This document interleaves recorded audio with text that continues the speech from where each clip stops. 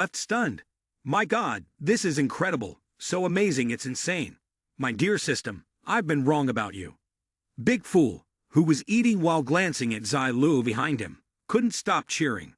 Just a moment ago, he had wanted to ask Zhang Yuanzhang for a house, and now he had acquired a moving house. Zai Lu then continued to open the system panel to check if there were any special effects related to the spatial equipment on his person. At this moment, it seemed the only item related to space was the lightning step boots. Having said that, he clicked on the link displayed on the system. The system then continued to provide additional information. The cooldown time for Kao is reduced by 50%, and the movement range is doubled. The Flash Step Boots serial number has been upgraded to the golden tier. A battle flower with spatial abilities is an item that many brave adventurers wish to acquire. Attributes: Agility +5, Spirit +4, Movement Speed +10%, Footstep Sound reduced by 30%. Skills: Dash Forward, distance ranging from 2 meters to 4 meters. During the movement, damage taken is reduced by 90%. CD time: 2 hours. Zai Lu cheered with excitement, startling Big Fool, causing him to panic and fumble, throwing the piece of meat. Oh my God, upgraded to trial level. I take back my earlier disregard for the golden hand. I must definitely collect more items and props related to spatial attributes in the future. Big Fool managed to catch the piece of meat just as Zai Lu stood up from the bed, hands on hips, and began to store it in the extra-dimensional storage. When Big Fool turned his head to look back, he had gradually entered the space. Zai Lu tightly shut his eyes and was teleported. In no time, he was teleported to his destination and was now standing in the vast space. Zai Lu immediately began stretching his muscles and joints. Conveniently, he looked up to read the rules displayed by the system. Storage space rules.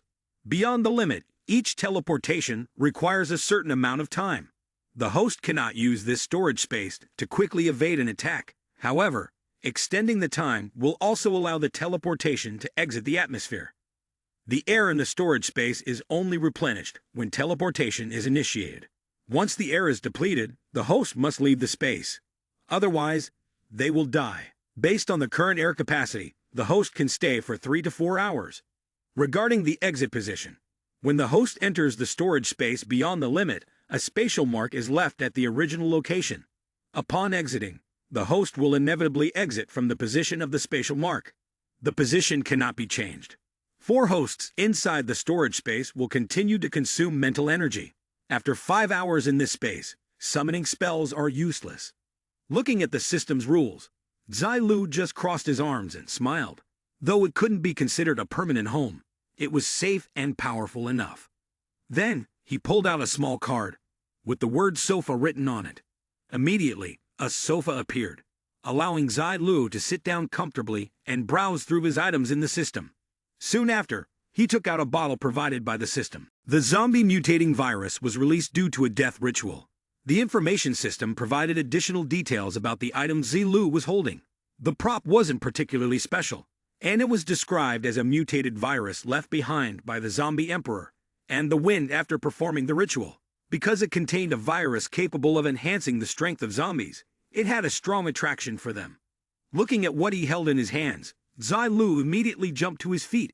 Heavens, it's this thing again. He recalled in his previous life when humans traded with zombies. Even in the later stages of the apocalypse, many people ended up with such items. However, most of them were used to attract zombies, or to trade with them. Thinking about the mutated zombies that had once convinced Phantom Joy Emperor to sweep him, Zai Lu remembered that Phantom Joy Emperor had brought over a number of mutated zombies, which likely involved using large quantities of mutated virus for a deal with the illusory Joy King. Considering the similarities between this item and the one in his hands, he knew the 2 types of zombie viruses were vastly different. For humans, it was like poison. If a human came into contact with it, they would likely become infected, and even if they weren't infected, their basic attributes would be reduced. Thinking about how the zombies were enhanced in strength because of this, Zai Lu understood. But for the zombies, this was like a super elixir. After using it, a zombie not only had its power enhanced, but could also inherit the innate abilities of the virus it had extracted. Holding the item in his hands, Zai Lu felt a sense of satisfaction, knowing, "This is perfect, for Big Fool. Then he spoke to the teleportation space. Leave the storage space. Immediately, a column of light appeared, enveloping Zai Lu. He was then transported back to the room where Big Fool was sitting. By then, Big Fool had finished his piece of meat and turned to look at Zai Lu. Zai Lu raised the bottle towards Big Fool, causing him to smile joyfully. Here, drink this. Zai Lu then personally opened the bottle. Big Fool took it, drank in one gulp, and as he drank, his body gradually underwent changes. Big Fool unleashed his power and ascended directly to level 21. At this moment, the system also appeared next to Zai Lu and notified him. Congratulations, player, you have reached level 31. All attributes increased by 3, and you have gained 5 free attribute points. Zai Lu happily adjusted the system notification. Congratulations, player, you have achieved the global announcement. Golden Tier Spear Wielder. Congratulations, player, you have received the following rewards. 2,000 reputation points, 5,000 gold coins, 5 free attribute points. Storage space capacity increased by 2 cubic meters. Congratulations, player, you have claimed the top spot on the merit points leaderboard for your efforts in resisting the zombie wave this time. Congratulations, player, you have received the first place reward. 5 free attribute points, an elite hidden class, an elite golden tier equipment, and a vial of zombie virus blood serum. The system continued to display his information. Player Zai Lu's base attributes, without equipment. Strength 130, Spirit 130, Physique 130, Agility 125. The system immediately asked, would you like to draw a lot? Zai Lu smiled and replied, yes. Immediately, the system announced, congratulations to player Zai Lu for obtaining the Hidden Profession Scroll. Thunderstorm Sorcerer. Congratulations to player Zai Lu for obtaining a golden tier equipment. Elemental Ring. Looking at the rewards he had drawn, Zai Lu felt a little disheartened. The Thunderstorm Sorcerer, with the lightning skills from the mage class he had chosen, was useless, but the other items seemed quite interesting. The system panel then displayed the information.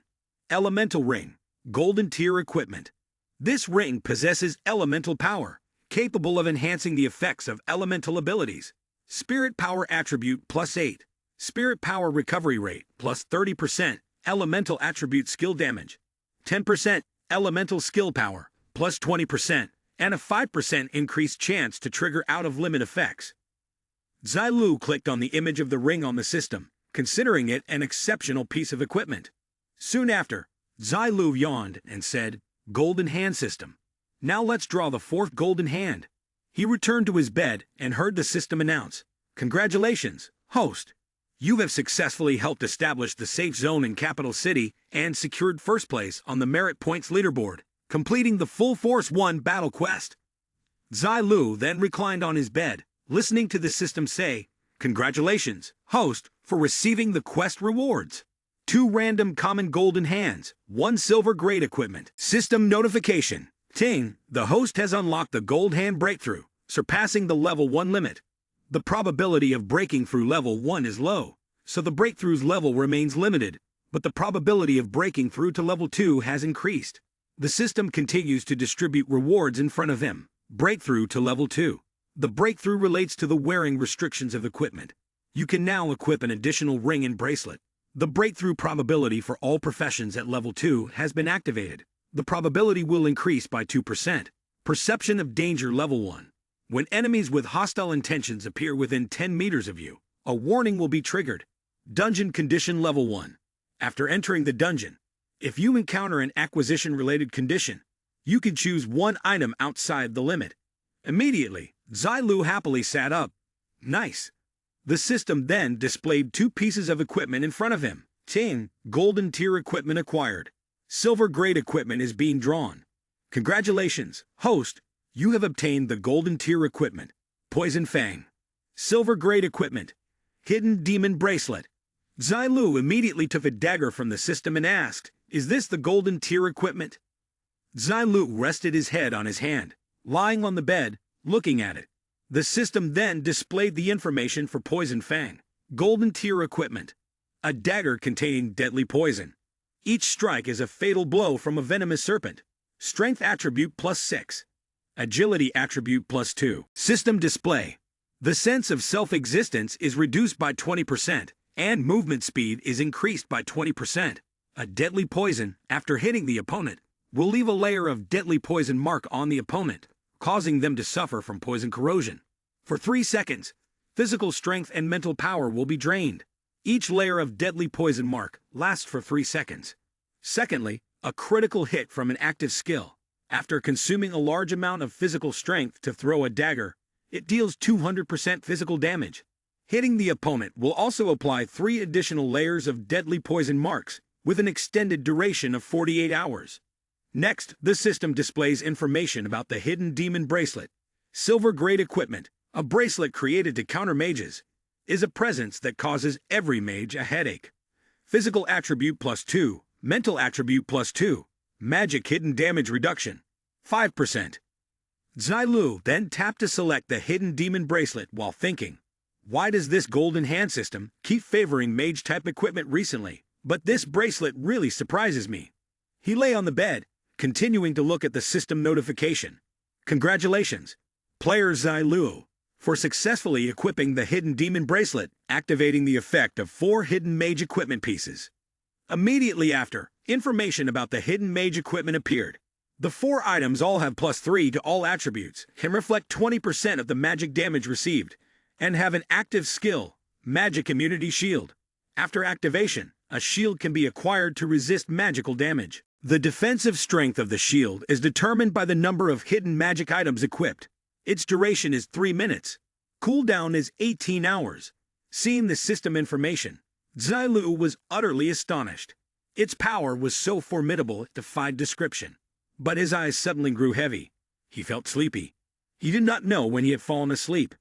Big Fool was also sitting in a corner of the room, cradling his hammer and resting. At that moment, elsewhere, Jun Fang's men were distributing items to the players. This one's for you. Many other players could only rest out on the street. Those who received items left happily. The next afternoon, Yuan Zhang sat in a chair, leaning forward and asked, do you mean the Lei family has another place called the Xian Gathering Point? Zai-Lu, wearing a mask and seated opposite, replied, yes. If General Zhang helps me, Big Fool and I will leave the safe zone and go destroy that gathering point. Yuan Zhang remained worried. Although I know your strength is great, the Lei family cannot be taken lightly. How confident are you this time? Zai-Lu answered frankly, 10 out of 10. Then he raised a hand to stop Yuan Zhang from speaking. There is no need to persuade General Zhang. He will simply nod and agree. Ha, all right. What do you need me to do? Yuan Zhang said. Zai-Lu propped his hand and voiced his wish. Summon the guards to prepare supplies. I'll go find the Li family's hiding place first. I also want to make a deal with General Zhang. I wonder if General Zhang will agree. Yeah, Yuan Zhang was surprised. What transaction? Zai-Lu bowed, pushing a piece of paper toward him. 100,000 gold coins for 1 piece of information. General Zhang, you're definitely not losing out. Without hesitation, Yuan Zhang said, transaction successful. He completely trusts you. He's the one who can get intelligence from the hidden shop. I'm sure this deal won't be a loss. As soon as Zai-Lu stood up and left, Yuan Zhang immediately opened the paper to read it. Looking at the information on the paper, he was stunned for a moment, then smiled and ordered a notification be sent down. In half an hour, hold the commendation ceremony in the conference room. A while later, in a tall building in a conference room, the meeting was taking place, causing everyone present to feel anxious and curious. Didn't the old man say he wanted to hold some kind of reward ceremony? Where did he go? How late is it now? He really did make a great contribution in the zombie wave. But that doesn't mean he has to start showing off to us, right? But they were slowly losing patience. Yeah, now old Zhang really doesn't have any concept of time anymore. Just then, Yuan Zhang kicked open the door and appeared. Without saying a word, he walked over to the furious Chief Texi, holding the paper in his hand. The chief took the paper and turned to Yuan Zhang, signaling for him to read. As soon as Chief Texi read the contents of the paper, he was stunned. Beasts, beasts. They're all a bunch of beasts. After that, Commander Xi raised his voice and announced, in the afternoon, we will gather the soldiers who hastily returned from outside the safe zone to prepare for the mission of gathering information on the whereabouts of the Li family. He then turned to Minister Liu and asked, "You told me that the intelligence department has no way of providing support. Why is that?" Minister Liu, at this moment, lowered his head in confusion. "Commander Xi, the personnel in the intelligence department suffered heavy casualties in the zombie wave. The operations of the entire department have been severely affected." He then smiled, raised his head, and reported, "Additionally, the zombies that broke in from the southern gate have destroyed the intelligence storage room. As a result, a lot of the information related to our 3 major families has been lost. Right now, we really cannot send any unverified intelligence to the soldiers to take risks." Immediately, Commander Xi threw the stack of papers he was holding toward Minister Liu, raised an eyebrow, and loudly asked, "Do you need me to give you some face?" It was at that moment that Minister Liu took a sheet of paper from the pile, adjusted his glasses, and began to read. His expression instantly froze. Holding the paper, Minister Liu's hands began to tremble.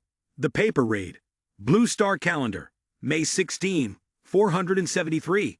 A foreign bank card received a large sum of 21.4 million yuan.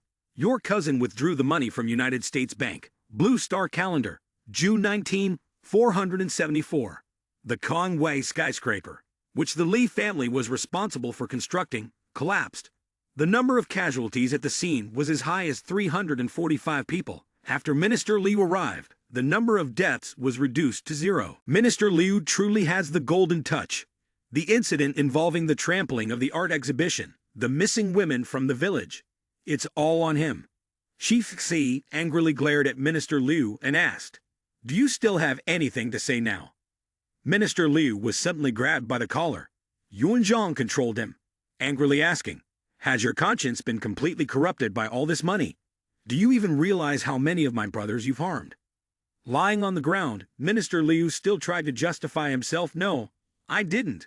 I was forced by them. They made me drink the poison." Yuan Zhang grew even more furious, grabbing his head. "You willingly drank that poison. Don't try to deny it. You even asked the Li family to help you become minister." Immediately after, he slapped Minister Liu with a thunderous blow. "I've got more evidence than you can handle. Do you still need it?" Under the gazes of Chief Xi and Yuan Zhang, Minister Liu, lying on the ground, mumbled, "Impossible, it's impossible. The Li family won't turn on me. No, I always did what they told me to do. This can't be true." Yuan Zhang immediately pulled out a stack of documents from thin air, slamming them onto the table in front of the others. Standing behind Chief Xi, Yuan Zhang began reading off the names one by one. Director Wang, the person named in the accusation, sitting below, trembled like a leaf. In the year 454 of the Blue Star Calendar, a transfer of 10 million yuan from you. Is an explanation needed? Including the direction of the 47 missing newborns within Mute Hospital. The meeting proceeded with only one voice echoing through the room, recounting the accusations against Yuan Zhang. In the 472nd year, Blue Star Calendar, his son lost an enormous amount of money overseas. A week later, he cheerfully appeared at home. Is it because he has a great fate? A long while later, after the last person was named, the deputy director, the atmosphere in the meeting room suddenly turned heavy. Director Xi placed his hand on the table and spoke in a grim tone. "This is just a traitor who survived the apocalypse. Is there anyone else? Step forward. Perhaps I may spare some of you." Yuan Zhang, reporting from behind, spoke before the meeting. "I have sent people to capture a large number of secondary officials, a significant portion of whom are in the military." He added, "According to intelligence provided by Xi Lu, both the Yin family and Yun family have also taken the initiative to step forward."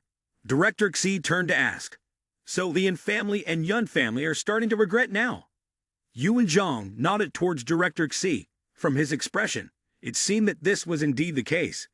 Touching the Li family was an urgent matter, otherwise, the Dragon Kingdom would perish. Yuan Zhang clenched his fists and made a decision. "Director, what we need to do now is cooperate with Xi Lu and wait for his news." Director Xi pondered, then asked, "Is the future of an entire nation really resting on one person's shoulders?" Then he suddenly thought of something. Commander Xi immediately gave the order. "Summon half of the 100,000 troops previously assigned to deal with the zombies and rescue civilians back to me. Once we have the Li family's coordinates, launch at once." Yu and Zhang promptly acknowledged the order. Scene shifts to the gathering point where the players are animatedly discussing. Oh my god, that was exhilarating. Today's haul was extremely rich. I even picked up a piece of equipment. Wasn't it great? I came early this morning. As soon as I arrived, I hunted zombies until night fell before returning. I thought I would level up, and today I did, but only by 1 level in just 24 hours. Way too short. They walked and chatted. Have you heard the rumors? They say, Elder Zilu waved his hand and a shield enveloped the safe zone, but it was shattered. A Kylan descended from the sky. Its awesome might instantly obliterating the zombies in an entire battlefield. I'm sure Elder Zilu is an immortal reborn. I won't hide it from you all. My dream is to meet Elder Zilu once. They say he wears a black robe and a demon mask, smiling as he holds the golden peach blossom staff. One of them suddenly pointed ahead and said if you describe him like that, he looks just like the one walking up front. At that moment, Zilu and Big Fool appeared, startling them all. Zilu stood there and declared, from now on, no one is allowed to leave this place. If you want to know what happens when you try to leave, you are welcome to challenge me. The others immediately froze in place. Some even collapsed to the ground, fainting, which left him somewhat speechless. Why does it feel like I've become the captain of a sweeping squadron? Then Zilu continued. From now on, everyone on this floor will go down below through the passage. The faster, the better. Suddenly someone appeared and asked him, who is it? I haven't even gone up yet and I already heard such a loud tone. The tattooed man standing in the middle looked at Zilu with contempt, while the rest of the people going down only watched to see who he was. Is our gathering point so easy to provoke? The tattooed man shoved his hands into his pockets and said to Zilu's group, our gathering point has never feared anyone since it was established. I really want to see who they... But before he could finish, one of his underlings panicked and whispered, boss, judging by the way he's dressed, this is Zilu. The tattooed man raised his eyebrows, still not recognizing him. Zilu? Who's Zai? Immediately afterward he fell to his knees, to everyone's astonishment.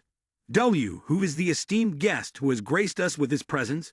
Zilu watched the scene and simply said, I'm not at the grandpa level yet. Then Zilu tilted his head, looking at the man's demeanor. You're also someone of note here, so I'll entrust you with the task of taking them down there. The tattooed man was helped to his feet by his underlings and stammered, Grandpa, rest assured, I will definitely complete the task. Zilu warned them, starting now, anyone who comes up from down there will pay the price. The tattooed man and his companions immediately became terrified, trembling like leaves in the wind, stammering, everyone, please don't worry.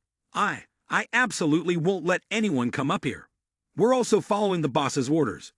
Then Zilu turned to look at those behind him, who were still in a state of panic.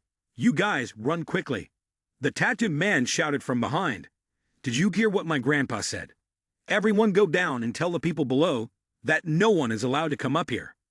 They ran in all directions, replying as they went, yes, yes. Zilu leaned against the wall, watching each person descend, and automatically activated his golden hand, sensing potential danger. After a while, seeing the last person finally go down, he thought, the last one has gone down. If they are from the Lee family, they've probably already received orders by now, right? There must be some hostility toward me. Then Zilu gave an order to Big Fool behind him. You stay here and keep watch. Anyone trying to come out through this passage, hit them on the head with the hammer. Big Fool nodded, while Zilu continued his calculations. However, he couldn't rule out the possibility that the other party was hiding their intentions very well, or that their status in the Lee family was too low to receive orders from above. After that, Zilu went down into the basement, while Big Fool stayed above with the hammer on guard. Zilu descended, thinking, let's take a look first, then decide. A little later, he moved further inside. From afar, he sensed a lively atmosphere. They were hanging banners, laughing and talking cheerfully. Warmly welcome Elder Zilu to the Haksai Yan gathering to direct the work. Looking at the scene before him, Zilu suddenly felt a bit awkward. Ming Liang led the way forward, rubbing his hands and smiling as he asked, Zilu, I am the current leader of the Xi Yan Ming Liang Assembly Point. May I ask what brings you here? Zilu stepped forward and inquired, if you are the leader, then you must know the staff at the assembly point, right? Ming Liang smiled faintly, pretending to be modest as he replied, I wouldn't dare say I know everyone, but I am familiar with 90% of the people. At this, Zai Lu continued, Do you know Minister He Mu? Ming Liang broke into a sweat and said, Minister He? Yes, I know him. Zai Lu then said, Please explain in detail. Ming Liang proceeded to explain, Because of his status, I always have someone greet him whenever he comes. But most of the time, I personally attend to him. Zai Lu asked further, Besides you, has he met anyone else here? Ming Liang placed his hand on his chin, thinking back, met anyone else? Behind his mask, Zai Lu glanced around, observing the others. All of them were intently listening to the conversation between the two. Ming Liang continued, No, every time Minister he comes, he tells us that he is here to inspect the situation at our assembly point. Within the scope of his authority, he arranges supplies to assist us.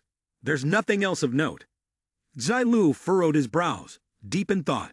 There was nothing unusual with the people around him, so it seemed the news wasn't being transmitted through a contact person. Could it be that when He Mu initially claimed that the Xi'an assembly point belonged to the Li family, he was slandering and framing the Li family? Was his goal to provoke a conflict between me and the people at the Xi'an assembly point? Then, Zai Lu immediately scratched his ear and turned around. So when was the last time He Mu came here? What did he do that was so special?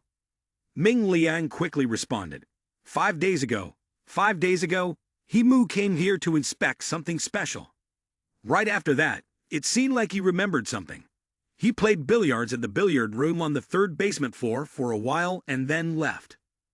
Zai Lu turned his head, somewhat intrigued. Billiards, huh? Then take me there to check out the car. Ming Liang agreed immediately. Sure, Lord Zai Lu, please follow me.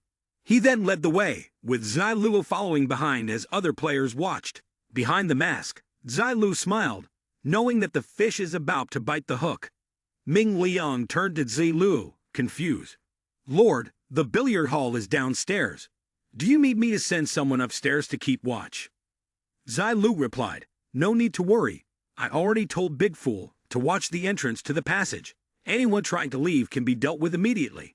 Then, Zai Lu urged, Let's go. Ming Liang continued to lead the way. This way, please follow me.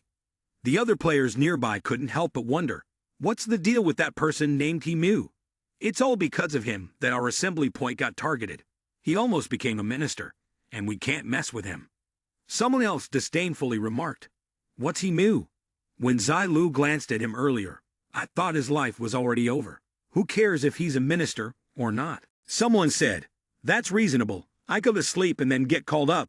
On the other side, there were two people, Old Lu and Old Ju, who had overheard the entire conversation of the players on the other side. I hope Master Zai Lu completes his goal soon. Otherwise, he's just standing here, and we've already been under a lot of pressure. I think so too. Scene change. After leading Zai Lu to the location, Ming Liang turned around and waved as he left, while he continued to walk into the billiard hall. Elsewhere, the surroundings suddenly stirred, and a nearby brick quickly popped out. Old Lu and Old Ju appeared from behind, and pushed open the lamp to reveal a hidden chamber inside. Old Lu led the way, looked back at Old Ju, and said, Old Ju, we must quickly report the news to the master. He Mu has been exposed. Zai Lu is investigating our hidden location. Old Ju moved closer to Old Lu as they carried the stone, wondering aloud, who would have known? Didn't He Mu hide pretty well? They then pushed the stone back to its original position, blocking the entrance. As Old Lu was brushing his hands off, Old Ju suddenly reconsidered the position of the stone. 5 days ago, it still left us the location of some supplies. That location is real. Old Lu turned around, shining a flashlight ahead, urging, All right, let's go quickly. Immediately after, Old Lu was killed. Old Ju, holding the flashlight, followed behind, complaining, Old Lu, what's wrong with you? Why is it that everything you do? At that moment, a robot appeared, causing Old Ju to panic. Immediately after that, the old man was knocked unconscious by the robot.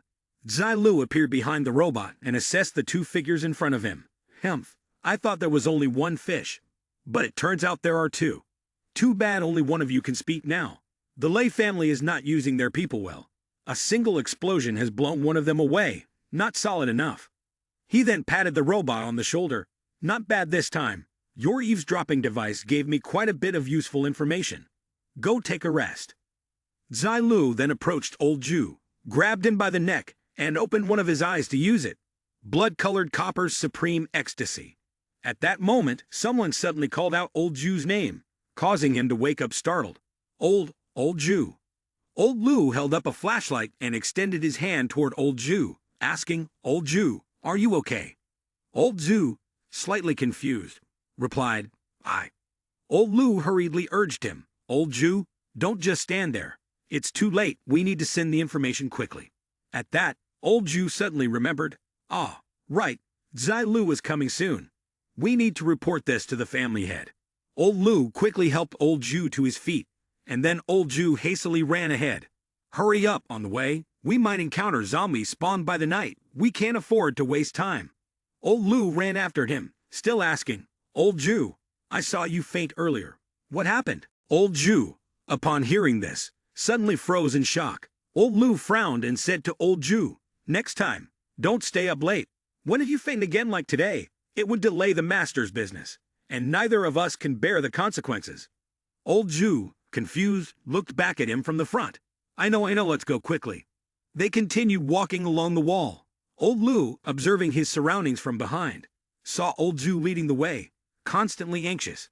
This road is too dangerous. There are too many zombies. We don't have much time left. Without a moment's hesitation, old Ju grabbed old Lu's wrist. Follow me. We'll take a shortcut. A little while later, they ran deeper into the mountains. Old Ju, panting heavily as he ran, felt everything around him slowly become blurry.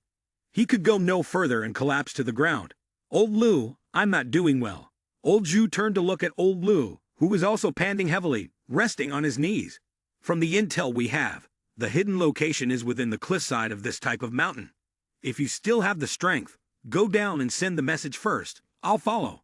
It was only then that old Lu spoke up. So the hidden location is in the cliffside of this mountain. No wonder Jun Fang mobilized so many people and still couldn't find it. Old Zu, still on the ground, looked puzzled. Jun Fang, old Lu, you're not going yet. Old Ju continued, anxious. What if the master gets angry? Neither of us can bear his wrath. At that moment, old Lu suddenly disappeared, leaving old Ju stunned. Old Lu stood behind, pressing a knife against old Ju's throat, smiling slightly. Thank you for showing the way. The road ahead. Old Lu swung the knife.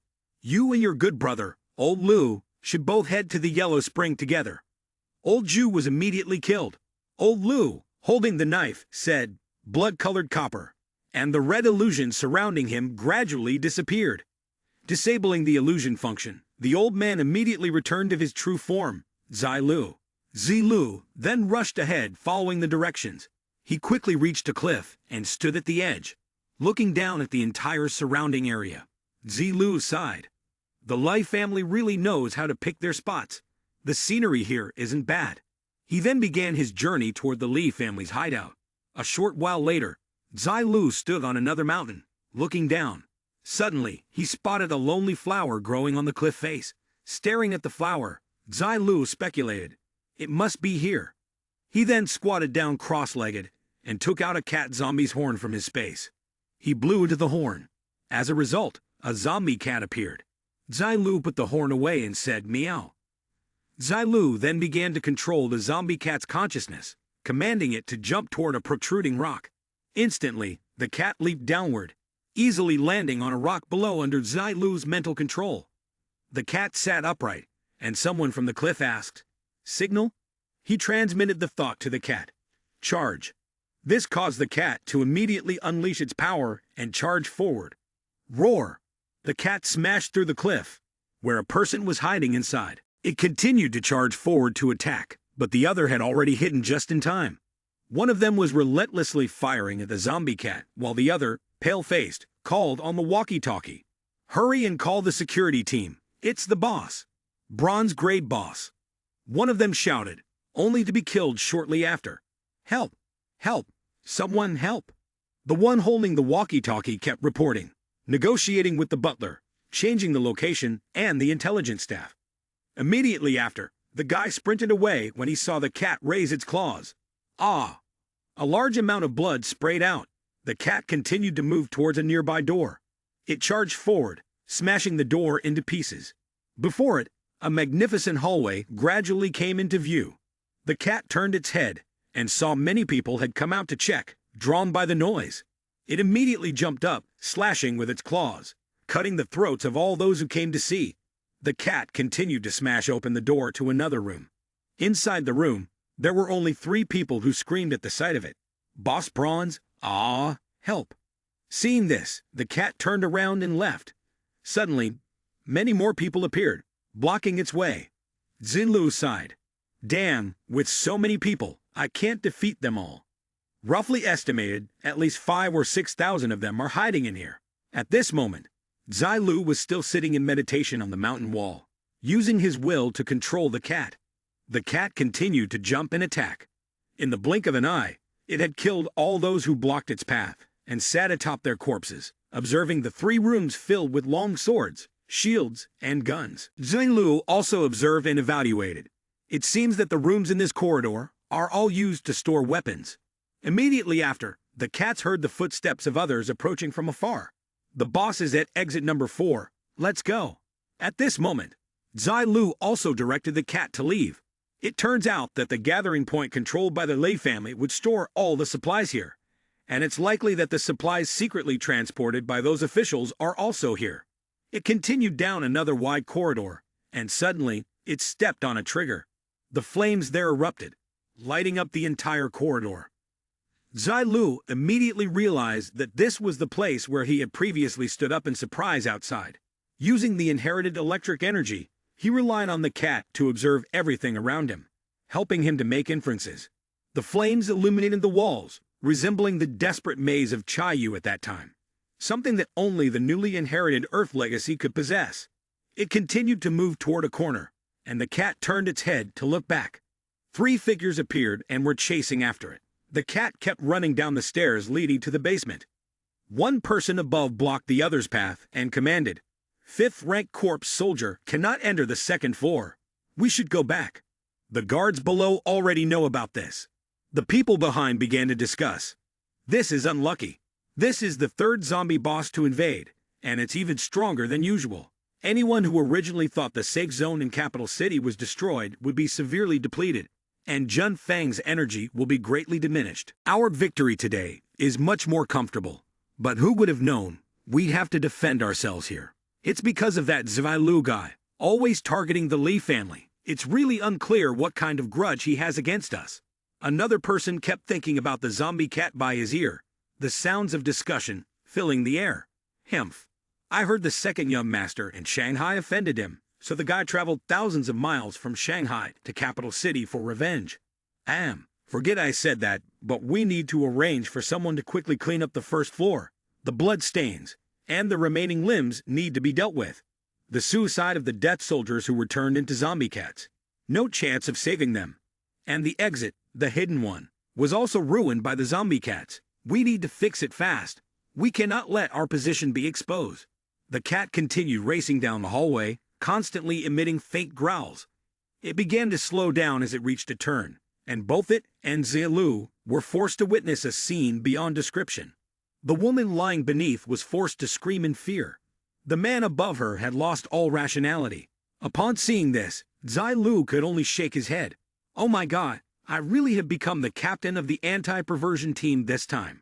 Suddenly, 2 people appeared from afar and approached a herbalist, who scooped out some medicine from a pot and handed each of them a bowl.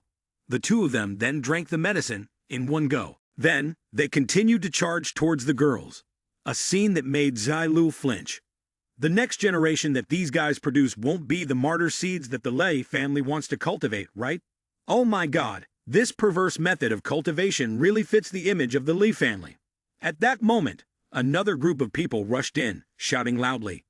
All level 1 sentries report that a bronze-grade boss has broken into the teleportation tunnel with extraordinary strength. Everyone, charge into the room. Every entrance that leads to the upper floors must be guarded. Zai Lu, at this moment, was still outside, observing the situation inside with his arms crossed. The Lei family's preparations are thorough. Too bad, today, you've run into me. Suddenly, other people appeared in the room. They were shirtless, armed with weapons, and walked toward old Zhao. They kept moving forward, even stepping over their own teammates. The pharmacist's face turned pale, angrily shouting, "Old Zhao, what the hell do you want to do? The pregnancy target for this victory has already been reduced due to material shortages. If it doesn't meet the standards, the person the butler will look for is me, not you." Old Joe stood opposite him, arms crossed, rebutting. "This is no joke. Over 400 low-level martyrs have been lost upstairs and still couldn't catch that guy. Do you think we need sentries or not? If you don't understand the situation outside, don't mess things up." The pharmacist was stunned upon hearing this. Old Joe no longer cared and gave an order. 5 people, search for a corridor. Once you spot a cat the size of a lion, immediately sound the alarm. The 4 death warriors have no combat ability. They are responsible for observation only. The zombie cat was currently hiding in a corner, silently watching everyone scatter in different directions. Soon after, it suddenly pounced, shocking everyone. "It's here. It has appeared in the square." The zombie cat gently landed on the ground, while behind it came loud shouts. "Damn it, it wants to break into the breeding room. We can't let it get through." But the cat easily dashed through, using its claws to sweep away anyone in its path. It slowly walked towards a room with a slightly open door, peeking inside. The scene before it left it astonished. Behind the door was a massive hospital. Through the window, many pregnant women and doctors could be seen. The Lei family actually built a hospital inside the gathering point. Truly impressive. The others quickly ran over, requesting reinforcements. "The boss is heading towards the 3rd-grade delivery room. We're not sure if we can defend it." The zombie cat angrily turned its head. Immediately, it summoned its own strength. The Lei family members immediately turned pale with fear when they saw the cat emitting an intimidating aura that threatened them. The Lei family members, frightened, screamed and ran away. The cat continued to dash through the crowd, sending them tumbling to the ground. Looking in the direction it was rushing, someone quickly spoke up. "This is bad. It's trying to enter the teleportation corridor on the 3rd floor. Don't let it break into the important section of the 3rd floor." At this moment, the zombie cat had already run toward the stairs leading down. The group of people continued to chase after it in vain. "Damn it, how is this cat so smart? It's way smarter than the usual boss." At this point, the cat seemed to have been heavily injured, dragging itself down the stairs. Suddenly, another room appeared before it, leaving the zombie cat quite surprised. The zombie cat casually continued walking forward. Seeing the characters on the door, Zai Lu rejoiced upon realizing that it was the room housing the scriptures of the 9 Flame Clan. Could this place also be related to the 9 Flame Clan? Cha Yu, haha, looks like I've struck gold today. The cat happily stretched and bounced around. What a coincidence! I'm the one who inherited the legacy of the 9 Flame Clan's leader CV. What can this mechanism do to me? Immediately after, the cat used its paw to press a seal, triggering a mechanism on the wall, then directly destroyed the mechanism. The room opened, and a light from within began to shine, waiting to greet it. The cat boldly stepped inside. The door behind it slowly descended. The cat continued forward into the room. In front of it was a bookshelf completely filled with books. Almost every kind of manuscript was stored there. It directly circled to the back and went toward the bookshelf. It continued walking to the last shelf, which was placed right against the wall. Suddenly, Zai Lu saw a book placed alone on the shelf. These books are placed by themselves. They seem to be important. Then the cat used its paw to pull out a book titled The Clan's Inherited Arts. The cat used its claws to flip through each page. The clan's arts is a sub-branch of the 9 Flame Clan. The members of this tribe are all skilled in witchcraft. Specifically, each person has their own area of expertise, such as manipulation, training of species, curses, weather manipulation, clan magic, and after the 9 Flame Clan was defeated, they were forced into exile. The later forms of the clan's arts evolved into strange practices like insect magic, poison arts, head-shaping techniques, which later spread in the Dragon Kingdom. Zai Lu, through the cat, was surprised. So thousands of years ago, everyone was one family. In the past, people from the 9 Flame Clan had to wander everywhere, and it was recorded in the books. The historical documents stored in these books in the secret chamber are records of a tribe skilled in potion making. The members of this tribe developed various potions with special powers. They went through a long period of exile and eventually found Kuishi Mountain in the Tanlong mountain range. The book continued to describe the most difficult period of the Nine Flame Clan. They used various secret arts to create a space where they could stop and stay. From then on, they were essentially isolated from the world. However, every so often, they would send a few people out of the mountain to observe the situation outside. But all the members of their tribe continued to face death. Even the child with a complete lineage of clan techniques has become increasingly difficult to conceive. All the knowledge of the Nine Flame Clan has been preserved in a book and recorded. In the end, the last person in the clan retained the inheritance related to clan techniques and summarized it into this clan technique inheritance book. Previously, the rising talents of the clan members were used by the Lei family to cultivate death servants, renamed as the Soul Servant Pill. The cat collapsed onto the book, accompanied by the system's announcement, entering the countdown to disappearance. 0:12 seconds. The book details the method of crafting and the effects of the Soul Servant Pill. The process of creating a soul servant is based on the foundation of the Lei family. The baby's talents can be assessed while still in the womb. After birth, if the baby consumes the Soul Servant Pill, the baby will transform into a soul servant. The control will then lie in the hands of the person who consumes a different bowl of medicinal soup. Note: if the baby is born more than 48 hours later, the Soul Servant Pill will lose all effectiveness. The side effects of a soul servant who has consumed the Soul Servant Pill: their lifespan will be very short. The rank of the soul servant is clarified. A level 5 soul servant is the lowest rank.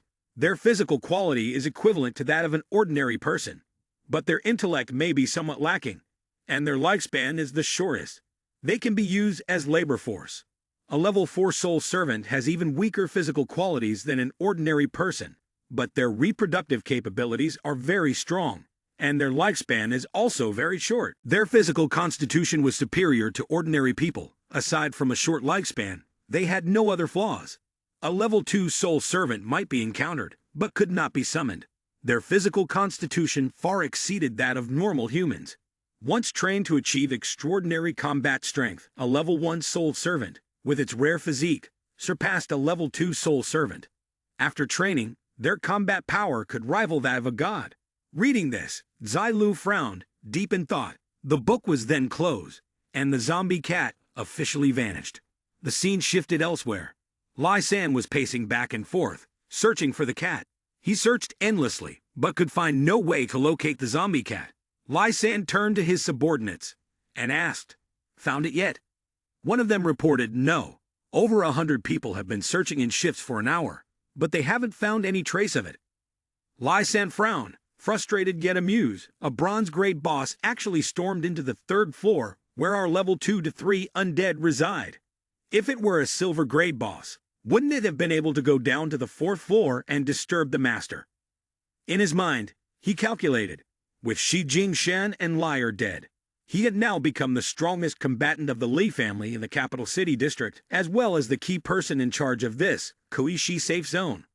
One of his subordinates voiced a guess. "Brother San, are you saying that Cat wouldn't enter those secret chambers? The Hidden Library Pavilion, Alchemy Workshop 7, and the Nutrition Academy are all possibilities." But Lai San immediately denied. "Are you stupid? Are those places somewhere a cat zombie could enter? They are all protected by the fortress's magic power. Anyone who can use magic to open the door could easily kill all of us in the blink of an eye." Then, Lai San continued issuing orders. "Hurry up, call the 3rd-rank corpse soldier here and continue searching for me. I'll go to the family head to beg for forgiveness and conveniently discuss the next strategic development." The subordinate immediately responded, "Yes, San brother." The scene shifted to the 4th floor secret chamber. The last level of the Kuishi fortress was constructed into an extremely luxurious city. Lai San pressed his fingerprint to unlock the door, then stepped inside. At this moment, Steward Ku was already waiting for him at the door. Lai San stood at a distance, reporting in a respectful tone, "Steward Ku, I have something to report to the family head." A cat zombie appeared at the contact point on the mountain wall, a bronze-grade boss. Before Lai San could finish speaking, Steward Ku, with a dark expression, interrupted him. "You mean you still haven't found the cat that caused us to lose several hundred people?" Lai San dared not look up and could only lower his head, replying, "Yes, that's why I came to see the family head, to ask if there's any way to handle this." Steward 2 turned and walked inside, refusing. No, the family head has just suffered a major shock. Hearing about this now would only make him even angrier. The family head must not know about this. Continue sending people to search. At this moment, someone suddenly called out, "Butler Q, come in for a moment." Butler Q turned his back to the door and gave a warning look. For now, I won't tell the master about this. You send more people to speed things up, if the master is still subjected to any more stimulation. He turned his head and made a subtle gesture. Lai San could only bow his head from a distance, I understand. After that, Butler Q continued to walk inside. In the bedroom, Lai Swan was angrily cursing at the two nurses. Get out of here. Useless, all of you are useless. Butler Q entered the room, smiling as he asked, Master, how are you feeling today? Lai Swan raised his hand to dismiss the two nurses. All right, you two, leave now. Both of them bowed and responded, Yes, Master. Once they left, Lai Swan turned to ask Butler Q, Has Lai San arrived? I just heard him talking about some boss outside. Butler Q quickly lied. Lai San reported to me that there was a bit of a surprise in the detective's news today, but it's still under control. At this, Lai Swan appeared satisfied. I trust your abilities. Once there's a result, tell me. Butler Q bowed. Yes, Master. Then he continued, How is the situation with the eldest young master? Upon hearing this, Butler Q's expression immediately turned horrified. Seeing this, Lai Swan's face darkened, and he gritted his teeth. Speak. But because of this, he started coughing violently. Cough, cough, cough. The butler, Q, anxiously stepped forward to support Lai Swan and reported, The situation with the young master, the person said it can't be resolved. A creature called a zombie, according to Blue Star culture. There is basically no way to solve it. Lai Swan lowered his head, gripping the blanket tightly and muttering, There's really no way. Seeing this, Q immediately bowed and quickly said, But that person mentioned that the blood serum virus zombie, which was announced on the notice board yesterday, might be the turning point in solving the issue. However, it was said that it can only treat humans who are in the process of turning into zombies. But by altering the components slightly, it might even reverse the transformation and turn zombies back into humans.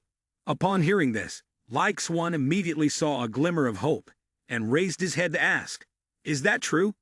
Q, unsure, replied, Maybe it's possible. Lai Swan immediately grabbed Q's arm, filled with renewed hope. Then, what are we waiting for? Send someone to the safe zone to buy it. Hao Wen must get it. Q happily nodded and reported, I've already sent someone. They should be back by tomorrow. At this moment, Lai Swan pulled the blanket off the bed. All right, in that case, go quickly. I need to take my medicine first. What if Hao Wen comes back, and I'm sick like this? No. Q hurriedly stepped forward to support him. Master, please don't be agitated. It's not good for your recovery. Lai Swan smiled at the words and urged, All right, I'm not agitated. Not agitated. Go quickly.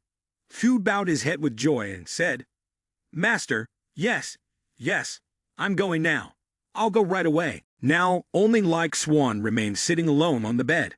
Steward Q looked at him, wondering whether he should inform the master that he had used the zombie body of the eldest young master for an experiment. He then frowned, sighed, and decided, Forget it. It's better not to say anything. Even if I tell the master, there's nothing that can be done. He'll just get angrier. Neither side can afford to offend the other. The scene shifted to the outside of the cliff. Zelu was lying on the grass, using a portable oxygen tank. As he breathed through it, he sighed, as expected. This crappy game doesn't give out any useful supply cards. After being stuck in this apocalypse game for so long, I almost forgot that mountain climbers would run out of air. Soon after, Zailu opened the system interface to observe Big Fool, who was moving toward the designated location. He had set off 5 hours ago. At this moment, outside the safe zone of Capital City, someone was approaching. When the guards saw the person, they immediately became overjoyed. It's Big Fool, the Great One. The Great One is back. Hurry, open the gates. They quickly moved toward Big Fool, greeting him nonstop. Big Fool, Great One, you're back. Suddenly, Big Fool paused. Standing before the city gate, he took a deep breath and said, Go tell Zhang Yuan Zhang that there's something important. I'll wait for him at the Eastern District's status point shop. The guards immediately agreed with Big Fool, their faces bright with excitement. All right, great one. Don't worry. We'll make sure to pass on the message. Actually, at this moment, Big Fool was being controlled by Lin Zilu's consciousness. After saying what needed to be said, Big Fool turned around. He left just like that under the gaze of the two soldiers. A while later, at the Achievement Point shop, Big Fool stood in front of the information board, displaying the items for sale. Battle Flower Recipe, 180 points. Available stock, 5772. Tang Emperor Blade, 230 points. Available stock, 4556. Combat Armor Recipe, 200 points. Available stock, 5684. Bronze Grade Equipment Enhancement Scroll, 300 points. Available stock, 986. Big Fool accessed the system interface, intently browsing through the store.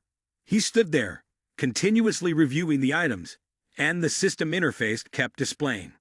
Swordsman Class Change Scroll, 5,000 points. Available stock, 5. Taoist Class Change Scroll, 5,000 points. Available stock, 6. Blading Flame Dragon Fist Skill Book, 5,000 points. Available stock, 2. Through Big Fool, Zai Lu also observed some of the items shown by the system. Scroll to upgrade equipment quality from Silver Grade to Golden Tier, 10,000 points. Available stock, 2.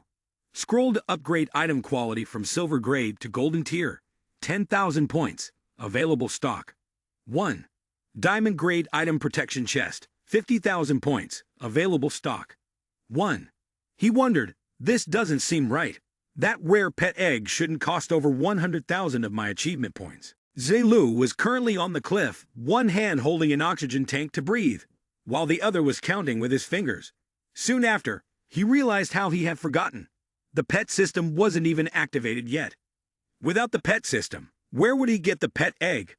Never mind, he would buy something else first. He then pointed at the item calculation screen. 2 upgrade scrolls for equipment quality, 1 upgrade scroll for item quality, 1 diamond level treasure chest, and he had only accumulated 80,000 merit points.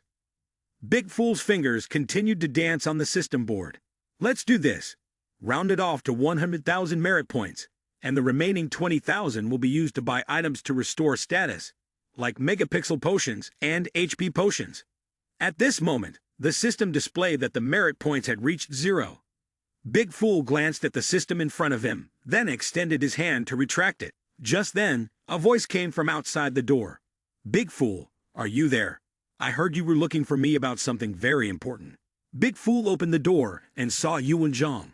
He immediately turned around to check if anyone else was around. Seeing this, Yuan Zhang quickly stepped inside. Lin Zilu was still controlling Big Fool's consciousness, and without hesitation, he shut the door. Big Fool turned and said, "We found the hiding location of the Li family. Tomorrow, we'll go to destroy them." Yuan Zhang was shocked upon hearing this. What? Big Fool crossed his arms and faced Yuan Zhang, repeating, "You didn't hear wrong. We found the hiding location of the Li family." Yuan Zhang still couldn't believe it and, confused, said, "Isn't it only been a little more than 10 hours since you two left the safe zone and came back? Not even a full day." Big Fool interrupted and asked in return, "Is there a problem?" Yuan Zhang held his head, still in shock, and said, "No, it's just that you guys are moving too fast." He couldn't help but sigh as he thought, then continued, "It's not that we are too weak, but Zai Lu and Big Fool are too abnormal. No one could find the Li family's snake den in just over 10 hours. At this point, Yuan Zhang said, "The senior officials of the safe zone have handled everything tonight. Even if there were some oversights, it shouldn't exceed 5 people. Tomorrow's operation should be fine."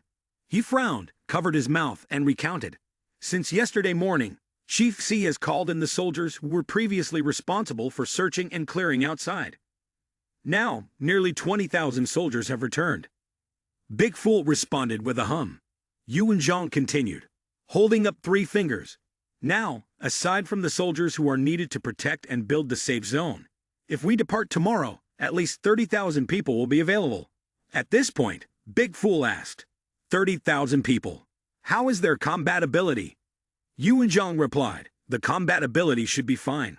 Although half of them just joined us after the apocalypse, they have always been in charge of handling zombies in the capital city area. Their strength is among the best of the players. Yuan Zhang kept calculating, but still wasn't sure about the fighting strength for some reason. If 30,000 people aren't enough, then we'll wait another day. I can make sure we can gather a team of 10,000. Big Fool immediately nodded and said, "That's enough. The actual number of people in the Li family is about 20,000. Then, you mentioned those people there, including the masters, the ordinary, and the weak of the Li family. 10,000 of them are almost without combatability. 10,000 have relatively low combatabilities. The fighting strength of the remaining ones is close to the level of the main trend." Upon hearing this, Yuan Zhang was even more surprised. "You know the specific strength of the Li family as well." Lin Ziluo, with a mask covering his face and sunglasses obscuring part of his features, gave a mysterious command to Zhang Yuanzhang. "Take action directly tomorrow, before the Li family has a chance to react and do something. Also, they have several gathering points outside." Though he said this, upon seeing Zhang Yuanzhang's expression, Lin Zilu thought to himself, "Has this bit of information shocked Zhang Yuanzhang this much? If I were to reveal that all the escape routes for the Li family have been exposed, would he start to doubt the meaning of life?" Zhang Yuanzhang smiled, waved his hand, and responded, "All right, I'll contact the superior right away to prepare. Sorry, I asked too many questions earlier." Lin Zilu stood still, clenching his fist. Zhang Yuanzhang furrowed his brow and smiled, his mouth full of confidence. But in his heart, he was secretly thinking, being a senior figure, well, perhaps there are many tricks that shouldn't be known to outsiders. Just like those TV dramas, when outsiders know too much, they end up, senior figure? What senior figure? Zhang Yuanzhang smiled and asked, "Big Fool brother, is there anything else? Do you need me to find you somewhere to rest?" But inwardly he thought, "I'd better not ask any more." Lin Zilu slid his hand into his trouser pocket, coldly. "Nothing else. No need. I must go find Yixai." Zhang Yuanzhang raised his hand in farewell, cheerfully opening the door as he spoke. "All right, Big Fool brother, you've worked hard. I'll be off then." Lin Zilu heard the farewell. His consciousness momentarily waned. His body, leaning against the wall, suddenly jolted as he pulled out a chicken drumstick. His eyes turned into hearts at the sight of it, and he promptly removed his mask and began to gorge himself. Outside the city wall, silence hung in the air, mist seeping through the atmosphere. Several soldiers, neatly dressed and armed, stood assembled on guard. One of them reported to Zhang Yuanzhang. "Report, General. This time, we counted 48,865 people." Zhang Yuanzhang nodded and walked closer to the rampart, standing atop it to look down over the layer of dim bones. Zhang Yuanzhang said, "The Lai family colluded with the zombies, relaying intelligence, and betraying humanity by leading them into the safe zone. We were hit by a wave of zombies and suffered the loss of tens of thousands of brothers." The two soldiers behind him listened in silence as he continued. "This time both gods and humans are furious. This deed is unforgivable. Today, on behalf of the Junfang Dragon Kingdom, I hereby declare that we must mobilize troops to punish the Li family and make them pay for their foolish actions." Zhang Yuanzhang raised his hand and shouted loudly with determination. "This time, we must annihilate the entire Li family, leaving no one alive. Remember, those people do not deserve to be called our kind. They should be treated the same way as we treated the Little Peach Kingdom back then, with no compassion whatsoever." Standing on the city wall, Zhang Yuanzhang spoke loudly to the soldiers below, swearing, "We will not return until we avenge this blood feud." The entire army below raised their hands in unison, chanting, "We will not return until we avenge this blood feud. We will not return until we avenge this blood feud." Zhang Yuanzhang raised his hand, signaling for departure. In the pitch-black night, shrouded in mist, the army below moved out as ordered, heading into the distance. On Kuishi Mountain, Lin Zilu sat cross-legged on a rock amidst the dense mountains. A white dove flapped its wings and flew away. He stood up, stretched with a sense of relief, and shouted loudly, "Let's go!" Suddenly, a map appeared at Lin Zilu's feet. It was the Starry Snake Earth Palace formation. Wearing a mask, Lin Zilu picked up the map and rubbed his chin, calculating. Next, I need to find all the exits before Junfang arrives. When the time comes, not even a turtle hiding in a jar will escape. On the map, there were 2 points that caught Lin Zilu's attention. One was a hidden cave entrance behind some weeds, and the other was a cave entrance blocked by a boulder. He used a pen to circle these 2 points on the Starry Snake Earth Palace formation map. As he was engrossed in his work, Lin Zilu suddenly froze, startled by the sight of 2 figures approaching in the distance. The 2 of them walked and talked to each other. I still thought that Monarch was just a show of power. I didn't expect they really came to Starry Snake Mountain. The other person nodded. It's okay. Don't panic. Our progress is faster than theirs. We should report this news soon, so the steward can completely seal off the Starry Snake Mountain Earth Palace.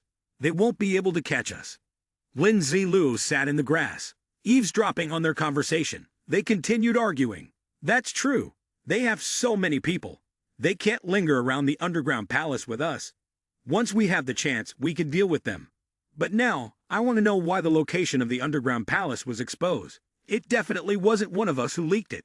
One of the 2 agreed. Yes, you know that those who know this location are all death warriors sworn to die for the Li family. They can't betray us. The other person put his hand in his pocket and said calmly, let's handle things first. Let's check if there are any ambushes here. Who knows, maybe when we eliminate Junfang, the higher-ups will have a way to catch the traitor. The 2 of them rushed off and disappeared. At that moment in the grass, and I silently watched Lin Zilu. Zilu swiftly slit the person's throat with a knife, causing blood to splatter. The person immediately collapsed, and Zilu jumped on top of him, still holding the knife that was dripping with blood from when he had cut the man's throat. After finishing with this person, he saw another person standing with his back turned to him. Zilu quickly stabbed him. After killing the few of them, he dug a hole and buried them. Done. Zilu wiped his hands and thought to himself, I didn't expect the Li family to be so cautious. The transmission of information among the detectives is so quick. In just one night, 106 detectives have already been sent out. Zilu headed towards the mountain, running up to the peak and looking into the distance. He took off his mask, stared at it, and sighed. This day has finally come. Elsewhere, Zhang Yuanzhang was using binoculars to observe from afar, with Big Fool standing behind him. The others were eating their portion of food. He lowered the binoculars, as if sensing something, and turned around. When he turned, Zilu was already standing behind him. Zilu stepped forward and handed Zhang Yuanzhang a scroll of paper. He took it with a smile, unable to hide his joy. The 2 then moved to another spot to talk. After Zilu listened to his explanation, he nodded slightly. The Lei family has around 20,000 people. It seems like we now have a 10 out of 10 chance of winning. Then, Zilu raised 2 fingers. However, we should not be careless. First, we need to block the gathering points that the Lei family covertly controls for reinforcements. Then, the more than 20,000 new recruits will be arranged at the foot of Kuishi Mountain to prevent the Li family's reinforcements from getting through. However, we'll also need a portion of the regular army leadership. Upon hearing this, he quickly responded, that won't be a problem. Zilu then raised his hand. The remaining 50,000 people will be assigned to guard the 5 exits of the Kuishi fort. Each exit will have 10,000 people stationed to keep watch. Zilu continued. Moreover, the distance between each exit isn't very far. Besides, the exits are close enough that the teams can quickly reinforce one another. He heard that and smiled. You think the same as I do. If they're already inside that Kuishi encampment, can't we just set it on fire, pump water in, or release an anesthetic smoke into the camp? You immediately shook your head at the suggestion. No, those methods of attack would have no effect whatsoever against the Kuishi terrain. A voice from the system sounded in his head. Ancient Chaoization possesses extraordinary powers. Fire resistance, smoke resistance, bone protection, shock resistance, temperature control, air purification, etc. Then he spoke up. The Kuishi encampment is fully sealed. Once it's activated, unless you have the ability to smash open the Great Stone Gate or possess special protective powers, you simply cannot get inside. Here's what I'm thinking. General, post people at those exits first. I'll enter through the mountainside entrance and sabotage their sealing system. After that, you all can set out from the exits. He grasped the plan, smiled, and replied without hesitation. He seemed to remember something and looked at Big Fool. Wait, Big fool, I'm counting on you. He also looked toward you. No problem. Having asked the favor, Zai Lu looked up at the sky. If you cut the grass but leave the roots, the spring wind will make it sprout again. He would not forgive a single member of the Li family. He also looked in the direction you pointed. Don't worry, I won't leave any trace of the Li family name, he said. Then, he waved his hand. I'll talk to Big Fool for a bit. The future depends on him. He raised his hand in response. All right, take care. Afterward, Zai Lu led Big Fool to a different spot, out of sight of the trees, and handed him another scroll. He then summoned several cards and activated the item upgrade scroll, enhancing its quality from silver grade to golden tier. Immediately, a beam of light gathered in Zai Lu's hand, and another scroll fell from it. The item upgrade scroll, changing the quality from silver grade to golden tier. A golden tier item could upgrade a white gold tier item to golden tier, making it more powerful. He then opened the scroll, took out another card, while Big Fool stood by, completely clueless. The system's voice echoed with congratulations. Congratulations! Player Yixai has used the item upgrade scroll. Upgrading from silver grade to golden tier has raised the zombie cat's command horn from silver grade to golden tier. The zombie cat's command horn, when blown, could summon a wave of golden zombie cats. Players could command these zombie cats to fight for 40 minutes. The cooldown time for the horn was 36 hours. The zombie cats inherit 70% of the player's base attributes. The experience and gold coins from killing the zombies all go to the player. But the zombie cats do not drop any items. He eagerly raised the card. There's an additional golden wrinkle prefix. The summoning time increases by 10 minutes. The cooldown time decreases by 12 minutes. And the inherited attributes also increase by 10%. How powerful, my scroll, he said. Then, he summoned several more cards. The congratulatory sounds of leveling up from the system continuously echoed. Congratulations to player Yake said, for using the scroll to upgrade the equipment's silver grade to golden tier, causing the White Wing Fei Feng, rank White Shade, to upgrade to the Golden Wing Fei Feng. Congratulations to player Yixai for using the scroll to upgrade the equipment's silver grade to golden tier. The silver grade shield upgraded to the golden tier Demon Branch Phantom Mask, while the Golden Wing Fei Feng became a golden tier item. The cloak made of feathers from the Dark Emperor's Golden Extermination. Its back experienced a special transformation, allowing the player to fly effortlessly. It grants +5 agility, +4 spirit, and a 10% increase in movement speed. The skill accompanying it is Flight Force. After using it, the player can freely fly in the air for 2 minutes. It's best to fly high enough to avoid falling and dying once the flying ability wears off. The Golden Tier Demon Branch Phantom Mask is carefully examined. The demon smiles at you. It adds +8 spirit, and its skill, Phantom Face, allows the wearer to hide the player's basic information, unless the ID level of the viewer exceeds the player's. If not, the demon's stare cannot be viewed. Within 5 seconds of use, the person looking at the mask will fall into a state of fear.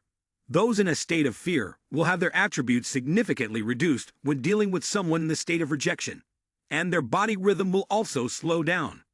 The effect lasts for 2 hours, and the smile of the demon towards the opponent who has fallen into a state of fear causes mental pain, creating an intense agony that causes the player to suffer to the utmost.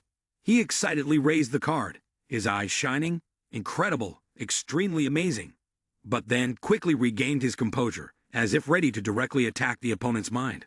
I don't even know what words to use to describe how amazing this is. After that, Zai Lu put on the mask, and the system announced the activation of the magical mask equipment. He took the box and directed it toward Big Fool. Boss, it's the unicorn tonight. You absolutely have to help me this time. Big Fool didn't understand, pointed at himself, and then walked around behind him. Zai Lu simultaneously opened the box. This time, the treasure chest is worth 50,000. If it doesn't contain a useful treasure, I really have nothing more to say. When the box was opened, even Big Fool was shocked to see several coins and spiritual energy surrounding the chest. Zai Lu reached out to take the coin, and the system immediately popped up with a notification. Fate coin, diamond level item. When you throw this coin, fate is decided. Usage method. Throw the coin up. *** system display. ***. When you take the coin, the effect of the fate coin will activate at any time. It can be used once every 48 hours. Effect: the blessing of the angel. Within 10 minutes, your body will receive the blessing of the angel and the curse of the demon. During these 10 minutes, all the damage you deal will carry the curse of the demon. He raised the coin, looking at the status item that could be reused. It didn't seem too bad, so he decided to check its effect later. Then, Zai Lu turned to him and instructed, "The time is almost up, big fool. Right now, you should go down the mountain and join Zhang Yuanzhang's group." He obediently nodded, then sprinted down the mountain. As soon as Big Fool ran off, Zai Luo tossed the coin into the air and caught it. As soon as the coin touched his hand, the system immediately announced, "The demon's curse will cause the injured to suffer under its power. Those curse will be eroded by the force of the curse. The sensation of pain in the body will be amplified by 200%. During the curse, the effects of all debuffs inflicted will increase by 30%. The duration of these effects will extend by 40%, depending on the severity of the wound." Zai Lu tightly gripped the demon's side of the coin, thinking to himself, "I hope I enjoy the effect on my first use. Don't let me down." After that, he swiftly used his lightness skill to reach the foot of the mountain, landing and immediately creating an explosion, with spiritual energy radiating from the smoke. Drawing his sword, he pointed it towards the other person. "Life family, your demon has arrived." He swung his sword, and spiritual power enveloped the blade. The two gatekeepers, upon seeing him, said nothing and immediately charged towards him. But before they could get close, they only saw his illusory image. A deep sense of confusion appeared on the faces of the two gatekeepers. Before they could react, he had already slain them with a single strike. Turning to look at the two dead gatekeepers, he sighed. It seems the curse of the demon is quite effective. With that thought, he summoned a flame that wrapped around his sword. He directed the blade at the approaching group, each slash dropping another person to the ground. The remaining people seemed to have realized something and, in panic, shouted, "Yixi! It's him! Yixi! Yes, no doubt about it. With that outfit, he must be Yixi." Yixi came through the hidden gate. "Hurry, go notify the masters." Upon hearing their intent to report, he casually sent them a death notification. "You won't get the chance." Then, he drew his sword again and killed them all. Just as he finished dealing with this group, another one appeared. However, none of them were a match for him. In a short while, the ground was covered in mangled corpses, all drenched in blood. After dealing with the last group, he calmly walked towards the door leading to the next floor. The people inside were panic-stricken, shouting at each other. The 3-rank scholar, the main force, withdrew. The 5-rank scholar stepped forward and said, "Preserve our strength. Quickly go and report that Yixi has entered the 2nd floor. Urgent report, Yixi has blown up the weapon room." On the 4th floor of Kuishi's headquarters, Steward Ku was anxiously pacing back and forth. Then, from within a room, a cry echoed, causing him to nervously knock on the door. "Excuse me, had your experiment finished?" The master sent me to ask how the young master is doing." A voice from inside responded with assurance. "What's the matter?" "Everything is fine. Wasn't there shouting just now? Have you brought me what I need?" He trembled as he replied, Blood serum zombie. I sent someone to buy it yesterday. It might be because the road is too far, so they haven't returned yet. Please be patient." Hearing this, the voice inside angrily shouted, "Still not done. How dare you come to me?" He trembled, shrinking back. "The master himself told me to come and check on the young master." He wiped the sweat from his forehead and added, The young master is doing well. I understand." Seeing his anxious state, the person inside relented. "Fine, I'll give you a chance to redeem yourself. This zombie specimen is truly extraordinary. The test subjects here are almost out. Send someone to catch some more for me." The butler, Ku, sighed with relief upon hearing this. All right, I will send someone to capture him right away." The other man urged, "All right, go ahead. Don't bother me anymore." He walked toward the hallway, thinking to himself, "Sigh, being the middleman between two parties, it's really hard not to offend anyone. I hope the blood serum zombie virus actually works. It's truly fortunate that Butler Ku was able to meet him here.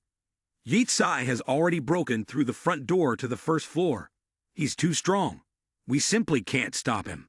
He heard this, and in disbelief asked again, "What? Butler Ku, confused, responded, Yexai? Who is that? The Lai family's subordinates helplessly explained. He's the one who killed Shi Jingshan and lied. He forced the Li family to flee the safe zone, issued the notice that made the family head faint from anger. He's the one who could destroy the Li family. The man started to process the information, then suddenly remembered, and in a panic, grabbed the shirts of several subordinates, shouting, Did Yexai come alone? They endured his grip and answered, As of now, it's only him. But we couldn't resist him. Butler Ku clasped his hands together and anxiously paced back and forth, analyzing the situation. I remember the intelligence report mentioned that Yexai has another subordinate. Since this subordinate hasn't shown up yet, it's highly likely that they've already joined up with people outside. Could it be that Yexai was the one who initiated the attack, and the situation inside is just to test the layout of the building, transmitting information to the outside? Q the butler continued. After that, we will handle any situation with the outside. His lips curled into a sneer, revealing clear contempt. Wanting to be a hero, fighting the mafia alone, without even asking if the Lai family agrees. His thoughts began to form. This stronghold is our Lai family's trump card. How could it be so easily infiltrated for information? Then, he ordered his subordinates. Immediately go to the control room on the 3rd floor and change the stronghold status to complete lockdown. I want to catch the turtle in the jar. They all shouted in unison. Understood. He added, At that time, I really want to meet this hero fighting the mafia alone, to see what skills he has, to be so arrogant as to challenge the authority of the Lei family. Q, standing with his arms crossed, wore a confident expression, certain of victory. Meanwhile, on the 2nd floor of Kuishi's stronghold, Lin Ziluo, fearless of heaven and earth, walked in boldly.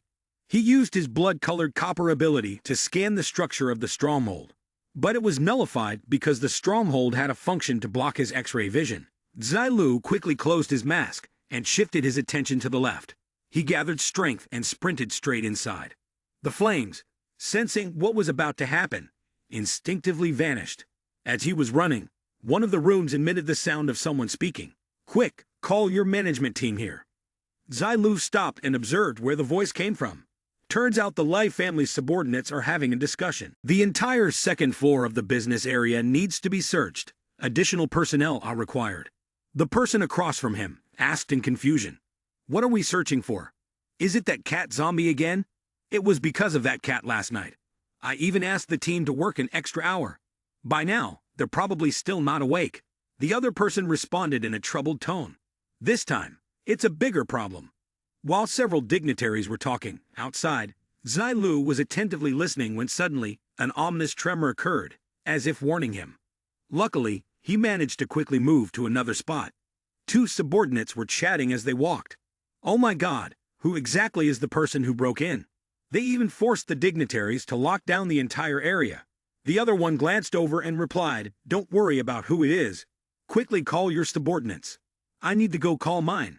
Upon hearing this, Zilu quickly sprinted to another location. The area was completely locked down, and a thorough search began. Are they trying to capture me?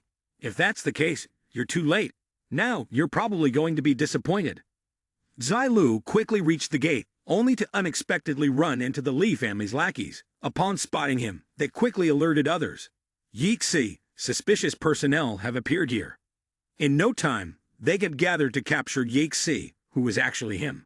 But contrary to everyone's expectation, Zilu confidently wore a smug, disdainful smile and thought, already discovered so quickly. Zilu used the 9-flame/spear technique on the group of henchmen. The sword's blade spun, cutting through each person one by one.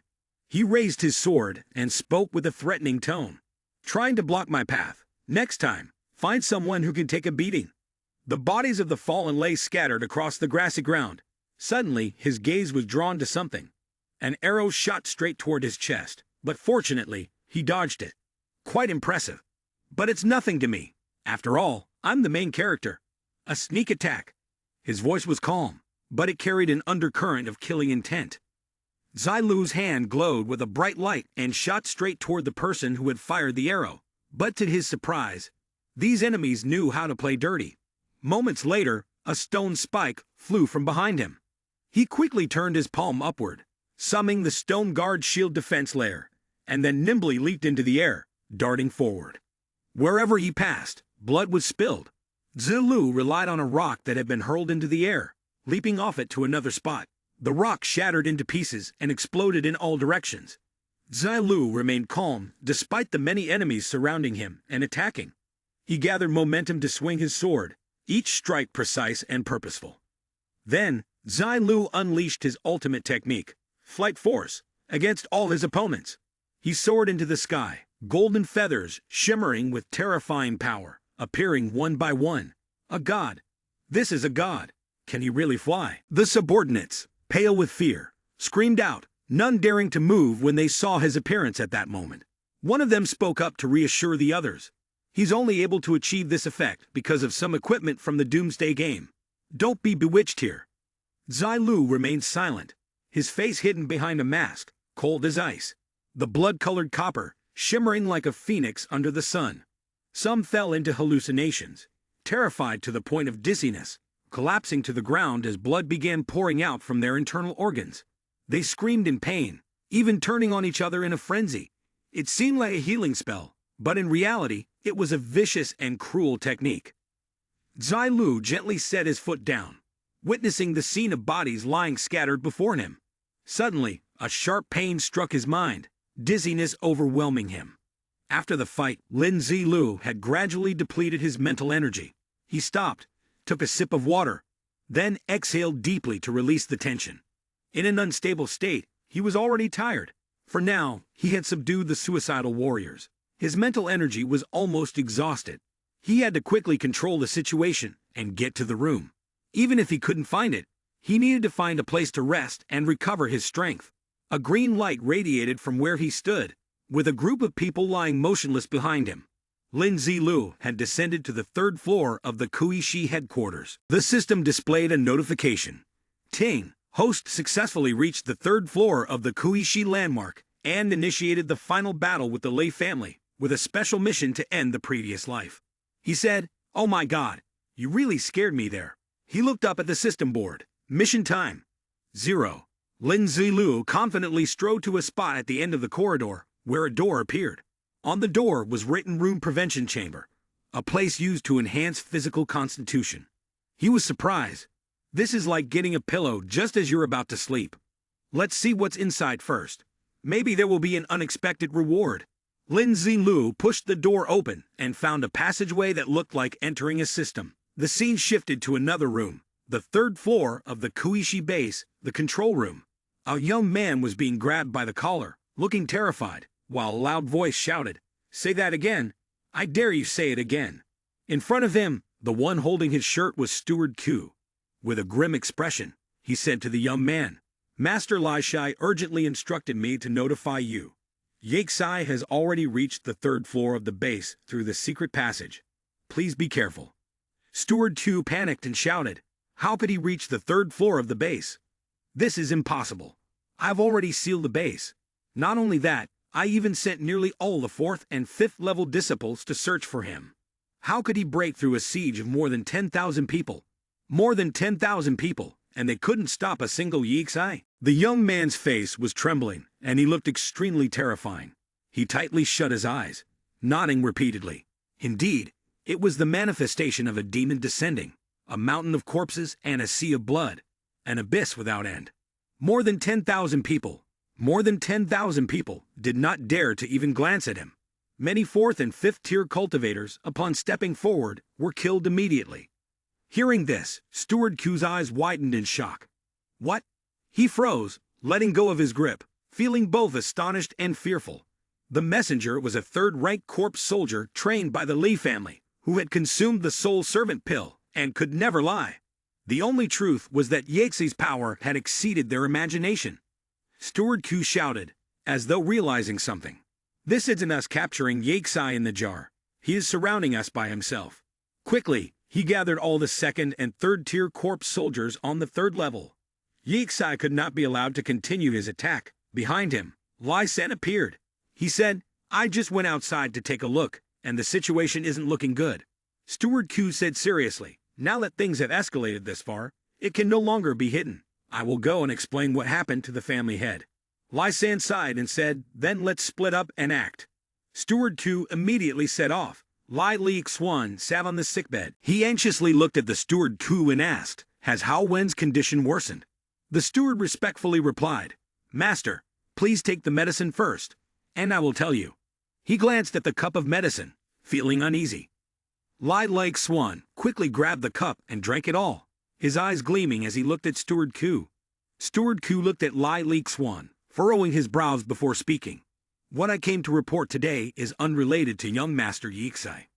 Lai Li Xuan clenched his teeth tightly. "What did you say?" "Yixai, Master." Steward 2 waved his hand as if to explain. "Yixai has broken into the base, causing severe damage to us. This all started last night when a bronze-grade cat boss appeared in the base." Lai Li Xuan immediately knocked over the cup of water. He shouted loudly, pointing towards Steward 2. "Why haven't you come up with a way to stop Yixai? We've raised so many death warriors. Where are they? Where are they?" Steward 2 respectfully clasped his hands together and explained, "We really couldn't hold on any longer. We had no choice but to bother you, Master. We ask for your judgment." Lai Li Xuan became serious, a hint of anger showing, and closed the base's doors, calling together all the death warriors from the various levels. He looked at Steward 2 and reminded him, "Don't confront Yixai directly. Just keep an eye on his every move and report to me at any time. For everything else, observe the situation and follow my new orders." Steward 2 lowered his head respectfully. "Yes, Master." He said that and immediately turned to leave. Lai Li Xuan's mind shuddered at the thought of his name. Yixi, on the third floor of Kuishi's headquarters, the training room. Lin Zilu looked around, then thought to himself, "This is a training room, but what can be used for training here? Has everything been moved out already?" He touched the mask and paused for a moment. Lin Zilu crouched down on the ground, his hand touching the cool water, then curiously muttered, "What is this used for? With its resemblance to a bath, is it for people to bathe?" He walked around the water basin and concluded these stones are the only things left in this stone room. Looks like they're not of bad quality. He glanced around and thought, this place is clearly labeled as a training room, but there are no training machines, only these strange white stones embedded here. He shook his head, as if searching for something. Could it be that the Lei family has developed some kind of perverse training method? Anyway, since I'm ill, might as well try to study it. Lin Zilu used his X-ray vision and observed the surroundings. He rubbed his head and quickly pulled the stone in front of him down. After feeling around for a while, he discovered a mechanism. He tried his best to lift the stone, but it generated a powerful suction force and still wouldn't budge. He frowned in anger. Not bad, a bit of skill. Lin Zilu performed the 9-lie technique, and a hall appeared before him. He continuously used a shovel to scoop stones. Lin Zilu worked tirelessly, his body aching with fatigue. He struggled to stay focused, still unwilling to give up. Lin Zilu raised the fiery sword, channeling his strength with intensity before delivering a powerful strike downward. He withdrew his sword and swiftly made a series of quick, fluid cuts. The sword suddenly radiated a fiery light enveloping the blade. Unexpectedly, a golden orb appeared in front of him. Lin Zilu grabbed the orb in his hand, feeling a sudden surge of alarm. There was a peculiar fluctuation within the orb. He brought it closer to examine it carefully. This stone seemed to possess the ability to reverse transformation. Lin Zilu shifted his focus, looking up at another orb suspended in the air. This orb was similar in color to the stone, gray and massive in size. Inside it emanated fluctuating waves, its contents resembling a grayish stream, slightly darker than the orb itself, slowly dissipating. Suddenly, from behind him, there came the sound of something akin to a steaming bathtub. Lin Zilu turned around, and to his disbelief, after all this time, it was just a bath. He had added a few mysterious black beads to the tub, and after only a few drops, the water had turned pitch black. Lin Zilu recalled the purpose of the black liquid he had poured into the bath. The spirit essence was the container for extracting energy. The technique of rapid consumption used vast amounts of resources, and the death technique was perfectly suited for each soul servant. The advanced secret technique had been prepared for soul servants by the clan. On average, each container could extract 1 drop of spirit essence's effective power every 10 years. First, to replenish spiritual deficiencies. Second, to enhance physical attributes. He also recalled the image of the best and strongest warriors being selected. Every 2 years, the Lei family would choose the most gifted warrior and use a drop of spiritual essence to cleanse the body. In Lin Zilu's hand, the golden orb earlier began to retract as he cast his spell. The sword, which had originally replaced the golden orb, now. This was the precious treasure that the Lei family, pinching pennies and saving for months, had left for him. Well, he wouldn't be polite anymore. He ran from one spot to another, swinging his sword in all directions, slashing at the walls. After a relentless spree of strikes, drops of spiritual essence fell into the bathtub, making the black water grow increasingly darker. Lin Zilu stood to the side, admiring the result, his hand pressing the button to retract all his gear. By this time, it was already evening, with bright stars scattered across the night sky. He slowly approached the tub, leisurely sinking into the warm, soothing water, feeling completely at ease. He yawned deeply, the drowsiness creeping in. Suddenly, the system's voice rang out, jolting him awake. Ting, system check shows that player Yaksai has received special energy to cleanse the body, improving physical attributes, all attributes +1. Hearing that, Lin Zilu was pleasantly surprised and began to feel the effects.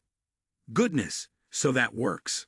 He sat in the tub, absorbing the energy from the spiritual essence, listening as the system announced his attribute upgrades. As dawn began to break and the water in the tub began to stir, Lin Zilu stood up, stepped out of the water, and put on his mask. After tidying himself up, he walked out with a confident stride. In addition to the notification system, it was confirmed that the player Yaksai had undergone the purification ritual. Lin Zilu turned his eyes towards the notification system and absorbed a large amount of energy from the spirit-transforming essence, successfully activating the extraordinary talent, Force of Purity, at the level of a novice. The system provided Lin Zilu with a display of the functions of the Force of Purity talent. The novice-level extraordinary talent was an unripened fruit, with several times the machine's ability to withdraw large amounts of energy. At this moment, Lin Zilu's body had become extremely pure, and his vitality was enhanced. Notably, the effect of all illnesses on his body was reduced by 50%. Immunity to certain toxic effects was enhanced, with all attributes related to poison damage reduced by 30%.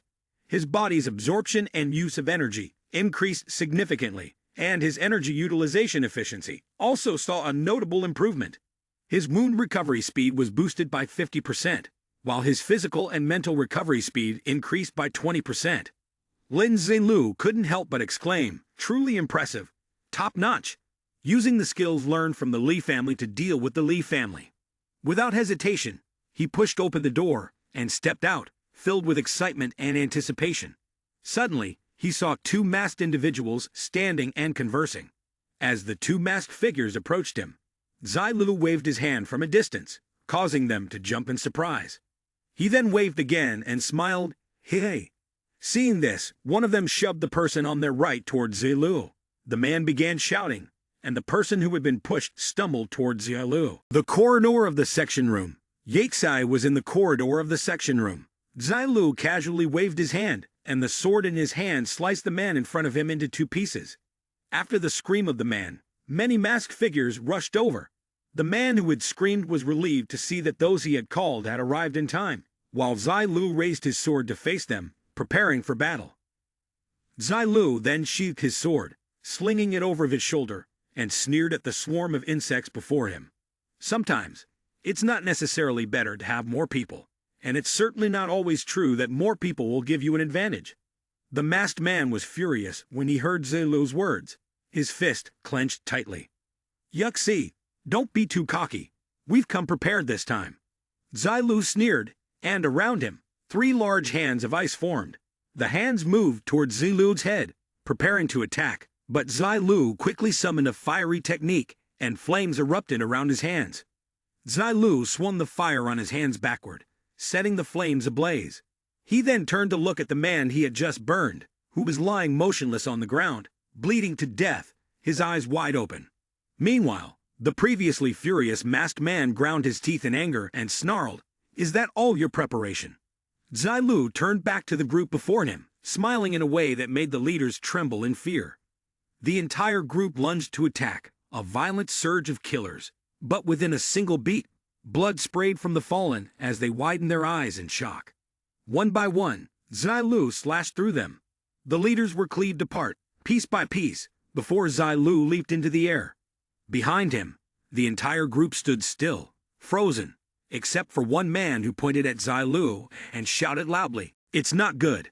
He stormed into the infirmary, and the people inside quickly slammed the door shut and locked it. Behind the mask was Lin Zilu, his eyebrows furrowed and lips curling into a faint smile.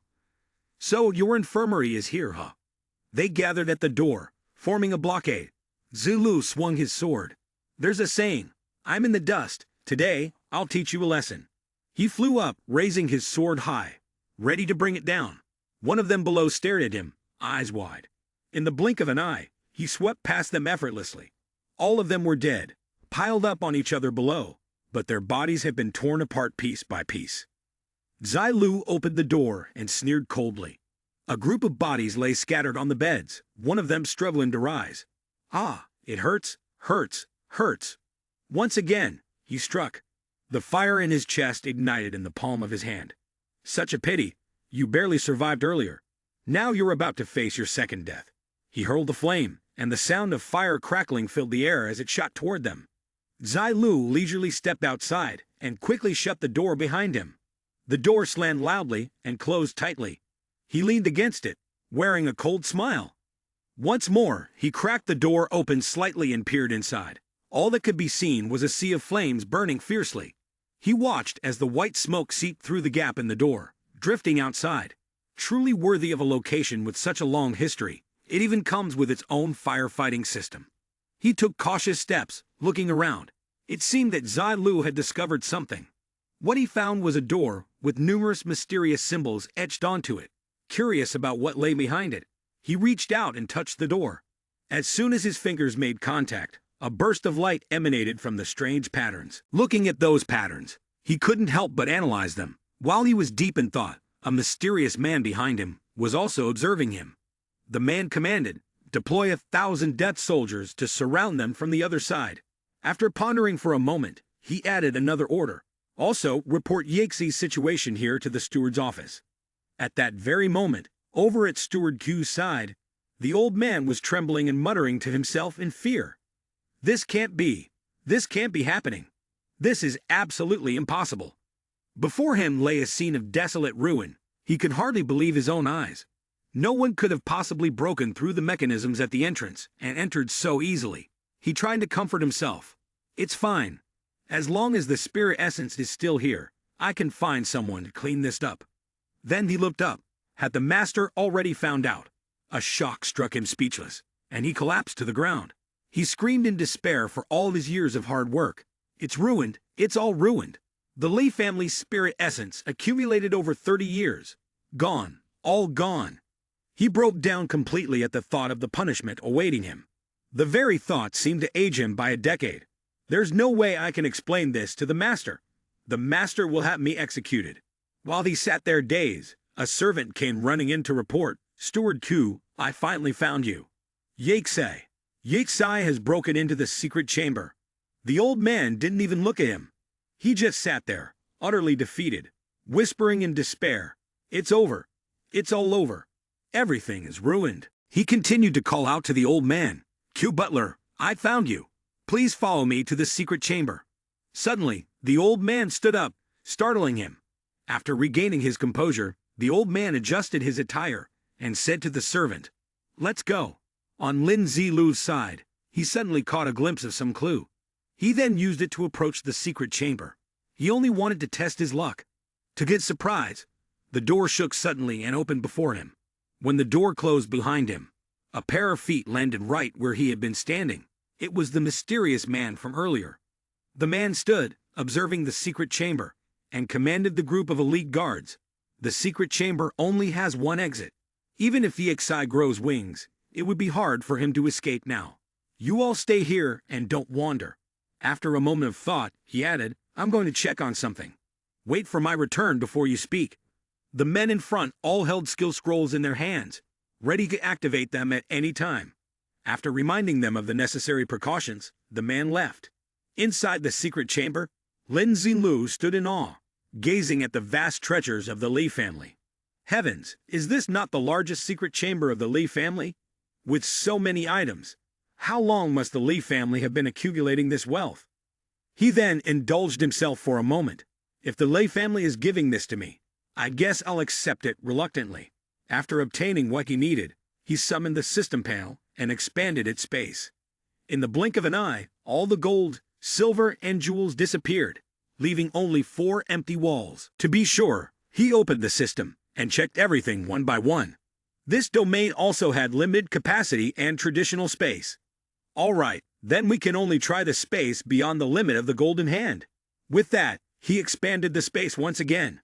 To his surprise, the skill that couldn't be used before disappeared. It was both unexpected and felt like discovering a treasure. He was visibly delighted. My God, this skill can actually absorb the golden hand.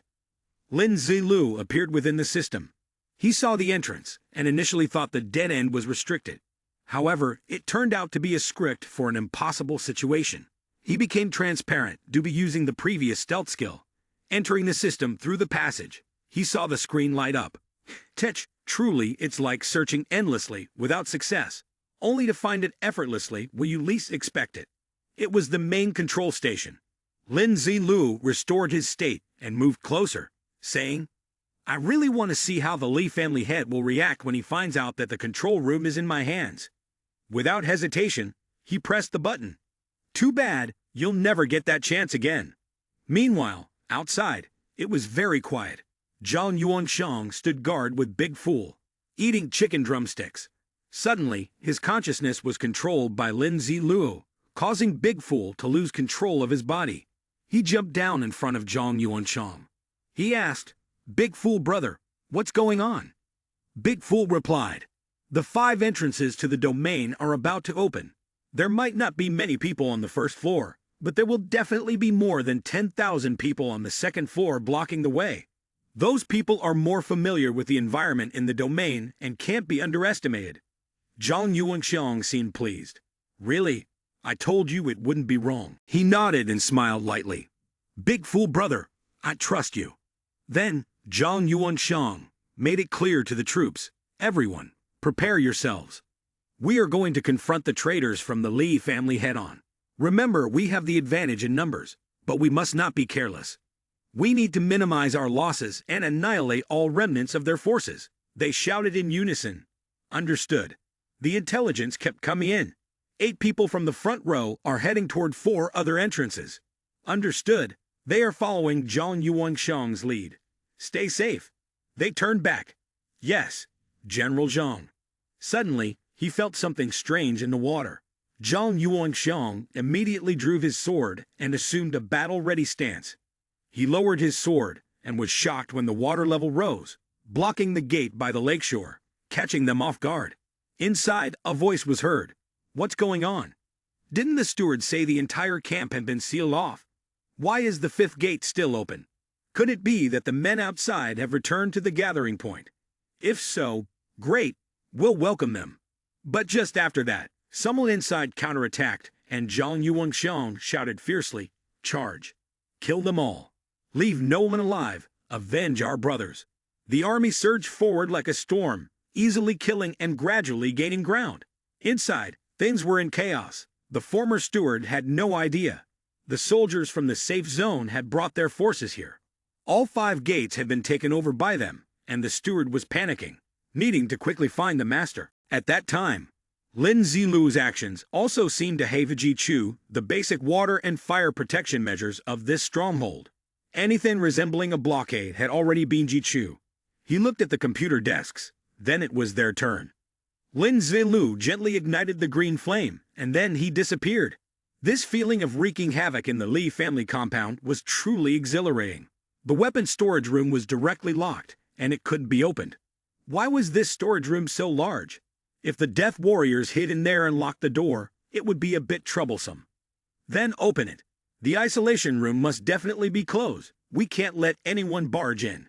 If we're not careful and damage those extraction containers, the losses would be huge.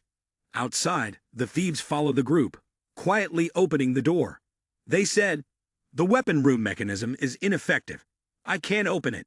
The unlocking method for the mechanism should be flawless. What should we do if we can't get the weapons out? Right now, except for the people who have started to surround Yixi, everyone else has no weapons. The demon warrior troops from the safe zone have already broken in. Are you asking us to fight them with bare hands? Then let's hide in the biggest storage room first. Suddenly, they were discovered. Some of the brothers here were unarmed, charging forward to stop them. They'd scrambled to escape, running off, as the mechanism became ineffective. Quickly block the stone door. We absolutely cannot let the soldiers from the safe zone discover us. I'm here, but I'm being overrun by the soldiers, with nothing but a pool of blood, and the sound of screaming hindering us. Lai Gongshen struggled to throw a chunk of lean meat straight at the zombie that was crying out in hunger. If it weren't for the fact that you have the bloodline of the Li family, I would have already ripped your vocal cords out. Still, it's better this way. Truly, you are the greatest masterpiece I've ever created. Suddenly, he fell silent. Lai Gongshen grinned wickedly. It wasn't in vain that I spent so much effort. Killing your parents, taking the noodles, you haven't disappointed me. I used the most mysterious methods of the clan's techniques, grafting organs from other zombies, even infusing some of Lai Haowen's blood into your body so you could inherit their talents. His gaze shifted to Ghost Child. You will become the most gifted zombie with extraordinary potential. You're much stronger than this useless one. You lack the vocal cords, which are useless for zombies.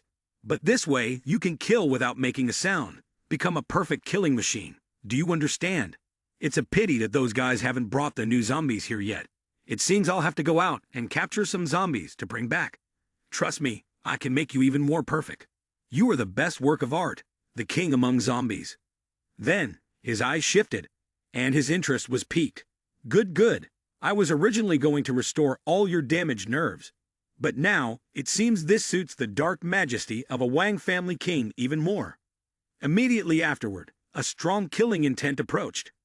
Lai Yongsheng sensed the protective barrier around the base was fading. Something was wrong with the base. That Lai Li Xuan fellow didn't have the guts to go against the clan's orders and mess with those things. So someone has already stormed in. Our Lai family really is. This generation is no match for the last. To be able to break into the Li family's lair must mean they are exceptionally dangerous. Their natural talent must be extremely high. Having fully transformed into zombies, and then harvesting organs is surely a top-grade material. He said, Wang, you wait here. I'll go fetch a few organs and come back. Then Lai Yongsheng went out. While the others were keeping watch over the troops outside, Lord Lai San said, the second level of the lair is about to collapse. Only a handful of our brothers are worth delaying for. What? They say they can't open the door to the weapons storage on the third floor. We basically can't get any weapons. All exits have been blocked. Over 300 people were sent out to scout. None returned. What did Steward Q say? They said someone saw Steward Q go into the dissection room earlier, and then something happened. We tried to go in to find Steward Q and ask how to deal with it, but the dissection room door wouldn't open. We don't even know whether Steward Q is inside the dissection room or has. Take me to see what's going on first. Leave a few people to make a commotion so Yixai thinks we're trying to stop him. You go organize the other senior ranks and lead your men to block the doors of the passages leading down. Buy time. He added, all remaining members of the Death Clan, come up to the 4th floor with me. Take the family head from the 4th floor and fight your way out. Risk your lives to seize the final chance to survive. Even if it means total death, you must force open a path of blood. Protect the master and leave. As long as the master is not dead, the Letty family will not fall. Do you understand? Lai Haoxian said. They followed Lai Haoxian's instructions. Take the scroll.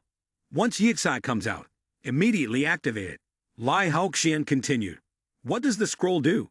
Don't worry. As soon as Yixai appears, you activate the scroll then. They fumbled around for a while, and then immediately encountered someone they had hoped not to see. Long time no see, Zilu said regretfully, addressing the group that was still stunned. It's just a pity that we meet only to part forever. Zilu then swung his sword and immediately took out a dart. He continued to throw the darts, hitting one target after another. Members of the Li family kept falling, one by one, succumbing to fatal wounds and dying. Zilu stood near the bodies, sighing. If I hadn't had the ability to foresee your actions, I'd have really been played by you today. He looked regretfully at the corpses scattered on the ground, then turned and spoke to them. You were almost victorious. It's just a pity that... Suddenly, Zailu noticed two individuals quickly trying to escape, but he stood there, indifferent, letting them run. After a while, Zailu appeared in another location. He was standing on top of the fourth floor of the Ku district's military base, looking down at the miniature city built by the Li family. He entered a building, nearly bumping into a female nurse, but he managed to quickly hide in a corner, observing. The nurse, however, didn't notice the door of a room that had just been opened. Lai San led the way, while Lai Xuan was assisted by two others and followed behind. The doctor saw this, and immediately became concerned. Given the current health condition of the family head, if he carelessly went outside, there was a high possibility that something could happen. Lai San then asked in return, so what else can be done? You go and stop the soldiers outside. The doctor was immediately left speechless. At this point, Lai Xuan also spoke up, all right, everyone go to my hospital room and disguise yourselves. I am still in the hospital room. Then, he stepped forward and gave orders. Lai San, carry me out. Otherwise, with my speed, I won't be able to keep up with you. Also, we will take the third passage on the fourth floor. After reaching the third floor, we only need to pass through two corridors to reach the fourth passage on the third floor. Lai San bowed his head and replied, yes, family head. Immediately afterward, Lai Xuan climbed onto Lai San's back to be carried according to the plan, and their group formed a protective circle around Lai San and Lai Xuan as they moved forward. Zailu stood in the corner, looking up. In an instant, a sword flew through the air, taking the life of the leading guard. Witnessing the guard fall dead on the ground, everyone was stunned. Zailu stood at the door, raised his hand, and retrieved the sword. He easily caught the hilt of the sword. Seeing that Zailu was in front of Lai San, he immediately ordered, quick, use the scroll. One of the subordinates hastily opened the scroll in his hand, and a whirlwind immediately burst out from within. The whirlwind instantly enveloped Zailu's body. Standing within the whirlwind, he used his skill, and in the blink of an eye, Zailu escaped the whirlwind, leaving everyone in astonishment. Lai Xuan lay on Lai San's shoulder, continuing to issue orders. He left here a long time ago. Everyone, hold your defense skill scrolls. As soon as you detect his location, activate them immediately, don't hold back. His subordinates all answered in unison. Yes, Clan Master. Lai Xuan frowned, his resolve firm. Even if I can't go out today, I'll make sure he's buried alongside me. Suddenly, someone turned their head and noticed. Clan Master, he's back. The members of the Li family were thrown into confusion, immediately drawing their weapons and becoming alert in all directions. Then someone spotted it. Multiple fireballs streaking toward them, exploding with tremendous force, sending them flying. Numerous small fireballs appeared, hovering in the air. No one hesitated and immediately activated their scrolls. A large rock appeared, knocking one fireball aside. It then collided with a wall, triggering another massive explosion. One wall immediately shattered, revealing another wall behind it. Another person swung their sword, trying to cut through the fireballs. As an arrow wrapped in a fireball flew toward them, someone shouted loudly, "Damn it, it's a projection. We've fallen into a trap." From the tip of the arrow at the center of the fireball, multiple fireballs shot out toward the Li family members, forcing them to continuously use their scrolls. A massive explosion erupted once more, and another wall was destroyed, revealing a hanging bough inside. "Open it up! We've fallen for the trap again! Scatter!" The group immediately became alert as they heard Zailu's voice echo. "Are you all looking for me?" Before the explosion, there was something continuously spinning, moving through space. "I've given you so many reminders, yet you still couldn't find me. Wherever it goes, one by one, people are killed there. Then, it turns around and flies back." Zailu caught the hilt of the sword, swung his arm, and immediately killed the members of the Li family. They had overestimated themselves, and right after that, a series of arrows shot towards Zailu's back. However, all the attacks missed, causing Zailu to sigh. The death squads raised by your Li family are indeed loyal. Then, from within the space, Zailu took out a scroll. However, it wasn't only the Li family that had scrolls. He immediately opened the scroll in his hand and a sudden assault followed. Sharp stones shot up from the ground, piercing and killing the members of the Lee family. Like Swan also immediately opened a scroll, launching a counterattack. At that moment, a series of sharp stones were destroyed by an explosion. Zai Lu rested the sword on his shoulder and mockingly asked, "Wasting a scroll just to live a few more minutes. Should I say you're foolish, or should I say you're kind-hearted?" Immediately after, 2 rows of sharp vines wrapped tightly around his legs. Like Swan raised the open scroll in his hand, furrowing his brows as he asked, "Zai Lu, do you still think I'm foolish?" Zai Lu held the sword, looked down at his feet, and asked, "Feign East strike west, is that all?" The members of the Lee family holding the scroll heard him mention the single target control skill that mages learn after class advancement. The most unique feature of this skill was that it could hit the target with 100% accuracy. However, although the skill guaranteed a hit, the duration of the vine control still depended on the mental strength of the player. Hearing this, the man broke into an appreciative smile. No wonder he was ranked first on the leaderboard. He actually knew quite a lot. The vines that had been trapping Zai Lu's feet soon began to snap one after another. He swung his sword, "But your spiritual power is just too weak." Zai Lu heard him and thought to himself, "It's a shame that you celebrated too early." Suddenly, 2 swamps appeared in front and behind him. Looking at the bubbling swamp in front of him, Zai Lu asked, "Poisonous swamp?" Behind him, members of the Lei family released a burst of purple energy. The man laughed and said, "Did you figure it out already? Too bad, it's too late." The purple power suddenly struck Zai Lu's shadow. He turned around and saw it firmly clamping down on his shadow, thinking, "All right, since you're so confident, I'll play along. After all, it's still early." Watching his shadow being restrained by the system, a message appeared. "Shadow binding scroll. Silver grade item. Summons a dark spear. Once the spear strikes the enemy's shadow, it will trap the enemy in place for a period of time." At that moment, another group from the Lee family, holding scrolls, appeared and lit them. Zai Lu immediately understood their plan. First, they would use the 100% hit control skill to buy time. Then slow him down with the swamp, and the dark spear would need a certain amount of time to land. Finally, as the formation shifted, Zai Lu coldly looked at the route before him and sighed. "No matter how many times I see it, the coordination is still amazing enough to astonish people." The Lee family's group continuously opened several scrolls to attack him. Water Dragon's Roar, Flying Leaf Slash, Haunting Whispers. A series of attacks from the scrolls surged towards Zai Lu, but facing these, Zai Lu simply smiled faintly. Seeing this, both Lai San and Lai Xuan were utterly shocked. Shortly after, a major incident occurred in his area, and those around him quickly raised their voices. Zai Lu's name appeared on the leaderboard, continuously attacking. He hadn't died yet. At this moment, Lai Xuan became even more panicked, unable to believe it. No, it can't be. He was crippled, only left with a single breath. That's why he's still not dead. Yes, that's right. He's been barely hanging on, just a single breath left. Lai San on this side raised his hand and loudly commanded, "The Patriarch is right, continue the attack." But every move was blocked by Zai Lu's barrier. Seeing him completely unharmed, wrapped in a round shield, someone weakly muttered, "How is this possible?" Zai Lu stood there indifferently and asked, "Is that all?" Then, in a calm tone, he continued, "Then I'll grant your wishes before your end." Lai Xuan's face grew even paler upon hearing this. In the next second, when the unparalleled title was activated, it could negate any harmful skill. In that instant, I will activate 2 scroll steel shields, as well as the demon immunity shield, all part of the 4-piece demon concealment set. These are just enough to block the skills of all your death warriors. Zai Lu looked at them coldly and asked, "Is this answer to your satisfaction?"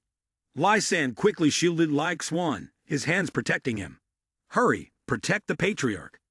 Zai Lu's body began to burst with power. He stood there asking, "Earlier you didn't run, now you want to protect him. Then I'll gather momentum and charge at you." It's too late. Zai Lu lunged forward, attacking each member of the Lee family. They were all easily cut in two by him and killed. Then Zai Lu took off running. Before long, he stood before Lai San and Lai Xuan, startling them. Zai Lu raised his hand and said goodbye. "See you in the next life," and Lai San was the next to be killed. Like Swan collapsed to the ground in terror as Lai San's head was severed from his body. Zilu turned and looked back. Like Swan, terrified, pleaded, "Don't, please don't." Zilu grabbed Like Swan by the collar and hauled him up, so he had to face him. "Now it's your turn." Then Zilu used hypnosis. Like Swan continued to tremble as he faced him. Zilu then let go, and Like Swan slumped down, clutching himself and shaking. He began to see hallucinations, trembling uncontrollably. "Hong Yushi, don't come here. It wasn't me who harmed you. I wanted to take you, to kill your parents. But it wasn't me who acted. If you want someone, go find the killers who murdered your parents." Before Zilu, Like Swan crawled on the ground, shaking non-stop and saying, "Tan Liang Jun, how are you still alive? This can't be. I clearly threw you into the meat grinder myself. Who told you to soil my clothes while you were on the podium? Wait, don't butcher me with your knife." One by one, the people Like Swan had killed flew up and appeared before him. Like Swan began to laugh madly, saying, "Ha ha, you even dare come after me. I tell you, no matter who you are, as long as you dare stand in the Li family's way, I must die." Then he pointed at each person in his hallucination. "Lin Jian, it was because of your report back then that I was blocked from promotion, and my grand plan for the Li family's supremacy was sabotaged. I told you. To vent my resentment, I destroyed everything your family had." Like Swan staggered backward, glancing around in disbelief. The Lin family no longer had any heirs. Lin Zilu. Lin Zilu. What? Zilu was startled upon hearing that name. Like Swan, still trembling, shouted hoarsely, "Are you talking about the child you brought back from outside? The reason I spared it was because it wasn't your own." Zilu's gaze grew colder as he deepened his hypnotic influence. At once, Like Swan fell to the floor, writhing and crying out. "Don't touch me! Why are you holding me down? Let me go! It hurts." Zilu stood a few steps away, his eyes indifferent, watching as Like Swan's face twisted with confusion and fear, tears streaming uncontrollably. "Stay back! Don't come near me! All of you, stay away!" He kept waving his hands wildly, shouting in defiance. "So what if I hurt you? Who told you to be so foolish? You were never strong enough to change anything." His body shuddered, trembling uncontrollably. "You can't blame me. You can't."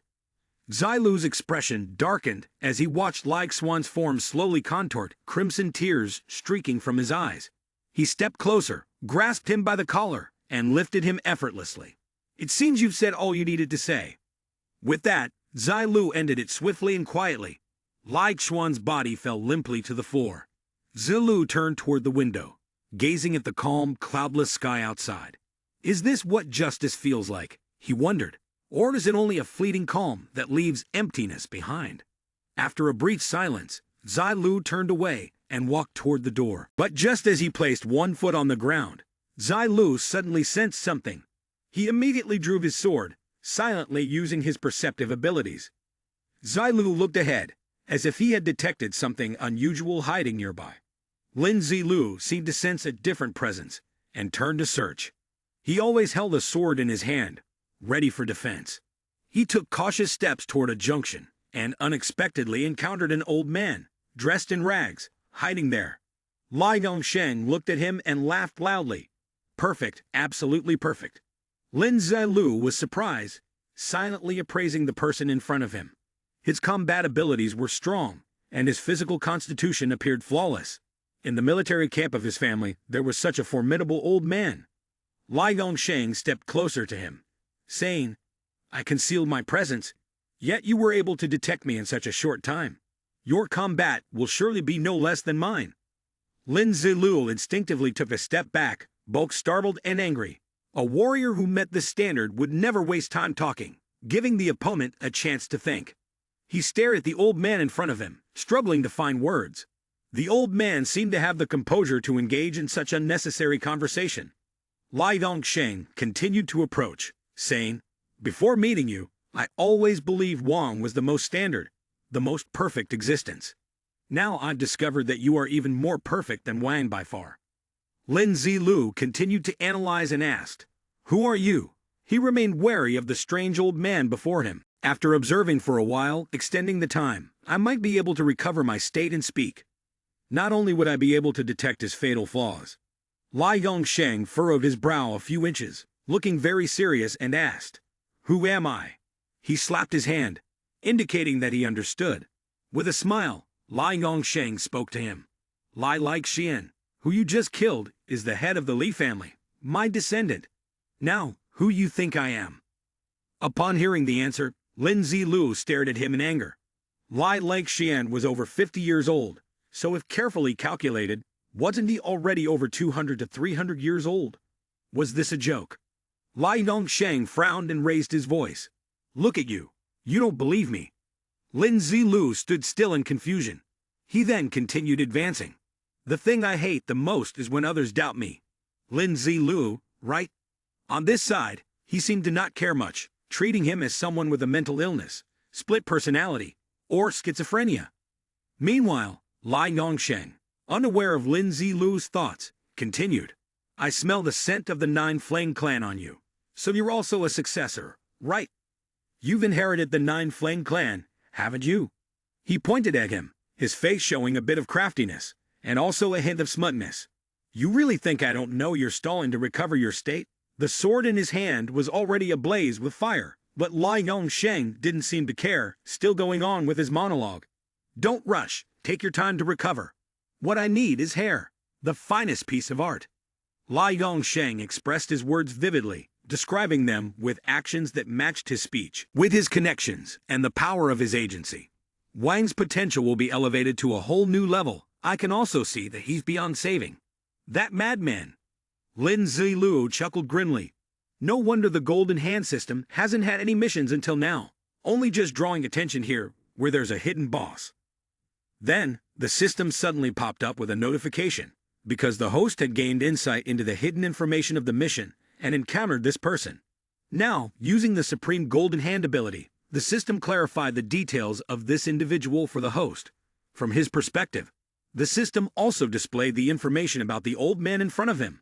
Lai Yongsheng, 216 years old and 56 years old in appearance. Due to his eccentric personality and repeated severe violations of family rules, the Lai family demanded the death sentence for him, which he avoided by begging his father. As a result, he was imprisoned in Tianlao, ascending to the position of a terrifying elder until his death. Within Tianlao, Lai Yongsheng demonstrated exceptional combat talent and self-discipline. Reading the information on Lai Yongsheng, he was left speechless. 216 years old, truly a monstrous old creature who has lived for over 200 years. The system also provided complete images of Lai Yongsheng's actions, showing the process of his training in the ancient techniques of the Li family. After 30 years of imprisonment, Lai Yongsheng's brother, Lai Yongming, inherited the position of family head. Lai Yongming recognized Lai Yongsheng's potential but, unable to showcase it, had likely shared part of the family's forbidden techniques for him to study. Lai Yongsheng quickly mastered the forbidden techniques. 20 years later, he discovered that the inherited techniques of the Nine Flame clan were hidden within Tianlao. He claimed those techniques, which included a secret method to extend human lifespan. Along with cultivating the secret technique of energy sensing, Lai Yongsheng not only broke through the age limit, but also rapidly increased his strength. The practice of the secret technique caused significant issues with his mental state. Due to his self-imposed restrictions, he had never easily left the dungeon, spending each day only using rare herbs from the Technique clan to enhance his physical constitution, to the point that even the descendants of the Li family had forgotten his existence. Lin Zilu stared at him, thinking to himself, he still holds the inheritance of the Technique clan and the Nine Flame clan, and possesses an extremely high talent for combat. He remained motionless, observing the man sitting cross-legged in front of him. How could there be someone with such terrifying strength in this short period of time? Right after the apocalypse? Moreover, he was someone I never even heard of in my previous life, now seemingly forgotten by everyone here. Lai Yongsheng sat cross-legged on the ground, smiling cheerfully, while Lin Zilu pondered deeply. Though I have directly received the inheritance, I still need time to train. If it weren't for my golden finger system and my 10 years of apocalyptic experience from my past life, I really wouldn't be confident in defeating him. Knowing both myself and my enemy is the key to winning every battle. The system displayed detailed information about Lai Yongsheng. Lai Yongsheng. Level 11. Title: Zombie Subjugator. Occupation: Branch of Secret Techniques. A powerful occupation obtained through the process of digitizing abilities related to the Technique Clan. The Nine Flame Clan is a power held by players who possess the occupation ability of a Technique Clan. You have acquired a large number of secret techniques from the Technique Clan and the Nine Flame Clan, and you can use them flexibly. Tribal Art Power. When using the related tribal technique, you can unleash a dazzling power. He studied him very carefully, not overlooking even the smallest detail and memorizing everything. Basic attributes: Strength 270, Spirit 80, Physique 200, Agility 200. Battle Instinct Talent. Epic Level Talent. Your battle instinct has reached its peak, allowing you to maintain top-level combat abilities at any time. Extreme Comprehension. Epic Level Talent. Your comprehension has reached an astonishing level. Your learning ability and capacity for insight surpass imagination, enabling you to quickly understand and expand knowledge related to your studies. Before the bizarre birth, your lifespan has been significantly increased. But at the same time, your mental state becomes extremely unstable. This fluctuating mental state will affect your actions. Phantom Level Martial Ability. Acquired over 200 years of difficult martial accumulation, it can be considered an advantage in offense, as well as a means to protect yourself with flexible scaling. Want to get what you want? Abilities: the Nine Lie Secret Technique, the Tribal Secret Technique. Lin Zilu pondered for a moment. Aside from strength, the other differences aren't that large. It's probably decent enough. Lai Yongsheng leaped up, standing and stretching, shaking his body side to side. During this time, have you thought of a way to deal with me? Don't disappoint me. He reached behind, started his warm-up, then sprang into a series of alternating jumps. For over 100 years, this old skeleton of mine has never moved. But don't rejoice too quickly. Lai Yongsheng chuckled and said to him, "Let me slowly enjoy the thrill of the battle." Lin Zilu said nothing, one hand touching his mask. Lin Zilu dashed toward him at an incredibly fast speed. With one hand holding the medicine, he threw it up and let out a sinister laugh, clearly relishing the moment. On the other side, the old man, Lai Yongsheng, made a powerful leap and charged towards him with a clenched fist. He was no slouch either, his speed almost instantaneous. He lifted his lei and leaped high, narrowly avoiding Lai Yongsheng's devastating punch. Lin Zilu lightly raised his mask, popped the medicine into his mouth, and swallowed it without any unnecessary movement, then responded calmly. Lai Yongsheng didn't miss the opportunity, charging towards him with even greater force. Lin Zilu leaped back, performing the 9 consecutive slash, a terrifying beam of light shooting toward him. Lai Yongsheng didn't have time to react. He could only turn and raise his fist to block. A massive wave of force enveloped both of them, creating a shockwave that shook the surroundings. Lai Yongsheng let out a loud roar, perfect. Lin Zilu paid no attention to the shout, fully focused on the power of his attack. He pushed himself to the limit, his strike sending Lai Yongsheng flying, causing his sword to tremble uncontrollably. The old man was only defending with his bare hands, leaving his two weaponry unprotected. Lai Yongsheng looked at Lin Zilu, realizing he was on the verge of not being able to keep up. The strength of this kid is almost exhausted, yet he's able to fight me to this extent. This kid truly is perfect. Lin Zilu no longer displayed the excited, arrogant demeanor he had before. Instead, his face showed signs of difficulty. His face was drenched in sweat, and he knew that if he continued like this, he would definitely lose. He needed to think of a way. Suddenly, his eyes widened in surprise as he saw Lai Yongsheng, emitting a blinding flash of yellow light, grinning maliciously. "Kid, stop struggling." In the next moment, a massive explosion occurred, and Lin Zilu was thrown far away. The explosion grew larger and larger, but fortunately, he reacted quickly and was able to stabilize his center of gravity. Lin Zilu landed on the ground, skidding and dragging along a long trail, with smoke billowing all around. Lai Yongsheng remained unmoved, simply standing and watching Lin Zilu. Lin Zilu staggered to his feet, and from the other side, Lai Yongsheng's voice rang out. "Haha, perfect. Perfect, truly perfect." He wasn't affected at all, his energy still abundant in his arms. It was a pity that this attack was the absolute limit of Lin Zilu's strength. He could only unleash it once at most. If not for that, he might actually have had a chance to defeat me. Lin Zilu's expression darkened as he stared at him, thinking to himself. He was able to easily identify the limitations of the 9-lie-piercing needle technique. No wonder he's an old monster who's lived for over 200 years. But sadly, what he was about to say to Lai Yongsheng was, as long as your internal energy doesn't run out, you can keep throwing punches like before. Even if you're injured, your attack power won't diminish. Lai Yongsheng gave a sinister smile, his face darkening with certainty. Exactly. Lin Zilu continued. Well then, let's see now. Perhaps the answer will be different. Lai Yongsheng looked in confusion at the diminishing power in his hand. Ah! He panicked and shouted loudly. How could this be? This is impossible, absolutely impossible.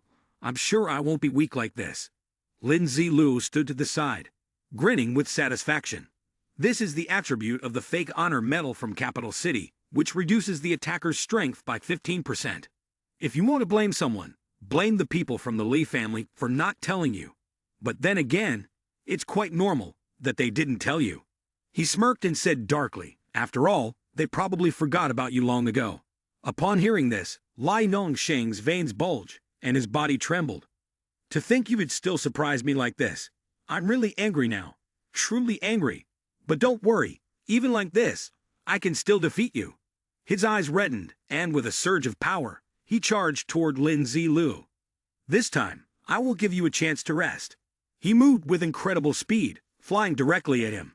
Lin Zilu was slightly surprised and raised his sword, preparing for battle. Lin Zilu lifted his sword, and the power radiating from it spread out intensely. Even though I just used the 9-lie consecutive slash, what does it matter if my strength isn't keeping up? His gaze locked onto Lai Yongsheng's movements. You're from the Li family. Even if you lack power, your hatred is enough to sustain you. I'll fight until the last breath. Lin Zilu raised his sword and shouted loudly. No one from the Li family will leave with their name intact. The sword struck through Lai Yongsheng's body. He jumped and spun around. Lin Zilu's sword struck again, cutting through Lai Yongsheng once more, but this time he had already jumped up to evade. Lai Yongsheng's hand was about to reach Lin Zilu. Just as he was about to attack, Lin Zilu turned around, spinning the staff in his hand, and thrust it through Lai Yongsheng's body. Blood spurted from the wound, and he landed, jumping backward, glaring at Lin Zilu with hatred and cursing. Damn you! Lai Yongsheng gritted his teeth in pain. You think this means you've won? The wound on his abdomen throbbed painfully, blood flowing continuously. Lin Zilu stood there mocking him. You can only stop the bleeding, but you can't prevent the wound from widening. Let me teach you one more thing. This is the effect of tearing open the wound. Lai Yongsheng clutched his bleeding wound, laughing excitedly. A weapon can constantly change shape. How marvelous! Your methods are truly endless. Lin Zilu said darkly, unfortunately, a trick like this, you won't live to see again. Lai Yongsheng paid no attention, licking the blood from his hand. Then I guess I'll broaden my horizons. They leaped forward, attacking each other, exchanging techniques. Lin Zilu didn't give his opponent an inch, and Lai Yongsheng showed no mercy. The spear in Lin Zilu's hand reverted to the form of a sword. He swung the sword at Lai Yongsheng's hand, but he blocked it with his own. That hand creates a dangerous-looking green poison. I'll let you taste the most terrifying poison in the secret art of our clan. With that, he shot the poison through Lin Zilu's body, but instead of going straight through, it veered and attacked him. Before he could react, Lin Zilu was hit by Lai Yongsheng's strike. As soon as he was struck, Lai Yongsheng jumped down. Lai Yongsheng's poison had corroded one sleeve of Lin Zilu's clothes and penetrated into his body. As the poison spread, Lin Zilu's head suddenly spun. He staggered, his body feeling as if all its strength had drained away. What is happening? Lin Zilu was now trembling, lying flat on the floor. Lai Yongsheng coldly and sinisterly said, You've been struck by the most destructive divine poison in the secret arts of our clan, and now you'll experience the gradual destruction of your spirit. Lin Zilu's face paled, his condition worsening. Destructive divine poison. He looked up at Lai Yongsheng, feeling a sense of admiration. Lai Yongsheng truly deserved to be called a genius, capable of creating the destructive divine poison. However, the destructive divine poison was a special toxin that could torment the spirit, causing hallucinations, and gradually destroying the victim. The most important ingredient in this poison was spiritual essence fluid. The method of crafting these substances was extremely difficult and strict, with very few people in the clan able to make it. The technique was nearly lost. Lin Zilu sighed, thinking to himself, what a coincidence. It's like when the door just happens to open, and you end up at the right house. He gripped his fingers tightly, scraping them across the floor. The scratches from him were imprinted on it, and she tried her best to move. But it wasn't long before Lin Zilu collapsed motionless on the floor. He couldn't believe his eyes, his face contorted with displeasure. At that moment, the system displayed a notification that stunned Lin Zilu, revealing that the player Yeet Sai had undergone an unknown energy purification ritual. The effectiveness of the pure attribute enhancement had increased, with poison damage mitigation rising from 30% to 35%. He struggled to rise, and at this point, the dark energy started dissipating, and the poison in his body eased a little. Lin Zilu braced his trembling body, reducing the poison damage by 35% from his hidden magic gear, while the 20% damage reduction from his elemental armor further diminished the negative status effects by 20%. With these calculations, the poisonous gas was almost gone. His hand reached for the sword. In coordination with your acting, I have to see it through, he said, using the sword to support himself, like the Oscar-winning golden statue of the best actor on Blue Star. Lin Zilu acted with great skill, gripping the sword's hilt, trembling. As long as I still breathe, I will never admit defeat before anyone from the Li family. Lai Gongsheng still believed he had no strength left to fight, seeing Lin Zilu as nothing more than an ant beneath his feet. Hemph, you overestimate yourself. He rushed forward, throwing a punch. Lin Zilu spun the sword, and at that moment, the man realized it was too late. I'm done for. I've fallen into the trap. Lin Zilu's feet pushed off the ground as he jumped, swinging the sword. 9 flames / spear. The sword cleaved through Lai Yongsheng. He was forced to step back, screaming in pain. Lin Zilu slung his sword over his shoulder, standing firm as if nothing had harmed him. I am very pleased with the poison you gave me. At this moment, Lai Yongsheng was in a state of disbelief. How can this be? This can't be. Clearly, you were poisoned with a lethal toxin, and there's no antidote. He held his head in his hands, his face ashen. This is impossible. This absolutely can't be. I can't have made a mistake. His eyes reddened, and his reaction began to show signs of disorder. Kill him. I must kill him. Lai Yongsheng gritted his teeth, trembling. If I kill him now, no one will ever know I failed. Kill him now. Lin Zilu sensed something unusual, so he activated his killing eye to assess the situation. Before Lai Yongsheng, his power suddenly surged uncontrollably, and the situation took a turn for the worse. Lin Zilu was troubled. This is bad. He was now in a difficult situation. Could this be another ability of the forbidden technique recorded in the Li family's ancient texts? One that extends lifespan. It was an ability from the forbidden technique that extended lifespan by consuming one's own life force, tapping into their potential in a short amount of time to rapidly increase their combat strength. Before the 9 Flame Clan, this forbidden technique had been used to train a special unit that could extract large amounts of their own lifespan, gaining extraordinary combat power.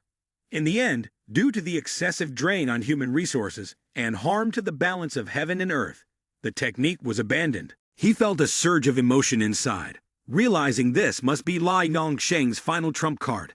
Lin Zilu raised his sword, and at that moment, Lai Yongsheng unleashed his full strength. Die, die, go die. In the blink of an eye, he appeared right in front of him. Lai Yongsheng threw a punch downward, but Lin Zilu swiftly dodged to the side, looking up at him. Lin Zilu released the sword, which instantly transformed into a hammer.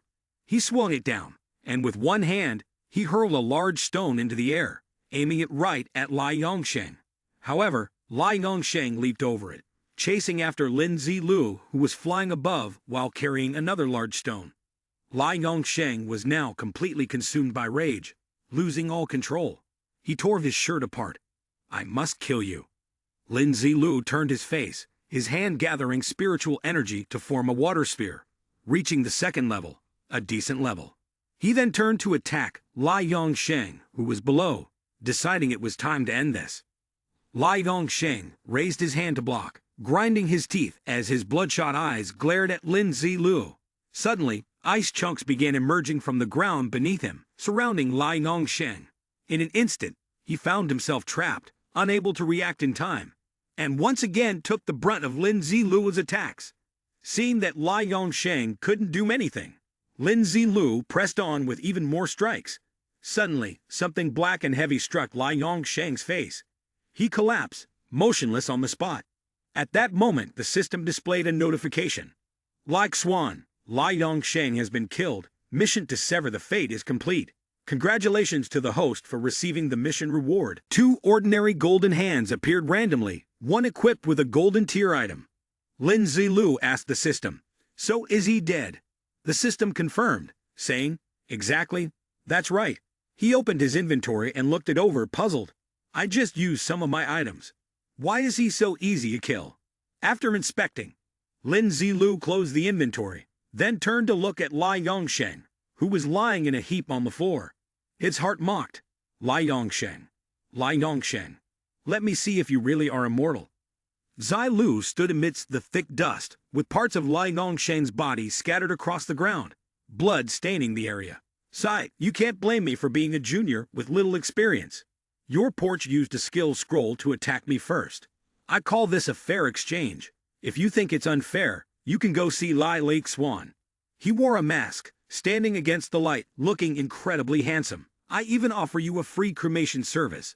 Even the bones will be dealt with in the headquarters you lived in for over 200 years. The sky outside appeared very clear. In this world, where else could you find someone as good as me? Perhaps because of the hardships he had endured in his past life, Zai Lu still felt everything was happening too quickly. He had just been reborn 30 days ago, and now the Lei family had already fallen. Around him was still a rubble of stone and dust. He wondered, feeling suddenly empty inside. What was happening? After a pause, Zai Lu continued to the next step in his plan. Next, he opened the system panel to activate his mind control. A red eye, as blood-like as the deepest crimson, appeared on top of Zai Lu's head. His eye resembled the eye of heaven, capable of seeing 1,000 miles away. In his vision, the image of a man appeared. The first and second floors had been processed and completed. You guys go to the third floor and check if that person has left a schedule for his subordinates. Don't overlook any corner. Not a single fish should slip through the net. Yes. Soon, Zai Lu gathered useful information. Fish slipping through the net, he muttered, looking at the mess of blood and bones. Fingers scattered nearby. At this point, it seemed like he had mentioned sacrificing his organs to someone named Wang. Afterward, Zai Lu shut off his mental control, and from the pool of blood, he picked up the remaining important body parts. No doubt this was the Li family's headquarters. It seemed like there were a lot of hidden things here. Exploring around felt almost like an adventure.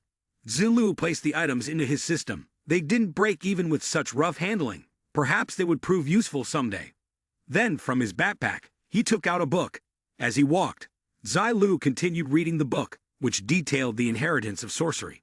Most other areas had been nearly completely destroyed, and were not worth investigating. He closed the book, and then focused on determining the direction. Ahead of him was a gate reinforced with iron. This place resembled a prison, tightly sealed, looking very sturdy and not easily escapable. Zai Lu searched all the rooms, but found nothing of value.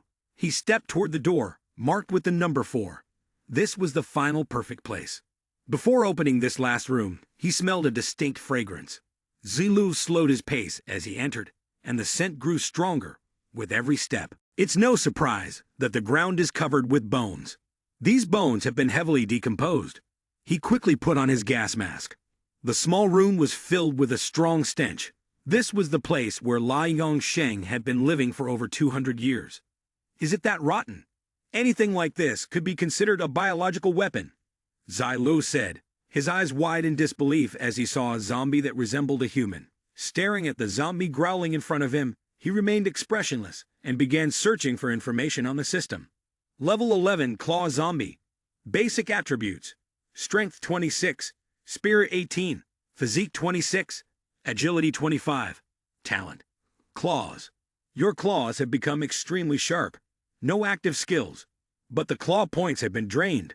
He stared at the system for a long time, but still didn't recognize that this zombie was Lai Hao Wen. Zilu wondered, why would he keep a zombie whose claws have been drained?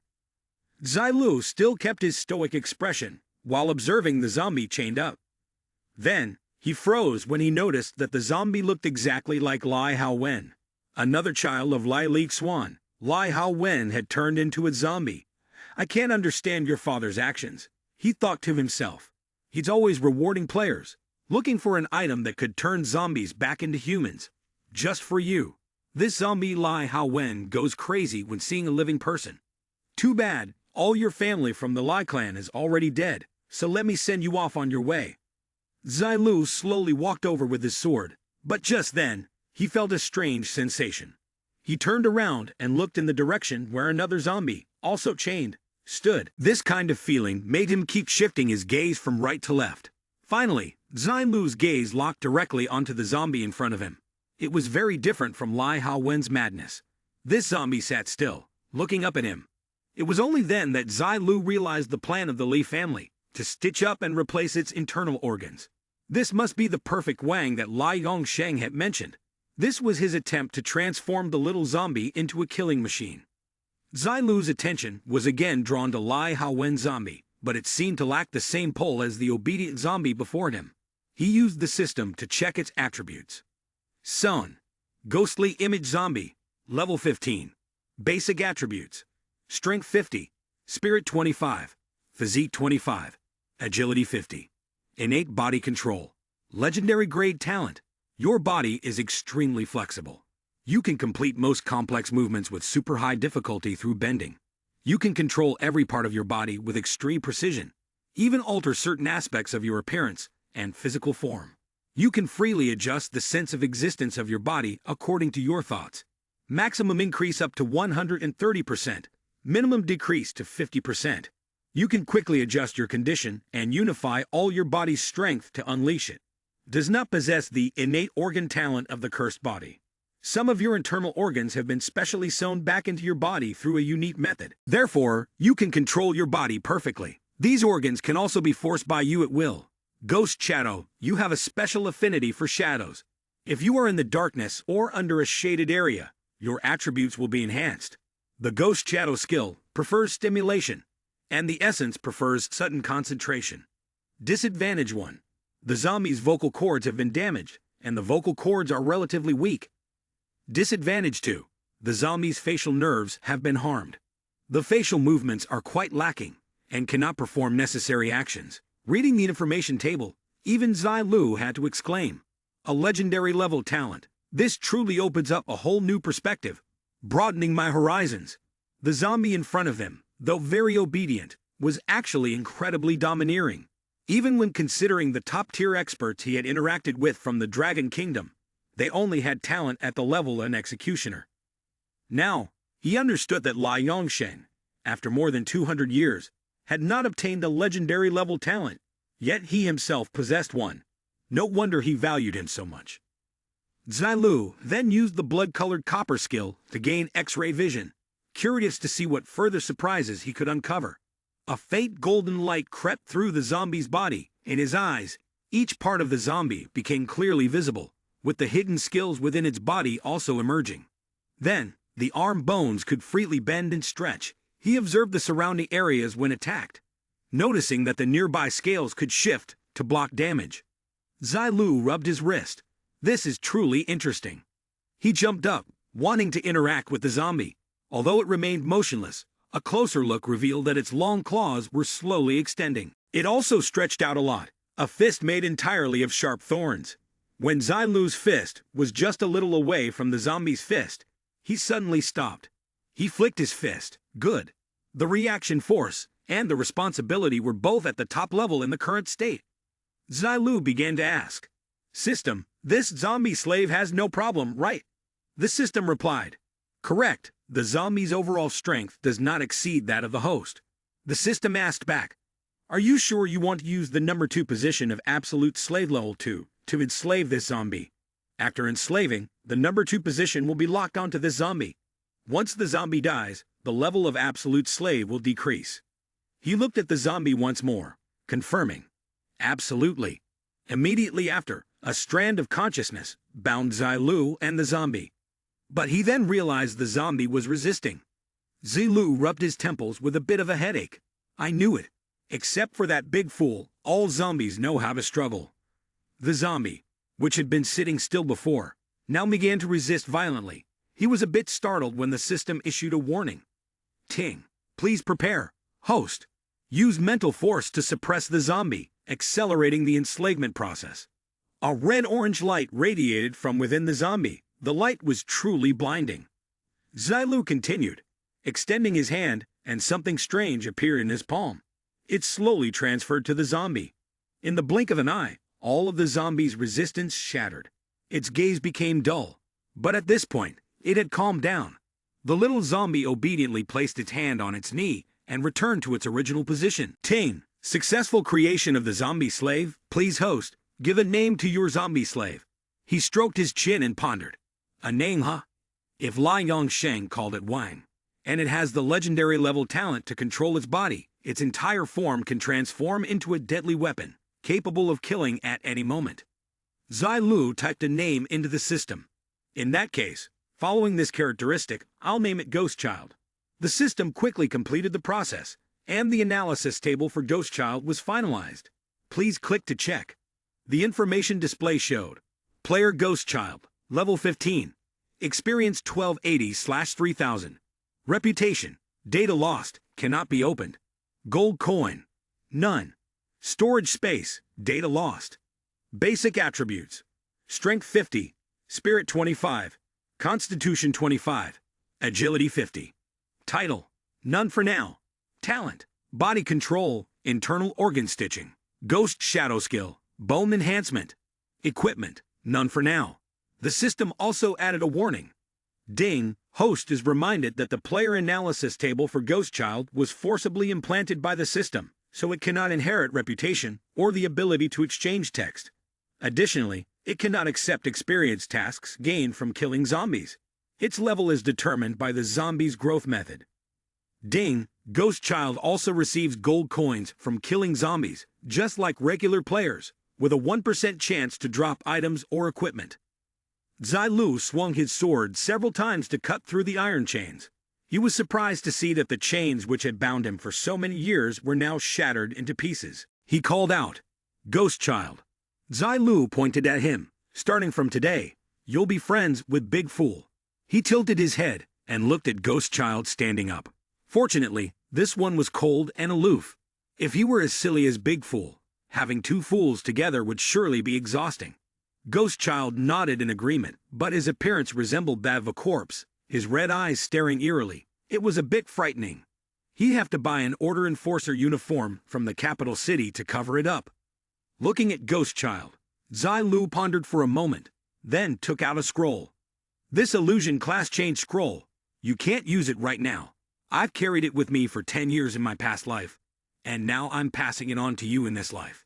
It aligns with your innate abilities, so it won't be a waste. He held the scroll in his hand, and Ghost Child followed his instructions to open it. A black smoke poured out from the scroll. Then red mist surrounded Ghost Child, beginning the class change. Lin Zilu watched intently, nodding. Good, you could change now. I'll go check on a few other things. He moved to another corner of the room and saw jars containing human organs. Lin Zilu grabbed a nearby needle, walking over to a cabinet to inspect. There were other things there. He opened the cabinet door and found jars filled with various potions. He picked one up and opened it, examining the contents.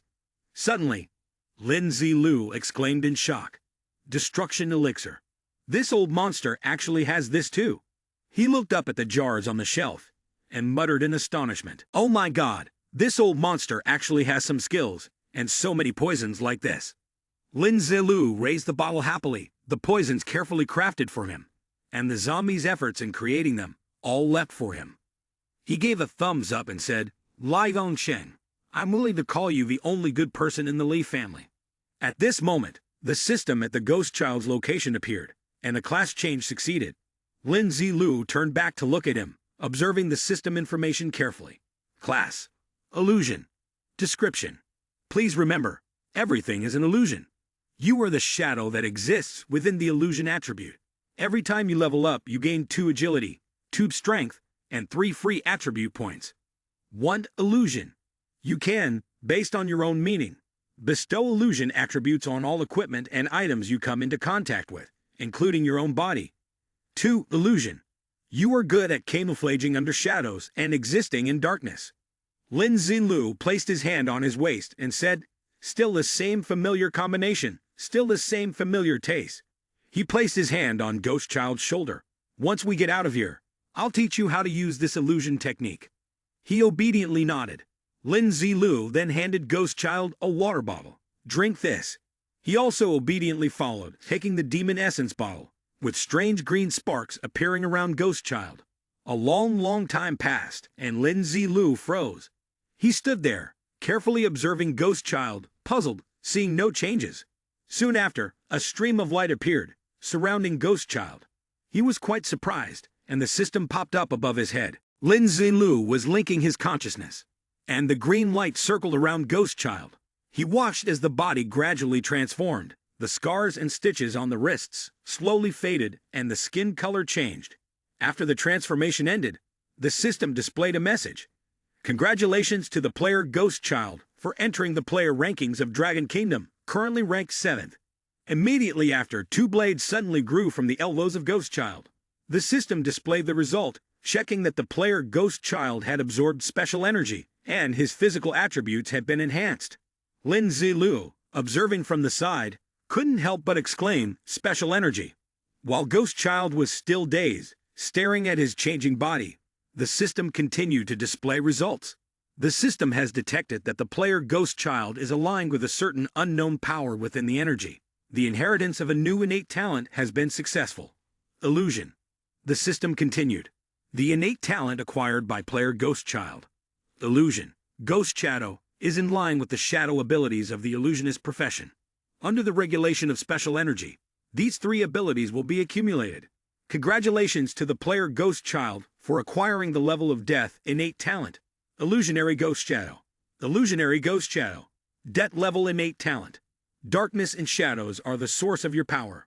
As long as your body is in darkness or shade, your attributes will be greatly enhanced.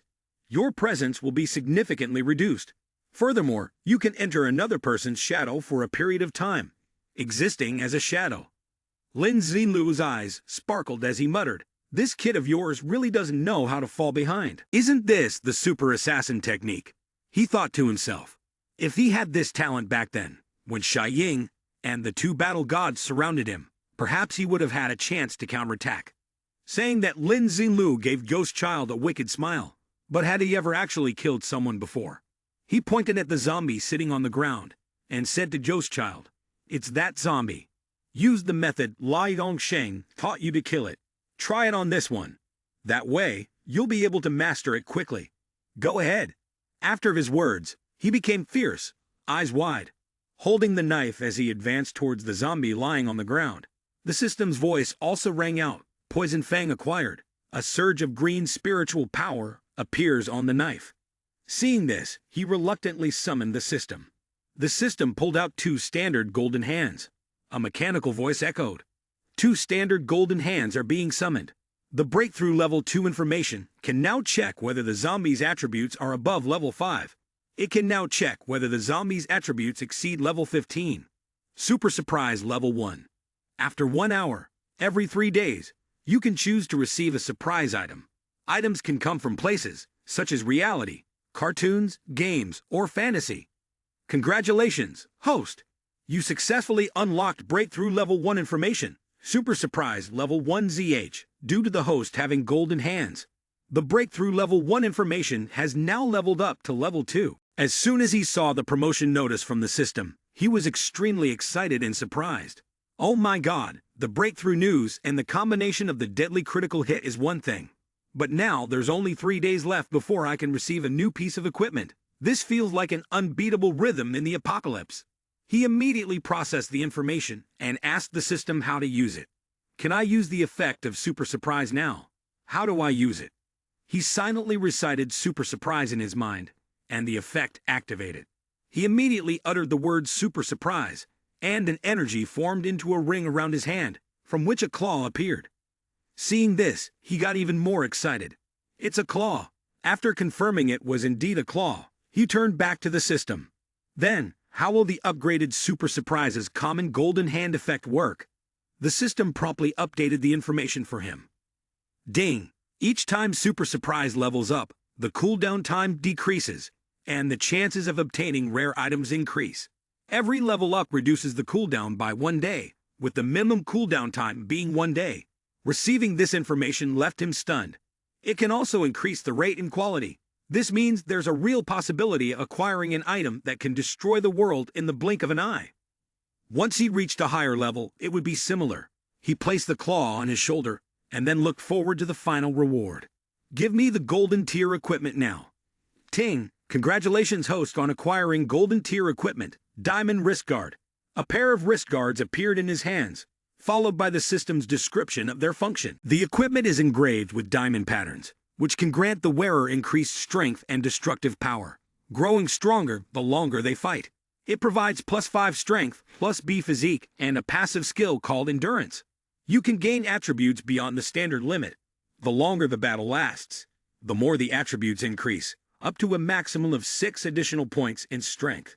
Destruction. The amount of damage caused by all your attacks on the target will increase. Then he began to change. The passive skill increases strength during long battles. The passive skill enhances the destructive power of attacks. This item is very suitable for Big Fool, but I don't even have a golden level wristband yet. I'll wait for something higher and then give it to Big Fool. After finishing, he turned around to look at him and saw that he had already dealt with the zombie. This really is a complete transformation. He then turned and said, "Let's go. It's time to enjoy the fresh air of the outside world." He immediately teleported behind him as soon as he saw it. "Follow me." He turned to look at him and thought, there are quite a few of Jun Fang's people in this base. How should I hide him? Zai Lu handed a cloak to Ghost Child. Put this on. He knew the cloak wouldn't fit, so he acted indifferent. Zai Lu put on his mask, and the two of them left together. Elsewhere, and Jai Ming and the Ji Yun family were shocked at the scene before them. There was a large hole in the ceiling, through which the sky was visible, and flames were raging fiercely. The ground was still covered in corpses and bloodstains, and Jai Ming gritted his teeth in fear. Is this Zai Lu? The expression of the head of the Yun family was no better. His face was already covered with dark lines. We were just on the 3rd floor a moment ago. That's right, isn't it? His voice was hesitant. No, it's not wrong. Both of them looked at the hellish scene before them. So this is what happened when one person's strength could turn this place into this. And Jai Ming and the head of the Yun family both felt a chill down their spines, sweat pouring down their faces. The head of the Yun family looked like a man who had nothing left to regret in life. Moreover, when he thought back, they had seen the entire mansion being destroyed from outside earlier, and Jai Ming still felt pale thinking about the massive explosion. The head of the Yun family turned and asked, "We almost chose the wrong team just now, but did he insist it was you who almost made the wrong choice?" It wasn't that. Given the situation, he didn't have a better solution. And Jai Ming then threatened, "Last night, Lei family's people were hiding in the safe zone looking for us. Isn't there still a way? We need not only the antidote but also supplies. If you're still thinking of betraying us now, you won't be able to hide anywhere." Of course, the head of the Yun family could only sigh. "Forget it. I'm old now. I can't understand the current situation. It's time to pass the position to the 3rd son. He's always been loyal to the country, so I'll ask him to officially bring the Yun family into the country and let everything else burn to the ground." And Jai Ming put his hands in his pockets. That's right. Who would have thought that the Lai clan, which had suppressed 2 great houses for years, would fall from grace after the apocalypse descended in a single blow? He looked at the hole in the ceiling.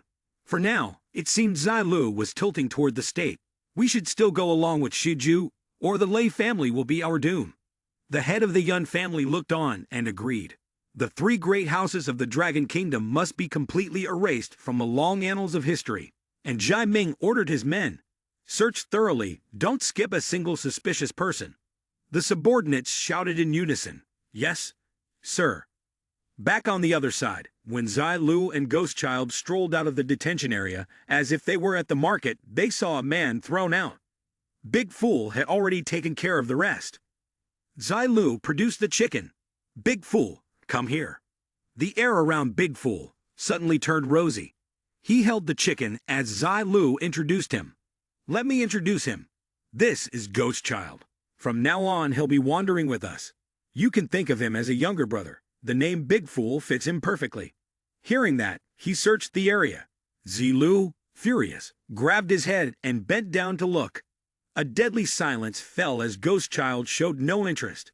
Big Fool leaned in, astonished, to get a closer look.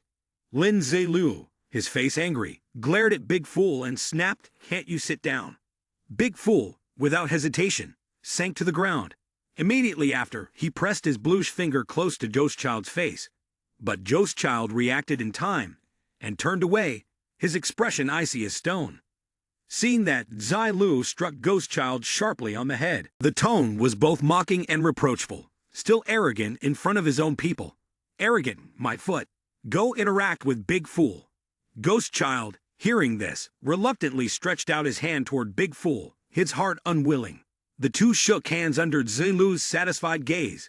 Immediately after, Big Fool raised his hand, hesitating for a moment before offering a piece of chicken thigh to Ghost Child, as if inviting him to taste it. Ghost Child, seeing this, was not at all proud and took it, leaving both Big Fool and Zai Lu completely surprised. Zai Lu placed a hand on Ghost Child's shoulder and said, "This is roasted chicken. If you want to eat, just take it. If you don't know how to eat, learn from Big Fool." Suddenly, a voice called out Zai Lu, causing everyone to startle. Turning around, they realized the one calling out was General Zhang. He was accompanied by two soldiers, who greeted Zai Lu, clearly surprised to see him here. Seeing a familiar face, Zai Lu turned to Ghost Child and Big Fool, who were still eating the roasted chicken, and said, "Take your time, Gag, to know each other. I'll handle something important first." With that, he walked over to General Zhang and greeted him. But unexpectedly, General Zhang bent down and respectfully bowed to Zai Lu, leaving him utterly surprised. He said to Zai Lu, "Zai Lu, I truly thank you." He explained, "The revenge for the brothers has finally been avenged." Zai Lu, seeing this, raised his hand to support General Zhang, gently responding, "There's no need for thanks. I want to know, what's the situation now?" Zhang Yuanzhang, at this moment, was on the verge of tears. He hurriedly wiped his eyes and joyfully reported, "The situation is extremely good. From the first to the fourth floors, not a single member of the Li family was spared. They were all killed on the spot. However, the situation at the foot of Kuishi Mountain isn't so great." Yuanzhang stood straight, looking at Zai Lu as he recounted the events. "It is known that after we surrounded and attacked the Li family, several strongholds led by the Li family in the shadows charged up the mountain. He reported that the total number of people was no less than 20,000. We nearly couldn't stop them at the foot of the mountain. Once the situation here stabilizes, I will send 20,000 troops to provide reinforcement." Zai Lu nodded in agreement upon hearing this. Yes, this was the crucial moment for the survival of the Li family. The ones coming must certainly be the forces of the Li family. He continued, "If we seize this opportunity, we can completely investigate and uncover the full extent of the Li family's power and eradicate them down to the roots." Zai Lu then proposed, "General Zhang, what do you think of this Kuishi stronghold of the Li family?" General Zhang, upon hearing this, showed his agreement. He placed a hand on Zai Lu's shoulder, his face full of confidence. "Yes." He turned his head, looking around at the surroundings, making an assessment of whether this location was ideal for the Jun Fang troops to settle in. It would also be quite easy to defend against zombies here. He thought this was a good place. Warm in the winter, cool in the summer, bright and spacious. He said to Zai Lu, "There's a chance we could even transform this place into the second safe zone of the capital city district, a safe zone specifically for Jun Fang's people to live in." Zai Lu, upon hearing this, brightened up and exclaimed in delight, "That's right, I am fully confident that the most important thing is that even with nearly 30,000 members of the Li family living here, it won't feel cramped." However, right after that, he hesitated a bit, seeming somewhat worried, because unfortunately, controlling this location required special methods and techniques. He feared that without them, this place would just be an exposed cave, vulnerable to the wind from all directions. As he spoke, he turned his head to look back. General Zhang, upon hearing this, looked at Zai Lu and agreed, thinking that since all the members of the Li family had died, restoring this location to its original state could be described as extremely difficult, if not impossible. Hearing General Zhang's analysis, Zai Lu remained steadfast in his thoughts and plans, speaking frankly to him. I know you are concerned for the safety zone in the army, but this is something we cannot force. At the same time, to strengthen General Zhang's trust, Zai Lu revealed something to him. Zai Lu's face at that moment appeared extremely mysterious as he said, Fortunately, I risked everything to preserve part of the method to control this location. Upon hearing this, Yuan Zhang was extremely surprised, all the astonishment evident on his face, exclaiming, What? The look in Yuan Zhang's eyes widened in shock, and after a moment of surprise, he began to tremble, stammering as he looked at Zai Lu, who was extending his hand toward him. You, but Zai Lu suddenly explained, General Zhang, I haven't said anything. This caused Yuan Zhang to sweat profusely and struggle to hide his astonishment and fear, repeatedly stepping back. Before General Zhang could recover, Zai Lu immediately made a suggestion, with a face full of unwavering determination, as if nothing could shake him, asking, So, General Zhang, would you like to cooperate? He heard such an unexpected request, his face showing hesitation as he fell silent, not rushing to give an answer. The two faced each other, each hiding their own thoughts. Perhaps every decision they made from now on would directly affect the fate of Li family Trang, so neither dared to act recklessly or hastily. Yuan Zhang stared intently at Lin Ziluo, beads of sweat beginning to form on his face, partly from fear, partly from tension. After a period of hesitation, he finally came to his own decision, unwilling to make Zai Lu wait any longer. Yuan Zhang raised 2 fingers, stating the profit Zai Lu would receive for taking the deal. This deal is 200,000 in cash. No more, no less. But how could Zai Lu possibly pass up the chance to make things difficult for General Yuan? This was truly a once-in-a-lifetime opportunity. He thought to himself, if I don't stab him hard today, it would be an insult to the name Zai Lu. Without hesitation, he spread out all 5 fingers, implying that he wanted 500,000 gold coins from the general. This left Yuan Zhang utterly shocked. His face turned purple with anger as he jumped up at Zai Lu, raising his hands in disbelief, unable to accept the number Zai Lu demanded. He shouted at him, 500,000? Are you trying to rob me or what? Zai Lu, in stark contrast to Yuan Zhang's furious, purple-faced outburst, replied arrogantly yet calmly, Does a robber strike this fast? Zai Lu spoke very calmly and leisurely as he explained his demands. If General Zhang and the Dragon Kingdom require it, I can also assist with other matters. For example, like this time. Upon hearing Zai Lu's words, Yuan Zhang was so angry that his body trembled, his teeth grinding together. But more than anyone else, he knew that without Zai Lu, nothing would go smoothly. He had no choice but to compromise. At this point, Yuan Zhang had a satisfied expression on his face, scratching his chin and appearing deep in thought. Finally, he spoke. 450,000 gold coins, that's the maximum authority I have. Anything more would need to be reported to my superiors. Zai Lu didn't immediately agree, but instead walked closer to General Zhang. General Zhang, he said. In the face of General Zhang's bargaining, Zai Lu remained extremely calm, his hands in his pockets, and he bid farewell without the slightest reluctance. General Zhang, goodbye. I will wait for you. General Zhang seemed very surprised by Zai Lu's firmness. He quickly turned around and tried to hold him back.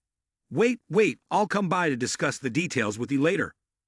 But as he turned, General Zhang couldn't hide the dissatisfaction on his face, feeling helpless, and thinking to himself, this Zai Lu not only fights well, but he's also quite skilled at talking prices.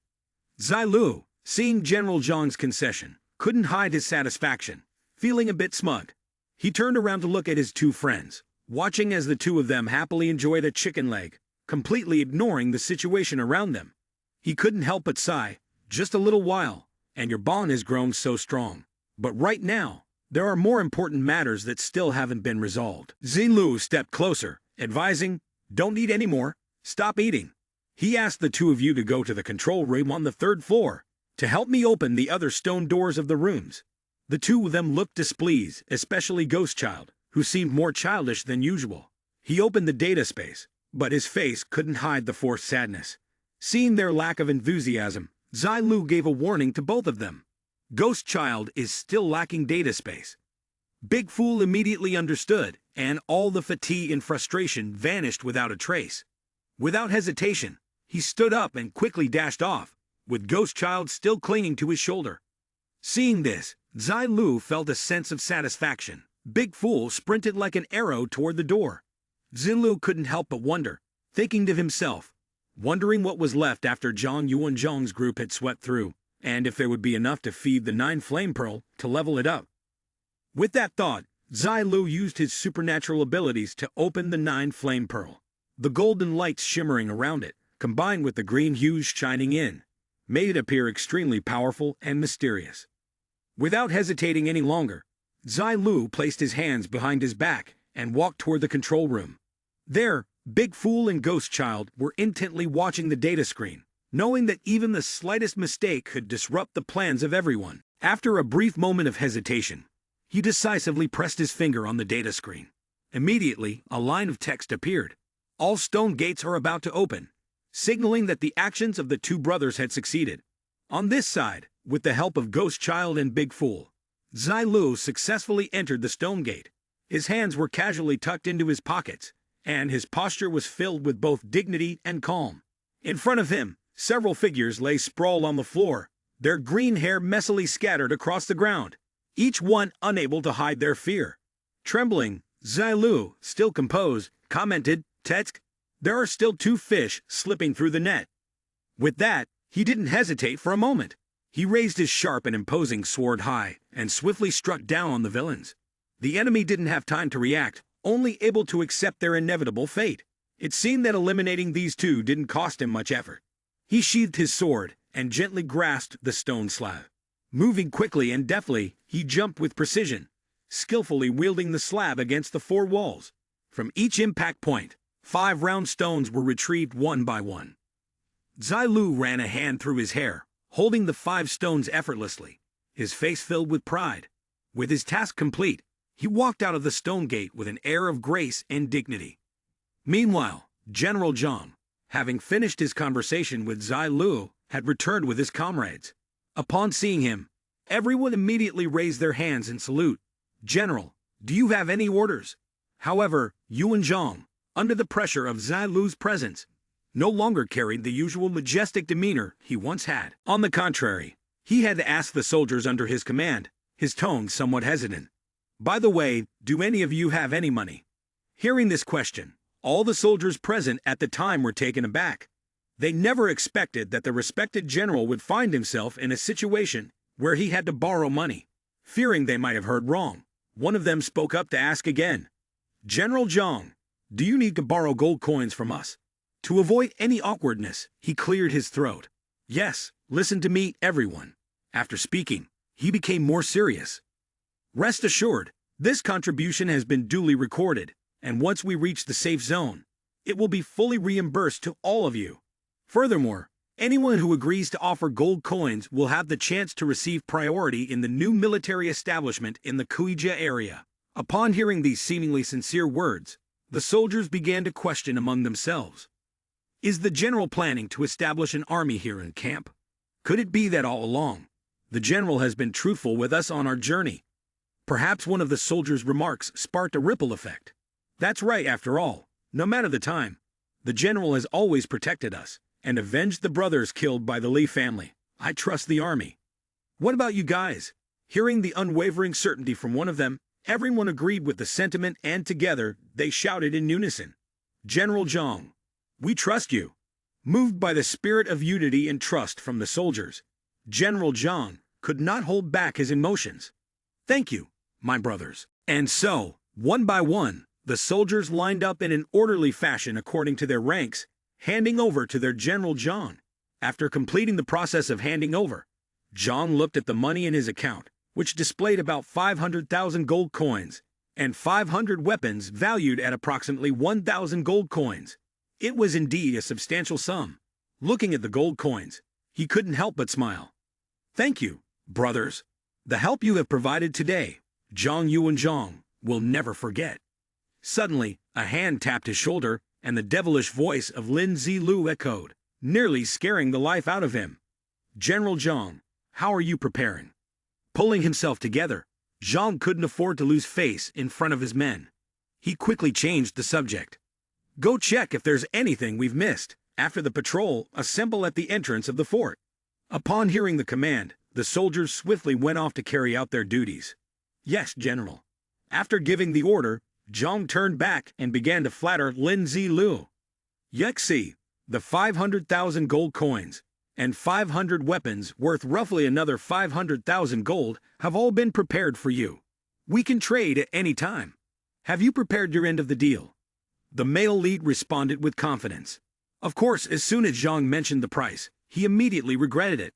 Perhaps it would have been better to have stuck to the original 500,000 gold coins, instead of throwing in another 500,000 gold worth of weapons. As for the male lead, he schemed in his mind.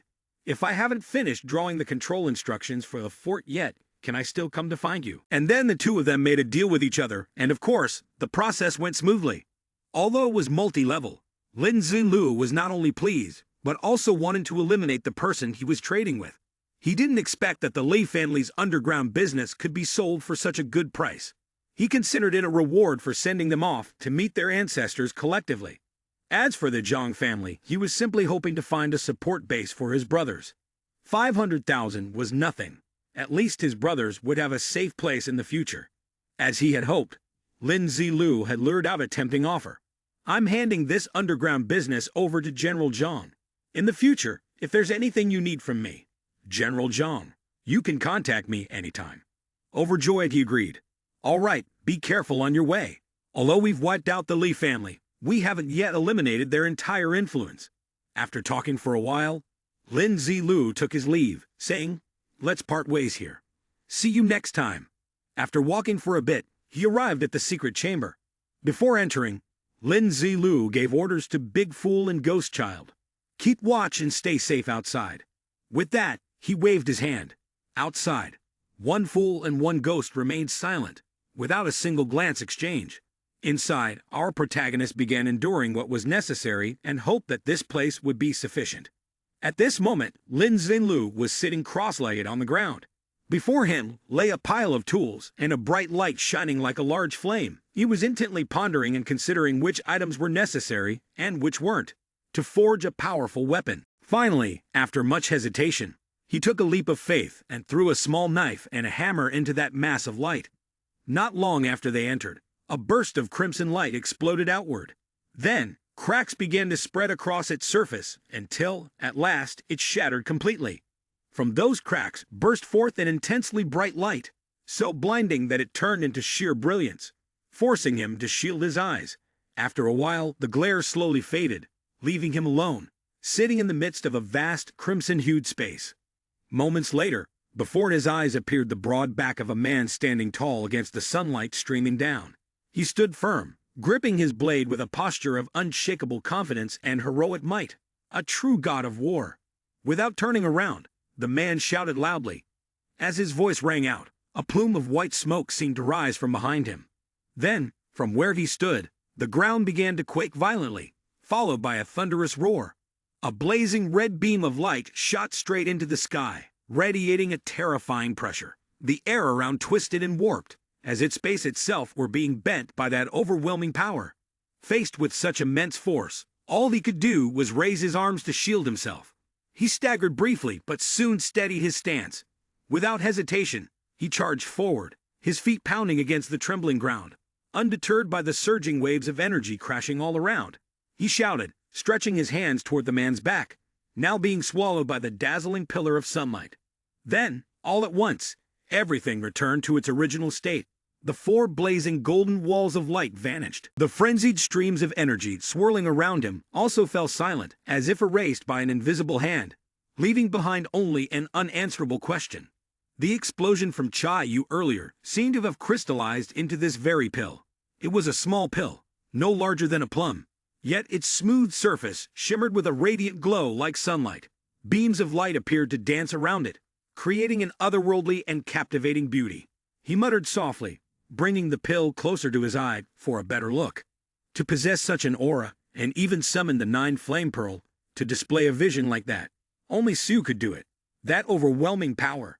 Even when I reached the state of a level 90 war god in my past life, it wasn't even 1% of this. Lin Zilu stared fixedly at the small pill in his hand. Its sparkling light seemed to challenge him, urging him to act. After a brief hesitation, he decided to try channeling a bit of energy into it. Instantly, the light from the pill spread outward like a flowing stream. Within that radiance, the pill began to change shape. Rays of light condensed, lengthened, and sharpened. In a fleeting instant, a gleaming blade appeared in his hand. The blade was of perfect length, its thin edge blazing as though forged from sunlight itself. And its name was ***, 9 Life Flood Dragon ***.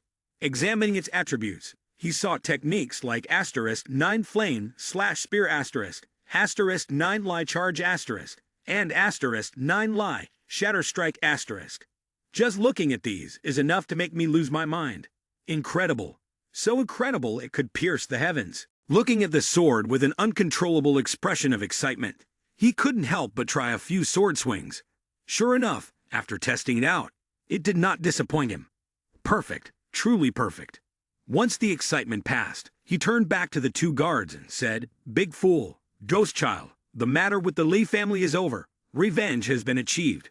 Let's head back to the safe zone in Capital City." He then led the way towards the exit, marking the start of a new future, ready to welcome the new arrivals. On the other side, Zhang Yuanzhang was heading back to the camp.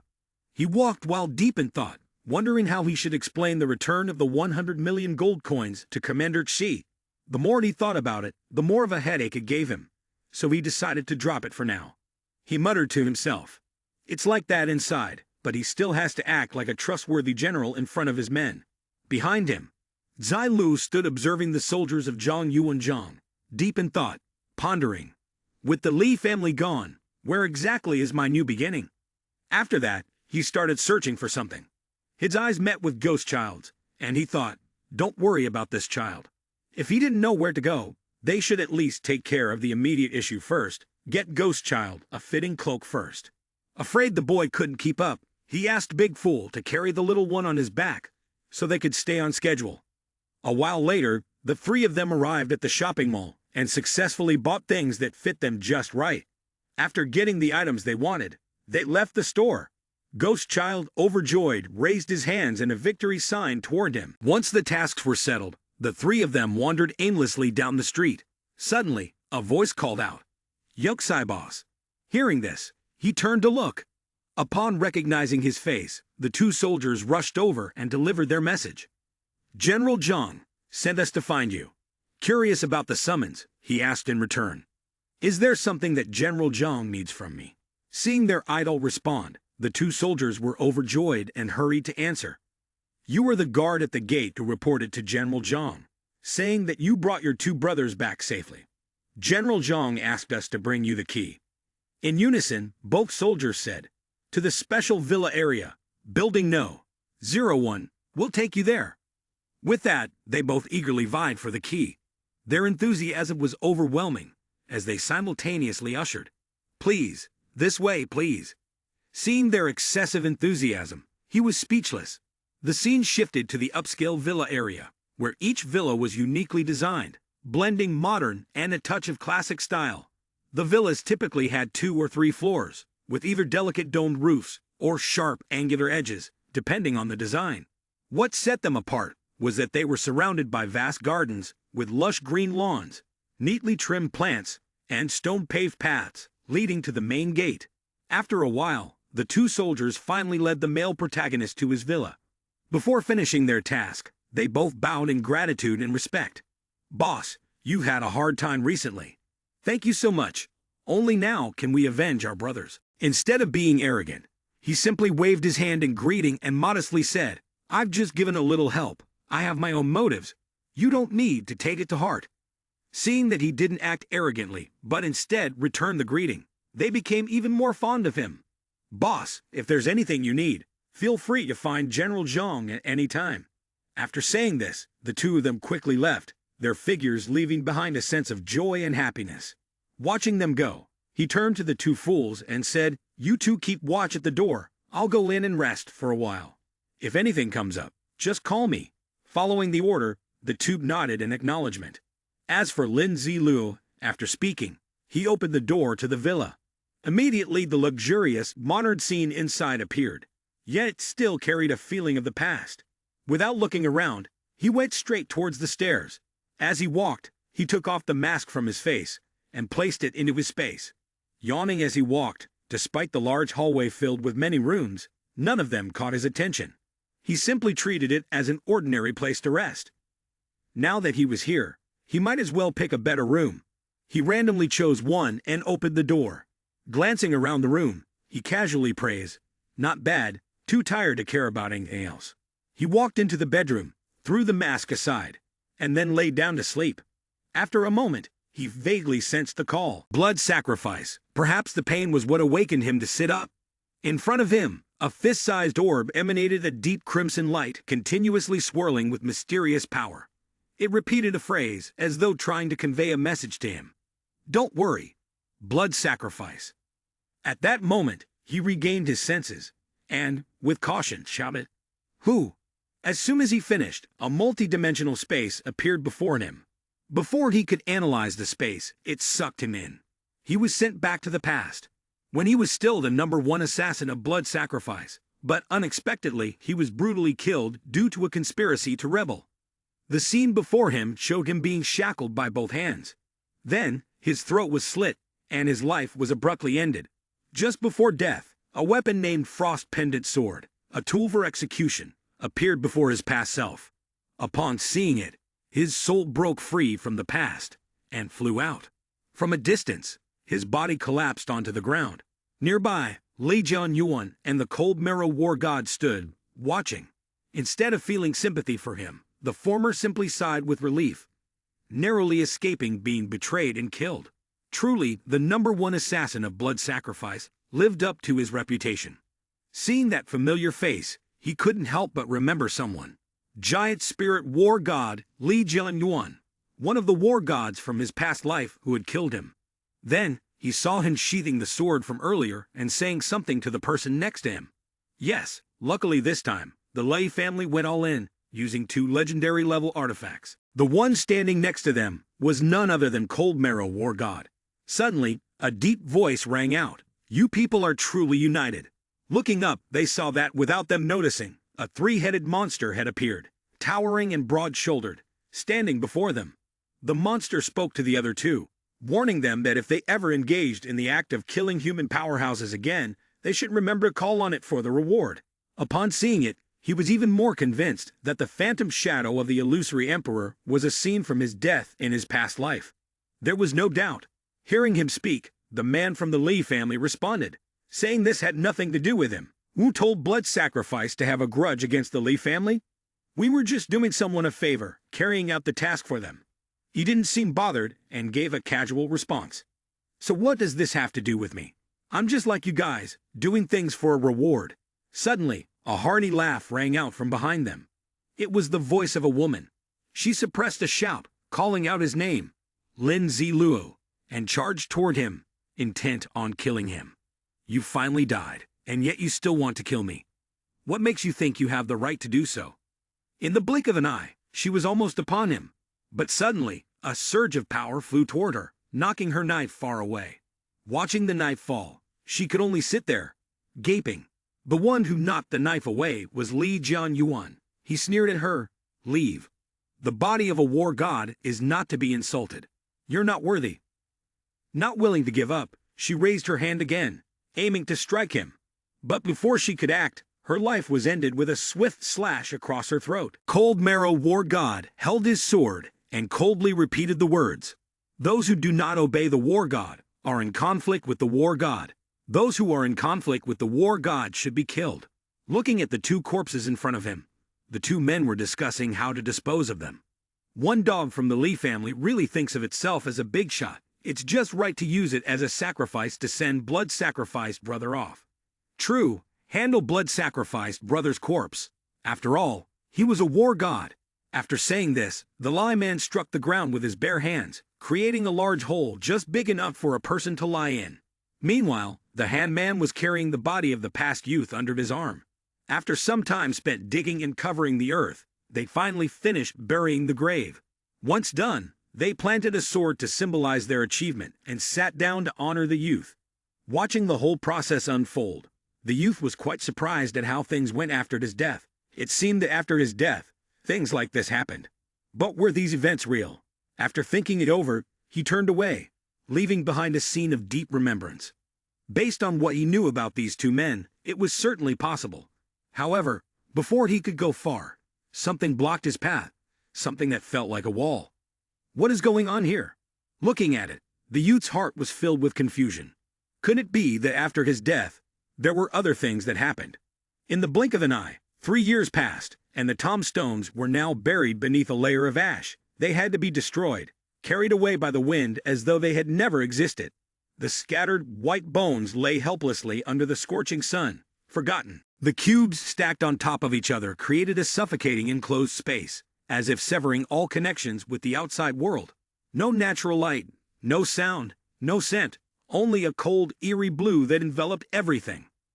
Lin Zilu sat absent-mindedly in the midst of that inescapable cube. After a while, Lin Zilu vaguely realized he was in that space. He wondered, his voice echoing in the hollow space, as though the words came from a stranger. Has it really been so long? Once again, Lin Zilu slowly opened his eyes. In an instant, it left him stunned, speechless. Blinding light appeared before him, and a city materialized, bustling, joyful, and so spacious that it left him in awe. Not only did it reflect in front of him, but it also radiated everywhere in that city.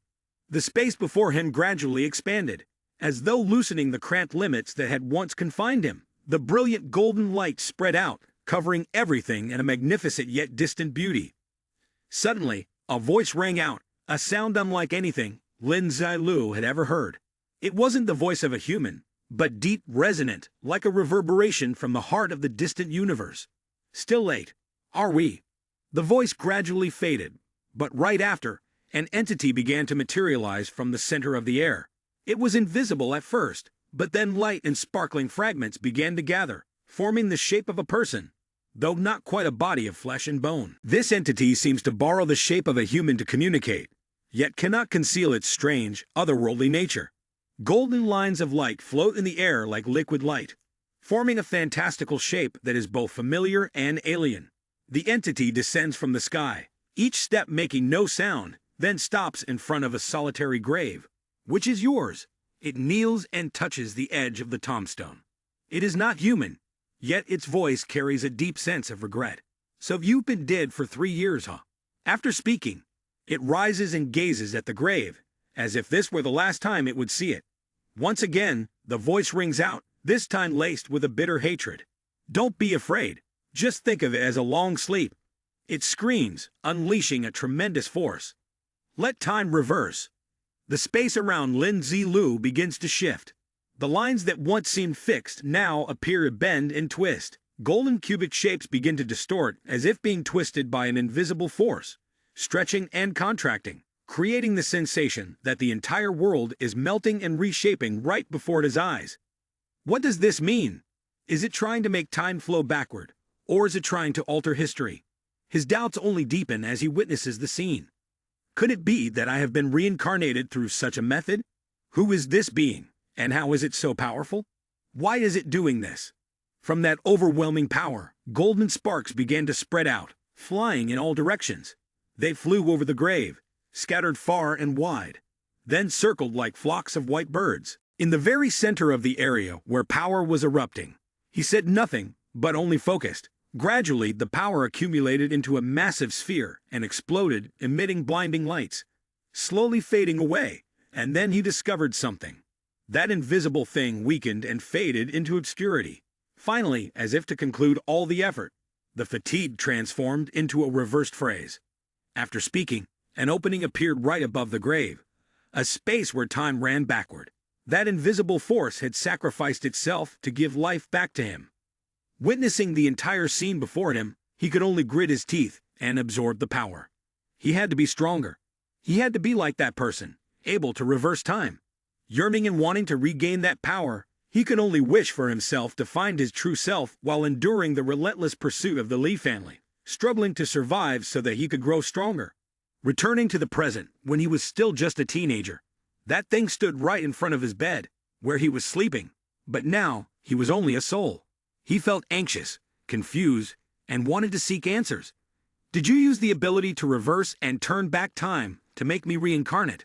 Who are you? Why did you reverse time to before the apocalypse? Why choose us? It seemed that the entity couldn't hear his questions and only communicated silently with his former self. Finally, there was an opportunity to change fate. As it spoke, it took out something slightly glowing. This is for you. No regrets, no remorse, only relief from returning the item to its rightful owner. Finally, the item has returned to its master. After finishing, it placed the purple object right in front of your chest. As soon as it touched, the object immediately emitted a flash of light. Seeing the power spreading more and more, your future self could only stand there, stunned. Watching your body slowly absorb it, it hoped that you would grow even stronger. Only the strong can control their own fate. If not everything, the world, the vast universe, where every glance is a pawn in the game. That object that returns to its master can help you grow stronger. Don't miss this chance.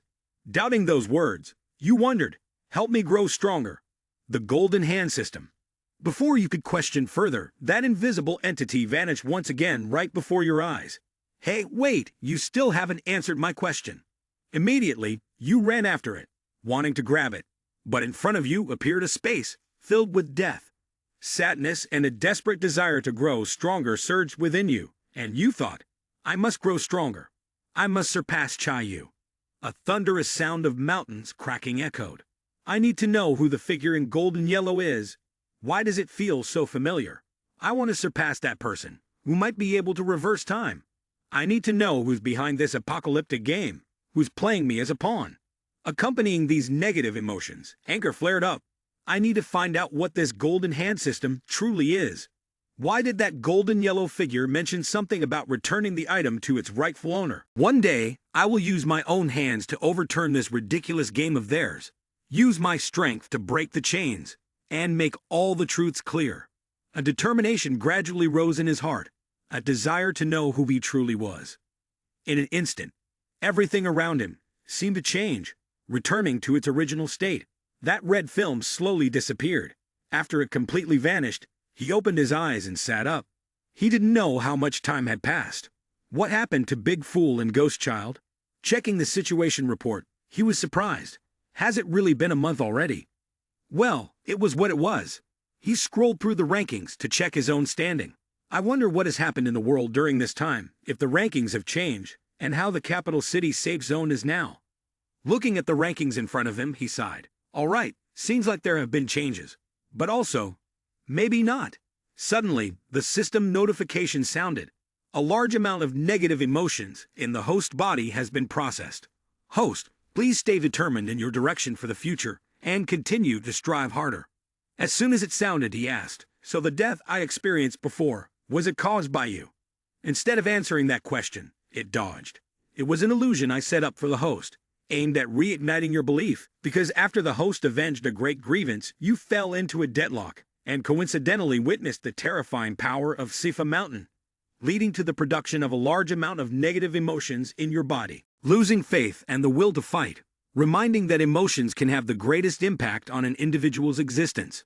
Host, don't let your emotions easily take control. Hearing those words, he could only smile and express his thanks.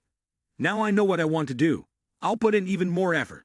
Suddenly, another red notification appeared. Upon checking, it showed the current position of the player Yixai. Loading the current status of the player Yixai. Why did the notification come up? Was it triggered by a change in Yixai's psychological state? The talent for vengeful thoughts has undergone a change. Congratulations! Yixai's vengeful talent has evolved into the legendary talent, Heart of Rampage. Looking at the notification, he checked again. Heart of Rampage. Talent upgrade. Bypassing family-related processing. Directly advancing to a legendary level talent. Upon realizing its effect, He couldn't help but feel elated, immune to any psychological influence. You've made me so powerful that words can't even describe it. Once everything was settled, he put on his mask. It was better to find Big Fool and Ghost Child to calm down first. As soon as he stepped outside, the first thing he saw was those two fools, sitting there looking pitiful, staring at him. Yixai walked over and smiled. Sorry for making you wait so long. Now, let's get going.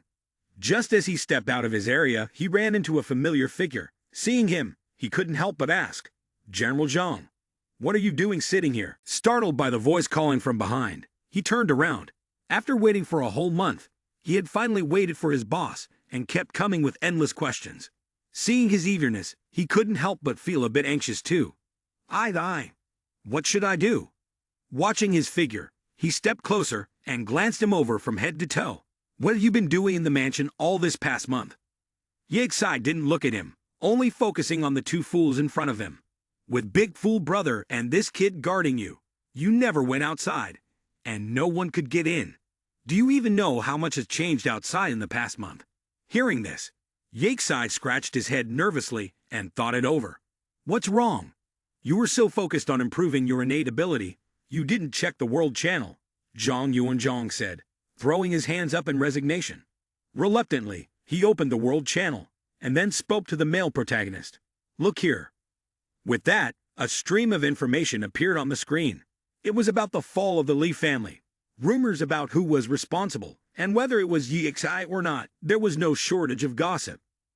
Reading through these messages left Yixai speechless. Finally, the most recent message that appeared made him pause in utter silence. At last, he just laughed it off and said to General Zhang, I was just fighting too hard, passed out from exhaustion. The red light was just a prop. Though he knew Yixai was explaining himself, Zhang couldn't do anything to fix the situation outside. Yeah, but I don't think you need to explain to me. You need to explain to them. Then, a series of images appeared, showing the soldiers fleeing in panic, crying out in distress, sighing. He could only rub his forehead.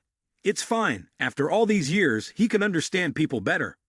With situations like this, the only way is to make things worse. Zhang Yuanzhang also gave up.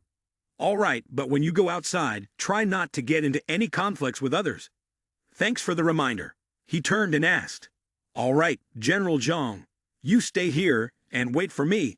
Is there something? He didn't expect he would speak so bluntly, which surprised him and made him a bit uneasy. He did spend over 100,000 gold coins to buy a map of the controlled area from him, and his superior had lectured him for a long time. But that was a month ago. Even though he thought this, he still turned back and said to him, It's nothing, just that the locals reported some strange occurrences at Villa Number 1, so I came to check. Since I couldn't go inside, I've been waiting here for a few days. In saying this, he revealed his stinginess. Seeing there was nothing important, the young man replied, All right, fine. Having said everything that needed to be said, Mr. Zhang said his goodbyes. As long as you're fine, it's easier for me to answer to my superior. Goodbye then, each going our own way. On Lin Zilu's side, he told the two fools, Let's go, take a walk with me. Though he said a walk, there wasn't a single soul around the three of them. The whole wide road was empty, only the sound of footsteps and the wind blowing quietly. You're the famous one to break the silence first. I'm just a good young man. You guys can't talk bad about me like that, can you? Sigh, look at this safe zone here. Rumors had caused harm, and the prosperity gradually declined. Instead of continuing to wander, he opened up a space to head to the shop. Realizing its convenience, he couldn't help but praise. The door and dungeon don't require lining up. That's pretty nice. After saying this, he took a step forward and entered. Indeed, the space and dimensions were different. In just a moment, he had walked to the other side. Upon entering the shop, all three could only stand there, looking confused. Then, a system notification from the shop rang out. Dungeon waiting room. Please select the dungeon you need. Once done, it displayed the player's information, and he clicked on the Join Chat Group option. After completing the joining process, it again displayed a special world-type dungeon and reiterated the danger, along with the amount of money required, for the player to confirm. Without hesitation, he clicked Confirm. Upon receiving the player's confirmation, the system opened up another three-dimensional spatial door. Player Yixai confirms entry into the dungeon, preparing to scan the basic attributes of the three players and initiate the space jump. A system panel appeared in front of them, scanning the player's basic information. The system panel showed a series of text, matching players with a world that had corresponding attribute data. World match completed. Dungeon mode is being processed. This dungeon was named the Second Hazard of the Wasteland. Player Yixi, the total fee for you and your team to participate in this dungeon is 100,000 gold coins. Lin Zelu was astonished. Is it really that much? System explanation. This instance is a pure native instance, and its difficulty level is quite high, with no player having entered it before. Therefore, a large amount of gold coins is required. If the player is dissatisfied, they can pay 10,000 gold coins to immediately reset the coordination. If not, the three players will be unable to continue coordinating the instance within 10 days. Lin Zilu smiled. Once the payment was received, the reminder became much clearer. He stroked his chin, thinking to himself, the second danger of the wasteland. At first glance, this instance seems to be a place with extremely harsh conditions, and the conflict seems very high. Lin Zilu thought, based on the experience from his previous life, there would be many opportunities to make a fortune in this kind of instance. The system board in front of him blinked again. Base price 100,000 gold coins. But due to the player's peerless move, a 10% discount on the instance fee is applied, so only 90,000 gold coins is required. Confirm payment. After hesitating for a moment, Lin Zilu finally pressed the confirm payment button. The system displayed, confirmation. Player Yixi's payment for the instance has been successfully processed. We wish you a pleasant instance run. A lengthy guide appeared, listing the name of the instance, the second danger of the wasteland. Instance background. Tranquil Mother Star was once a thriving planet. It had a large population and advanced scientific technology. However, after suffering from the effects of a large-scale war, the planet was devastated by highly destructive weapons. The environmental system of the entire planet was completely destroyed, and a large amount of radiation and special energy spread across the entire surface of the planet. Under such harsh conditions, humans had moved their place of existence underground and successfully built several large underground cities across the entire planet. Just when humanity thought everything was over, a large number of zombies appeared, created by the radiation from creatures on the surface, and humans who were exposed to the radiation transformed into them. This situation once again pushed humanity into despair. Faced with this dire situation, humanity was divided into three factions: the progressive faction, the faction advocating for war with the radiation creatures, willing to face mutual destruction if necessary. The conservative faction advocates abandoning the underground cities and moving deeper underground to avoid the radiation creatures. The neutral faction has no solution for the time being. They wish to observe the situation and adapt accordingly. The mission prompt displayed. 1. Please remember the radiation on the surface and the existence of special energy. Prolonged exposure will transform you into a zombie. 2. Both the radiation creatures and zombies are extremely interested in humans. Please protect yourself well. 3. A long-term shortage of supplies has caused the entire human population to develop a dark mindset. Please be cautious of them. For this dungeon, the storage space of players would be completely sealed. Titles would also lose their effect. The mission rewards would be determined by the main storyline. Mission duration: 30 days. Lin Zelu was taken aback. Is it really that sudden? He asked curiously.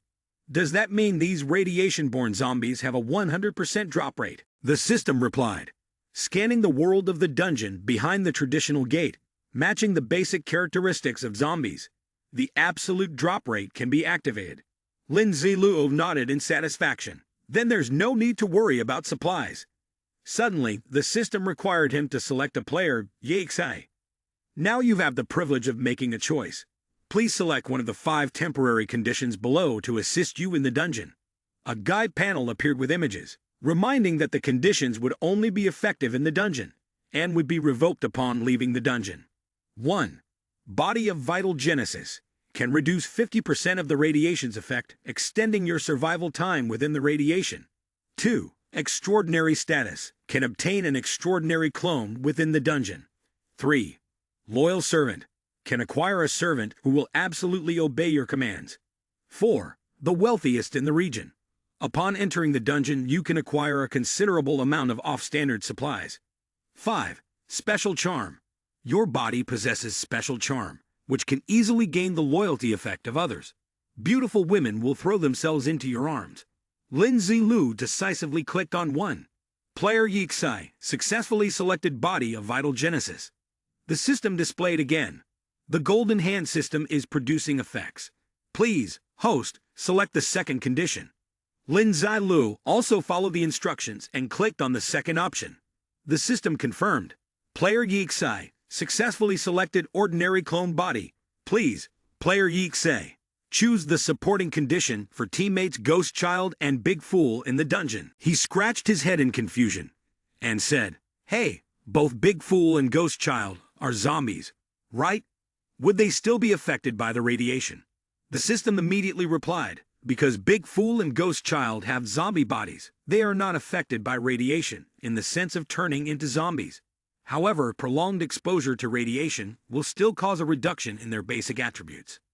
Lin Zilu also selected the second condition for his teammates, Ghost Child and Big Fool. All three of them cut their palms, put their hands into their pockets, and looked straight ahead. They stood in a line, surrounded by a glowing network. The dungeon preparation was complete. Please, players, make use of the time to enter the dungeon. The door ahead glowed a golden hue. Lin Zilu stared at it, his hair slightly disheveled. "Let me think." He opened the inventory in his system and took out a card from it, still a bit stunned. It can't be taken out if it's stored in the system's inventory, but I can hold it in my hand. As the teleportation process began, the system prompted. The supply card will be destroyed by teleportation energy. Warning. Players are advised not to rely on luck or attempt to exploit loopholes. Lin Zilu sighed and placed the card back in its original spot, together with his teammates, Big Fool and Ghost Child. He stepped into the teleportation gate. As he emerged from the gate, electric arcs still danced around the three of them, keeping them suspended in midair. A notification window appeared. "Congratulations, Player Yixai, for successfully entering the second danger level dungeon of the Wasteland. Your body has been adjusted by the system and automatically adapted to the gravity factors of this world. You have also acquired the basic language proficiency of this dungeon's world. You have acquired a bad status, and the radiation is continuously affecting your body. It is predicted that in 60 minutes, you will be affected by the radiation and transform into a zombie. You can seek out an underground city to avoid the disaster and minimize the radiation's impact." The light around Lin Zilu gradually faded. The three of them appeared in a room, their clothes changed as well. Lin Zilu drew a fire sword for precaution. In front of them was a wall with a map divided into several colors. On the wooden table nearby was a stack of documents. Big Fool moved to take the stack of documents, but Lin Zilu raised his hand to stop him. "Don't move recklessly," he said. He opened his system interface and took out a supply card pouch from it. Lin Zilu opened the pouch, and seeing that there were still cards inside, he was pleased. "I knew the extra-dimensional storage space of the golden hand wouldn't be affected."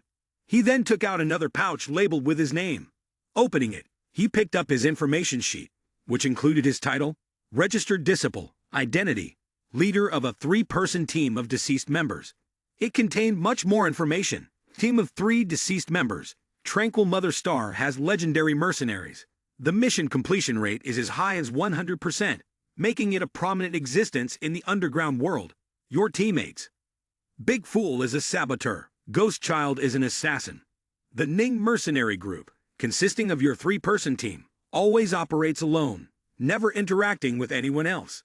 At this point, no surviving person has ever seen the true faces of any of the members of the team. Lin Zilu opened the bag and turned it inside out, finding a few miscellaneous items inside. He placed the bag back into the system panel, and all three of them stared at the map seriously. On the map, it was written, "How beautiful was the world before the war?" Lin Zilu pulled the map down, sighed in exasperation, and muttered, "The difficulty level is already hellish from the start." He folded the map and placed it into a slot in the system panel. Lin Zilu walked over, pushed the door open, and said to the other two, "Ghost Child, Big Fool, let's go."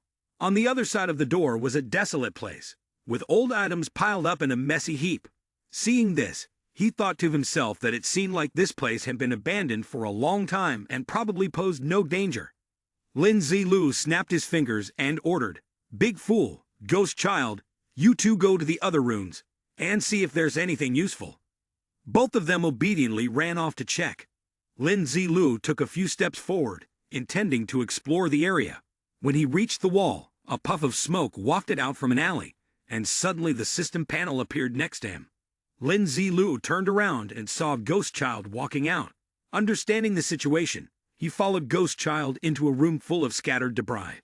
Entering the quiet room, the first thing Lin Zilu saw was a skeleton slumped over a table. Its hand was holding a piece of paper. He took the paper and read what was written on it.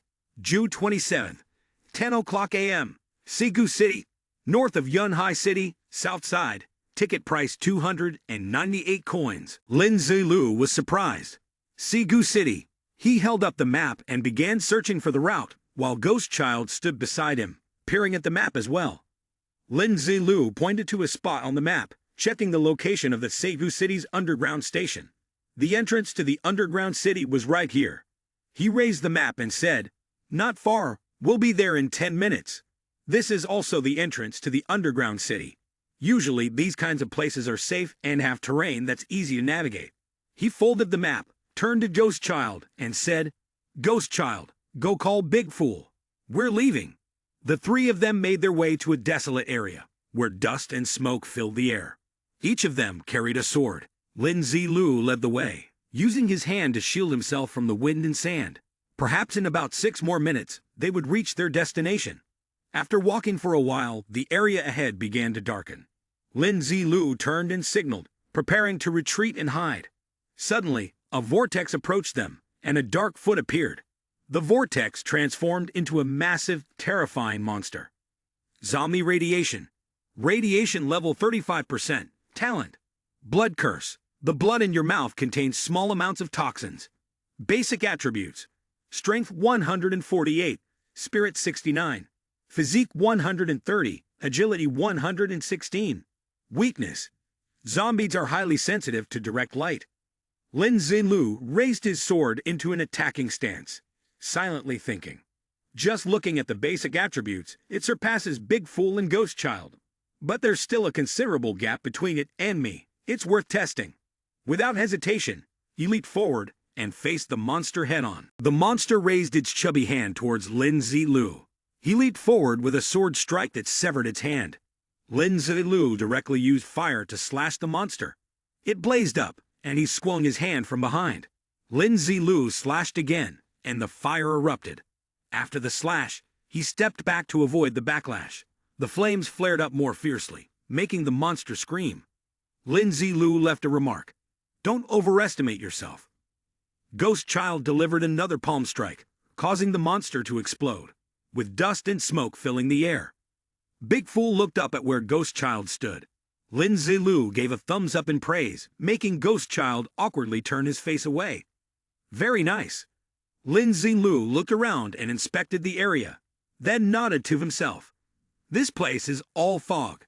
No wonder the zombies here can't go out into the light." He was raising his hand when suddenly he froze in confusion and dizziness. After the battle, Lin Zilu gathered his strength to support himself on the sword and knelt down, startling Big Fool and Ghost Child, who were nearby. A system notification appeared. "Your body's energy is decreasing. Please move quickly to a safe zone." Lin Zilu seemed to understand, realizing why he was feeling uncomfortable. He quickly pulled out a few cards from his bag and dropped them. The information board appeared along with them. Quick wristband, a silver-grade equipment that can make the wrist more flexible. Agility +3, wrist flexibility increased by 10%. He sighed, no wonder it's a high-level zombie, dropping silver-grade gear directly. Lin Zilu tossed one of the cards to Ghost Child, who caught it with 2 fingers. We continue on. At that Sigu City terrain station, the 3 of them walked toward a base in the middle of the desert. Their footprints were still visible on the sandy ground. Suddenly, Lin Zilu called out, "Ghost Child, use Phantom Mirage." Ghost Child immediately disappeared. Lin Zilu stroked his chin and confirmed, "Impressive." Lin Zilu and Big Fool continued walking toward the base. On the sign at the entrance, it read, Segu City Terrain Station, Tian Lion City Underground Entrance No. 38. Lin Zilu looked at the sign and said, no wonder it's called a terrain station. It turns out they've transformed the underground train station into an underground entrance. Lin Zilu stepped inside, and on the threshold, there were many different footprints. Seeing this, he guessed, looks like there are quite a few people here. He and Big Fool descended the stairs into the underground city. They went straight to a large wall, in the middle of which was a hole that had been broken through. The surrounding area was eerily quiet. Inside the hole were a series of stairs leading downward. This dungeon really knows how to find its spots. Normally, humans wouldn't even notice this place. Lin Zilu stepped down onto the stairs, and both he and Big Fool's chests simultaneously displayed a skull-shaped emblem. As they ventured deeper, the city buzzed with activity, with sounds of laughter and conversation filling the air.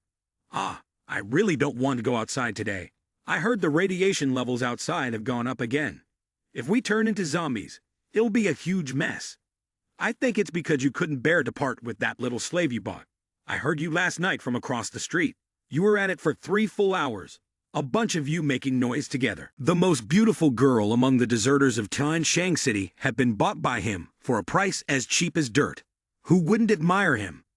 No, it's nothing like that. It's just that my brothers value her. Look, Wang Bro isn't someone stingy. As for Lu Tai, does any one of you have any interest? I'll give you a direct discount. One of them quickly jumped in and said, isn't Lu Tai the slave that Brother Wang bought last month? With those big E-cup breasts, how could Brother Wang possibly be done? All right, I'll take her. Another one, quick-witted, immediately chimed in. I have some insider info from the slave market. They're bringing in another batch of deserters from Tianshang City for us to sell. There will be quite a few good ones in the lot. Lin Zilu and Big Fool passed by them, and one of the men kept rambling on.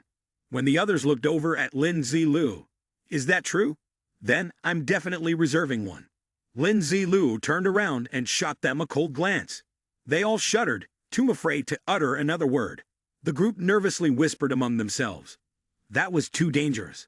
The military is at a disadvantage today. We almost ran into the 3 death squad members when we left the city. Luckily, we reacted quickly. If we had collided with them, we'd have been dead. Those 3 death squad members from earlier, were they really them? Seriously, how did only 2 of them dare to go out hunting? Why didn't they wear radiation isolation suits? They kept shouting loudly, probably because their voices were too thick and heavy, making it inconvenient for them to act. All right, let's stop discussing them. The S-level mercenary group is not something we should mess with. Big Fool turned around to look at them. Lin Zilu angrily thought, I heard it, can't you speak more quietly when discussing things? As he walked, he sighed. Living like this, what exactly are the people from this underground city? Moreover, their imagination is so rich. They even despise wearing protective suits, as if the system that likes to trap them is suppressing their equipment. However, it was still a good thing to meet them before entering the underground city. At least it gave him an idea of the threats posed by their status. Lin Zilu turned his head slightly and glanced at the noisy crowd. But the system surely didn't just let him encounter these people for no reason. What information had he gotten for what they said? As he thought about it, he suddenly realized something was taken aback. The deserters of Tianshang City? Lin Zilu rested his chin in thought.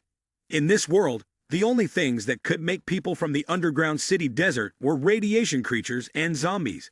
There was probably nothing else.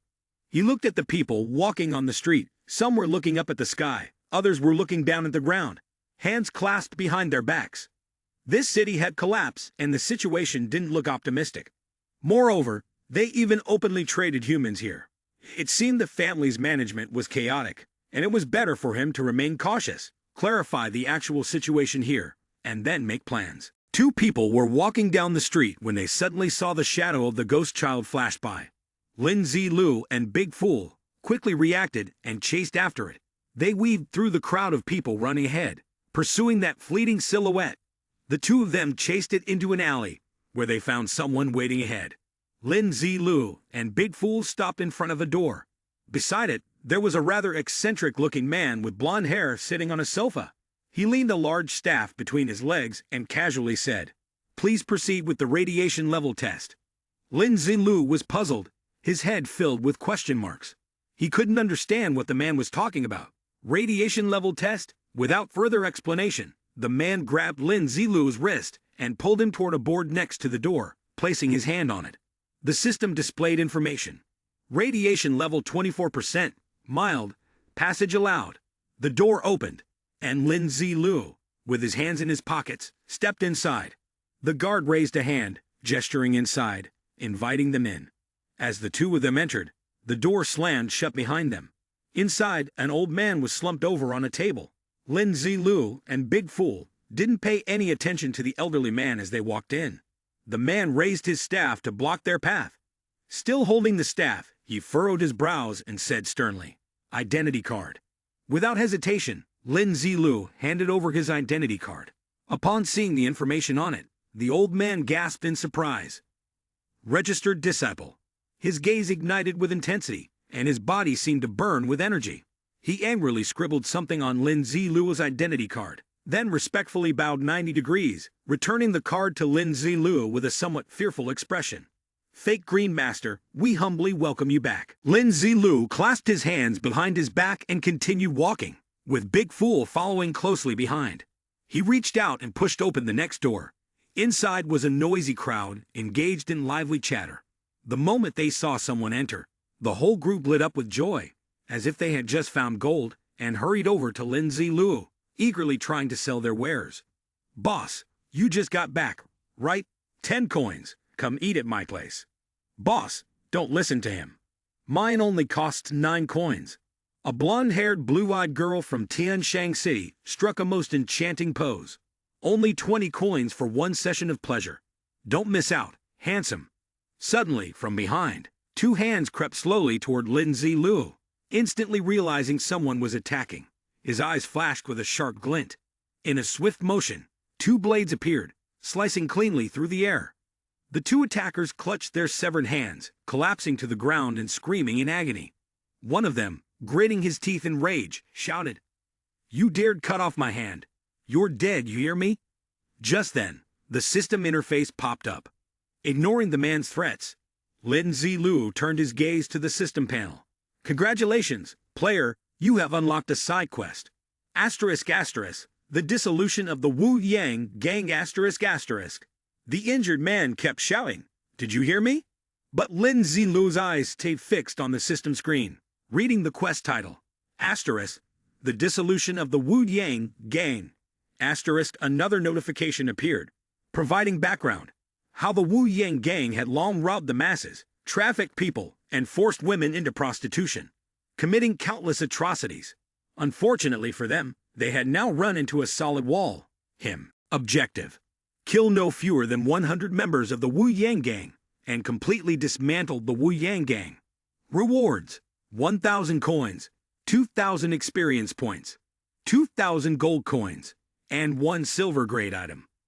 Lin Zilu rejoiced, thinking, this reward is really something. The troublemaker was helped to his feet by 2 others. He asked, "What's your name? Which faction are you from?" Before he could finish, Lin Zilu slashed across the throats of all 3. "Tell me your name." The man's head rolled away. Sword in hand, Lin Zilu said, "You're not worthy to know it." Then he ordered, "Big Fool, stomp him." Suddenly someone shouted brazenly. He pointed straight at Lin Zilu and Big Fool and said, "Are you challenging our Wu Yang gang?" Lin Zilu's eyes flashed. The man who had just been so loud-mouthed now cowered in fear. The fat man standing beside him was no less terrified. You dare challenge the Wu Yang gang. We don't want to live." Suddenly, an arm clamped over his mouth. A short, fat fellow trembled as he said, "A misunderstanding. A misunderstanding. It's only a misunderstanding, sir. You must have matters to attend to. Please, go ahead. Please go ahead." Lin Zilu stared at them for a moment, then ignored them and turned to leave. The fat man breathed a sigh of relief. The other asked, "That man just killed someone in front of everyone. Why didn't you arrest him? It seems he has given you all quite a benefit, hasn't he?" It turned out the fat man was the manager here. He shoved his hands into his pockets and barked, "Wu Yang gang. You traffic people. Haven't I warned you about this before? He pointed at his chest and said, "Can't you see the medals those two are wearing on their chests? That's the team of 3 who died. If you're so capable, why don't you go up and deal with it? Don't drag us into it." Upon hearing this, the people around them began to whisper among themselves. The team of 3 who died. That's terrifying. Just now, when we were watching the play, we weren't going to get involved with him, were we? Besides, that bald old man doesn't seem to be in the city right now. If this is left to those clueless people to handle, it'll be complete chaos. A bunch of idiots with no manpower, and they still dare to mess with the team of 3 who died. That bald old man has recently taken in a bunch of useless people for the sake of the long-standing business, and this time, they're really screwed. Meanwhile, Lin Zilu, holding a map, walked forward while talking, followed by Big Fool and Ghost Child. Damn it, why the hell did this apocalypse game drop me off in this Titan Land city? One hand in his pocket, the other holding the paper, he muttered, "Even though I know you dropped me here, because something's about to happen, couldn't you be more specific?" Lin Zilu grumbled in frustration, having spent a large sum to buy news from others, and still couldn't get the right information. He glanced down at the map, checking for the most reliable mercenary hub, where the most accurate intelligence could be found. As the 3 of them walked forward, a group of thugs appeared in front of them. There were dozens of them, and one of them stepped up to ask, "Were you the one who killed our brothers from Wu Yang Gang just now?" The system's interface displayed information about the person in front of him, who was swaying back and forth. Hu Yu Cheng, C-level enhancer, basic attributes, strength 70, spirit 5 years, physiques 6 years, agility 80, excessive desire, posture somewhat unstable. The system further explained, enhancers are individuals whose power comes from the combat prowess of humans in this world. Due to the presence of special energy on this planet, conventional weapons are ineffective. Therefore, humans use enhancement drugs to strengthen themselves, gain power, and improve their abilities. Basic attributes from 0 to 20 are considered normal individuals. From 20 to 50 are D-level enhancers. From 50 to 100 are C-level enhancers, like Hu Yu Cheng right now. After that, each additional 50 attribute points represent a new rank. A-level enhancers are extremely rare in this world. Suddenly, a figure stepped forward, raising his hand to introduce himself. "My friend, allow me to introduce myself. I am Dejai, the vice leader of Wu Yang Gang." Lin Zilu lazily glanced at him and said, "Just say what you have to say and get to the point. If you have anything to fart out, do it quickly. I'm in a hurry." Dejai's eyes narrowed, showing displeasure, but he still smiled broadly on the surface. "First of all, I would like to apologize on behalf of the members of my gang who deliberately tried to rob you. This was truly because they lacked knowledge and did not recognize your identity as an S-level mercenary team." He propped one hand on his hip and continued, "You don't honestly think that being a member of an S-rank mercenary troop entitles you to casually kill members of our Wu Yang Gang in front of everyone, do you?" Lin Zilu's face darkened. He had thought his false assassin identity had already been exposed. This Wu Yang Gang was no prize. The deputy leader, inexperienced, folded his arms arrogantly and said, "I can kill whoever I please. What are you going to do about it?" Dejai narrowed one eye and smiled faintly. "You're awfully hot-headed, so I have been rude." He grinned slyly and ordered his men, "Don't kill them. Wait for a chance to capture them, and bring them back." The men obeyed and closed in around the 3 of them. Dejai glanced at a burly man beside him and said, "Line 1, I reckon he's a B-rank powerhouse like you. Watch him and be ready to strike at any moment." The man nodded. "Deputy leader, understood." Lin Zilu leaped forward a step and swiftly drew his sword. Without another word he charged, hacking and slashing at them. Sword in hand, he pivoted toward Dejai. Dejai staggered back a few steps in surprise. This man was so strong. No wonder he'd been so brazen. He forced himself calm, clasped his hands, and lowered his voice. "Sir, we agree to compensate and apologize." "See?" Angered, Lin Zilu raised his sword. "Too late. Now I want you all dead. Offer me your lives as an apology." He unleashed a 9-flame slash spear. Lin Zilu cleaved through the group in a single sweeping strike, blood spraying as they screamed. They screamed in panic, "Run quickly!" Lin Zilu gripped his sword, preparing to attack. He lifted the sword with both hands, then used the 9-Lie Shatter Strike to drive it down, sending rocks and debris flying. The crowd froze in fear, rooted to the spot, as dust and smoke rose into the air. Lin Zilu released one hand from the sword's grip, and suddenly, a voice came from behind, saying, run quickly, Lai Yuan, carry me and run." Lin Zilu slid his hand into his pocket, turned around, and saw a few fish slipping through the net. He rested the sword on his shoulder and followed behind Big Fool and Ghost Child. "How about we change our approach?" Lin Zilu turned to Big Fool and said, "Big Fool, take care of those fish slipping through the net in the southeast. Don't let any of them escape." Upon receiving the orders, Big Fool immediately shot off like lightning, chasing after them. Lai Yuan took a step forward, carrying Dejai, his face full of fear as he ran. A shadow passed overhead. Big Fool quickly landed and blocked their path. Dejai was in tears, while Lai Yuan shouted, "Brother, Wu Yang's gang admits defeat this time. Please let us go. If you spare us, we can offer you the A-level enhancement skill that's unique to our guild." Big Fool ignored the plea and charged forward to attack them. He flew toward them at incredible speed. Lai Yuan leaned back in fear, gritting his teeth, while Dejai seemed to have fainted, terrified. Lai Yuan carefully laid him on the ground. Meanwhile, Big Fool was still charging toward them. He raised his hand to block Big Fool's attack. Big Fool swung his hammer, striking Lai Yuan and leaving several bumps on his head. Another blow followed, sending Lai Yuan flying through the air. Big Fool lifted his hammer again, aiming at Dejai, blood spilling from the wound. Lin Zilu and Ghost Child, leaning casually against a nearby wall, exchanged scoffs. "Too slow, facing someone like that. What a waste of time." Lin Zilu pointed a finger, his tone stern. "Where are your skills? Why aren't you using them? Tonight's dinner will be roast chicken." At the mention of roast chicken, Big Fool froze in shock and disbelief. The three of them continued walking, and all Big Fool could think about was that roast chicken. Lin Zilu turned his head and said lightly, "Look at how pathetic you are.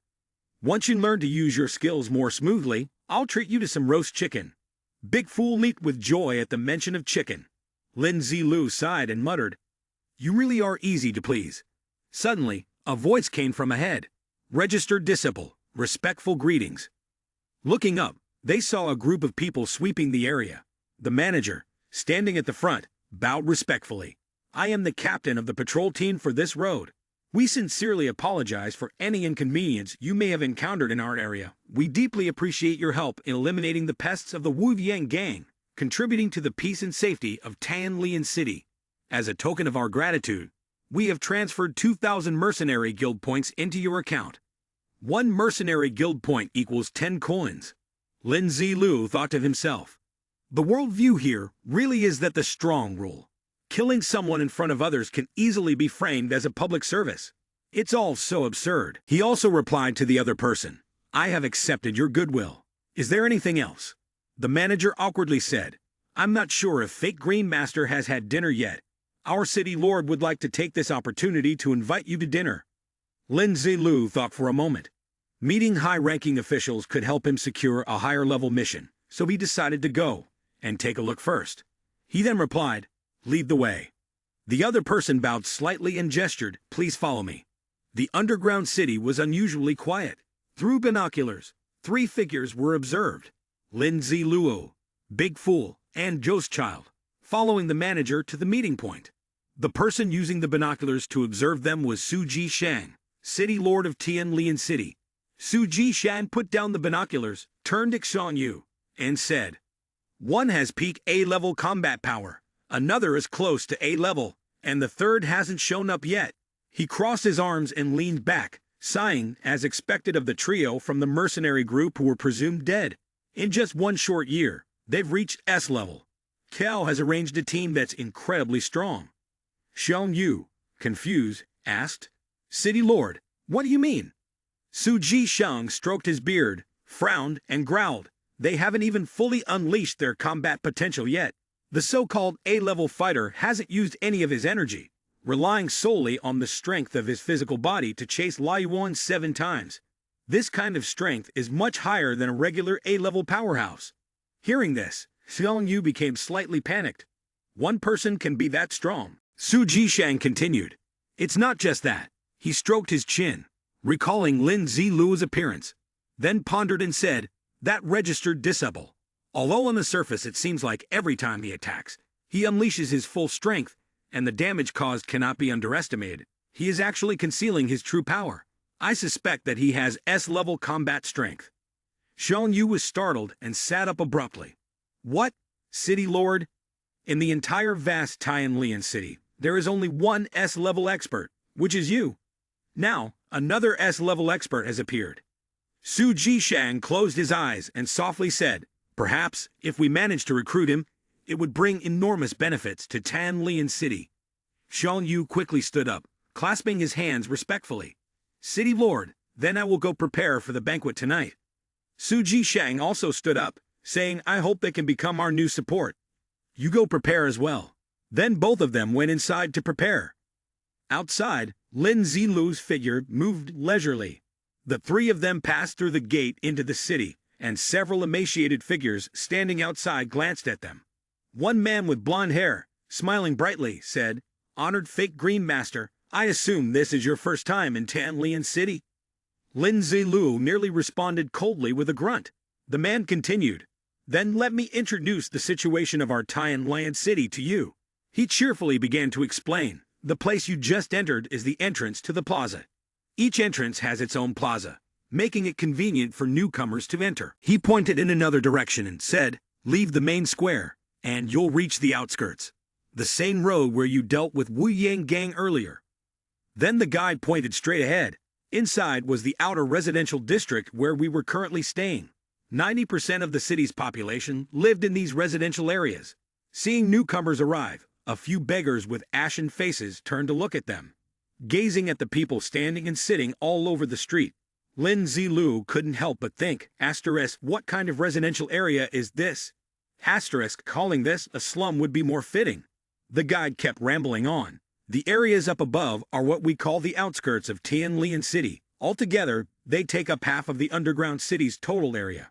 With his hands in his pockets, Lin Zilu glanced around and thought, according to the dungeon setup, 50% of the land supports 90% of the people, while the remaining 50% is, of course, reserved for the top 10% of elites.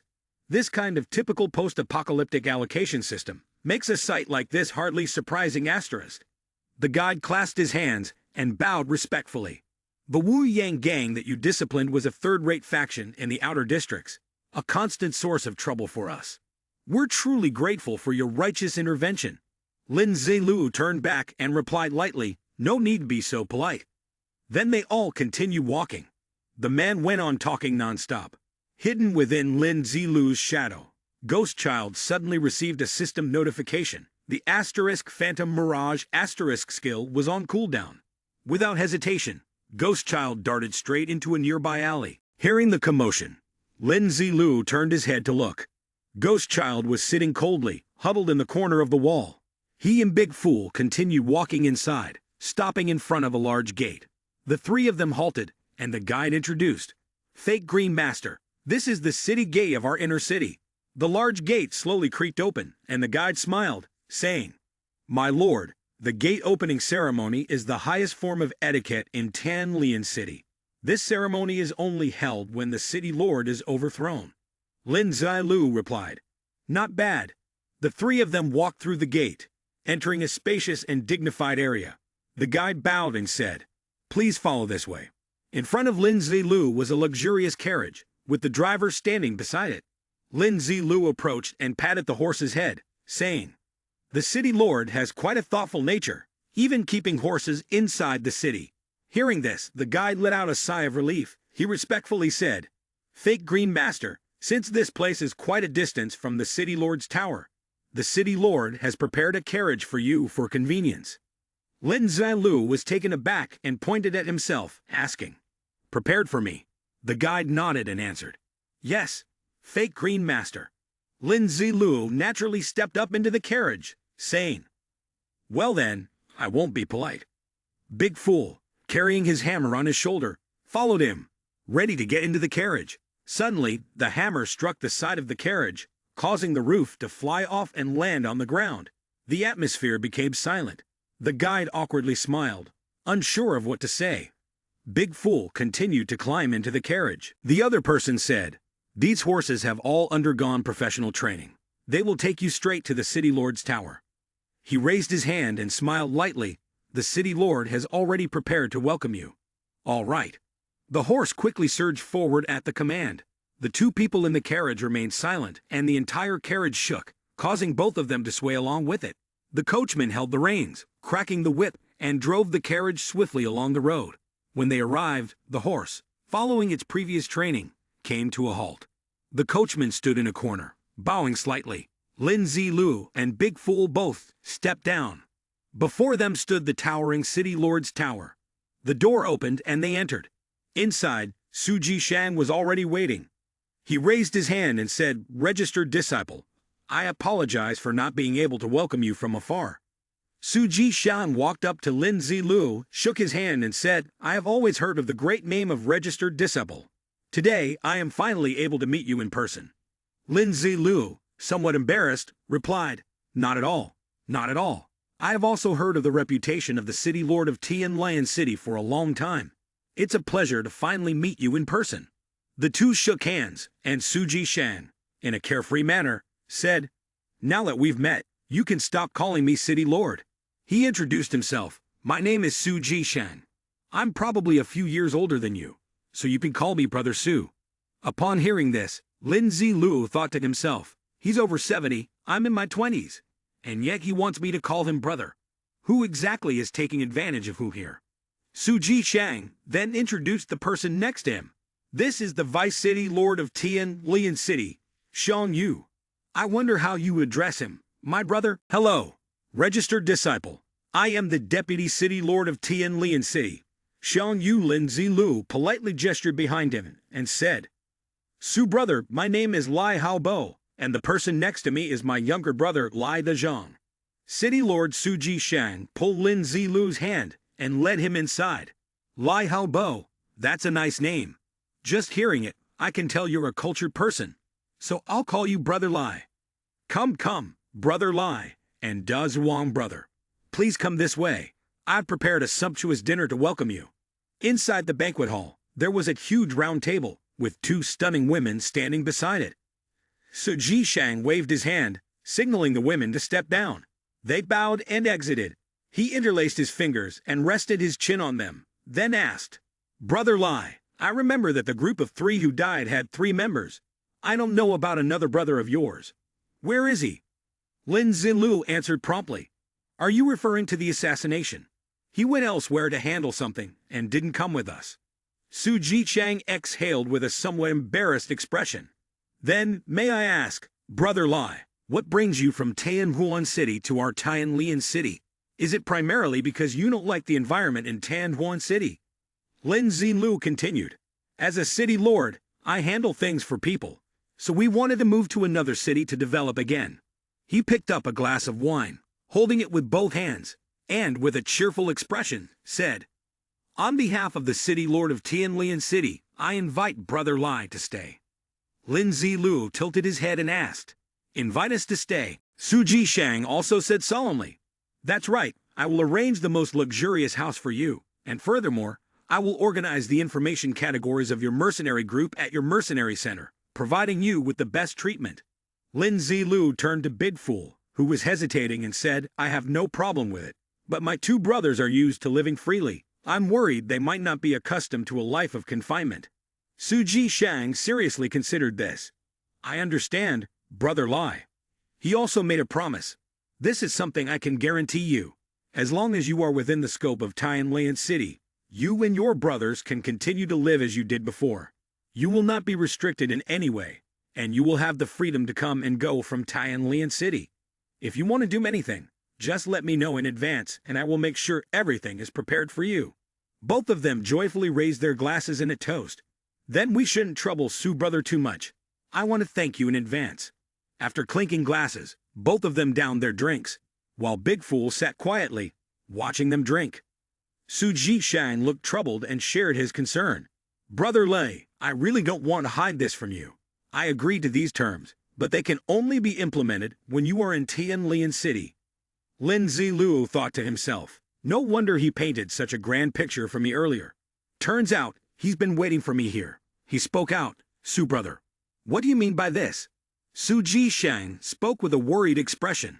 I'm afraid that soon, Tian Lion City may be destroyed. Hearing that, Lin Xinlu was astonished. How could this happen? Su Jishang recounted that the people were running in all directions in a panic. A month ago, Tianshang City was attacked by radiation creatures and a massive army of zombies. Amidst the thick dust, a few survivors made their way toward the base. Some of the people in the city were killed, others were turned into zombies, and only a few managed to escape. They all ran to the nearby underground city. Tian Lion City, where we are, was one of those places. Recalling the high-level zombies covered in blood staring ahead, Su Jishang continued. But a group of radiation creatures, after destroying Tianshang City, didn't disperse. Instead, they gathered and charged toward Tian Lian City. Lin Zilu asked in confusion, "Why is that, Brother Lai?" He stood up abruptly and earnestly said, "I can't hide it from you, Brother Lai. I recruited you with personal intentions. I want you to help me protect Tian Lian City. Besides the things I promised you earlier, if there's anything else you want, I can give it to you." Faced with such words, Lin Zilu couldn't help but think carefully. Seeing that he remained silent, Su Jishang, in a state of despair, thought to himself, I knew it. Facing such a large-scale campaign, anyone would hesitate. Perhaps this is the fate of Tian Lion City. Lin Zilu rested his hand on his chin, thinking, I originally thought I came here to increase my strength, to see if we can fight first. If we can't fight, then we'll talk about it further. He didn't agree immediately but said, Elder Brother Su, please recount the matter to me in detail once more. Su Jishang, bewildered, said, What? He asked in a low voice. Lin Zilu also nodded. Do you mean you agree? He raised his hand and added, But I have one request. I want Elder Brother Su to tell me everything that has happened here. Su Jishang said cheerfully, Of course. That's only natural. He waved his hand and ordered, Go. Quickly fetch the top-secret documents we sealed here. Shang Yu complied. Yes, City Lord, I'll go at once. Su Jishang spoke solemnly. After years of study, we understand radiation creatures and zombies well. Humans exert a peculiar attraction on radiation creatures. The more people there are, the stronger the attraction becomes, and the more the radiation creatures will swarm. Therefore, we will limit the number of people going to the surface. He continued. Lin Zilu listened intently. With such restrictions on the number of people, each high-level strategist is naturally extremely precious. His brows raised. Su Jishang propped his chin and continued seriously. Most importantly, the radiation creatures have evolved. They not only know how to find people on the surface, they have begun trying to locate people underground. If they discover the location of the underground city, this entire city will be annihilated. Tian Lion City now faces precisely that kind of danger. After listening, Lin Zilu asked, So Su Elder Brother, how much do you understand about these zombies? The materials are all here. Shang Yu walked over the stack of documents and continued.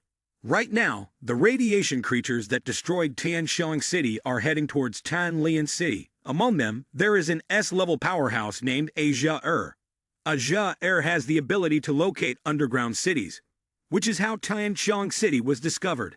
He placed the stack of papers in front of Lin Zilu. Lin Zilu picked up a few sheets to look through.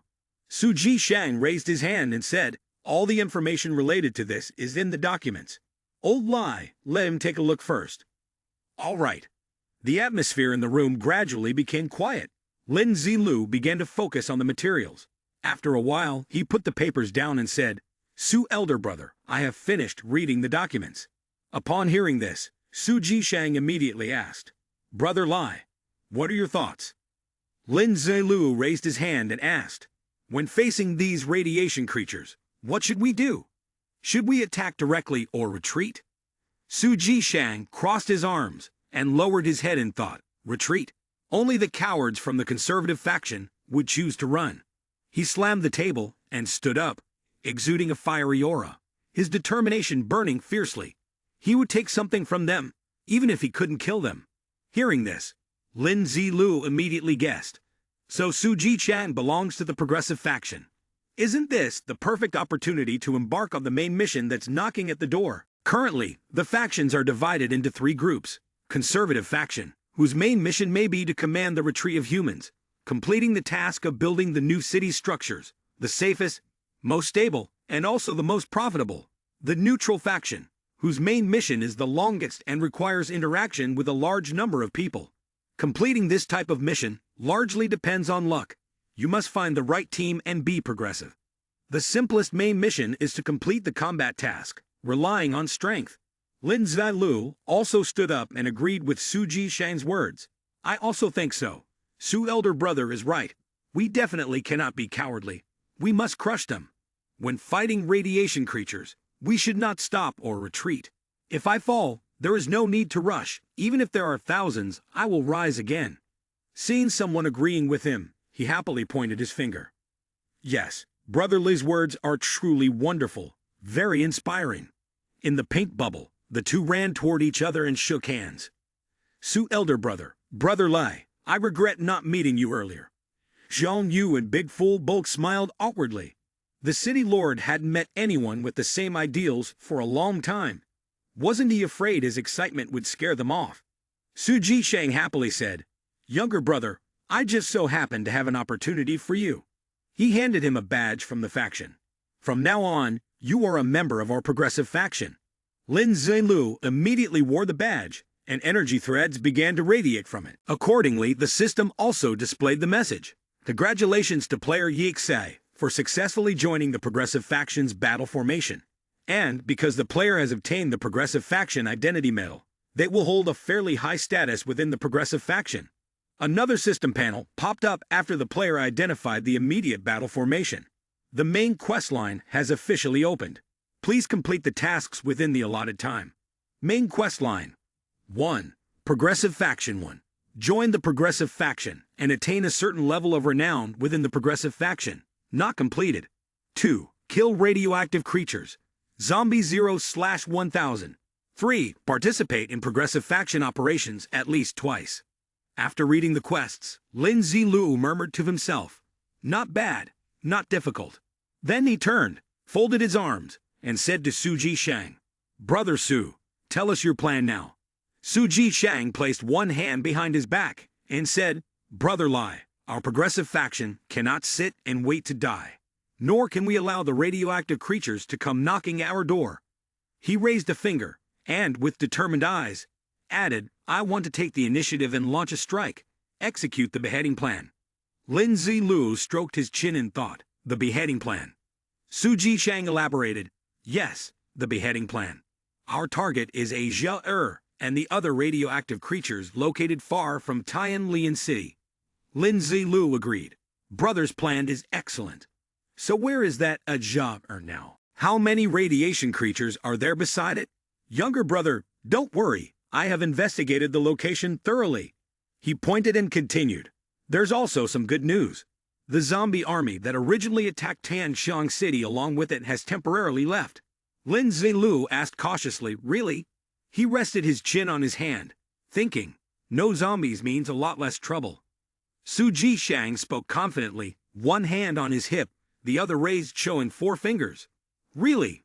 If the location of Tianlian City isn't exposed, they won't come here. Now we only need to fight against the 4 S-class radiation creatures, led by Asia. Hearing this, Lin Zilu was taken aback. What? 4 of them, and all S-class? Su Jishang asked in surprise. Brother Li, what's wrong? The sunlight streamed through the window, casting light on Lin Zilu, who had his hand resting behind his back. My fighting strength and that of my brothers is at most A-class, and with our equipment we can barely reach S-class.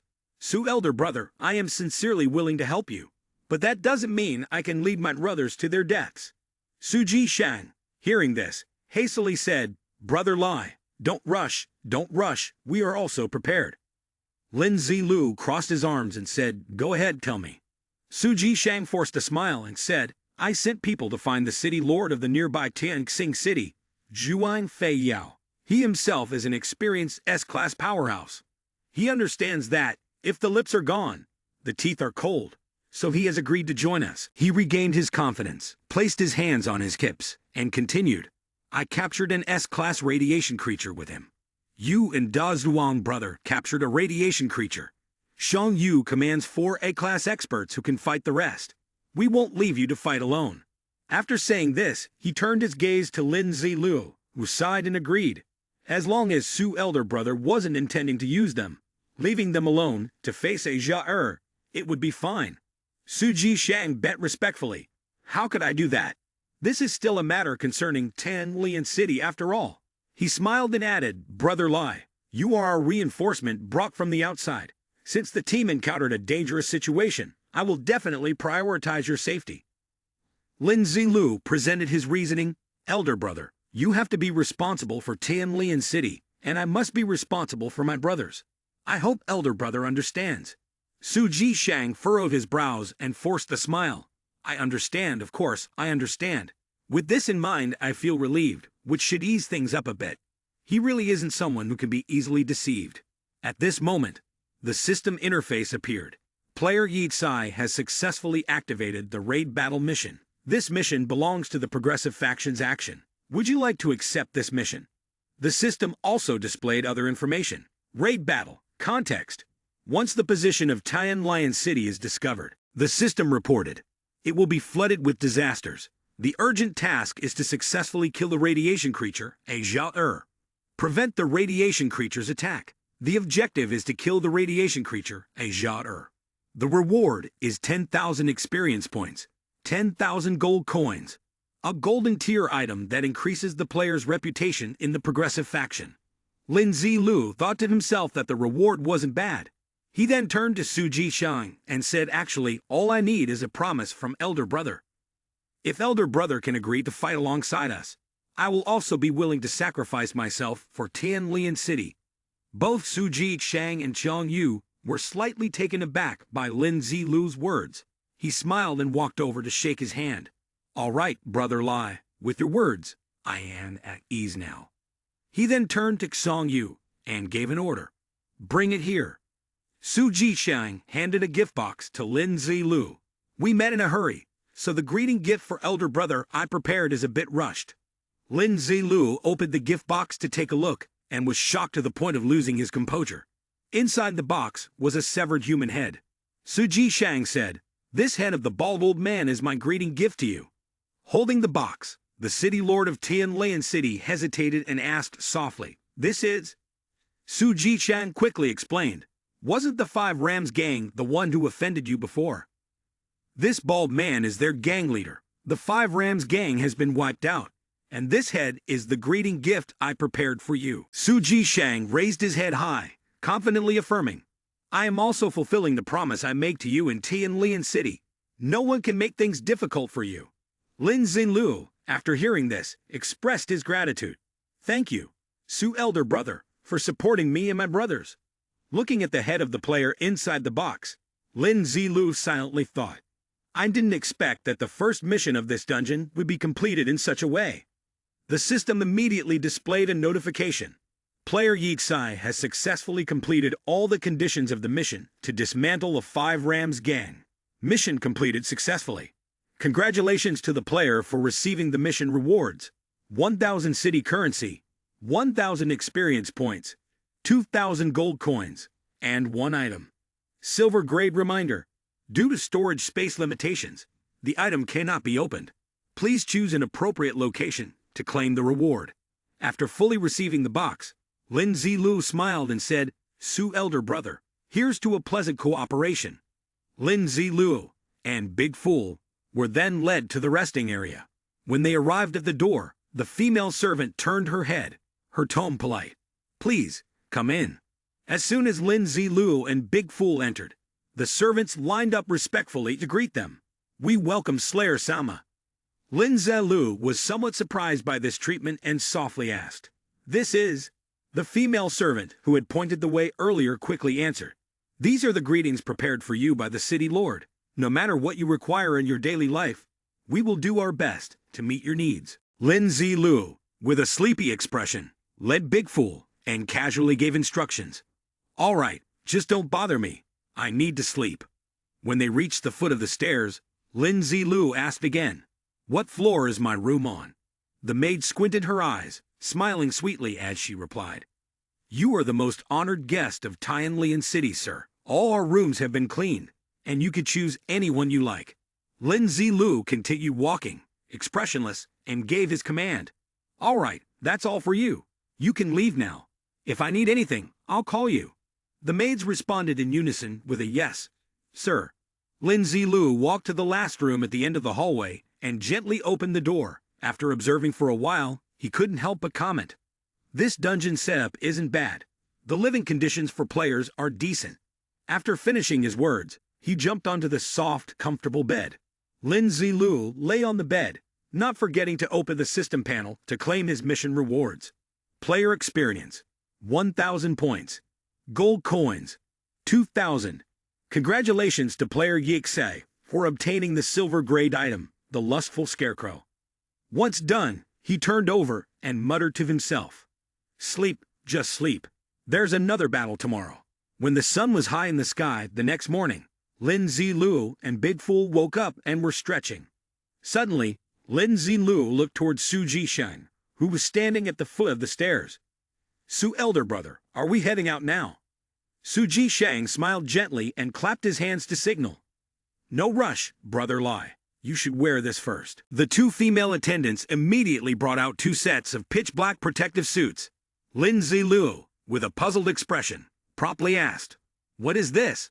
Su Jisheng smiled gently and patiently explained, "Brother Lai, this is the highest-grade radiation isolation suit from our Tianlian City. Once you put it on, not only can you move on the surface for a longer period, but it can also reduce the effects of radiation, slowing down the decline in your attributes." Lin Zilu and Big Fool both listened carefully and observed the protective suits. Su Jicheng, with a serious expression, gently reminded them, "As long as your physical condition is stable, you can stay in the radiation for up to 12 hours. Seeing this, Lin Zilu immediately felt grateful and thanked Su elder brother. "Su elder brother, thank you." Su Jixiang pointed to the two suits and said, "Old Lai, go change quickly with Da Zhuang brother. The time is almost up, and we're about to depart. I'll go change as well." Lin Zilu responded promptly with a single word, and both he and Big Fool quickly changed. When all three were ready and fully dressed, Su Jisheng gave a loud signal to start. The scene before Su Jisheng's group was one of devastation, filled with debris and dust. Lin Zilu carefully scanned the surroundings, silently thinking, the air no longer carries the scent of rust. It seems that the high-grade isolation suits from Tianlian City are not badly developed, and they also have the effect of purifying the air. From behind, Su Jisheng softly spoke to him. "Lai, younger brother, there is no immediate danger around us for now. We can breathe a sigh of relief, at least for the time being." Su Jisheng's gaze drifted far off into the distance, his tone serious as he spoke. "This place is the nearest exit to the radiation creatures of Tianlian City, and also where a large number of zombies gather. The radiation creatures are congregating here, so everyone must minimize their movements as much as possible. However, there's no need to be too tense mentally, or else you'll exhaust yourselves unnecessarily. That wouldn't be good for the upcoming battle." Lin Zilu also agreed, adding, "Su elder brother is right." After speaking, Su Jisheng continued to carefully observe his surroundings before notifying his team to proceed forward. An hour later, while Su Jisheng and Lin Zilu's group was cautiously exploring the area, a monstrous creature suddenly appeared, blocking their path. An A-rank radiation creature. It charged towards Su Jisheng's group in an uncontrolled frenzy. Su Jisheng immediately used his spiritual power to restrain the creature, allowing it to thrash around helplessly. He quickly bound it with chains. "Beasts are always beasts, and they will forever fall into this kind of trap," Su Jisheng said coldly, his voice firm. "Thinking you can escape that easily? You don't know your own limits."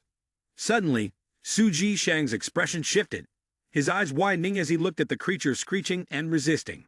But in the next moment, his face regained its serious composure. Su Jisheng continued to throw a long section of golden chain, tightening his grip on it, as he poured strength into pulling the creature in. The monster was immediately defeated, and at the same time, the fluid secreted from its body splattered everywhere, Su Jishang's team quickly surrounded the monster's corpse to examine it. Su Jishang calmly spoke. Brother Lai, Xian Yu's group has extracted a special fluid from the body of the radiation creature. This fluid is one of the key ingredients for making enhancement serum. Lin Ziluo nodded in agreement upon hearing this, replying, I know. This fluid can also be found in zombies. It has been extracted from over 1,000 zombies. But it's not as abundant as that from an A-class radiation creature. It's noted in the dungeon sib. Lin Zilu turned to look at Su Jishang, offering a slight compliment. I just didn't expect Deputy City Lord's group to bring tools along. Su Jishang humbly smiled and responded. It's rare to come to the surface city, so of course I had to be well prepared. With a playful expression, Su Jishang added, So Brother Lai, what do you think? Was my performance just now worthy of being called the sharp old blade? Lin Zilu smiled and joined in the praise, commenting that Su elder brother's chain was not only flexible, but also had tremendous power. Suddenly, a team member ran over to announce, Our city lord has finished extracting the fluid from the radiation creature, and we can continue moving forward at any time. Su Jishang immediately became serious, turned around, and began to walk, ready to set off again. After walking for a while, Su Jishang and Lin Zilu's group encountered the city lord of Tianxing City, Zhuang Feiyao, who was standing with his back against the wall. Su Jishang suddenly realized and called out, Zhuang Feiyao. Zhuang Feiyao shrugged and teased, Old man Su, are you getting too old? Can't keep up the fight anymore. Or have you used up all your energy on the bed? How come you're moving so slowly? Su Jishang helplessly retorted, Old man Zhuang, you're a few years older than me. Who's the one pretending? Su Jishang stepped forward and lightly punched Zhuang Feiyao's shoulder. The two looked at each other, and Zhuang Feiyao grimaced. Last month, when you took your 99th concubine, you even took an A-level enhancement pill from me. Have you forgotten? Now tell me, who are we really? Spending every day avoiding business. Zhuang Feiyao laughed heartily. You're jealous of my charm. Let me tell you, if a Zhao hadn't shown up, I would have already prepared to marry my 100th concubine, just to make it a nice round number. Zhuang Feiyao slapped Su Jishang on the shoulder, turned to the group, and said, all right, let's get to the point. Otherwise, the people you brought here will have to find a good place to bury themselves. Zhuang Feiyao turned around and gave a big smile to the team, who were clearly fed up with his jokes. Suddenly, he walked over to Lam Zi, politely greeted him. Slayer, I've heard much about you. I didn't expect the leader of a mercenary squad to be a level S powerhouse. I'm Zhuang Feiyao, the city lord of Tianxing City. If you ever have time, feel free to come visit. The two shook hands and continued chatting warmly. Slayer Lai Haobo, City Lord Zhuang, I've heard much about you. Not to talk about anything else, but as for my concubines, you can pick whichever one you want. Su Jishang immediately jumped in to interrupt. Stop with the sweet talk or flirting in front of Brother Lai. He's not someone who's easily swayed by beauty. In his mind, Su Jishang thought, I've arranged so many beautiful women for him, and yet he hasn't shown interest in a single one. Will he really fall for Zhuang Feiyao's concubine? Zhuang Feiyao feigned helplessness and explained, Look at you, I was just showing kindness to Brother Lai. What's the rush? Su Jishang, still holding Lin Zilu by the shoulders, furrowed his brows and waved him off. Stop being so talkative. This isn't the time for you to play games with people's hearts. I've already made up my mind, and the one I've managed to keep by my side is mine to keep. I won't give him to you. After saying that, Su Jishang turned to address his own group, continuing, The only strong forces around here are us, and we're all gathered here right now. Zhuang Feiyao cut in and reminded him, Su younger brother, you know this well. If our mission fails, it will mean the destruction of the underground city here, all at the hands of the radiation creatures. Su Jishang clenched his fists, his voice full of resolve. That's right, we have no way out now. Zhuang Feiyao quickly provided more intel. Then let me give you the information we have. According to our intelligence, Asia is near the Seiku City High School. Upon hearing this, Su Jishang gave the order, All right, everyone head there. He then pulled out a detailed map. Su Jishang and Lin Ziluo, with serious expressions, carefully pondered. The survival of the situation is tied to the underground cities. I'm really looking forward to meeting you, Asia. Su Ji-chan pointed to the map, meticulously inspecting it, then turned to address everyone clearly. According to intelligence, Asia's group has found a place to rest in that Seigu City High School area, where they won't disturb each other and can absorb more radiation energy. Su Ji-chang then continued with the assignment. The S-grade radiation creature, Apoda, famous for its speed, is resting in the building opposite on the left. Old man Zhuang, it's your turn. Zhuang Feiyao happily agreed at once. I've been wanting to challenge it one-on-one. Let's see if it's faster, or if I am. Once that was settled, Su Ji-chang turned to Lin Ziluo to assign him a task. In the other lecture hall, on the right, the S-grade radiation creature, known for its destructive power, is there. We need to use strong close combat abilities to suppress it. Is it okay for Brother Lai and Da Zhuang brother to handle it? Lin Zilu and Big Fool quickly nodded in agreement. Yeah, it's no problem for me and Da Zhuang. Next, Su Ji-chang assigned tasks to the remaining members of the team. You just need to suppress the S-grade radiation creature, King Shai King, inside it. Its body is the largest, made of plants. It moves quite slowly. You can take advantage of your numbers and surround it. Wait until we've dealt with the others, and then come help us. Everyone simultaneously spoke up. No problem. With that, he folded the map, and, in a deep voice, declared, Asia is at the central teaching building. I'll deal with him. Su Ji-chang, holding the watch, carefully instructed to prevent a situation where our battle times don't align, allowing the radiation creatures from elsewhere to reinforce. Everyone must act when the countdown reaches 0. He then went on to distribute the watches, reminding them again. The battle must be quick. Don't give them a chance to react. There's a small station nearby that can shield from the radiation. After the battle, you can recover and remove your radiation suits if needed. Everyone, united in purpose, gathered together and shouted, This battle is a matter of life and death for the underground city. We must win. Failure is not an option. Understood?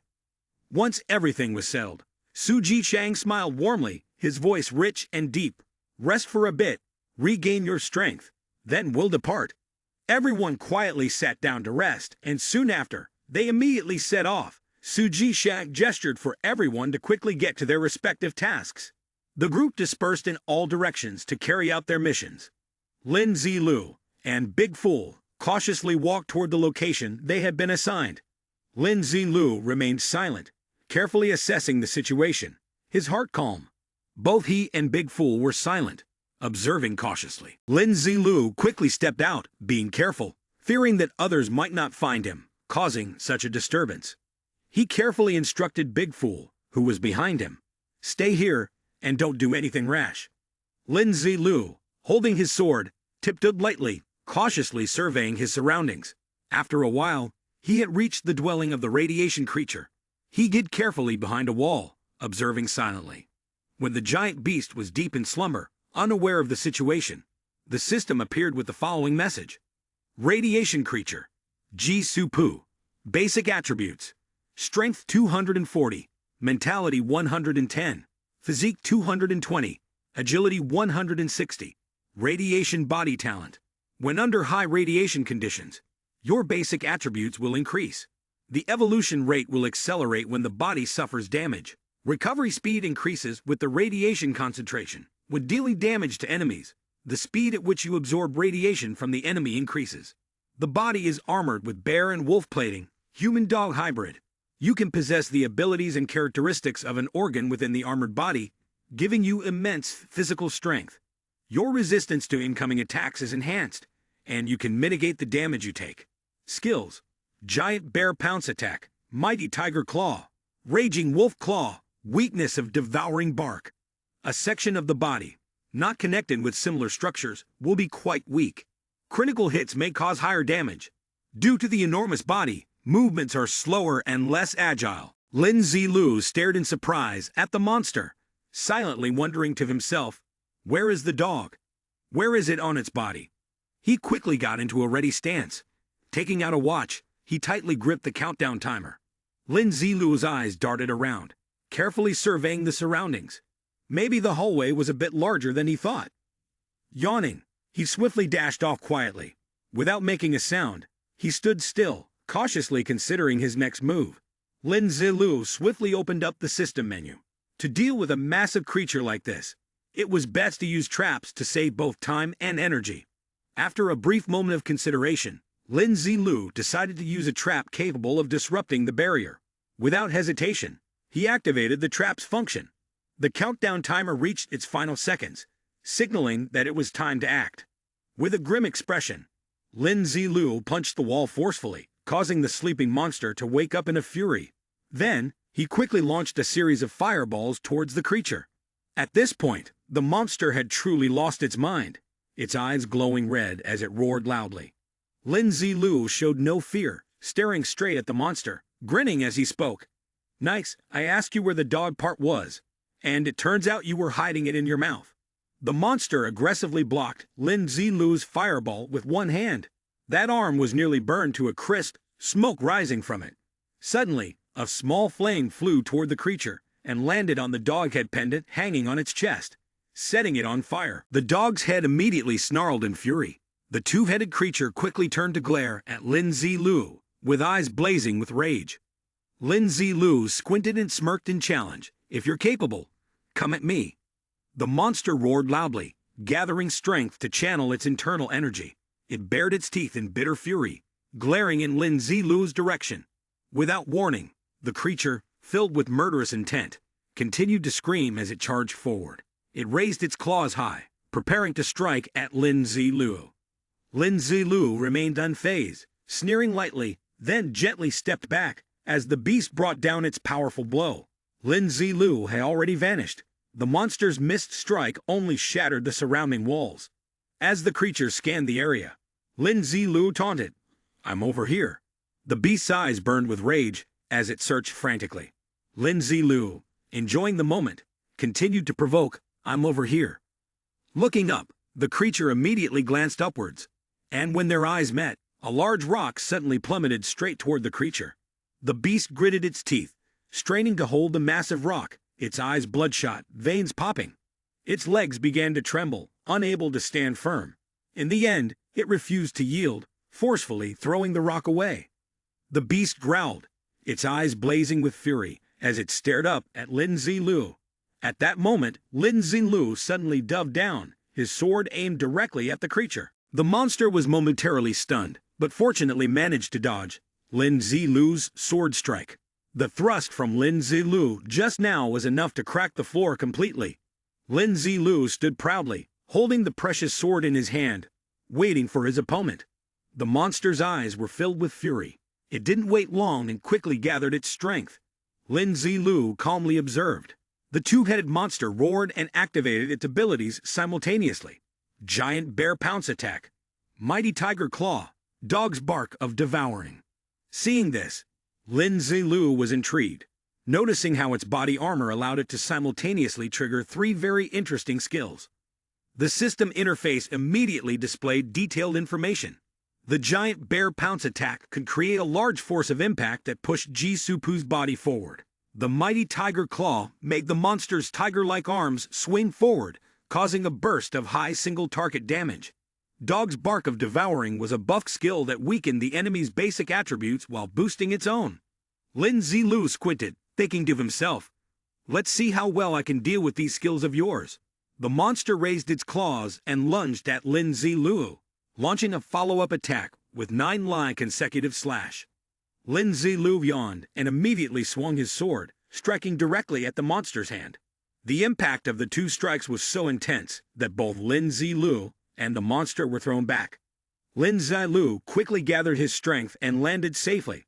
The floor behind him suddenly showed signs of cracking. A large section of the floor suddenly collapsed, causing Lin Zilu to fall unexpectedly.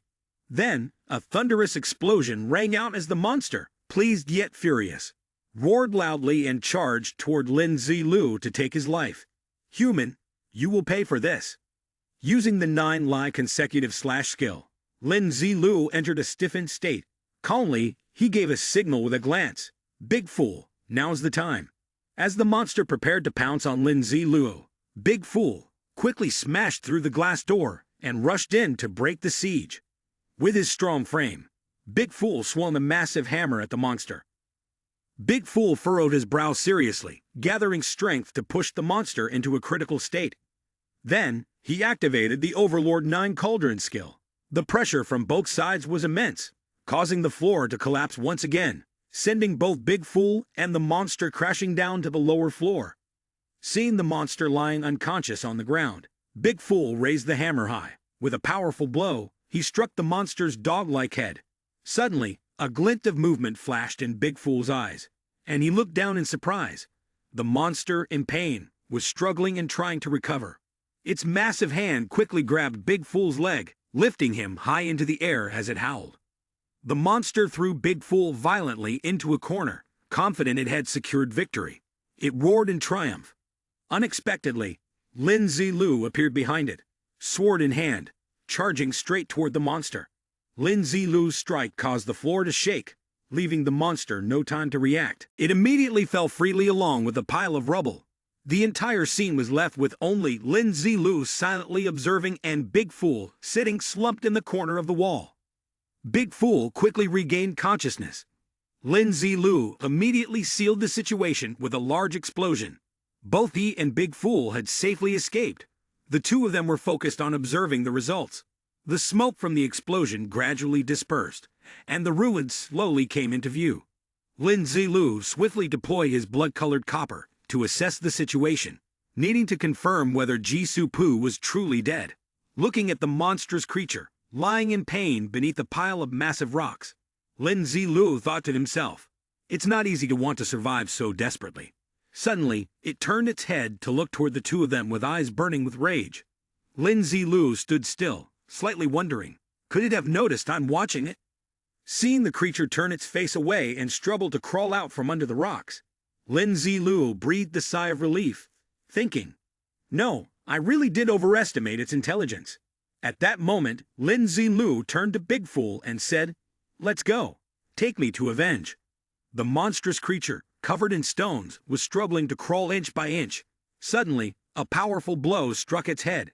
The strike from Big Fool knocked the creature unconscious, and Lin Zilu, standing nearby, could only exclaim, "Surprise!" Then, Lin Zilu drew his sword, his gaze sharp. It was time to settle our debts. He quickly swung his sword, severing the head of the monster. Big Fool swiftly delivered another hammer blow to the monster's head. Once everything was done, Lin Zilu and Big Fool wiped the sweat from their brows, rotated their shoulders, and got ready to continue the mission. "All right, next." Lin Zilu's expression turned serious as he spoke in a deep voice, "Extract the corpse." Big Fool, upon hearing this, froze, not understanding the command. Lin Zilu lightly punched Big Fool's chest, reassuring him, and Big Fool nodded in agreement. "You're not mistaken. Extract the corpse of Jisoo Poo. I need to use it."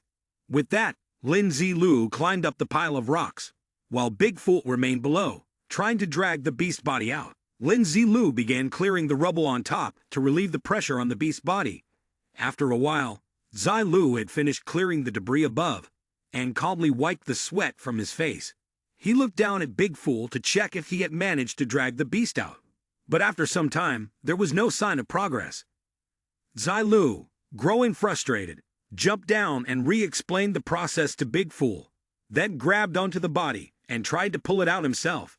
Afterward, Lin Zilu moved a little further back to observe, waiting for Big Fool to stay behind and continue pulling the beast body out. Big Fool, gripping the beast tightly, used all his strength to pull it free from the pile of rocks. He then tossed the beast aside. The impact caused blood to spill from the monster. Seeing that everything was in order, Zilu praised Big Fool. "Well done." The system immediately popped up, blood-colored copper insight closed. Lin Zilu moved towards the creature, opened the system interface, and clicked on it. The space expanded, and Zilu stored the creature's corpse in his system, leaving only its head behind. Seeing everything was settled smoothly, Lin Zilu pondered for a moment. "Big Fool, and I dealt with Jisoo Poo so quickly. It doesn't quite fit the character setup others have in mind for us. I'll meet up with them later, so hiding a bit more of our strength as a trump card could be a good thing after all." Zilu turned around, only to find that Ghost Child had suddenly appeared behind him. The sudden appearance startled Lin Zilu, causing him to take a step back. These past 2 days, he'd been so focused on discussing radiation creatures with Suji Shen that he'd completely forgotten about Ghost Child. He remembered he had once told Ghost Child, "I plan to hide our strength, so starting tomorrow, you need to conceal it." Not stopping there, Lin Zilu continued to caution him. Worried that Ghost Child might forget, "I have a task for you. Go find the leader of the Five Rams gang and cause some trouble for them. It's perfect since you're lacking combat experience, and you can bring back some of their useless stuff." Ghost Child not only obeyed him, but also brought back enhancement potions, the kind that could be used by humans to strengthen themselves in the apocalypse-themed game world. Lin Zilu picked up a bottle and checked it. He hadn't expected Suji Shan to directly eliminate the leader of the Five Rams gang. It seems that Ghost Child was just sweeping through the Five Rams gang. However, to be fair, this Five Rams gang is truly pathetic. A gang this large only has such a meager amount of valuable items. Seeing that Ghost Child wasn't wearing protective gear, Lin Zilu reminded him, "You should put on this radiation protection suit first." Zilu then put all the drugs into his bag, keeping them for now. "You never know, you might need them later." Lin Zilu then used the system to control Ghost Child's consciousness. While controlling it, he had already agreed to join the progressive faction. After a while, the system displayed a notification. "The player mission for the main storyline instance of your teammate, Wan Ghost Child, has opened. Your teammate Yixi's mission has also unlocked. Please complete the mission promptly." Once everything was settled, he told Ghost Child he could leave. "You can go now." Back in a safe spot, Lin Zilu stared at the ghost figure for a moment, then reminded him to hide. "I am. Before they realize you're here, you should go." The ghost figure then withdrew into a corner and used the illusory ghost shadow technique. Zilu and Big Fool stepped outside. "Big Fool, let's go. Let's check on the situation with the others' battles." On this side, a giant tree monster was wreaking havoc. The deputy city lord was here to stop it, but was thrown back by a lash from the creature. He immediately flew far away, heading towards the feet of Lin Zilu. Seeing a shadow in front of him, the deputy city lord used all his strength to identify who it was. It turned out to be Big Fool and Lin Zilu. Zilu immediately informed him of the situation on the other side. "We've dealt with Jisoo Poo. We're here to help everyone." The deputy city lord stood up, unable to hide his surprise. "You guys are so effective at slaughtering and sabotaging. Is it really that easy to deal with Jisoo Poo? You two managed to take down an S-level radiation creature in such a short amount of time." Seeing the deputy city lord's doubts, Lin Zilu felt that maybe he had come a bit too soon. Had he known, he would have delayed a bit longer. He pulled him up and explained, "We were lucky. After some chaotic fighting, we found Jisoo Poo's weak spot, which is why we were able to finish so quickly." The deputy city lord was convinced by that explanation. "I see now." He blamed himself for almost misunderstanding them. "I thought you were deliberately hiding your strength in front of the city lord and me, perhaps with some ulterior motive. It turns out it was just a coincidence." Lin Zilu then asked the deputy city lord to explain the current situation. "Deputy city lord, you should tell us the specific situation first." Just as the deputy city lord was about to explain, another person was thrown by the tree and sent flying. Acting quickly, the deputy city lord flew over to catch the person. The tree roared. Lin Zilu drew his sword and flew toward it, slashing fiercely and splitting the monster in half. But suddenly, he realized something was wrong. This is one of King Shai King's unique abilities. The plant can regenerate its body parts when it suffers damage, utilizing the nutrients it normally accumulates to rapidly heal its wounds. The butt of the monster revealed a large mouth. Its healing speed was faster than our attack speed. We still hadn't found its weakness, which was why we were so slow. Zilu stopped for a moment, assessing the situation. The tree then shot out a large number of leaf arrows, which Zilu quickly countered with a burst of flames. The flames emitted from his hands incinerated all the leaves in an instant. Zilu continued to release fire. The flames grew larger, surrounding the group, and the monster, hurt by the heat, roared in fury. Zilu signaled Big Fool, "Da Zhuang, buy me some time." Big Fool charged forward, using his hammer to attack the monster. He struck down, but missed every time, and was thrown far away by the creature. Taking advantage of the opening, Zai Lu used the flames to attack the monster. Zai Lu extended his hand behind him, focusing the flames. Then, he raised his hand to the sky, and an effect of rapid growth appeared around his body. The flames in his hand became more powerful than ever. Lin Zilu used that flame to scorch everything in front of him. The monster, hit by Zai Lu's attack, screamed in pain. The system immediately displayed, using slime spray skill. Then, a system panel explained the slime fluid. Spraying the slime fluid consumed a certain amount of nutrition from the body. The slime fluid sprayed from the mouth was powerful, and could not be underestimated, and it had a highly corrosive nature. The fluid flew toward them, beginning to corrode Lin Zilu's flames. Zai Lu immediately clasped his hands together, surrounding himself with a shield. Hidden demon equipment. Demon-resisted shield. However, it seemed ineffective as the slime fluid continued to corrode his shield. Zai Lu then took out a necklace with a red gem. Instantly, he activated another, sturdier shield than the stone slab necklace. The stone slab shield, however, allowed the slime fluid to break through the first shield and penetrate into the second. But this shield could only hold for a while longer as droplets of water began appearing on it. He realized that he couldn't maintain this for much longer. Seeing this, the monster intensified its attacks, launching more corrosive strikes toward him. But it did not notice that flames had surrounded it. Realizing it was surrounded by flames, the monster felt pain. Parts of its body were continuously being burned. To avoid further damage, it severed all the parts that were on fire. However, this was not enough to stop Lin Zilu's flames. The flames relentlessly engulfed the monster, causing it immense pain. Seizing the opportunity, Lin Zilu signaled, "Now, attack." Everyone rushed forward to attack the monster. Meanwhile, Lin Zilu stood at a distance, observing. At that moment, Zai Lu was finally able to breathe a sigh of relief when suddenly a hand was placed on his shoulder. The city lord of Zhuang praised Lin Zilu's actions. "Your movements, and those of Da Zhuang brother, were quick. You even managed to help Xiang Yu brother in time." The city lord continued, "I had just finished killing, and as I stepped outside, I saw a huge fire coming from this area of the school. I thought something had happened again. But it turns out old Lai was controlling the flames." After finishing, he then asked Lin Zilu, "Brother Lai, how did you manage to control the fire?"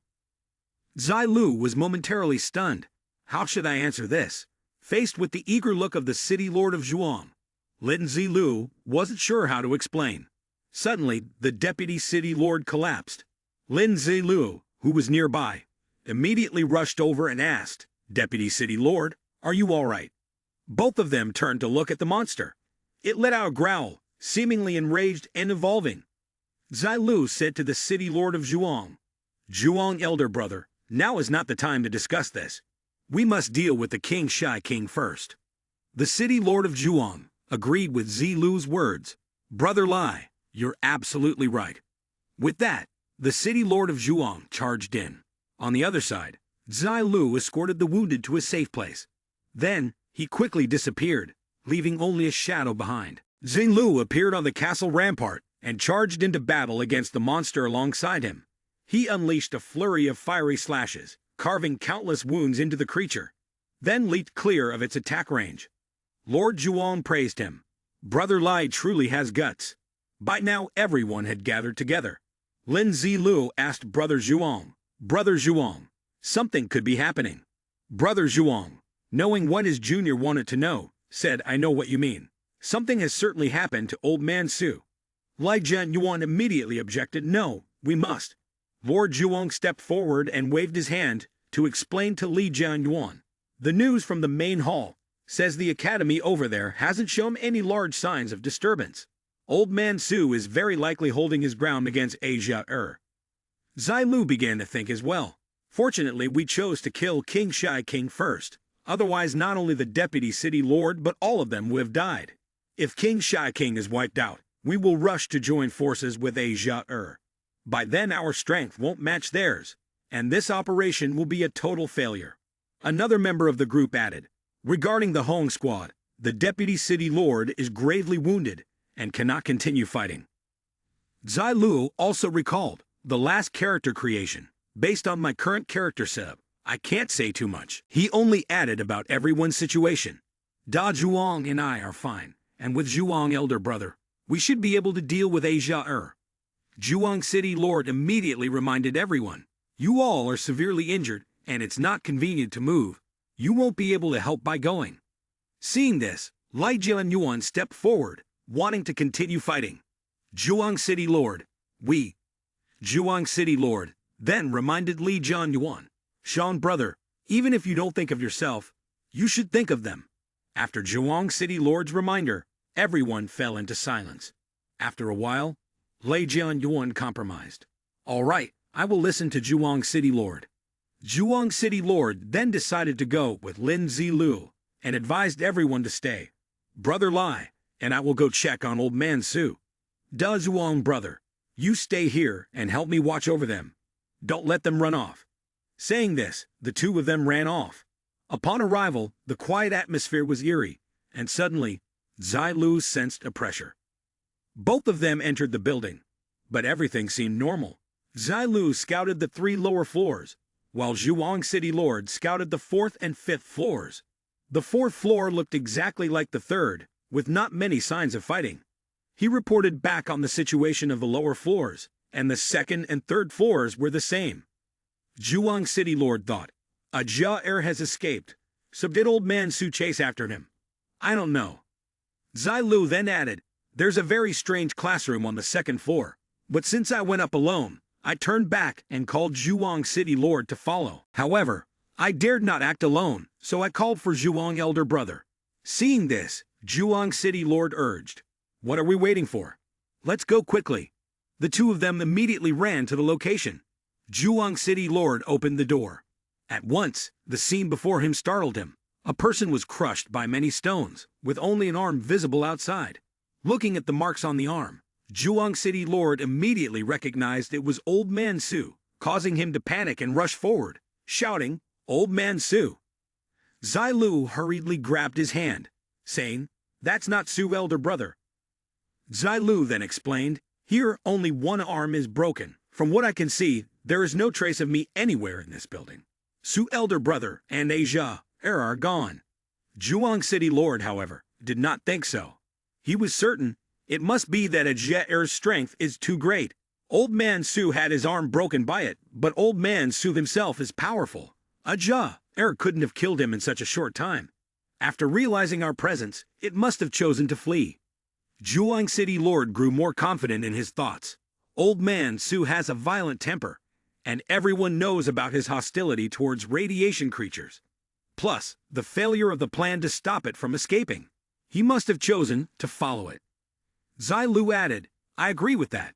Now we can only follow the traces left by Su elder brother. Let's chase and see what the situation really is. Hearing that, Zhuang, the city lord, looked somewhat helpless. You say that, but this is the fog zone. How can we find them? Zilu immediately stepped forward to take on the task. Leave it to me. You got your own plans, and I'm really curious. How could someone break the arm of an S-class powerhouse? How powerful can an S-class irradiated creature really be? With that, Lin Zilu turned away. The hallway was empty at this moment. Zai Lu then spoke to Zhuang, the city lord. To the northeast, they left just a few minutes ago. The exit door. Zilu continued explaining to Zhuang, the city lord. We can still catch up if we hurry. Zhuang elder brother, we're almost there. They arrived at a large building surrounded by dense mist. The two were now standing before the entrance of the grand structure. Lin Zilu replied, this place definitely has the aura of an irradiated creature. Lin Zilu seriously instructed, Zhuang elder brother, don't forget, I'm a mercenary. I've encountered quite a few irradiated creatures, and pay close attention to the details. Lin Zilu analyzed the situation. Su elder brother and Asia are currently in a standoff in the workshop. They'd probably been here for about 3 to 4 minutes. Zhuan Feiyao also examined the floor. This was once a radiation workshop of Segu City. Then he proceeded to follow, noting that although the place had been abandoned after the Great Battle, the radiation levels here were still significantly higher than outside. Lin Zilu, with his hands in his pockets, calmly said, perhaps this is the reason Ajia chose to stay here, that is, to be with Su elder brother. The two of them are getting very close to the door. Lin Zilu had already summoned his sword and asked Zhuang Fei Yao, "Zhuang elder brother, how are you recovering? There won't be another chance for you to rest." Zhuang Fei Yao responded firmly, "Brother Lai, don't worry. Although I'm not back to perfect condition, the long journey has at least helped me recover 70 to 80%. After confirming Zhuang Fei Yao's condition, Lin Zilu proposed, "All right, then let's split up. Whoever finds Su elder brother first should send a signal." Zhuang Fei Yao immediately replied, "No problem." And so, the two young men split up to search. Following a straight path, Lin Zilu arrived at a room with several fresh bloodstains. He observed them carefully before using his skill, blood-colored copper insight. The blood connection lines pointed out the positions of Old Man Su and Asia. It turned out that the people here had already assessed the situation and located them. Lin Zilu retracted his ability and closed it off. He looked around and sent the signal to Zhuang Fei Yao, being careful not to alert Asia. A moment later, upon receiving the intelligence, Zhuang Fei Yao arrived. He placed his hand on Lin Zilu's shoulder and inquired, "Brother Lai, what's the situation on your side? Are Old Man Su and Asia over here?" He nodded. "Zhuang elder brother, you were right." Zhuang Fei Yao continued, "I've been here before, so I'm quite familiar with this place. A rough roundabout, and I could guess they're here." Lin Zilu added, "I found traces here and heard some noises. I was about to send a signal to you." After their conversation, Zhuang Fei Yao made a move to open the door. "Brother Lai, are you ready?" Lin Zilu responded, "Of course." Just as they were about to enter, a voice suddenly interrupted, surprising both of them. "Come in, gentlemen." The door opened, and Zhuang Fei Yao and Lin Zilu arrived to assist Su Zhisheng. However, instead of being relieved, he appeared fearful. "Old Man Zhuang, Brother Lai, you two should leave. Aja has evolved to SS rank. It's beyond what we can handle." Lin Zilu comforted him. "Su elder brother, don't lose heart. With us here, the outcome is still uncertain." Zhuang Fei Yao, while standing as a shield for him, also cautioned, "The great enemy before us should not be underestimated." Lin Zilu added, "Zhuang elder brother, don't be too tense." He then approached Asia, sword in hand, ready to fight. "Did you know we were tracking you?" In response, Aja answered, "Since the very beginning. I didn't dare to believe my findings, but now, I'm absolutely certain." Aja laughed. "Now I'm really curious. How did you guys manage to track me down in the fog?" This question was one that both Su Zhisheng and Zhuang Fei Yao wanted to know the answer to. They both stared at Lin Ziluo, making him feel uneasy. "This is something I can't really explain clearly. It's probably better if I just don't say anything." Ajilar sneered. "What, you don't want to talk? No need to rush. You'll talk once you feel the joy of the torment." His provocation made Lin Zilu's blood boil. He knew exactly what he would do. Zhuang Fei Yao and Su Zhisheng quickly stepped in to stop him. "Brother Lai, don't go over there." Lin Zilu ignored them and took a few more steps forward. He used his skills to assess Aja. A radiation creature, has the following basic attributes: Strength 260, Mentality 255, Physicality 160, Agility 270. Lin Zilu read the information and marveled. Turns out it's evolved to SF rank. After the attributes, there's a list of talents, skills, and weaknesses. The talents include 3 abilities. Super Radiation Body, Level Shuitai Talent. When in a high radiation environment, your basic attributes increase and your rate of evolution speeds up as your body takes damage. The recovery rate increases rapidly with the radiation intensity, and when dealing damage to an enemy, your radiation absorption speed from the enemy is significantly enhanced. The system displays: the body is armored, human falling, mole, snake, shark. You can possess the abilities and characteristics of any part that exists on the armored body. Moreover, these abilities acquire enhanced effects and expand the super-sensitive perception. The innate ability born from the mutation of the falling power, it allows you to sense surrounding enemies, as well as the existence of humans. This effect doubles for skills, techniques, short-range slashes, reader's vision, raging sand fury claw, and wind strikes. And of course, every creature has its weaknesses. with two notable points. Weaknesses. First, the parts that connect the body have a fragile structure. Damaging hits can cause higher damage. Second, as the main part of the body is human, its physical strength is relatively weak, and it can fight through the depletion of stamina. Lin Zilu thought, so he has super-sensitive perception. No wonder he can detect me and Zhuang Feiyao following him. And just as these thoughts were pouring in, a Zha launched an attack, and the two brothers shouted worriedly, "Brother Lai." Lin Zilu skillfully dodged, redirecting the strike downward, and then used his skill to land beside Zhuang Feiyao and Su Jishan.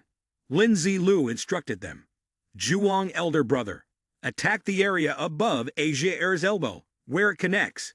Su elder brother, exhaust Ajia's stamina so it can attack you." Receiving the command, Bok shouted, "Got it."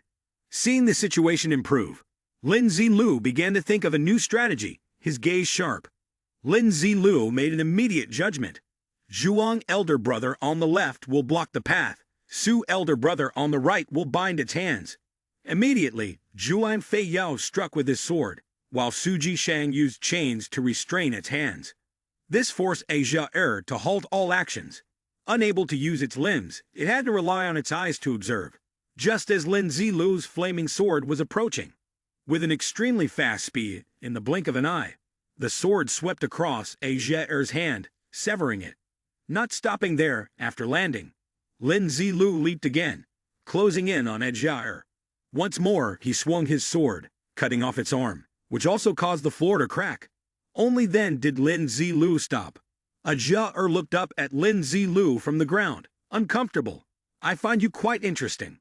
I agree to play with you." It frowned, but that didn't mean Ajia angrily rushed forward. "I agree to let you injure my body." Lin Zilu raised his sword and shouted, "Now!" Ajia spread its wings and charged towards Lin Zilu. It launched an attack and then flapped its wings to soar, but suddenly glanced down. Zilu had already gathered countless magical circles around his arm. With a swift motion, he launched a fireball towards Ajia, who didn't have time to react and rolled its eyes, falling headfirst to the ground. The attack from Lin Zilu was successful. Su Jishang used the chain to pull the strange man up, and Ajia's hands and feet were tightly restrained, unable to move.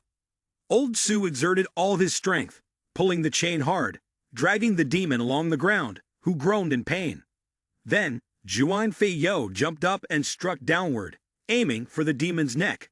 Despite being in a dangerous situation, for some reason, Ajia laughed. It turned out he had used a snake-like skill, so when the strike came down, he easily dodged it. A massive explosion followed.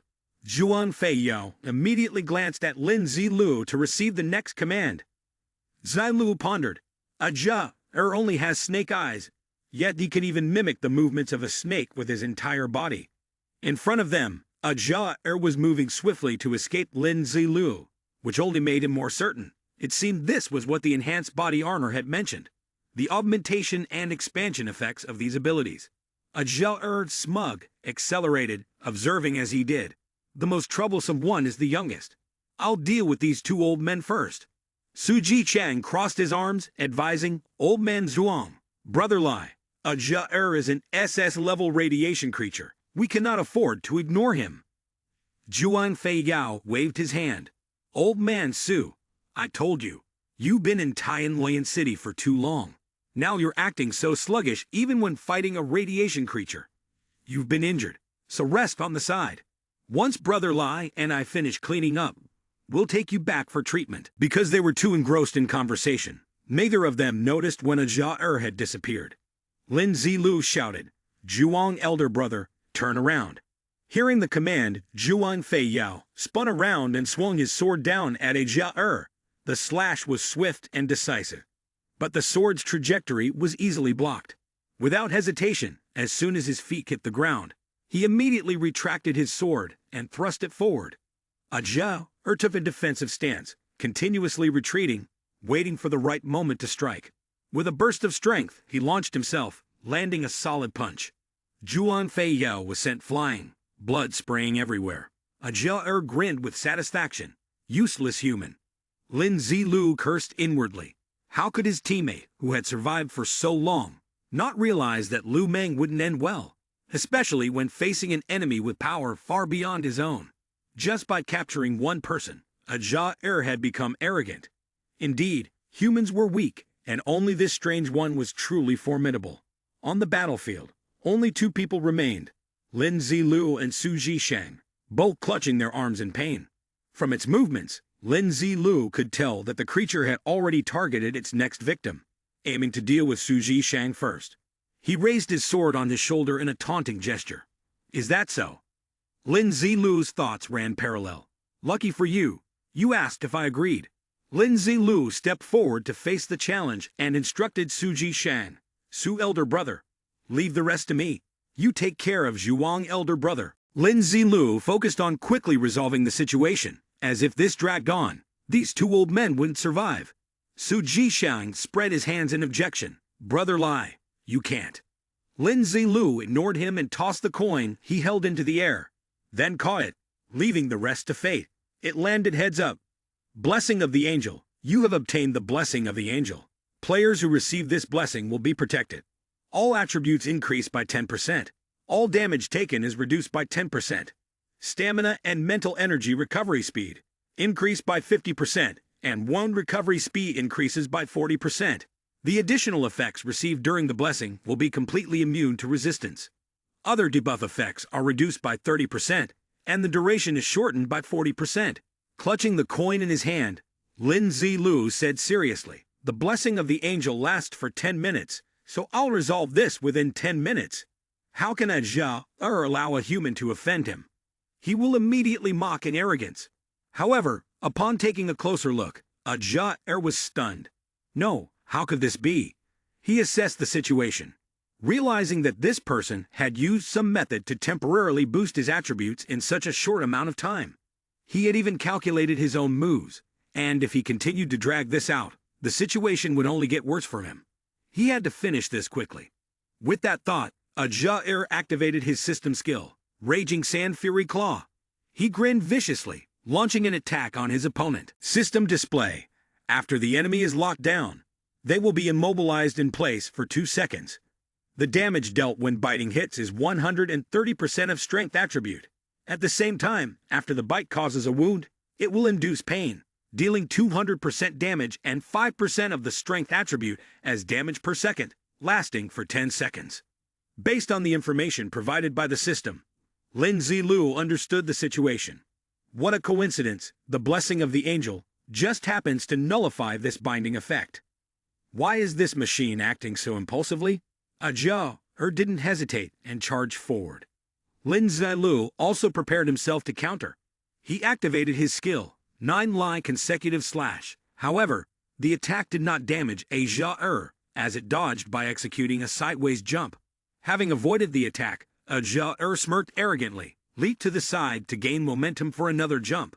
But immediately, Lin Zilu appeared behind him, leaving him no time to react. "Damn it, I've fallen for it." Using the frying pan item from Hong Tailang, Lin Zilu struck at Jia head, stunning him. His face twisted in pain, and he spat. The feeling of the hand isn't bad, and this item is quite practical. A second of dizziness is enough. Not stopping there, Lin Zilu appeared behind him again with a flaming sword. "Look behind you." A Jia glanced down, frowned, then turned around to block the blow. But it was too late. His hand was severed by the sword strike. At a disadvantage, a Jia tried to escape, but was instead surrounded by blinding beams of light. Lin Zilu sneered and asked, "Want to run?"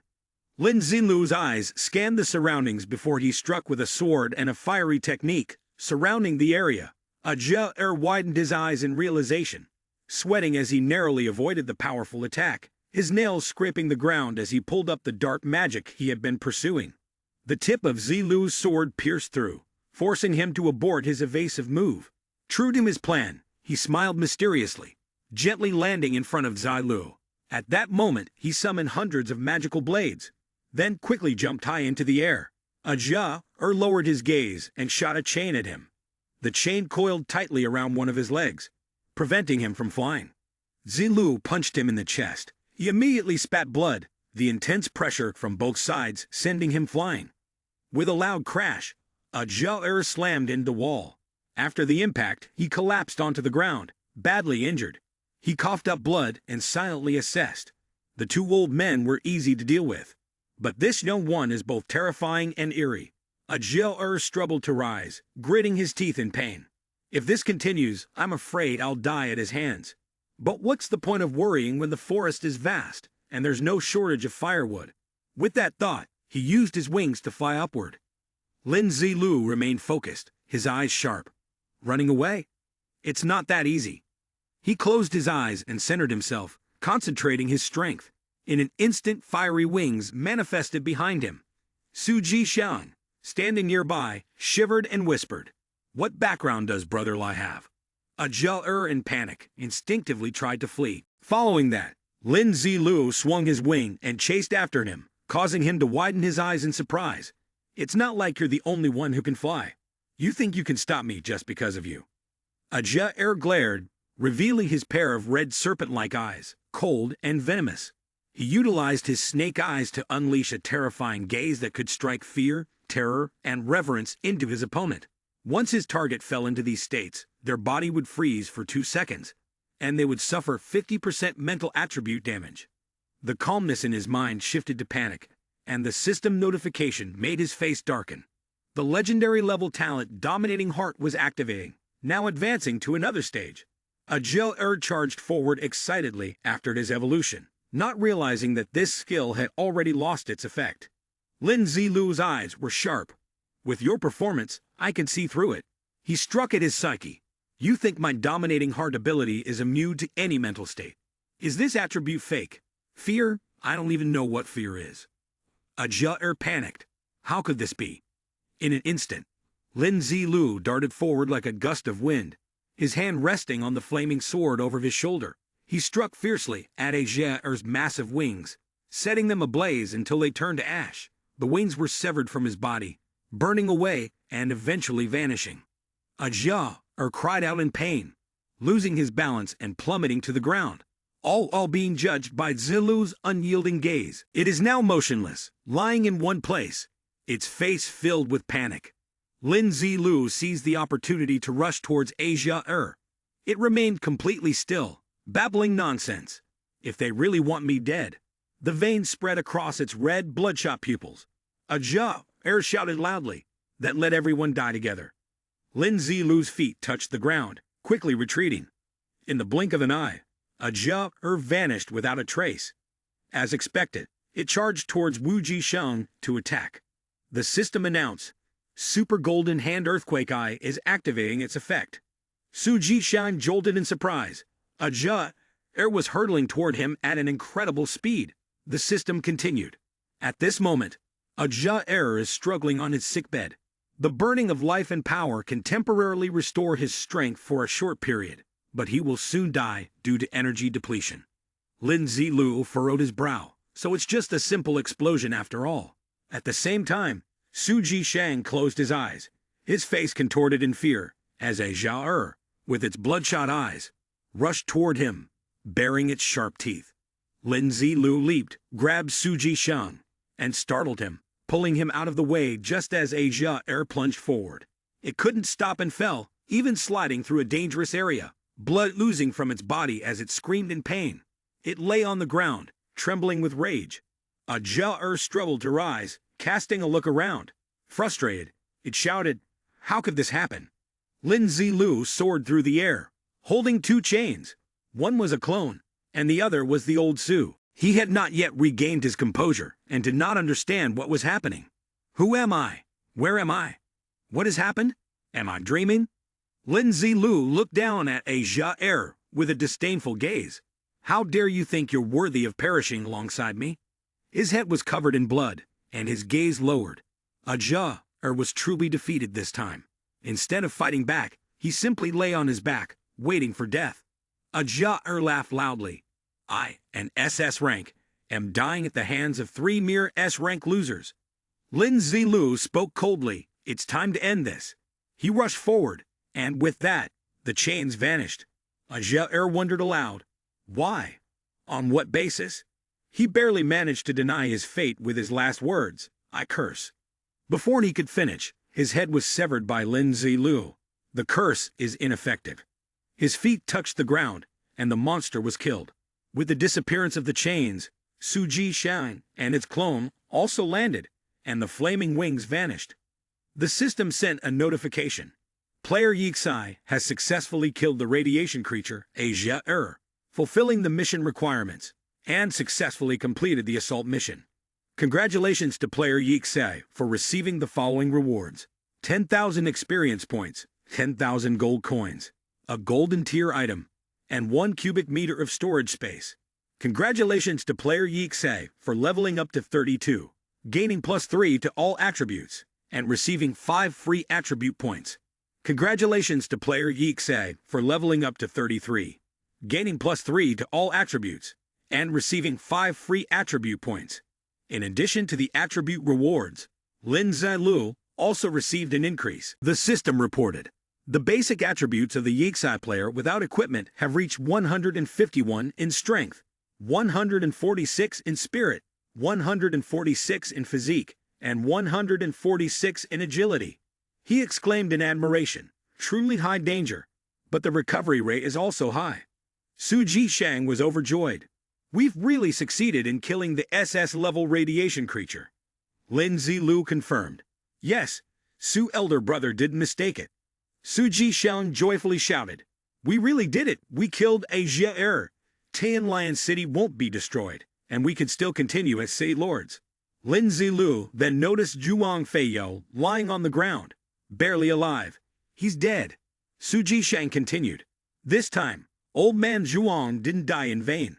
Even if he could trade one, Asia for his life, that would be a worthwhile exchange. Reporting his actions to the Federation might even get him posthumous recognition, and a brave title." Lin Zilu added, "Actually, Zhuang elder brother sacrificed quite a lot this time. Su elder brother, should we return Zhuang elder brother's body? It's not urgent." After a while, Suji Shang examined the body and furrowed his brows. He pulled out something resembling a badge, and asked Lin Zilu, "Brother Lai, do you know what this is?" Lin Zilu responded, "From the inscription on it, it looks like a type of metal from Tianxing City." Suji Shang nodded. "Correct, this is the City Lord's badge of Tianxing City, a symbol of every City Lord beneath the ground." Having said that, Suji Shang happily presented the badge. "Brother Lai, then I must congratulate you in advance." He looked towards Zai Lu to confirm. "You are the next mayor of Tianxing City, right?" From being the calm person, Lin Zilu started to feel confused. "What?" Suji Shang turned to face him directly and asked, "Don't you have confidence?" Zai Lu furrowed his brows slightly, standing still and continuing to ponder. Could it be that he didn't agree? But now that the danger of Asia had been resolved due to the peace of Tian Lion City, Tian Lion City could only have one S-level powerhouse. But if he didn't agree, Suji Shang's deep gaze and resolute thoughts became clear. In that case, it could only be to sever future troubles permanently. He looked at the other person and questioned himself. Becoming the mayor of Tianxing City, is it really that easy? Is it really that simple? The thoughts continued to surge. In battle, losing an arm and suffering damage to one's combat strength, his very existence, was a threat to him. Therefore, he probably wanted to use this method to get him to leave Tian Lion City. However, if he could stabilize his position as the mayor of Tianxing City with his help, it would save him a lot of trouble and bring many benefits. After a long silence, Zai Lu unexpectedly spoke up to object. "But Su elder brother, the residents of Tianxing City." Before he could finish his sentence, Suji Shang let out a sigh and interrupted. "That's natural, brother Lai. You contributed so much to the Federation." Suji continued, "Of course, we must inform the Federation. With the Federation's support, old Lai will ensure you're at ease. No one will dare to say anything." Upon hearing this, Zai Lu responded, That's good. This is my first time being a city lord, and I have no experience. I still need the help of Su elder brother. Rest assured, you've saved my life. As for becoming the city lord of Tianxing City, I will definitely assist you." Clenching his fist and striking his chest, he spoke with a serious tone. "If you need manpower for battle, supplies, or management of talent, just let me know. This includes people within Tianxing City. Whatever the Federation has to say, leave it all to me. I guarantee you won't have any worries in the future." With his words, Lin Zilu felt immediately reassured. Then I can rest easy. Next, he fastened his gold badge onto his black coat. "I really didn't expect I'd have the chance to become the city lord," he said, then added, "Su elder brother, let's take Zhuang elder brother back first." But was met with a dismissive wave. "There's no rush. I still want to ask Brother Lai something." He then pointed to the person who had been silently standing by the side, asking, "Who is this?" Lin Zilu couldn't help but blame himself. "How could I forget Ghost Child?" He quickly replied, "This is another member of our trio, silent assassin Lai Zizhu. He's also my brother." Upon hearing this, Su Jishang seemed to understand the situation and replied, "I see now. Many thanks for Jizhu brother's life-saving grace." Then, with a mouth faster than the brain, he asked, causing Ghost Child to break out in a cold sweat. "Earlier, when we were fighting, I didn't see Jizhu brother. Where has he been all this time?" Meanwhile, at another corner, Zai Lu stood still like a statue, pondering just in case of any unforeseen circumstances. Before he had even finished thinking, he spoke up to explain for the other person. "The reason my brother here is still called the ambush expert is because he likes to hide in the shadows, surprising the enemy," he explained while gesturing with his hands. "And Dao Zhuang brother faces the enemy head-on with me. The three of us have always worked in such harmony." Upon hearing this, Su Jishang, standing in the middle, continuously nodded in agreement.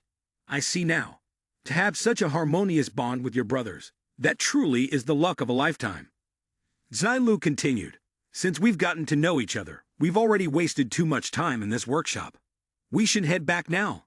I also wonder how Xiang Deputy City Lord is doing." "You're right, we should go back quickly," said Su Jishan. With that, all three of them headed out. One dragged the purple-colored monster's body, another carried someone on his back, and the third held the severed arm. Suddenly, the person lying on Su Jishang's shoulder slipped down. So he turned around to check and reassured, "Sean brother, let's head back."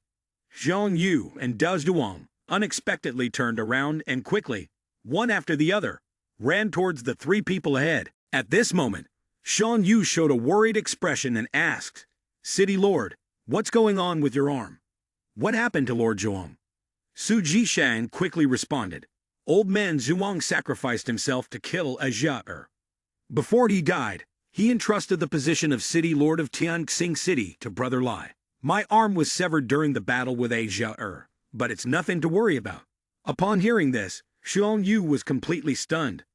"What?" But a voice interrupted him. "First, don't ask anything.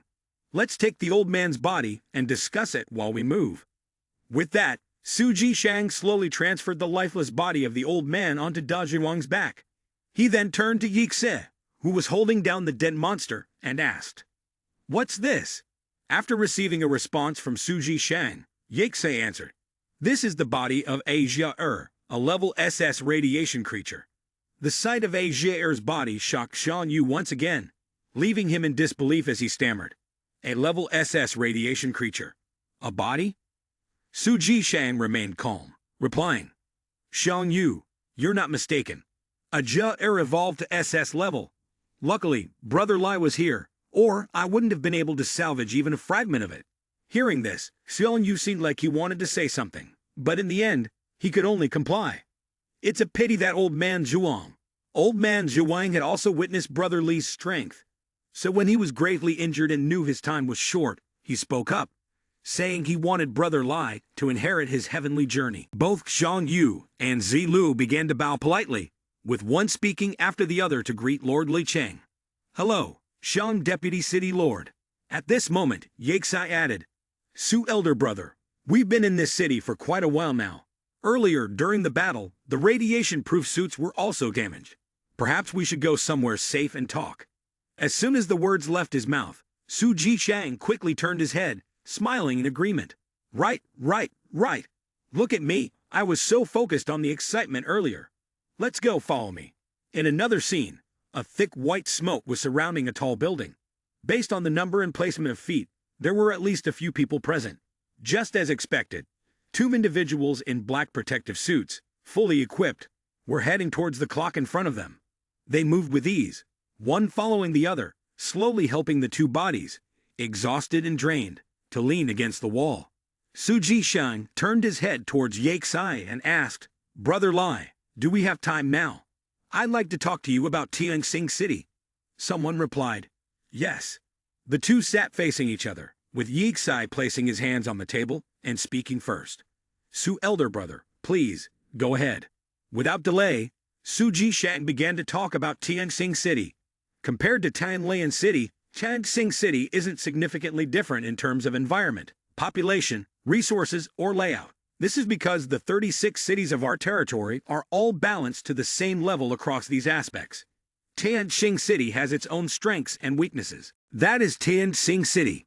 There are many masters there, he said, imagining it in his mind as he continued. But old man Zhuang loves beauties. He's married a host of concubines, and keeps many female confidants. Remembering the others' vices, he pays little attention to governing Tianxing City, and from time to time even forcibly seizes the townswoman. In truth, the residents of Tianxing City had long been discontented with him. Were it not for his S-rank ability, he would likely have been driven from his position as city lord long ago. Hearing this, Yaksai raised a hand to touch her mask and asked pensively, "So, elder brother Su, do you mean you want me to suppress those who harbor malicious intentions first?" Su Jishang set his maimed arm on the table, and, his voice stern, asked in return, "Old Lai, will you trust me?" At that, Yaksai hurriedly answered, "Why would elder brother Su say that? If I don't trust you now, who else could I trust?" Su Jishang smiled and replied, "Brother Lai, for that trust of yours, I will help you to the end. The two brothers, Da Zhuang and Ji Ju, are fairly strong, and your own strength is considerable. The rest, winning people's hearts and subduing those with twisted intentions, leave to me. What do you think?" Yaksai heard the proposal and believed him without reservation. If elder brother Su is willing to help me, then nothing could be better. Su Jishang worked out the strategy. There would, however, be an element of luck. Fortunately, we'll split our forces into two. Brother Lai, you take action to suppress the people of Tianxing City. I'll send someone to report to the Federation and confirm younger brother's identity as the city lord from Junfang's side. After finishing the conversation, Zai Lu stepped through the door. He and his two companions returned to their room. As soon as they entered, Yatsai casually stretched his arms and lay down on the bed. Seeing his carefree, uninhibited behavior, Da Zhuang couldn't help but lean against the door and laugh loudly. Meanwhile, Jizu chose to sit quietly in a corner, enjoying the calm. Just as he was relaxing, the game's notification screen popped up in front of Yaksai. "Player Yaksai, would you like to claim the mission reward now?" "Claim." The system screen began to display the information. Player Yaksai is claiming the mission reward, 1 golden tier item. Congratulations to player Yaksai for receiving a golden tier item from the golden tier purification elixir. After receiving the reward, Yaksai spoke up, "I can't believe I got this. Seems like I'm pretty lucky today." The reward he received came from the golden tier purification elixir. The equipment allows for one attribute hashtag to be purified on a golden tier item or lower. By choosing to modify one attribute hashtag, a new hashtag could be randomly acquired. As he read this intriguing information, his gaze fixated on the details of the silver lightning step boots, a golden tier piece of equipment, a pair of boots imbued with spatial abilities. System notification. The equipment is something many dream of owning. It grants +5 agility, +4 spirit, increases movement speed by 10%, reduces walking speed by 30%, and comes with the flash step skill, allowing the user to move forward a distance of 1 to 2 meters. During the movement, the user is immune to 90% of damage taken. Cooldown time is 4 hours. It also reduces footstep noise by 30%, though it seems to have no effect. He swiftly poured the box containing the silver shoes onto the ground. Immediately, a notification appeared. The footstep noise reduction of the flash step boots has been enhanced. Jump height increased by 30%. The flash step boots now have a new hashtag. After each jump, the user can jump again before touching the ground. The second jump height will not exceed 30% of the first jump. Upon seeing the information on the screen, Zai Lu was taken aback and elated. "Oh my god, am I really this lucky today?" Then he casually rested his head on his hand and relaxed on the soft bed. Time slowly passed until the second day.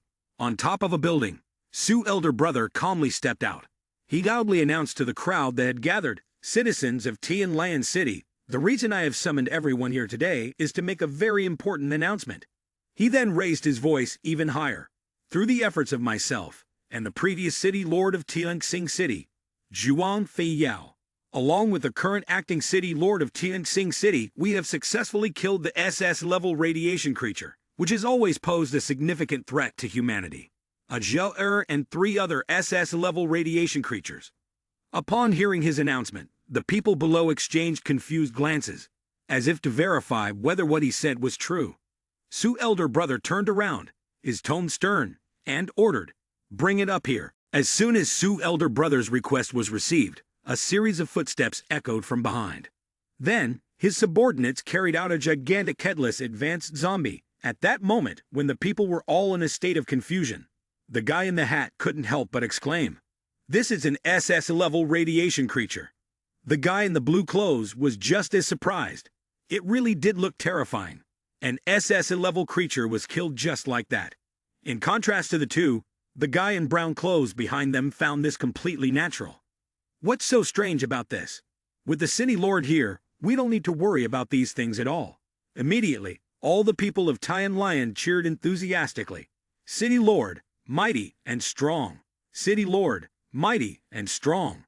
Seeing everyone so excited, Su Jishang remained calm and didn't act arrogantly, instead signaling for everyone to quiet down. Then he spoke. "We have sent a Zhao's head to the Federation. Today, I want to inform everyone of 2 things, both of which relate to me. The former city lord of Tianxing City, Zhuang Feiyao, and the current city lord of Tianxing City, the Slaughterer, have both killed radiation creatures." Upon hearing Su Jichang's declaration, the guy in brown clothes below eagerly turned to ask the guy in blue beside him, "Have you heard of 6 diagrammist?" He promptly received the reply.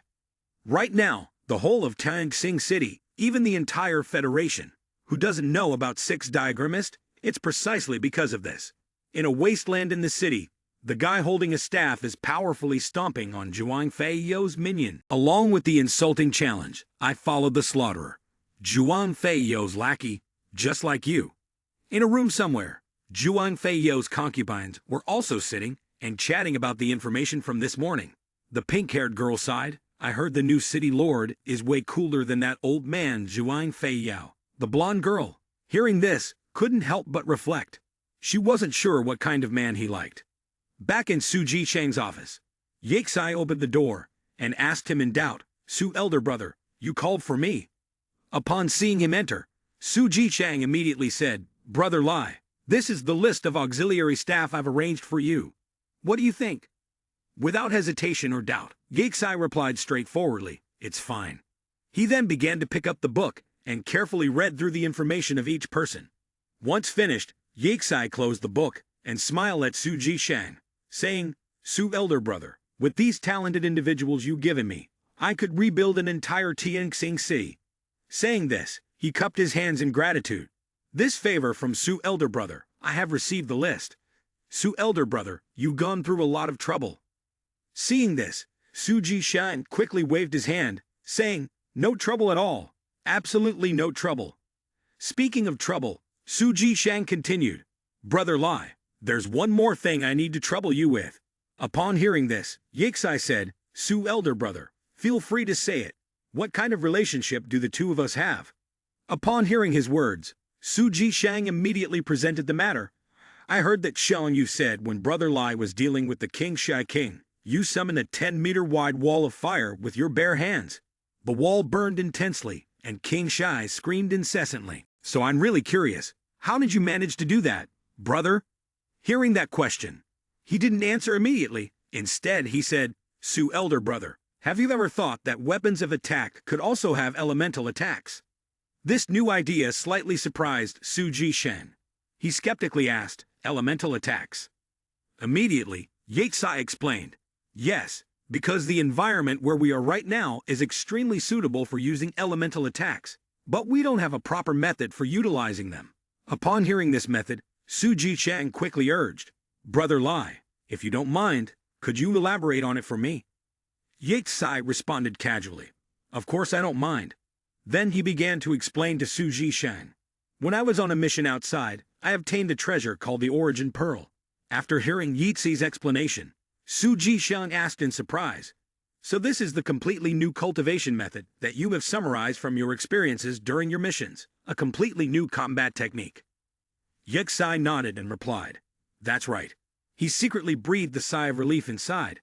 Thankfully, the experience from the apocalyptic events in both my past and current life is enough. Otherwise, I wouldn't have been able to fool this old man. As if afraid Su Jishang wouldn't believe him, Yixi continued to explain, "Moreover, it's not just fire. Since everyone's physical constitution is different, the elements they can control also differ. Water, ice, wind, and thunder.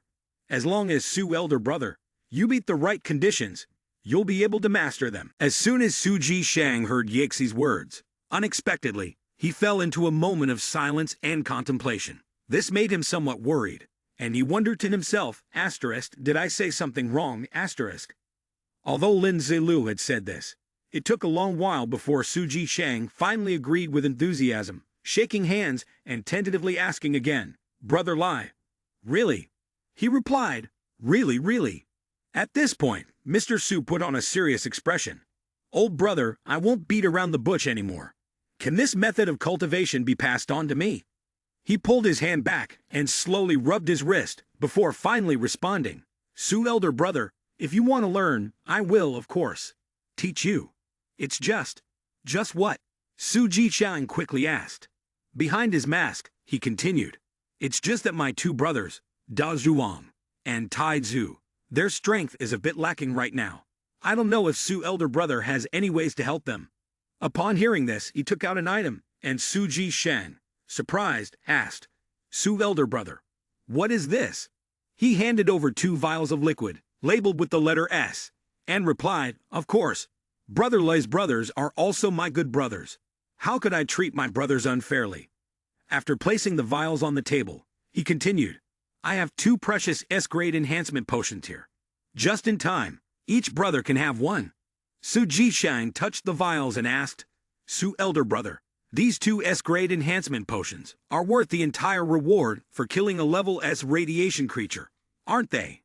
He replied, "What are 2 S-grade enhancement potions worth? Do you value the bond between us more than the brotherhood between me and him?" He held the vial of elixir in his hand, scratching his head with the other. 2 vials, Su elder brother. He didn't know that his brother Da Zhuang was so tall and rough. He slowly added, "The effect of 1 vial of enhanced elixir for him is equivalent to half a vial's worth of effect, so I didn't say anything." Of course, the man still couldn't understand completely, doubting to himself, "I've lived for 70 years, and this is the first time I've heard of the effect of an enhanced elixir being related to the size of a person's body." Though he knew Lin Zilu was talking nonsense, he convinced himself for the sake of the goal, all because of that so-called attack element of his. He gritted his teeth and took out another vial. "Brother Lai's point is valid, so I'll take out another S-grade enhanced elixir for my brother." He didn't immediately take the vial, adding, 3 vials. "Su elder brother, you might not know, Brother Taiju is quite mischievous. Usually he drinks half and pours out the other half." Not letting him complain any further, the man pushed the vial into his hand. "Enough, no more. I only have 3 vials for you." Not giving him what he wanted, Lin Zilu pointed to his face and added, "Oh, but after I usually take the enhanced elixir, I prefer to rinse my mouth with A-grade elixir." Mr. Su was very angry, but still agreed. "All right, I'll take out 3 A-grade enhanced elixirs for Brother Lai to rinse his mouth." Lin Zilu collected all the vials into his personal space and then turned to smile at Mr. Su, saying, "I won't make things difficult for you anymore." Lin Zilu conjured a blazing fireball in his hand and said, "Su elder brother, this is the origin pearl with the fire attribute." Looking at the orb, he couldn't help but exclaim. He calmly continued, "Now I'll begin checking for you, matching the attributes that suit you." He quickly responded, "All right." After a moment, the orb in his hand gradually vanished, replaced by a breeze of sky blue air. He said, "I've done the check for you. You are suited for elemental wind. When I return, I'll create a cultivation method for you." He pointed at him and continued, "Su elder brother is very diligent. It's easy for him to summon elements. By then, his combat power will increase significantly, and who knows, it might be an opportunity for him to break through to SS level. Upon hearing this, all the anger turned into happiness. He looked at him, who was stroking his chin, and said, "Thank you, Brother Lai." He politely replied, "Su elder brother, actually, I am also a member of the human heart system. The more people who understand elemental techniques, the less we will need to fear radiation creatures." Lin Zilu stroked his chin and added, "Su elder brother, you are well connected. If others need help, you can introduce them to me." He continued to tempt Mr. Su. "As long as they are people you've introduced, I will give them an A-grade enhancement potion from the same level of gifts, so Su elder brother can gargle with it." "Really?" Mr. Su replied seriously. "Yes." Mr. Su said, "Brother Lai, there's no need to be so polite. This is our contribution to enhancing the combat power of humanity." He started to relax and said, "I must admit, I'm quite familiar with the city lords of Tian Lai City and Tianmo City." Thinking of this, Mr. Su eagerly added, "I will send someone to report this good news right away." Lin Zilu extended his hand and placed it on his shoulder to convey sincerity as he said, "Thank you, Su elder brother." He, in turn, was pleased to think that Brother Lai was quite righteous, not only wanting to earn money for himself, but also not forgetting to bring others along. Mr. Stu, unaware of his plot, unknowingly walked right into the trap. As expected, he had been hooked. After both parties successfully reached an agreement, Lin Zilu politely said, "Su elder brother, I look forward to our cooperation." Su Jishan quickly responded, "Brother Lai, the pleasure is mine. Now I have something to add. Su elder brother, I plan to go to Tianxing City first to assess the situation. As for the talents you recommended, I won't take them with me. When the time is right, I'll still need to ask you to bring them to Tianxing City." Upon hearing this, Mr. Stu was taken aback and hurriedly said, "But..." Lin Zilu interrupted him, "Su elder brother, there's no need to persuade me. My mind is made up." He leaned slightly to explain, "What if Tianxing City isn't stable yet? It would be bad if those talents lost their lives." Fully convinced by his reasoning, Mr. Su readily agreed, "You're right. However, Brother Lai, if you run into any difficulties, you must come to find me immediately." He calmly responded, "Of course." Naturally, thinking of something else, Mr. Stu added, "However, you've only just become the city lord of Tianxing City and are still unfamiliar with the city."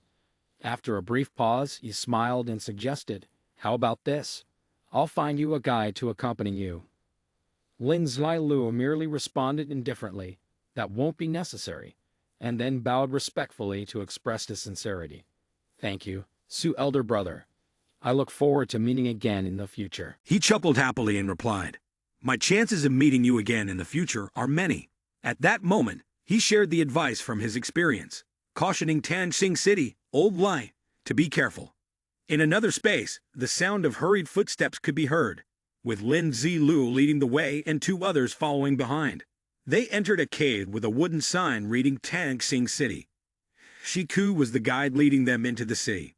"City Lord, this is the largest entrance to Tianxing City. I've arranged everything for you inside.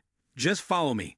Hearing this, he simply responded with two words, "Thank you." And so, they ventured deeper into the cave. After passing through a long passage, a steel door opened. Shiku continued leading the way. "City Lord, please." Shiku approached a table and raised an object for the identity card inspector. "This is my official documentation." The inspector responded with a nod. He also approached and handed over a piece of paper.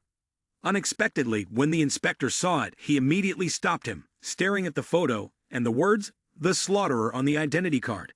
He stood up quickly and asked, "Are you truly the infamous The Slaughterer?" He replied calmly, "It's me." The inspector immediately bowed his head, offering the document back with both hands. "Master Slayer, we humbly welcome you to Tianxing City." He, however, remained as before, taking back the identity document and simply replying, "Ma'am." As he put the document away, his mind was racing. He referred to me as the Slaughterer.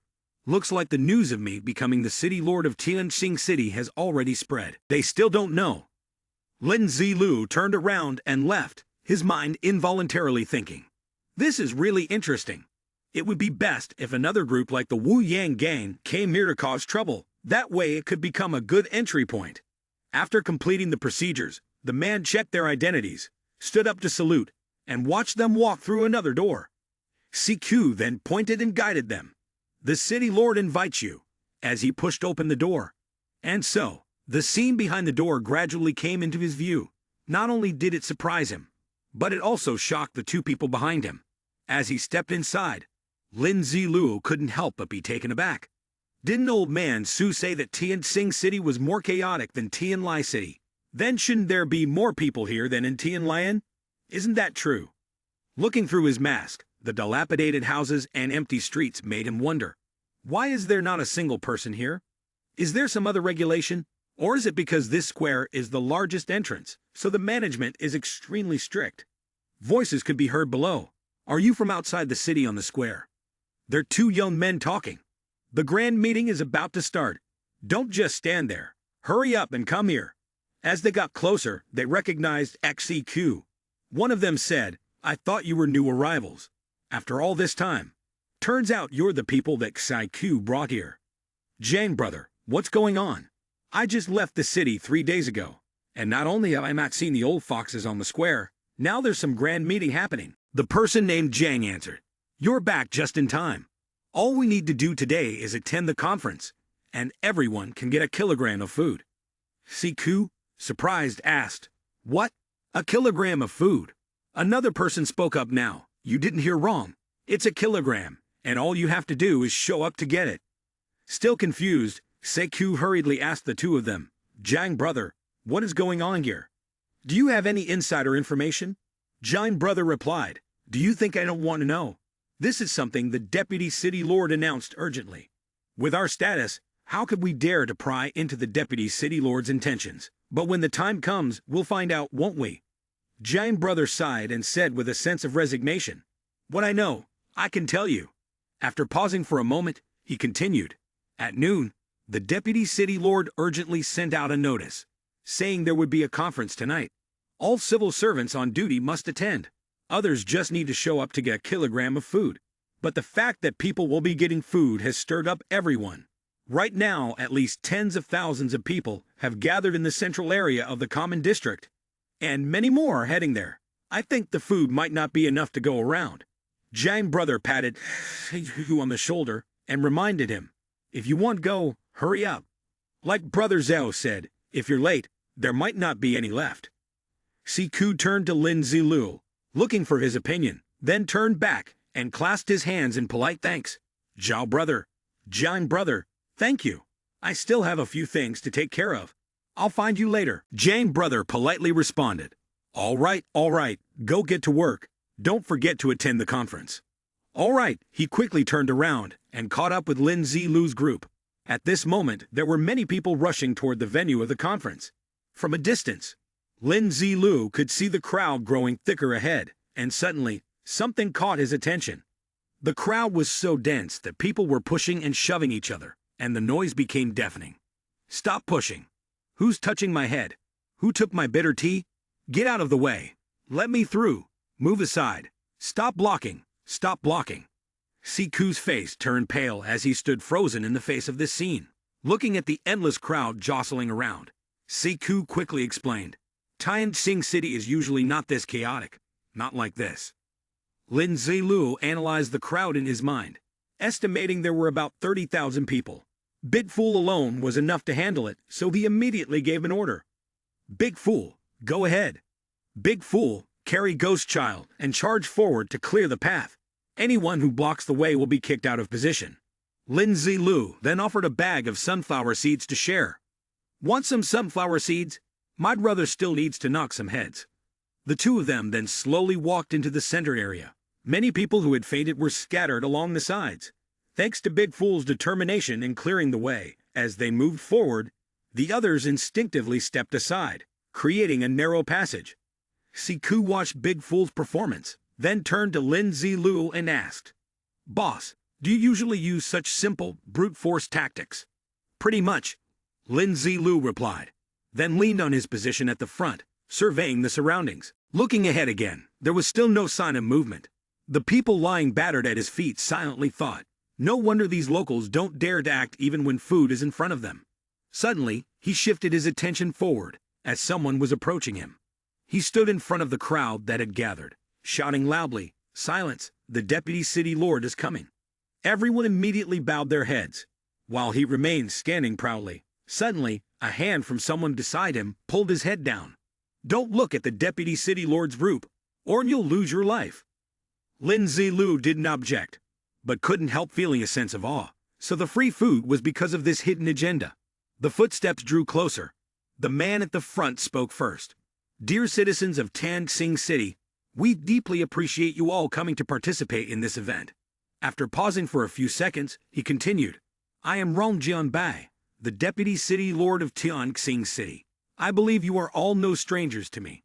The people below raised their hands and shouted in unison, "Deputy City Lord, mighty and powerful." The Deputy City Lord then continued, "Please raise your heads. Let me introduce a few old friends of mine." Lin Ziluo, amidst the crowd, observed as Rong Jianbai introduced one by one. "This is Mr. Yi King, the brown-haired gentleman, head of the Materials Management Department. And this is Ms. Gong Sai Yi, the silver-haired lady, head of the Finance Management Department." The citizens all wore expressions of anticipation. The Deputy City Lord kept introducing. "This man with twisted eyebrows is Mr. Zheng Fei Hong, head of the Social Welfare Department. This is the leader of the S-rank mercenary group, Mr. Bajen from Spacebreak." After the names introduced by the Deputy City Lord, the people in front were bustling with discussions. These individuals represent power, resources, finance, peacekeeping, and, of course, the S-rank mercenary group from our Tan Xing City. That's right, this could also be considered one of the top figures with the highest interests in our Tan Xing City. Don't they usually stay in the city? Why are they suddenly showing such goodwill and handing out food to us today? Who knows? Let's just watch and see. Either way, we won't lose anything. Despite the discussions among the people, he continued speaking. "We are here today with an important piece of news to share with every resident of Tan Xing City." With just that one sentence, the entire crowd fell silent, waiting to hear what he had to say next. "You are the masters of Tan Xing City. You have the right to know every important decision of this city." He spoke solemnly. "According to information from our intelligence personnel in Tan Lan, our city lord, Zhuang Feiyao." The Deputy City Lord choked on his words and managed to say two words. Mr. Yi King, who was beside him, patted his shoulder in comfort before speaking on his behalf. When City Lord Zhuang went out on a mission, he tragically met with misfortune. Once again, the crowd became uproarious. "What? The City Lord met with misfortune? Doesn't that mean Tan Xing City no longer has an S-rank expert?" That's right. Does that mean we're at risk of being taken over by other cities? What if the next wave of radiation creatures attacks? What will we do?" The Deputy City Lord frowned and shouted, "Silence! The five of us have already found a way to protect Tianxing City." His face became sorrowful. "We have lost the City Lord, but we cannot lose the peace of Tianxing City." Then, he pointed at the group of people piled up together and directly issued an order. "From now on, anyone who continues to discuss or speak about the death of the City Lord will be killed on the spot." No one spoke. The atmosphere was silent. At this moment, the Deputy City Lord was very pleased. The exact cause of the City Lord's death is unclear, but even without him, you all need not worry about the safety of Tan Xing City. Rong Jianbai pointed to Mr. Bajen, who stood beside him, and explained, "Because of our space break team leader, Mr. Bajen, his extraordinary talent has long allowed him to break through and become a mid-level S-class expert. Adding to that, there is also me, a low-level S-class enhancer. Tianxing City also has two other S-class enhancers." The people below, hearing this news, cheered with joy, and without exception, all thought, "This is great." The Deputy City Lord smiled with satisfaction at the response, and then continued his performance. "On the contrary, today I do not wish to praise the achievements of the former City Lord here." He widened his eyes, gritted his teeth, and shouted, but to expose his brutality. Rong Jianbai clenched his fists and began listing the crimes. As a tyrant, the crimes he committed are countless, too many to even be recorded in books. First, after a long while of recounting in summary, the city lord of Zhuang had died, and the crimes he committed were now known. We have enacted punishment by demolishing his tombstone in the city lord's mausoleum. The people who were being led like sheep continuously shouted in unison, "Support! Support!" Lin Zilu couldn't help but mock them inwardly. Acting without having a clear understanding of the whole situation was so foolish. He concluded, "So the full name of this conference is the City Lord Selection Conference." In his mind, he was still thinking, regardless of what kind of person Zhuang Feiyao is normally, the Alliance will still award Zhuang Feiyao the title of hero based on the achievements from this campaign against Asia. Now, destroying Zhuang Feiyao's tombstone is no different from slapping the Alliance in the face. The Deputy City Lord raised his hand to show determination. Currently, the radiation creatures and zombies on the ground are increasing in activity. We must have enough strength. We need someone capable of protecting the development of Tianxing City, to protect Tianxing City, to protect our people. We must use this conference to choose a new city lord. The people in the stands didn't understand his words and asked, "What, Mr. Fan? You're holding a conference just to select a new city lord?" He responded, "That's right. Tianxing City cannot go a single day without a city lord." Then, turning, as if it were the most natural thing in the world, he spoke to the four of them. "Rather than passively letting the Alliance send someone to take over Tianxing City, we should choose one of our own. This will also be beneficial for the future development of Tianxing City."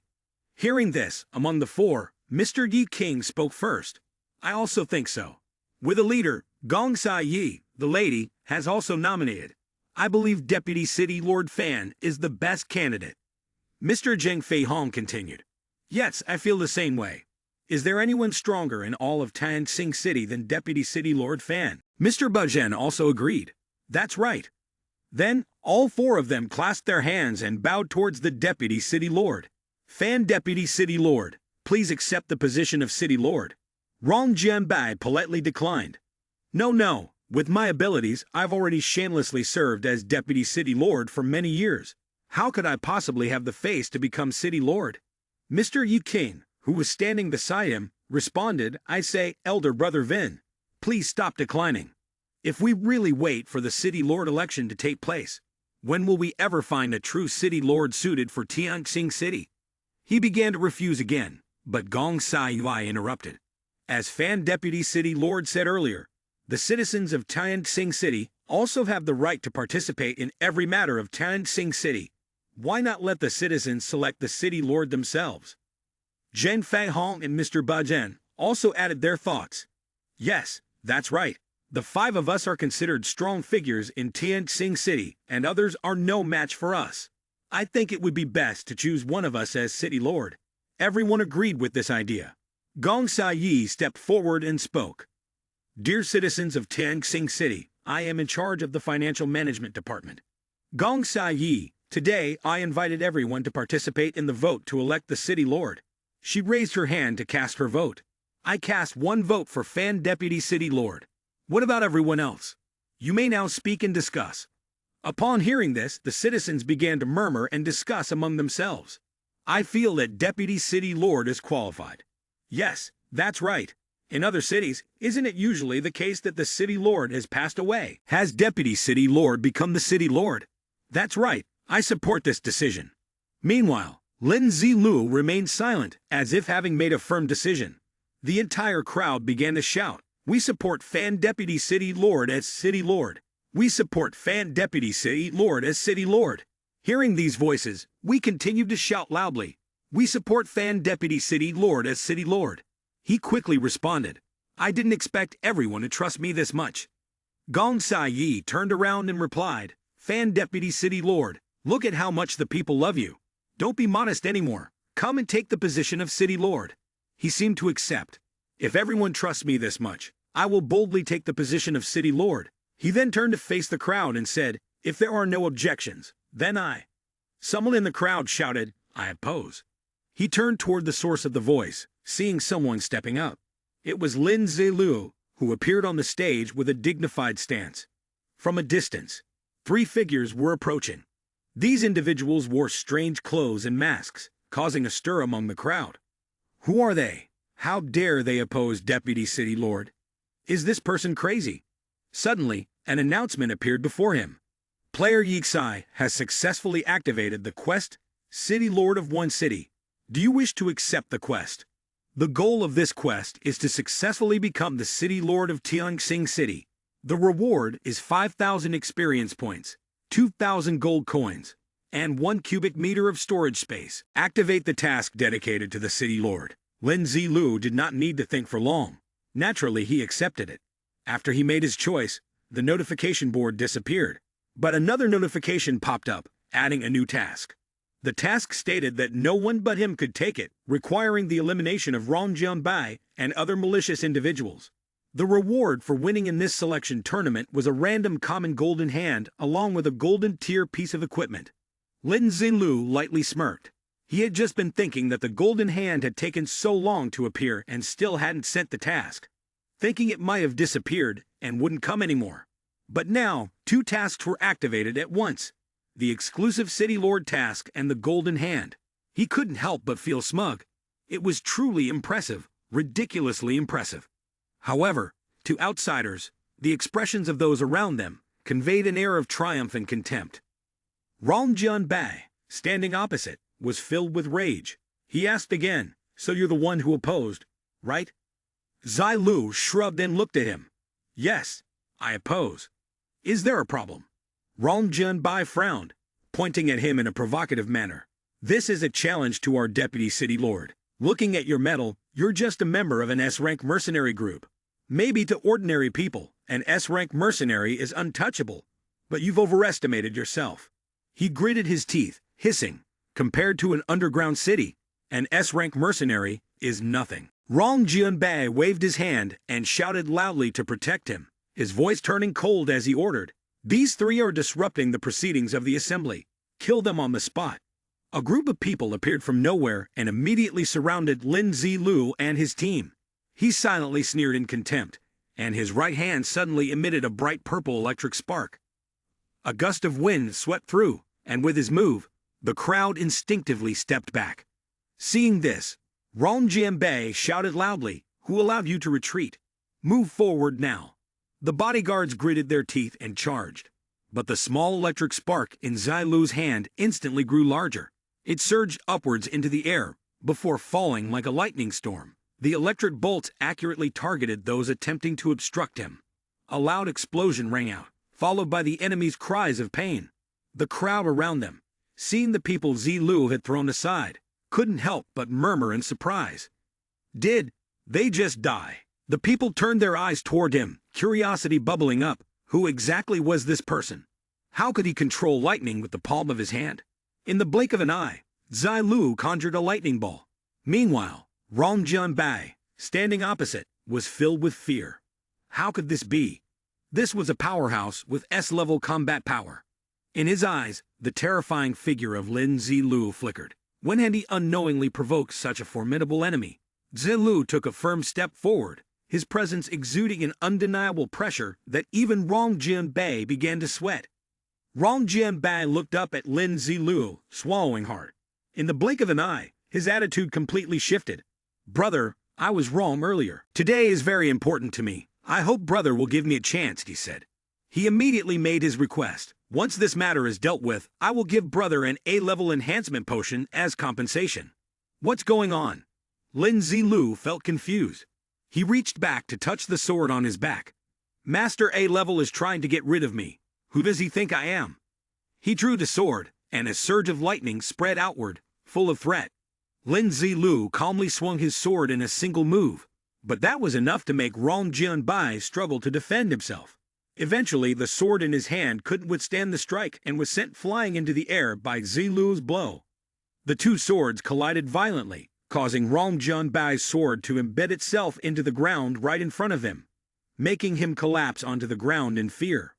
Rong Jianbai frowned and shouted, "Look at the cracks all over the sword." He muttered a few curses. "This is a B-level longsword that has been with me for years, and he broke it with 1 strike. This person's strength is definitely more than just a normal S-level." He trembled as he gripped the hilt of the sword, leaning on it, afraid that he wouldn't be able to defeat him alone. Rong Jianbai called out to the person standing next to him, Captain Ba, please lend me a hand. Ba Zhen, the leader of the space break mercenary group, had S-level combat strength. He slightly opened his eyes to look at Zai Lu standing across from him, a pressure-filled aura surrounding him, making it uncomfortable. Ba Zhen could only shake his head and softly reply, sorry. Rong Jianbai was stunned, exclaiming, Captain Ba, all you need to do is help me kill him, and the reward promised before will be doubled. Ba Zhen firmly extended 3 fingers in front of Rong Jianbai. He coldly demanded, I want triple. Rong Jianbai immediately fell silent. You. Jianbai gritted his teeth, hesitating. Suddenly, he spoke, fine, triple it is. But before he could finish his words, he was struck down by a move from Zai Lu. Rong Jianbei's body flew into the air, and then he was caught by Ba Zhen. Ba Zhen landed smoothly, standing face to face with Lin Zilu. Ba Zhen calmly looked at him and said, brother, you heard it too. Today, Brother Jianbai is under the protection of our space break mercenary group. He raised an eyebrow, uncertain which mercenary group Zai Lu belonged to. Out of respect for me, let's leave it at that. But Zai Lu immediately interrupted, cutting him off. Respect for you? Do you even deserve it? He swiftly drew a sword. The blade was aimed straight at both Ba Zhen and Rong Jianbai. Ba Zhen raised his sword to block with difficulty, the entire sky trembling as it was filled with Zilu's fierce, raging lightning. Ba Zhen gritted his teeth. This is bad, he's stronger than I imagined. With no other choice, he pushed Rong Jianbai aside. Ba Zhen exerted all his strength, with both hands to fend off the strike, sweat pouring down his face. While defending against Zai Lu's killing intent, he shouted loudly, all members of Space Break, attack. Every person who participates in this attack will be rewarded with 50 mercenary points. Create damage to any one of these 3 individuals. The reward is doubled, and the crowd immediately buzzes with excitement. 50 mercenary points, risking life and death for half a year, and only earning this much, huh? Many people, excited, rushed forward. As long as they caused damage to them, the reward would be doubled. They couldn't beat the expert above, but it was worth trying. Can't that big fool and the kid below handle this? But Big Fool had already made his move, causing the group to freeze in place, unable to move. Lin Xinglu glanced over at Big Fool and Ghost Child, silently complimenting them. He curved his lips and said to the other 2, leave these guys to you. If you take down one of them, the reward is a chicken leg. Drool immediately started to form at the corners of Big Fool and Ghost Child's mouths. They excitedly looked at the group charging forward, just like a swarm of insects. Both of them charged at opposite sides, knocking each person down one by one. Meanwhile, on the platform, Zai Lu also sent Ba Zhen flying a great distance. The man used one hand to brace himself against the ground to avoid falling. Ba Zhen gritted his teeth, enduring the pain, and used his self-healing skill. Zai Lu lightly raised his hand to his right eye, and in an instant, a flash of light appeared. After using his scout eye skill, the true strength of Ba Zhen and his group was laid bare before him. From Sai Yi and Yi Ting to Zhang Fei Hong, Hu Ju, each one of them was an elite-level A-class fighter. Only Ba Zhen and Rong Jianbai were intermediate S-class and S-level base fighters, respectively. Lin Zilu remained calm as he observed the next moves of these old men. Rong Jianbai then stepped forward and respectfully bowed to him. Although your fighting strength cannot be underestimated, Tianxing City has masters in abundance. Suddenly, he turned his head and sneered, showing contempt. You won't gain any benefit from this. Leave Tianxing City now, and I'll forget about the past. Zai Lu squinted slightly and replied in a dark tone. You're not wrong. The fighting strength of Tianxing City is indeed formidable, with 6 top-tier masters and a group of powerful mercenaries. He tightened his grip on the hilt of his sword.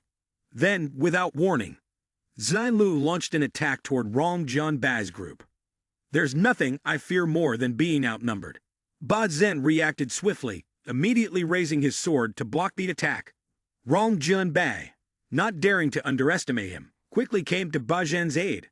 However, in the blink of an eye, Zai Lu appeared behind the 2 elderly men and swiftly took them down. Hu Ju, furious, charged at him from behind. But Zai Lu couldn't help but disdainfully think, He overestimates himself. As Zai Lu turned around, Hu Ju was immediately pierced through the heart with a single strike. He lowered his head and spat out a mouthful of blood.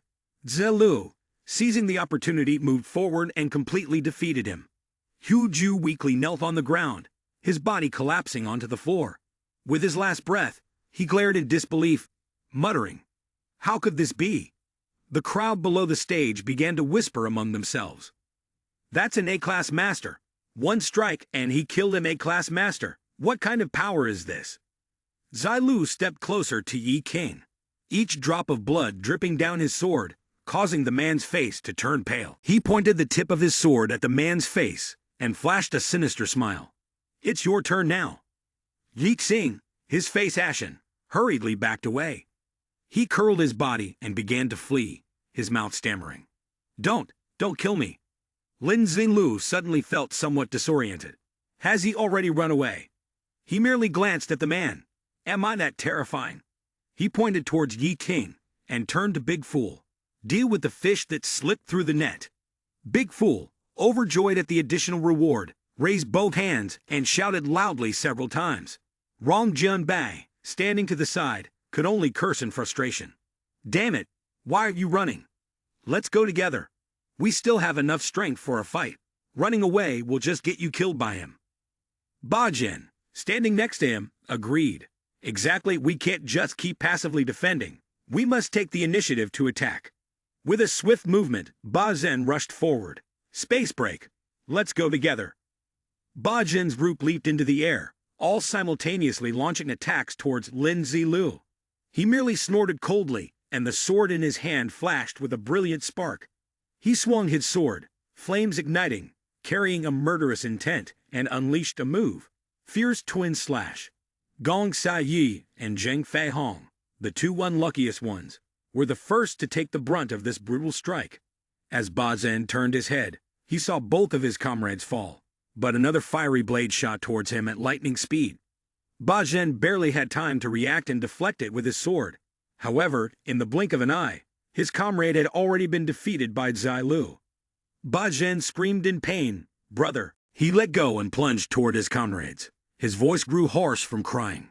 "It's all my fault. I caused this." His eyes bulged as he fixed his gaze on Lin Zilu. "You killed 3 of my brothers." Ba Jian ground his teeth. "Whoever you are, I'll make you pay for them." Zai Lu merely and slowly activated his lethal mana skill. After restoring his spirit power, Lin Zilu commented indifferently, "Enough words." In the blink of an eye, a pair of wings sprouted from his back, and he rose into the air to everyone's astonishment. "Oh my God, he can fly!" "Mom, look, there's a superhero." A flaming bow materialized in his hands. He smiled and slowly drew the string. On the ground, Rong Jianbei tilted his head back and trembled as he said, "My God, how do you even fight this?" As Lin Zilu released, each arrow formed and flew from the bow, shooting straight toward Rong Jianbei's group. A flame spirit arrow streaked through the air. This skill fires a forward flame arrow, whose power equals 100% of attack plus 40% of spirit. When the flame spirit arrow hits, it produces a flame explosion dealing 60% of attack. The explosion leaves targets burning for 5 seconds. This flame cannot be extinguished. Ba Jian froze, his eyes glued to the missile. Then his eyes reddened. He looked down and saw 3 arrows embedded in his body. Ba Jian turned to Rong Jianbai, as if he wanted to say something. Oh, but his whole body was burned to ashes in the blink of an eye. Rong Jianbei's eyes locked onto Zai Lu in midair as he calmly landed on the ground, a smile still on his lips. Seeing him approach, Rong Jianbei's entire body began to tremble uncontrollably. With fear evident on his face, Rong Jianbai looked at Lin Zilu. With a loud thud, he dropped to his knees, grabbing the hem of his clothes and pleading, "Please spare me. I beg you, spare me. The position of city lord. All the supplies in Tanxing City, all the treasures I've hidden, I'll give them all to you. Please, I beg you, spare me." Lin Zilu simply smiled without replying, and suddenly a long sword appeared in his hand. Rong Jianbei's face instantly turned pale. I understand. I can manage the city. I'll be your subordinate and help you rule Tanxing City." No matter how much he begged, Lin Zilu remained calm, raising his sword high. I'll serve you like a beast of burden. With a single swift strike, Lin Zilu swiftly severed Rong Jianbai's head. Please. He stepped over his corpse, and the severed head rolled across the ground. Rong Jianbai collapsed, blood spilling everywhere. Suddenly, Lin Zilu stopped in his tracks.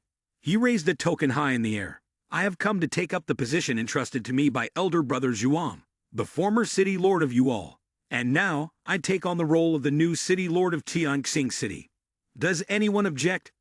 The crowd below immediately erupted in a flurry of whispers. This is the person who can kill two S-level masters.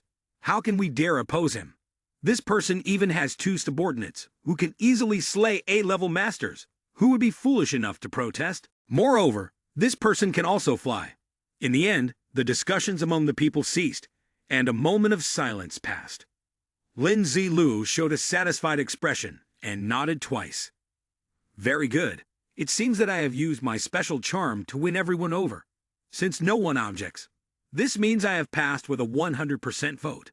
He raised a finger towards the sky. From today on, I am the slaughterer Lai Haobo.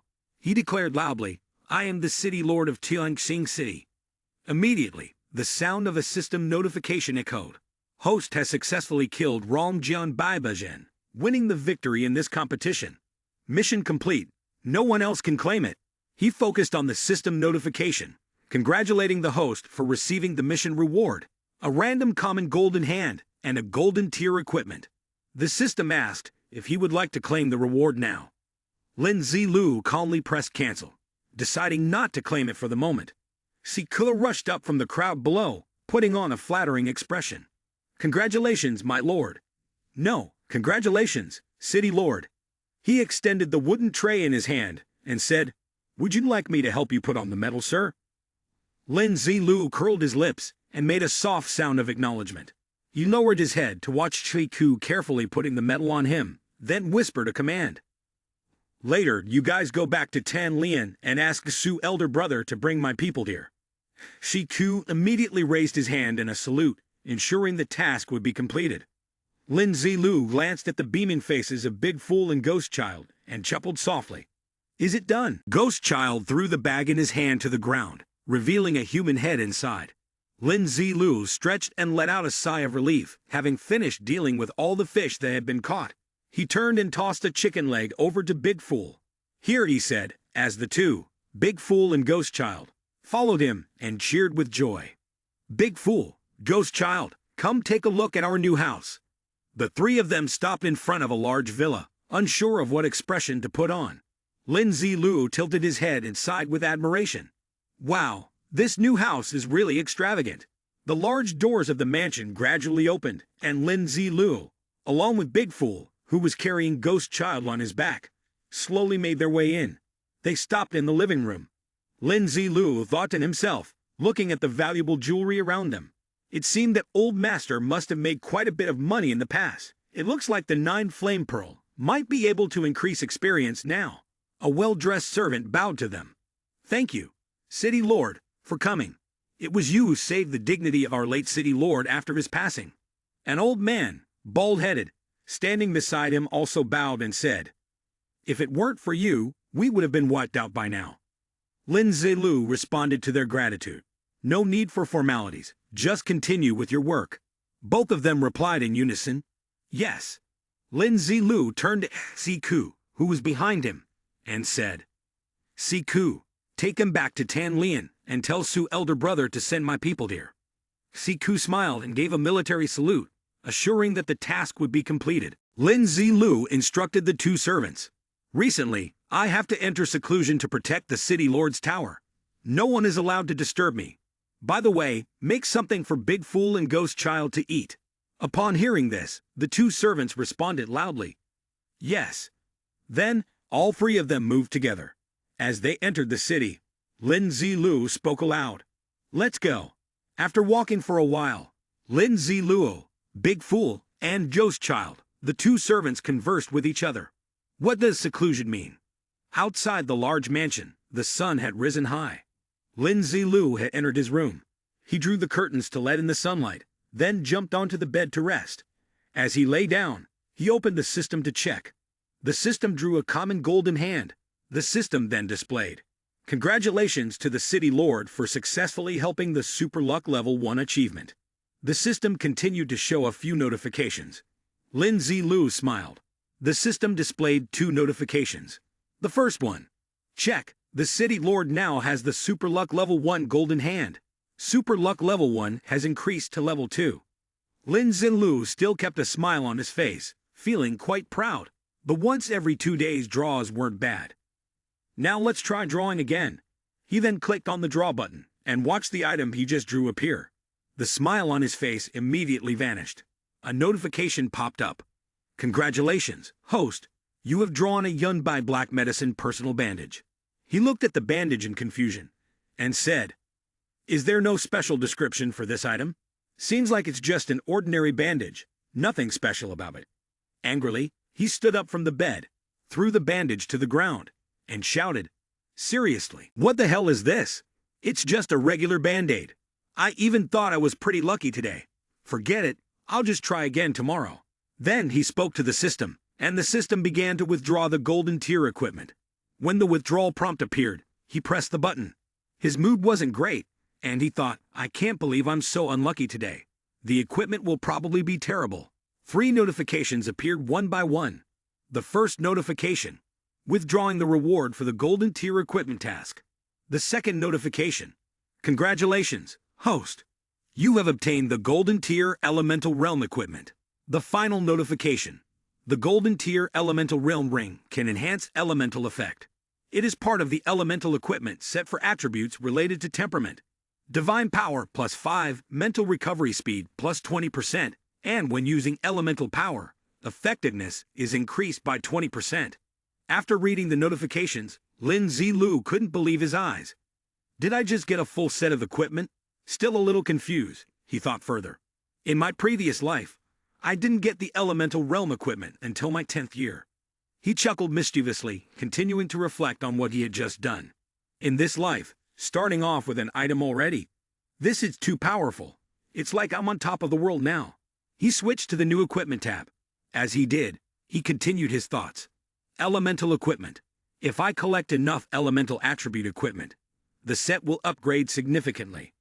Then, he swapped his blood-sucking ring, +2 for the golden tier elemental realm ring. He smiled contentedly, then lay down on his bed. Looks like I'll need to find more elemental equipment now. Lin Zilu threw the ring, and then caught it. He held the ring and examined it, realizing that he possessed the flame oath skill, and now had the elemental spirit force in his hands. Couldn't it be possible to use this method of formation to create a thunder seal? Looking at the ring, Zilu said to himself, Let's give it a try. Zilu sprang up from the bed and began summoning a flame on the palm of his hand. He gathered energy, making the flame grow larger. After a while, the flame suddenly extinguished. Zilu fell into deep thought, confused. The effect was much weaker, the result nowhere near as strong as the flame seal. Observing the ring, Zilu spoke to himself again.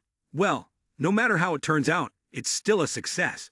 It seems that by using the elemental spirit force to provide elemental power, and creating a seal technique unique to each element, it is indeed possible.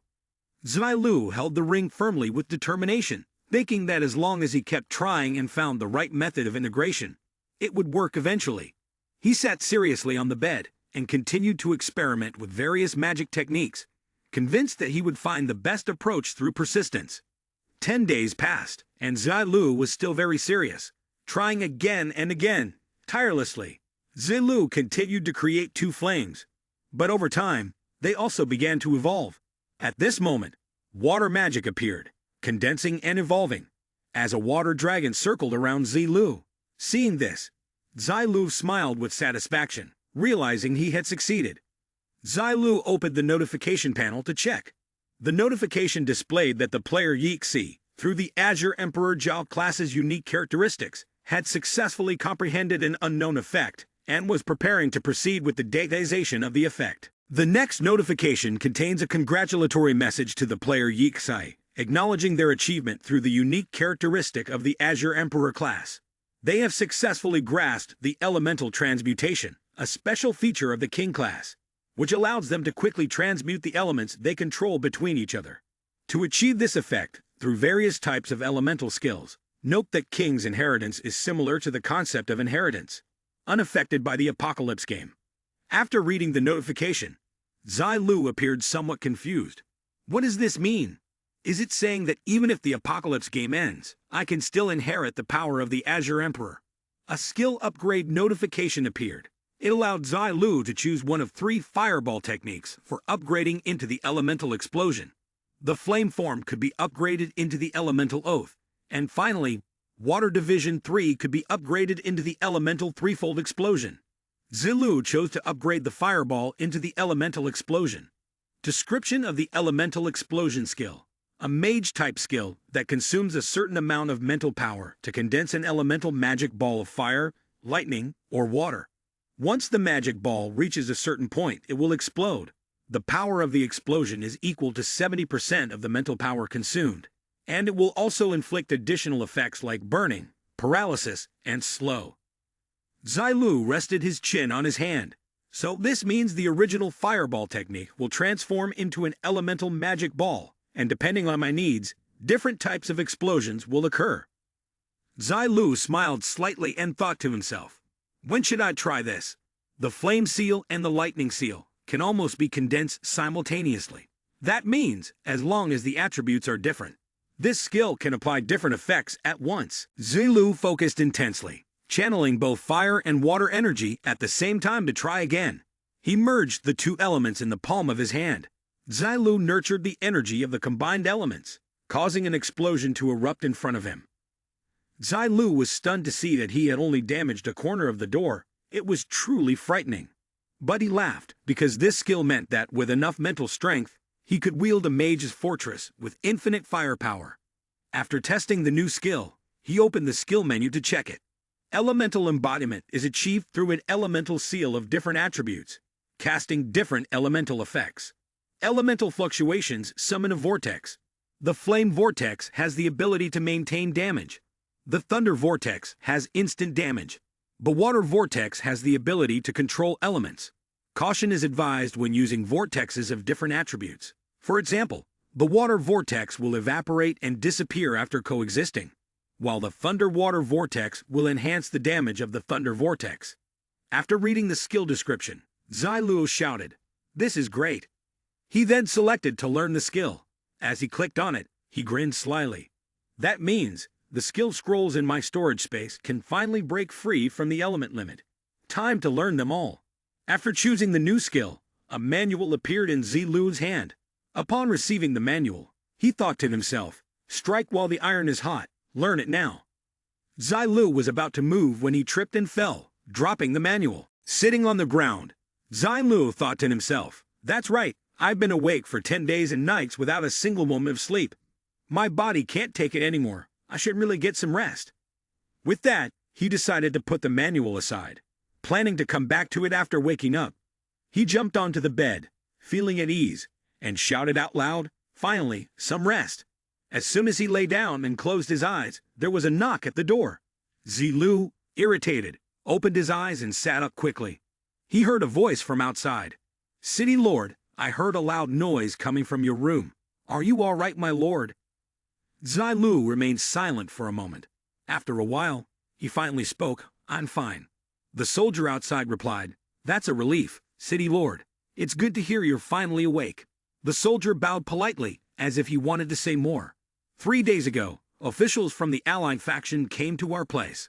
They need you to hand over the items related to the City Lord to officially confirm your identity. For some reason, the soldier seemed to struggle with the last part. If you could, perhaps. Before the soldier could finish, Zai Lu lay back down on the bed and responded, they've been waiting for 3 days already. Let them wait one more day. From now on, don't bother me again. I want to sleep. Hearing Zai Lu's response, the soldier stood frozen, thinking to himself, as expected, this is the City Lord of Tianxing City. The soldier turned his face toward the window, thinking, the City Lord usually treats people from the Allied faction with great respect and politeness. And now, after making them wait 3 days, he still wants them to wait one more day. A day passed, and Zai Lu finally woke up, stretching his arms. He thought to himself, that was the best sleep. He happily put on the mask. Time is about right, so I should go meet those old men. Zai Lu stood up from the bed, put the mask on his face, and as he walked, he thought, but before that, I need to feed the 9 flame pearl first. Zai Lu moved into the city lord's underground tower. Inside, there were many sparkling items. Zai Lu thought to himself, wow, so much huh? Looks like I've struck it rich. He then used his skill to absorb everything in the room into a single mass. Once everything was absorbed, his experience bar appeared, but it only increased a little bit. Seeing this, he thought, is that all? Now leveling up the 9 flame pearls seems even harder. Zai Lu moved to the guest reception hall. A man greeted him, saying, "Greetings, Lai Chang Lord." The middle-aged man who greeted him was Zheng Liangqi, the Alliance's team leader, a level S beginner enhancer. The young man with platinum hair standing next to him, looking scholarly, was Zhang Kaiji, the vice team leader of the Enhanced Simulation Alliance, level A. Upon hearing this, Zai Lu thought, according to my subordinates, after the destruction of the surface city on Mother Planet, 36 underground cities were established. These underground cities formed an alliance, with the city lord of Tianyang City at the center. The team leader here is a beginner enhancer, and in Tianxing City, he's already a top-tier expert. Suddenly, Zai Lu placed his hand on his chin, looking doubtful. I heard that he was just a senior official in Tianyang City. This suggests that Tianyang City's background is quite significant. After thinking for a moment, Zai Lu spoke. Zheng Elder Brother, Zheng Elder Brother, please have a seat. Upon finishing his words, he also sat down, while the other two remained standing behind. Liang Kai handed Zai Lu a notebook and said, Lord Lechang, this is the document related to the establishment of the Alliance and your appointment as the City Lord of Tianxing City. Still holding out his hand, he continued, from now on, you will officially become the City Lord of Tianxing City, enjoying all the privileges of a City Lord. As soon as Liang Qi finished speaking, Zai Lu took the notebook. Holding it in his hands, an announcement appeared. Player Yi Tsai has successfully become the City Lord of Tianxing City, fulfilling the requirements of the quest and completing the quest, Lord of One City. Congratulations to player Yi Tsai for receiving the reward. 5,000 experience points, 2,000 gold coins, and 1 meter of space for storage smoke. Zai Lu's experience increased slightly. Then, Liang Qi summoned 3 vials of potion and said, City Lord Lai, this is an SS grade enhancement potion, extracted from the SS grade irradiated creature, Ajah. It is considered a priceless treasure. Its effects are much better than the level 5 enhancement potions, and the time between uses is shorter. He continued, the 3 SS grade enhancement potions are a reward for the following. The first for killing the SS grade Ajah. The second as a token of gratitude for your efforts in quelling the internal unrest of Tianxing City. The third is a congratulatory gift from the Alliance for your appointment as City Lord. Having finished speaking, the man respectfully presented the vials to Zai Lu. After receiving the 3 precious vials, Zai Lu thought, including the 4 vials I already had, that makes a total of 8 enhancement potions. I'll try them tonight. And responding to Liang Qi's sincerity with a very simple sentence, thank you. Seeing Zai Lu showing no emotion, Liang Qi was taken aback. As expected of Lai Chen, the Lord, he remained so calm even when faced with the valuable enhanced serum. Only the gods would know how much temptation he had to endure to ensure the safe delivery of these serums. Master Liang Kai stood with a blank expression, and Zai Lu asked him, in that case, could I ask Zheng Leader to convey my sincere greetings to the senior officials of the Alliance?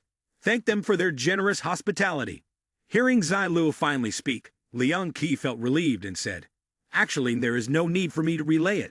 Lord Li Cheng could very well say it himself in front of them. Upon hearing this, Zai Lu asked, what does that mean? Liang Qi bowed respectfully and replied, it's like this. Lord Li Cheng, due to a series of recent events, the Alliance is planning to hold a City Lords Conference. All the City Lords from the underground cities, who have no urgent matters to attend to, are required to come to Tianyang City for the meeting. Not understanding, Zai Lu asked about the series of events that Zheng Leader had mentioned. Liang Qi straightened his back and, with a somber tone, answered, I'm sure Lord Le Cheng is aware that the destruction of Tianxing City was caused by Ajah. And this was just a matter that happened in the northern region. The area I'm referring to is currently occupied by zombies. Liang Qi continued. In fact, Tianmu City, Tianjin City in the eastern continent, Tianpo City, and Tianfeng City in the western region. These cities have all faced attacks from zombies and radiation creatures over a period of time. Finally, misfortune led to destruction. The zombies gathered in hordes within the chaotic city. During this period, under an unclear influence, a large number of zombies and radiation creatures began exhibiting violent behaviors. A massive group of zombies had gathered together and continued as Liang Kai had explained. The radiation creatures, which preferred to settle, left their original locations. These events led to the death of a large number of humans still living on the surface of the earth. Somewhere on the ground, the corpse of a demon lay still. Not only that, the evolution of radiation creatures also began to encounter problems. Researchers discovered that many radiation creatures, during their evolution, had developed abilities related to detecting underground cities. This was the primary cause of the downfall of these underground cities. It was very likely that the current situation had reached its most urgent point. Therefore, the Alliance decided to hold a City Lords Conference to discuss how to address this issue. After presenting the situation, Liang Qi still kept his head lowered, anxiously awaiting Zai Lu's decision. Zai Lu, still uncertain, said, "So are you saying that I must go now? However, I need to think it over." Seeing his hesitation, Liang Qi said, "The City Lords Conference in Tianyang City is in 4 days, and it will take 2 days to travel there. I hope Lai Cheng will seriously consider this." Zai Lu reassured Liang Qi, "Don't worry, I will give you an answer before then." Liang Qi thanked him. "Then, I would like to thank you in advance, Lai Cheng." Zai Lu replied, "It's nothing." As Liang Qi was leaving, an announcement appeared. "Congratulations to the Yeatsai player for activating a mission exclusive to the City Lord." After that, he clicked on the button to accept the City Lord's mission.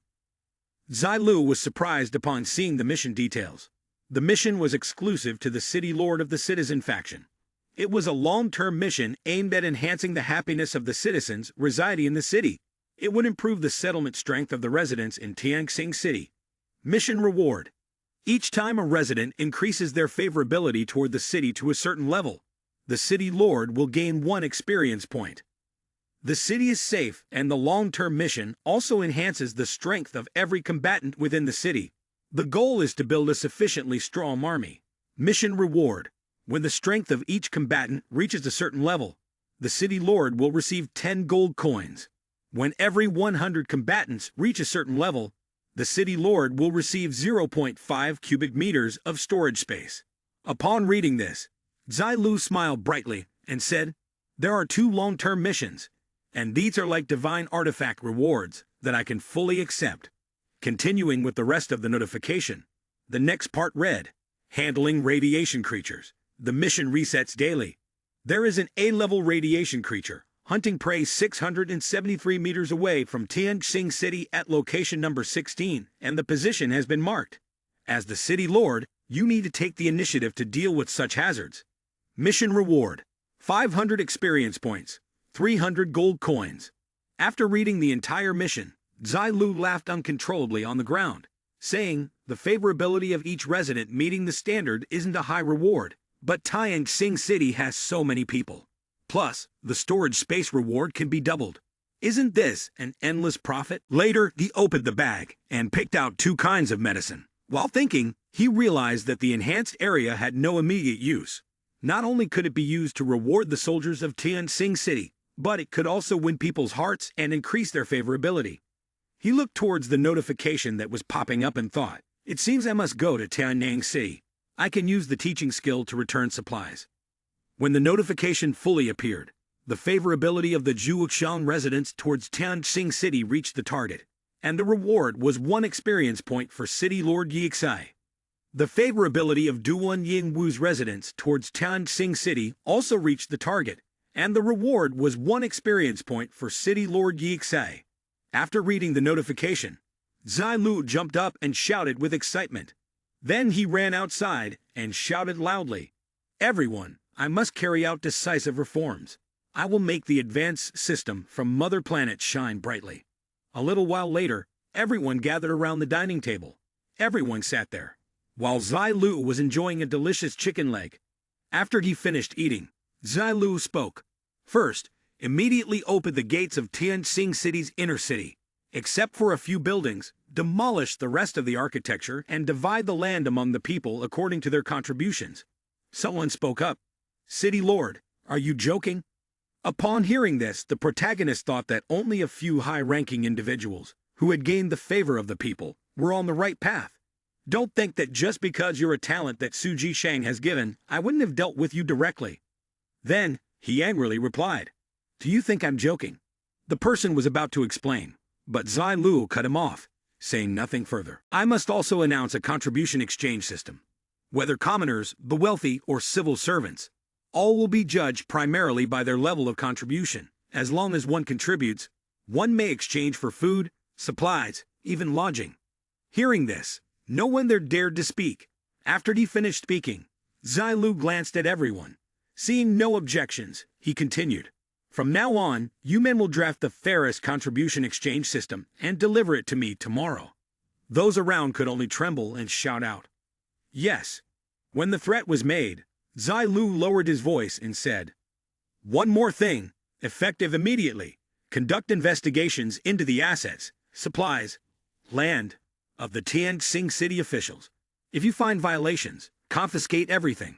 At that, someone asked, City Lord, the other matters are easy to handle, but carrying out the last one is very likely to cause a riot.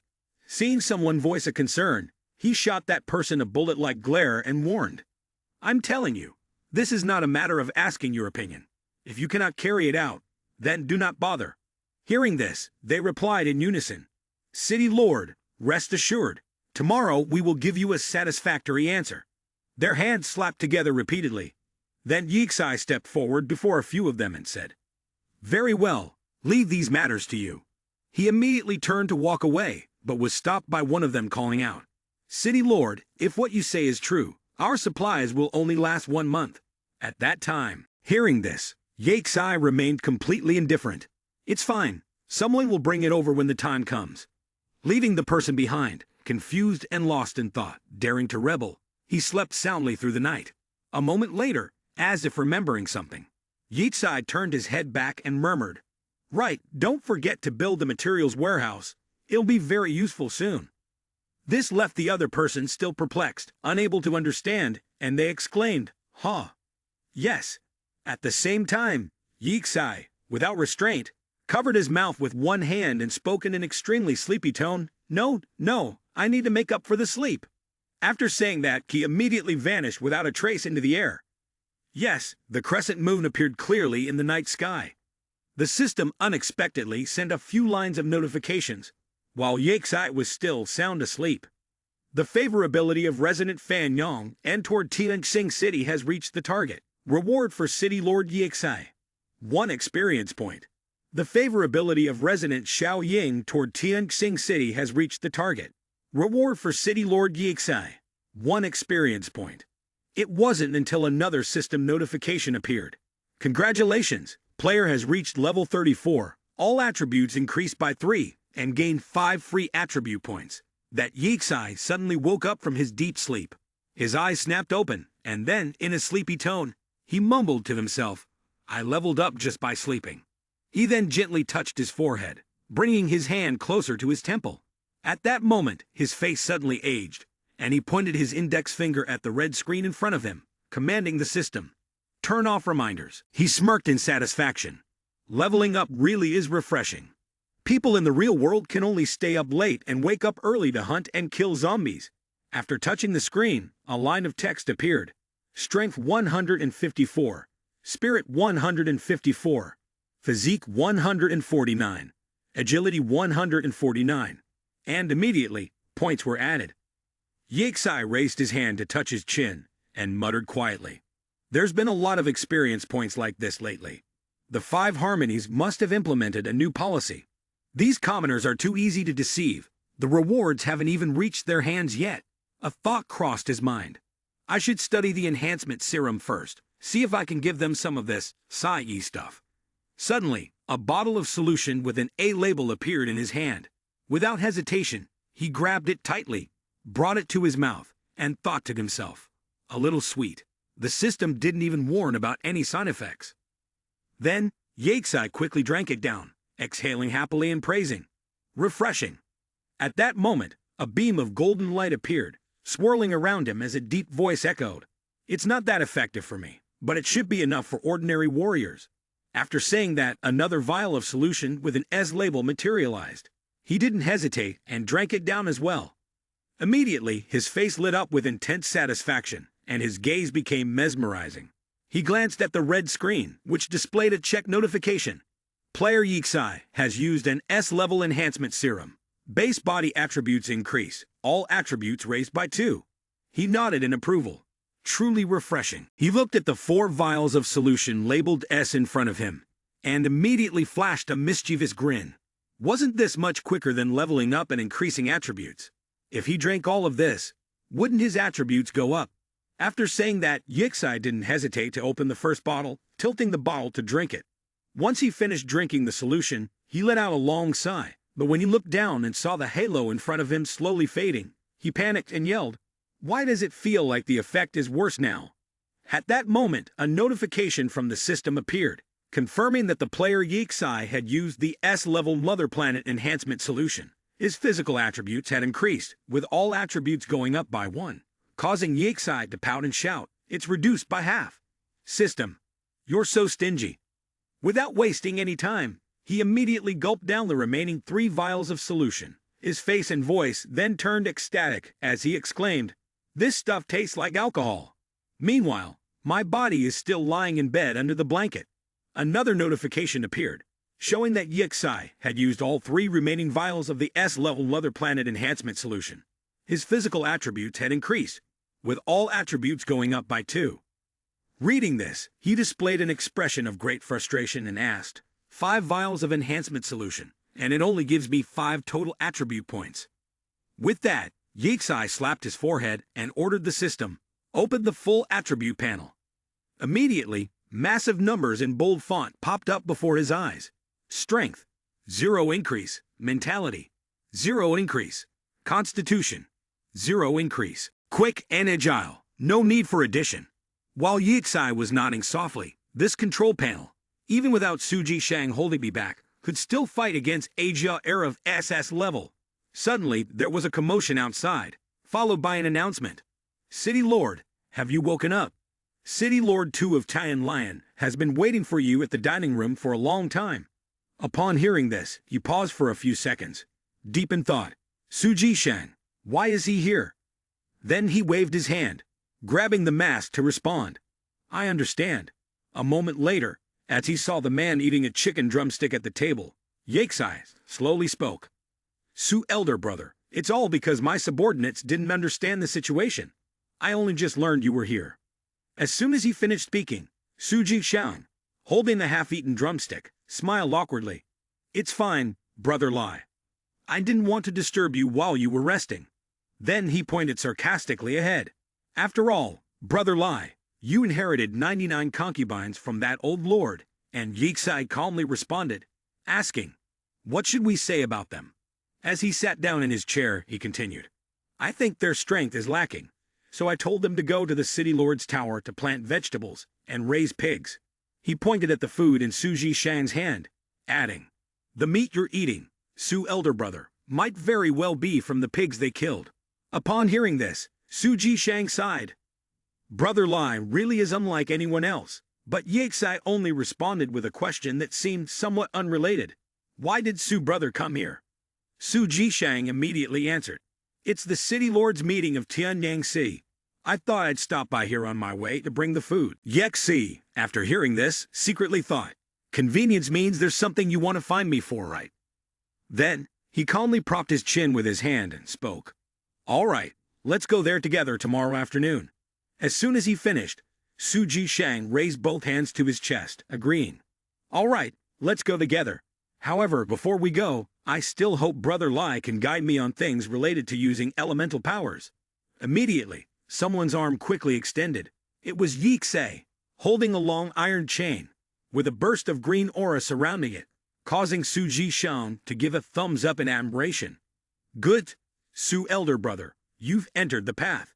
But upon hearing Yixi's question, Su elder brother, I have a skill that can quickly unleash elemental power. Are you interested? He immediately felt discouraged, quietly pondering. You're a regular customer, so I can offer a 20% discount.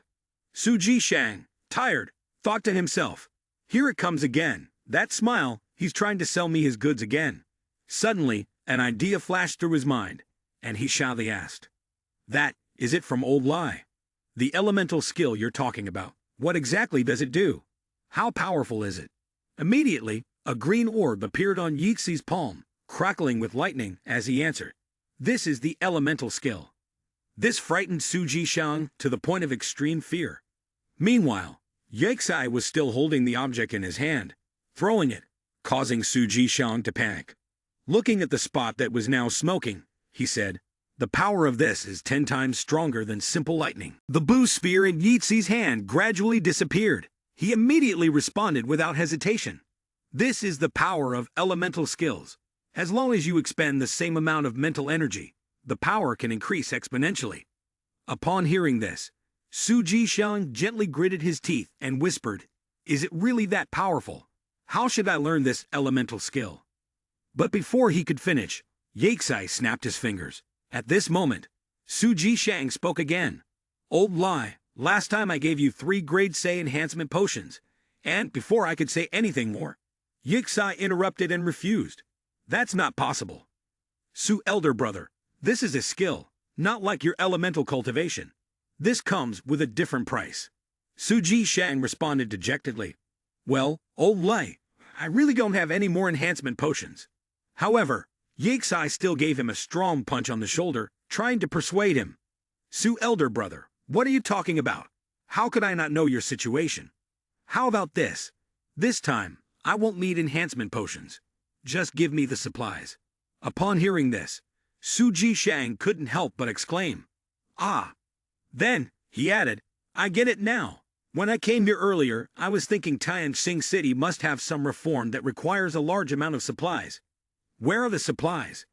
And then tears began to stream down his face as he realized, turns out, I'm the fool who's been tricked. As soon as he finished speaking, Yixi immediately comforted him. It's fine, Su elder brother. You don't have supplies and our transaction didn't go through, but our friendship is still intact. We'll wait until you have them. But Su Jishang hurriedly cut him off. Don't say anything more. I'm the fool who's been tricked. Just name your price. Yixi, neither fast nor slow, seized the opportunity and raised both hands to make a serious gesture, saying, the food supply for 100,000 ordinary people for 1 month. This made Su Jishang panic, shouting loudly, are you trying to rob me? 20,000 is the most I'll pay, or I won't buy it. Immediately, Yixi raised his hand, offering a counter-proposal, 50,000. Su Jishang was still not satisfied and raised 3 fingers to bargain, 30,000. As soon as he finished speaking, his wrist was firmly grabbed by the other person. A serious voice rang out. Deal. Thank you, Su elder brother, for valuing principles over wealth. A moment later, Su Jishang and the person beside him both had dark expressions, giving the order to take the goods to Tan Lian. Yes. Upon hearing this, Yixi tilted his head back and laughed loudly, praising. Su elder brother is truly straightforward. He opened his hand, lifting a green sphere surrounded by a dense, thick aura, and said, Su elder brother, this is what the wind ball technique looks like.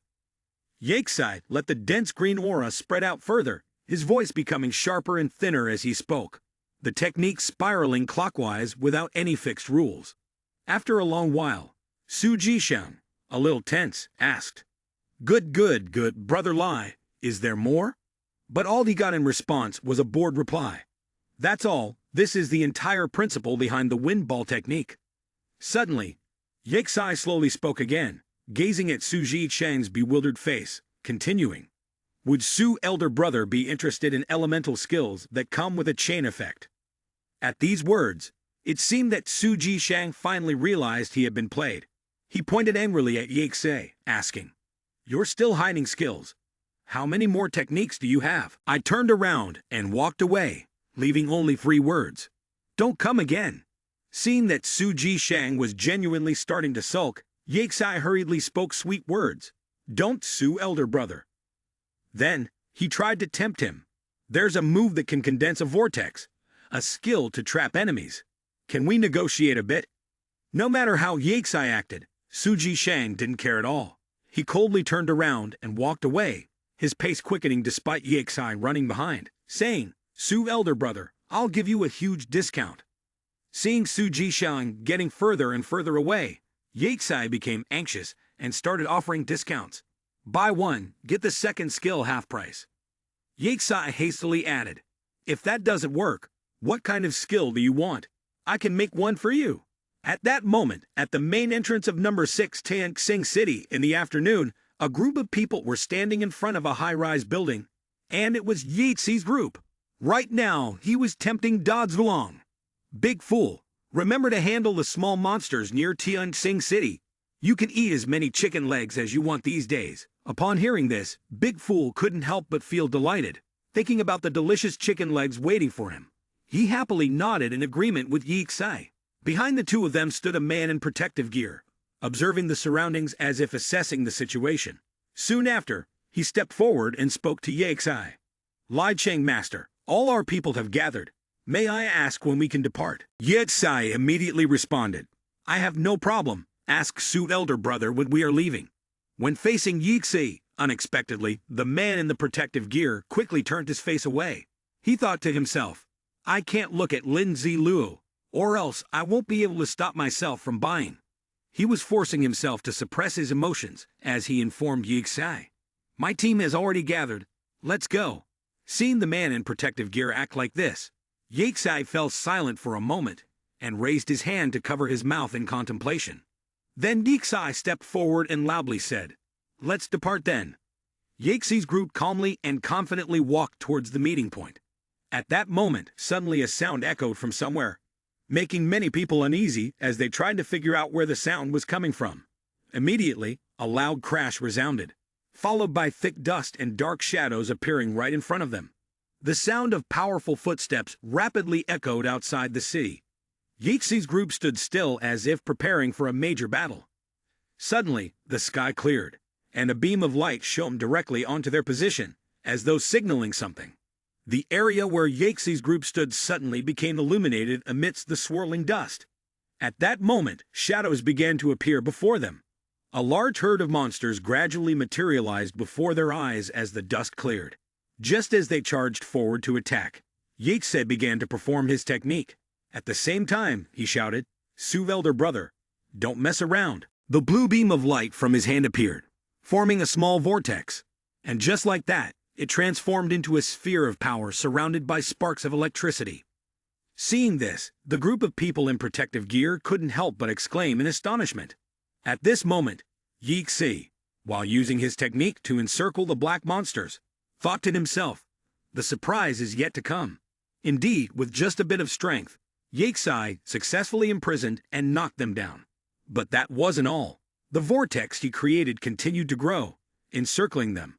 The scene left the group of people in protective gear stunned and speechless. What's more, the vortex slowly intensified, lifting the black monsters off the ground and leaving them suspended in the air. Seeing the result, Yexai thought confidently to himself, I don't believe this would make them wish they were dead. He then formed another sphere of electric sparks and threw it forcefully at the black monsters. The sphere shot through the air at lightning speed, as if it could tear the sky apart. Instantly, the black monsters were jolted so violently that their bones could be seen inside their bodies. This left the others completely stunned, unable to say a word. Suddenly, one of the black monsters' heads fell to the ground with a loud thud. Following it, the heads of the other monsters dropped one by one, creating a series of thumping sounds around Yexai's standing position. At this moment, the notification screen also appeared. Congratulations to the player Yexai for successfully killing 1,000 zombies and 3 acid-spitting creatures. You have completed the second tier of the main quest for the second danger level of the Wasteland Dungeon. The screen continued to change. This time, the notification congratulated the player Yexai for successfully completing all the main quests of the second danger level of the Wasteland Dungeon. Do you wish to submit the quest and exit the dungeon? After reading this, Yexai thought to himself, Asterisk, I won't submit it, I'm not leaving asterisk. Then he excitedly turned to the group of people in protective suits and said, "How's that? How's my elemental skill?" However, contrary to his expectations, everyone answered in unison, "Can't afford it. We can't afford it. We're not worthy." The response left Yexai momentarily speechless.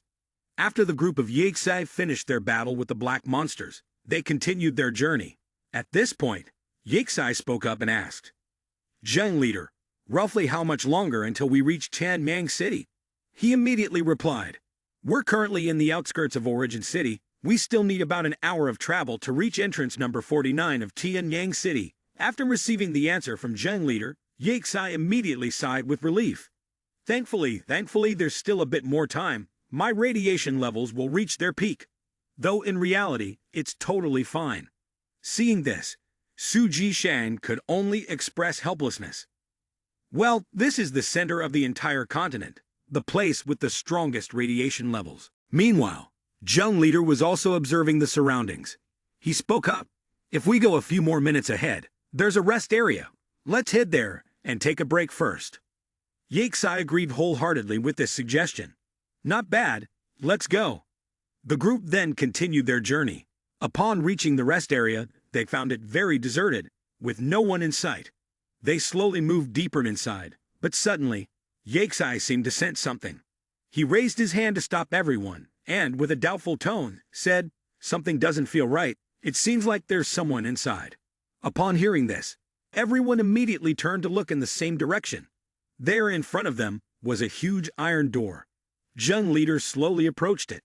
As soon as he cracked the door open, voices were heard from somewhere inside. "Murakami, you make a good point. Playing with women is a must. The more women, the better, don't you think?" There wasn't just one voice, but several others as well. "Shut up, Jiro Tanaka. What time do you think it is? Can't you hear the door opening? Go check it out." Realizing that the people inside had noticed the noise from outside, Yexai and the group exchanged glances, nodded at each other, and then he quietly whispered, "They're here. Stay alert." Su Jishang groaned in displeasure. "What a stroke of bad luck. It's those scum again." His tone surprised Yuxi, who then asked with a hint of doubt, "Su brother, what's going on?" At that moment, Su Jishang finally received an explanation. They were the conservative faction of Tiandao City, the surrender faction, advocating the handover of weapons to the radiated creatures. He fell silent for a moment before adding in a low voice, "So our enemies aren't just the radiated creatures, but also these conservative factions." Upon hearing this, Yexai nodded confidently and said, "Understood." At that time, Su Jishang tightened his grip on the chain in his hand and pressed it down. Just as he was about to act, the Zheng leader stopped him. "Lord Su, the situation is critical right now. You cannot take action. This is an order from the elder." Hearing that, Su Jishang could only lock the chain reluctantly. He then put it down and replied in frustration, "I understand." None of Yixi's group noticed that while they were standing there talking, a group of people from afar were staring intently at them. "That man is reporting intelligence to Fukawa Yoma. He's from the progressive faction. I only saw Su Jishang of Tianlian City." Inside the vast waiting hall, a cold voice replied, "Got it." And the one who spoke so coldly was none other than Fukawa Yomi, City Lord of Tiandao City, a peak S-class powerhouse. He cursed angrily. "Idiots. Progressive faction. Just our damn luck." While Yixi's group stood there deep in thought, a figure approached. The moment Su Jishang saw the person, he couldn't help but swear, "Damn it." Fortunately, Yexai stopped him in time. He quickly hid the badge beneath the flap of his coat and said, "Brother Su, don't be impulsive. We have to think of the bigger picture." Seeing his smile as he reminded the man about this, Su brother felt a little pleased. "Ah, here it comes, that smile." Then, he whispered into Yexi's ear, "Brother Lai, as long as you help me with this little anger of mine, I'll buy both of your skills without asking for a discount." Yexai immediately responded confidently, "Don't worry, Su brother." He then walked over to Fukawa Yomi, causing the latter to look at him with some suspicion. Just then, Top, who had approached, explained, "The leader here is the City Lord of Tiandao City, Fukawa Yomi, a peak S-level powerhouse." This statement stunned Yexi, and he couldn't help but exclaim, "What?" Fukawa Yomi, seeing this, smirked and said, "You'll scare yourself to death." But strangely, what Yixai said next was not what anyone expected. A pervert like that, not wearing underwear. This made Su brother laugh in admiration. Murakami Kogoro, witnessing the scene, angrily shouted, "You fool! How dare you disrespect the city lord? What kind of lowlife are you?" Upon hearing this, Suji Shang turned to Yixai and said, "This guy is Murakami Kogoro, an A-level P powerhouse." After hearing that, Yixai simply nodded in response. Meanwhile, Fukawa Yomi, who had been watching everything unfold, chuckled and looked at him with a challenging gaze. At that moment, Murakami Kogoro continued to mock, as expected. These filthy people have no manners at all. But suddenly, he stopped his actions and stood frozen, staring at Yixai. At this moment, Yixai's entire body was exuding a thick, murderous aura. The mechanical sound of the system also rang out at the same time. The player Yixai has encountered an insult, triggering the mission. Punish Murakami Kogoro. Seeing this, Fukawa Yomi hesitated before speaking. He asked, "Are you a killer? Has the city lord of Sing City killed Asia?" Yixai grinned a savage smile, as if preparing to become a hunter. He then raised his badge and said to Fukawa Yomi, "City Lord Fuka, one of your subordinates has insulted a city lord. It is only fitting that I help you discipline him, don't you think?" At that moment, Fukawa Yomi could only agree. "Lord Lai, you may discipline him as you see fit." Then he hesitated and added, "But just a light punishment, please." Before he could finish his sentence, Yixai immediately moved to stand in front of Fukawa Yomi, making him unable to refrain from marveling. So fast, faster than lightning. Yixai raised his hand and struck Murakami Kogoro's face. Blood splattered onto Fukawa Yomi's face, causing him to momentarily freeze, touching the blood on his skin. Fukawa Yomi pondered for a moment before angrily cursing Yixai. "You deserve to die." But Yixai remained calm. City Lord Fukawa softly asked, "Are you satisfied with my discipline?" At the same time, the system announcement rang out, congratulating the player Yixai for completing the mission to punish Murakami Kogoro and earning 3 grade A enhancement potions. Hearing Yixai's question, Fukawa Yomi angrily scolded, "The slaughterer, you're going too far. He and his entire group raised their swords against you and dared to kill the Grand General of Tiandao City." Yixai immediately drew his sword and calmly responded, "Didn't City Lord Fukawa say I could punish anyone as I wish? You spoke loudly, and all my brothers heard it." Suji Shang also spoke up. "City Lord Fukawa, although we are in a ceasefire now, it was your subordinates who provoked Lord Lai first. Even if this causes a disturbance within the alliance, we have no problem with how we handle it." Upon hearing this, Fukawa Yomi ground his teeth in anger. He reluctantly accepted the reality. "Fine, fine. You did well." He then furiously pointed at Yixai's group and said, "This time, I admit defeat, but I will report this to the Alliance. You all wait for the wrath of our conservative faction." Fukawa Yomi immediately ordered his subordinates, "Let's go." Yixai stood there, smiling, watching their retreating figures.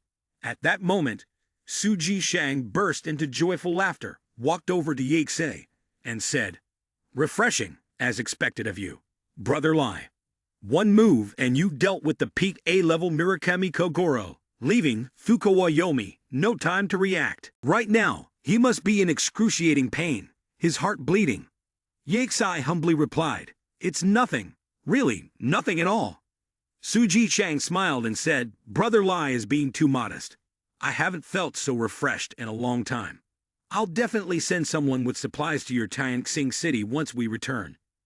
Jung leader, standing nearby, also nodded in agreement. "That's right, Lord Lai is too modest." After a moment, Suji Shang hesitated before speaking again. "However, Fukawa Yomi will certainly report this to the Alliance."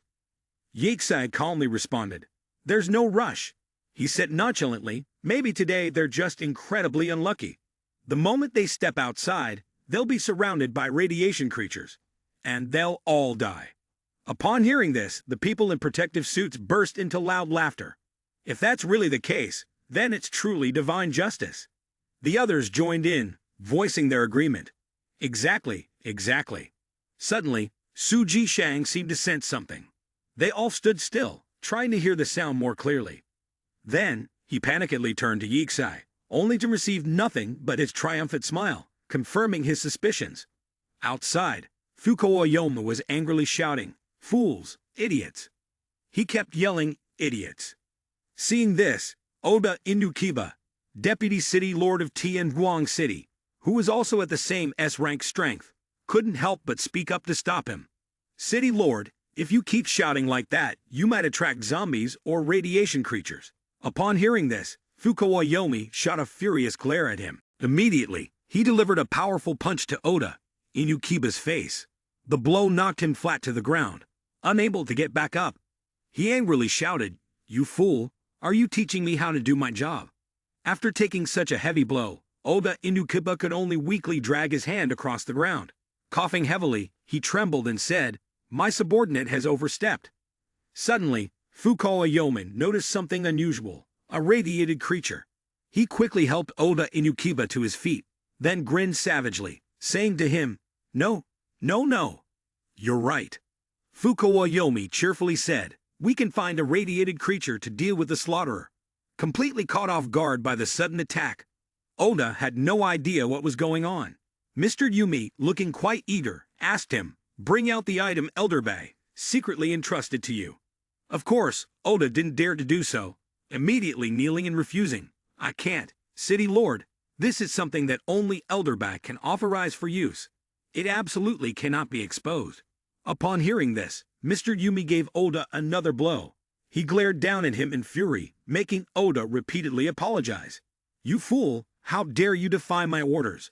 After that, Oda immediately handed him a vial of red medicine. Not daring to disobey, Oda could only offer it with both hands. "Hemph, as long as this works, the progressive faction will lose 3 S-class powerhouses. This is the reward Elder Bai promised me." He snatched the potion and immediately turned to his subordinates.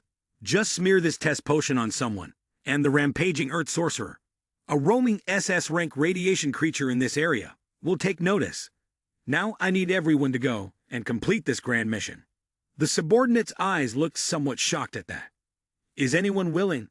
No sooner had Yumi finished speaking than they all scrambled forward. "City Lord, I'll go." Yumi randomly picked one of them to be the test subject. "Fine, it's you." He reiterated a few things before handing over the potion. "Remember 1,000 times over, you must not die.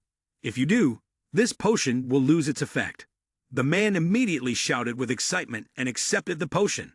"No, I understand."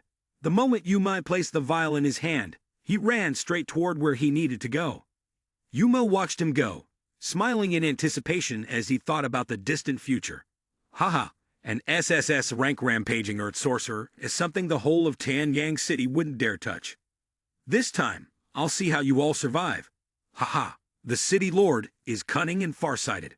The group called the Slaughterer will surely die. After a short while, the lucky man who received the potion quickened his pace. He ran to the large tree ahead, reached out and braced himself against it to slow down. He still felt quite trembling at what he was about to face. The place ahead was the lair of the rampaging Earth Sorcerer. Could he really survive? But even if he was afraid, this had become an unavoidable matter. He had to be reckless. At that very moment, a hand struck hard at the back of his neck, sending him crashing to the ground. His head hit a tree, and he lost consciousness instantly. It turned out that Zai Lu had appeared and launched a surprise attack. His consciousness now linked with Lin Ziluo's. "So people from Tianbong City actually carry things like this," he murmured. He decided to reveal himself, leaned in close to the unconscious man, and took the small red vial into his hand. Zai Lu studied it for quite a while without making a move. Then he uncorked the bottle and poured out all of its contents. After that, he grabbed the man by the leg and began to drag him away. Moving with incredible speed, Zai Lu dragged the body across the dirt path, scraping the man's face against the ground until it was smeared with soil. He ran as though he had never run before, stirring up clouds of dust behind him. Just then, from somewhere nearby, a dark smoke began to spread. Out of it emerged a lion with glowing red eyes. The beast sniffed the air, catching their scent. It immediately rose, following the trail toward them. The smell was intoxicating. It quickened its pace, roaring with blood-red eyes and a frenzied expression. Meanwhile, Yui, unaware of what was about to happen, was still in high spirits. Haha, just thinking about those filthy people dying miserably under the claws of the rampaging earth sorcerer makes me feel overjoyed. This time, Elder Bay will definitely reward me. One of his subordinates took the chance to flatter him. Lord, this time we'll surely deal a devastating blow to the progressive faction. When that happens, our plan to make them submit will be much easier to carry out. Truly, a blessing for all people. Yumi, upon hearing that, was absolutely delighted, and his smile grew even brighter. Very good, you certainly know how to talk. Now tell me, what reward do you want? Having achieved his goal, the other man rubbed his hands together gleefully. Thank you, City Lord. I have 2 concubines as beautiful as flowers in Tianyang City. Their skills are exceptional. I only ask for 1 bottle of Grade B enhancement serum. As soon as Yumi heard that, he immediately granted the request. Very good. Self-disciplined men like you are rare these days. Fine then, tonight I shall bestow my favor upon your 2 concubines myself. Thank you, City Lord. He then energetically commanded everyone to move forward. Go, go, go! Faster! I can hardly wait to meet those 2 concubines. Just as they were on their way, someone suddenly rushed toward them. With his sharp instincts, Oda instantly sensed that something was wrong. Without hesitation, he drew his sword and slashed toward the figure. Be careful. Enemy attack. Oda's blade instantly cut the opponent down. After he had defeated the attacker, Yui stepped forward, looked down, and kicked the upper body of the fallen man with his foot, only realized, to his astonishment, that it was one of his own subordinates, the one he had just sent off earlier. What's this? Isn't this the man Sakatadai sent just now? Everyone froze, staring in silence. None of them could believe what they were seeing. Impossible. How could this be? At that very moment, a strange scent reached Yui's nose, and he immediately realized that something was terribly wrong. Yui turned around and shouted loudly, warning everyone. This is bad. This is the scent of an SS-level rampaging earth sorcerer, a radiation creature. Stepping back, Oda also suddenly realized something and yelled, This is bad. Everyone prepare yourselves. Quickly leave this place. The scent grew stronger and spread towards them. Some people were so frightened that their bodies stiffened, their legs trembling uncontrollably. In the end, the others, terrified, turned tail and fled. The atmosphere around them became eerily silent. Soon, the fleeing person returned to the group, but with the lower half of their body gone. It turned out that the rampaging earth sorcerer had traced the scent and followed them all the way here. The rampaging earth sorcerer, several times larger than they were, stood in front of them, as if to say, I found you. The rampaging earth sorcerer was still gnawing on the remaining half of the man from earlier. Yui's group was so terrified that they didn't dare to move. The SS-level radiation creature, rampaging earth sorcerer, had some people so frightened they were trembling and wetting themselves right on the spot. The group started to panic and scattered in all directions. Oh my God, save me! Meanwhile, Lin Zilu's group was heading towards Tianyang when suddenly a thick gray mist surrounded them. Everyone be careful, quickly conceal your presence. It seems there are traces of radiation creatures here. Nevertheless, the footsteps did not stop. Lin Zilu asked, I thought I heard screams just now. Is this really the path to Tianyang City? The person behind quickly replied, Lord Lai, please trust me. Everyone in the group was wearing full protective gear, and one of them made a guess. This can't be the footprint of an SS-level radiation creature, rampaging earth sorcerer, can it? Then, 2 people in the group spoke in unison. Isn't this the work of the Fukawa conservative faction? In his mind, he also wondered, I wonder if Fukawa is dead yet? He cleared his throat and pointed to the scattered pile of corpses on the ground. This was the destructive power of an SS-level radiation creature. The Fukawa group seemed to have no resistance at all, far weaker than Jia. The person in protective gear with white hair speculated. Could it be one of Brother Li's subordinates? Then he quickly contradicted himself. Impossible, absolutely impossible. This is an SS-level radiation creature, rampaging earth sorcerer. Seeing this scene, he tried his best to suppress his laughter, shaking, yet still revealing a smile on the pain of others. It seems this is the rampaging earth sorcerer after finishing its hunt. Let's go see if any unlucky ones managed to survive. The scared person decided and frowned and replied, This is too risky. He sat down, observing for a long time before making a decision. Let's go take a look. From the direction of the footprints, the depth and concentration of the bloodstains, it seemed like it had only been a few minutes. Then he turned back to look at his group, deliberately locking eyes with the scared person to apply pressure. Moreover, this road was the only way to Tianyang City, wasn't it? Holding a strand of hair in his hand, he continued analyzing. Look at these hairs and the depth of these footprints. The rampaging Earth sorcerer must have been chasing them. In fact, its path has probably gone farther than we imagined. After speaking, he turned back and glanced at the scared face, seemingly by accident. Let's proceed at a normal pace for 9 minutes. If we don't encounter anything, we won't consider it further. The scared face reluctantly agreed. Since Lord Lai has said so, shall we go and have a look? 9 minutes later, through the mist, a group of 9 people continued moving forward. The scared face seemed to sense something, quickly calling out, "Everyone be careful. The smell of blood here is very strong, and the deeper we go, the more it stirs up interest. Looks like it's right here." Upon seeing a severed hand lying on the ground, the white-haired man spoke up. "Everyone be careful. It seems like Fukuoka's group may have met with misfortune." After that, they followed the trail. The group moved toward the sunset, their steps synchronized. They passed by bloodied bodies, with limbs dismembered beyond recognition. Broken swords and knives scattered on the ground, showing the tragic losses. Suddenly, the white-haired man froze when he saw a sword stuck in the ground. This is Oda Inukiba's warrior sword. He's a mid-tier enhancer.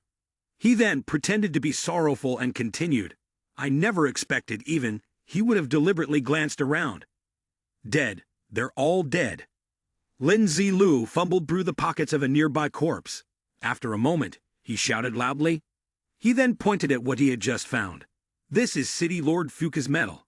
Could it be that City Lord Fuka has bravely sacrificed himself?" Looking at the object that reminded him of the person, the scared man's body trembled. He pretended to shed a tear at the corner of his eye, tightly closing his eyes, trying to hold back. "The City Lord's sacrifice. I will report it to the Alliance." The others also turned back into pairs, expressing their emotions. "It really is raining unexpectedly. Who would have thought City Lord Fuka would die like that?" "Yes, it's so tragic. They were heroes." Sob sob. Suddenly someone couldn't hold it in anymore, and burst out laughing. Like a signal to start, others joined in, laughing along.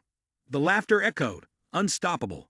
In Tianyang City, with towering skyscrapers, the radiation level on the display board showed 39%, a medium level, allowing passage. The door opened, and the group led by Lin Zilu entered deeper inside. A man in a green outfit, wearing glasses, approached and asked, "Captain Cheng, welcome back." Captain Cheng adjusted his collar and replied. He continued, "On our way back, we saw quite a few corpses on Guang Ming Street. After investigation, it turned out to be City Lord Fuka and his subordinates." The man in green turned around and shouted, "This is bad. You two, quickly report to Jiang Leader. Something big has happened." He then pointed to the headless corpse and added, "Judging by the extent of the damage, could it be a level S radiation creature?" Captain Cheng responded, "After investigation, it was a level SS radiation creature, rampaging Earth sorcerer. I don't know why the Red Lion's Inferno domain appeared so close by." Looking back at the body covered with a blanket, he continued, "But our Fukawa city." The somber and tragic atmosphere enveloped them. It took him a long time to finish his sentence. Another brave sacrifice on the battlefield. From a distance, a man dressed entirely in green approached. It was Jiang Leader. He looked at the body and quickly gave an order. "Please you all, carefully investigate the bodies of City Lord Fukawa's group for me." After that, he turned toward the group and cupped his hands in greeting.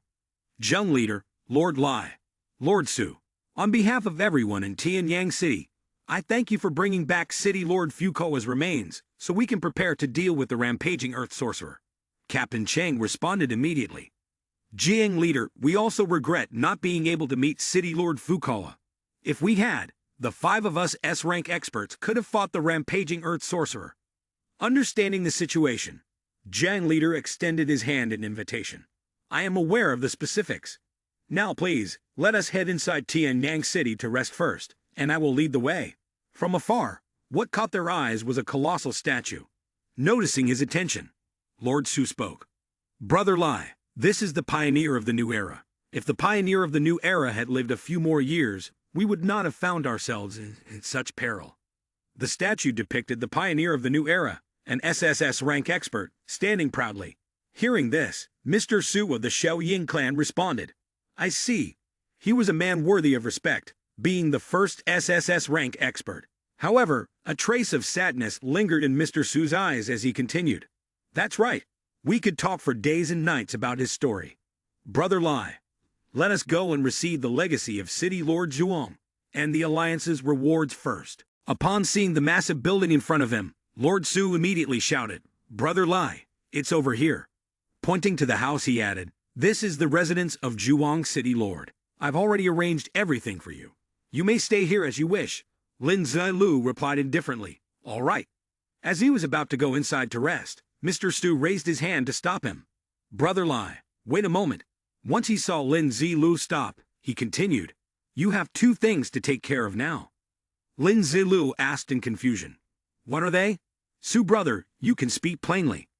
Mr. Su raised a finger. The first thing is your business. Well, you taught me cultivation before. I shared it with others. Taking a deep breath, he continued. Now, many city lords are interested in it. However, since you are in seclusion, I didn't let them come to Tianxing City, but instead arranged to meet them in Tianyang City. They should have arrived by now. He then raised two fingers. The second thing is that Elder Lai wants to meet you. He is the highest leader of the progressive faction, and we are also one of the 3 SS-level elders. Hearing this, Lin Zilu stroked his chin in thought. The elemental cultivation method had already been spread through Su Brothers' promotion. The time for advancement was approaching. As for Elder Lai, he would first see what his intentions were. He clasped his hands in a gesture of respect. That works. As for Su Brother, I will meet Elder Lai first. Regarding the elemental cultivation method, I hope you can help me spread the word. When the time comes, I'll offer you a discount. Mr. Su politely replied, that's fine. Elder Lai Old Sui has instructed Dugu brother to take you there. Dugu bowed and replied, yes. Thinking of something, Mr. Su became extremely pleased and determined. As for the other city lords, I'll take the opportunity to use the Yuan 2 technique to hit them directly. Let's see if they still dare to mock my methods. If they're not fit to be city lords anymore, all the better. With that, he called for Ghost Child to assist Su Brother in the inspection. They then split into 2 directions. A few minutes later, at the Elder's Tower, Dugu introduced Lord Lai. This is the Elder's Tower.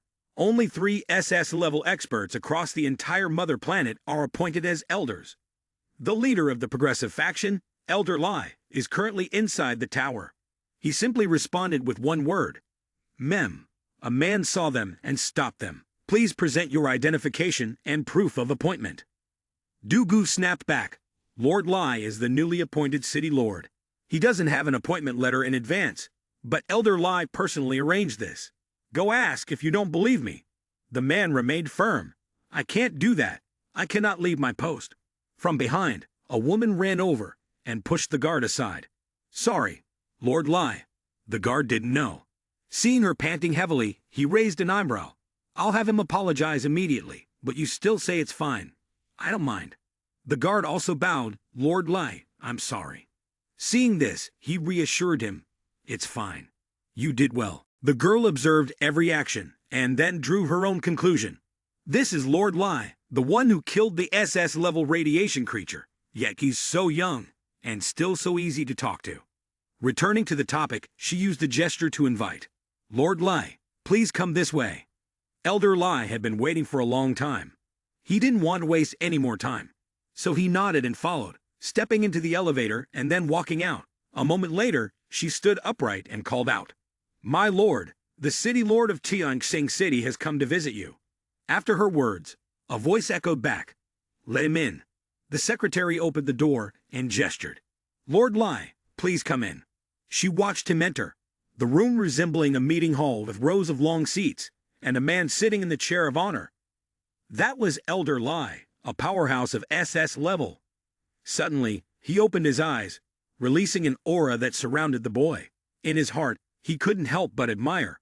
Old Lao really is old, yet his presence remains so powerful. The room became slightly disordered. At this moment, the boy quickly stepped towards him, reached the side of the chair, and swiftly sat down. This made Elder Lai turn his gaze towards him. In Elder Lai's mind, he couldn't help but exclaim, "How interesting. He's unaffected at all." Then, Elder Lai laughed heartily. "Ha ha, good, good, good, good. Truly, Lord Lai, having killed an SS-level radiation creature, your youth has no limits."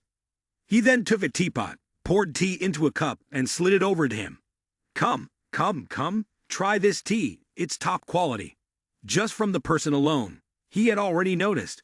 The energy in this tea is no less than that of an S-level enhancement serum. Turning around, seeing Old Les smile kindly, he immediately drank it all in one go. Those who don't seize benefits are fools.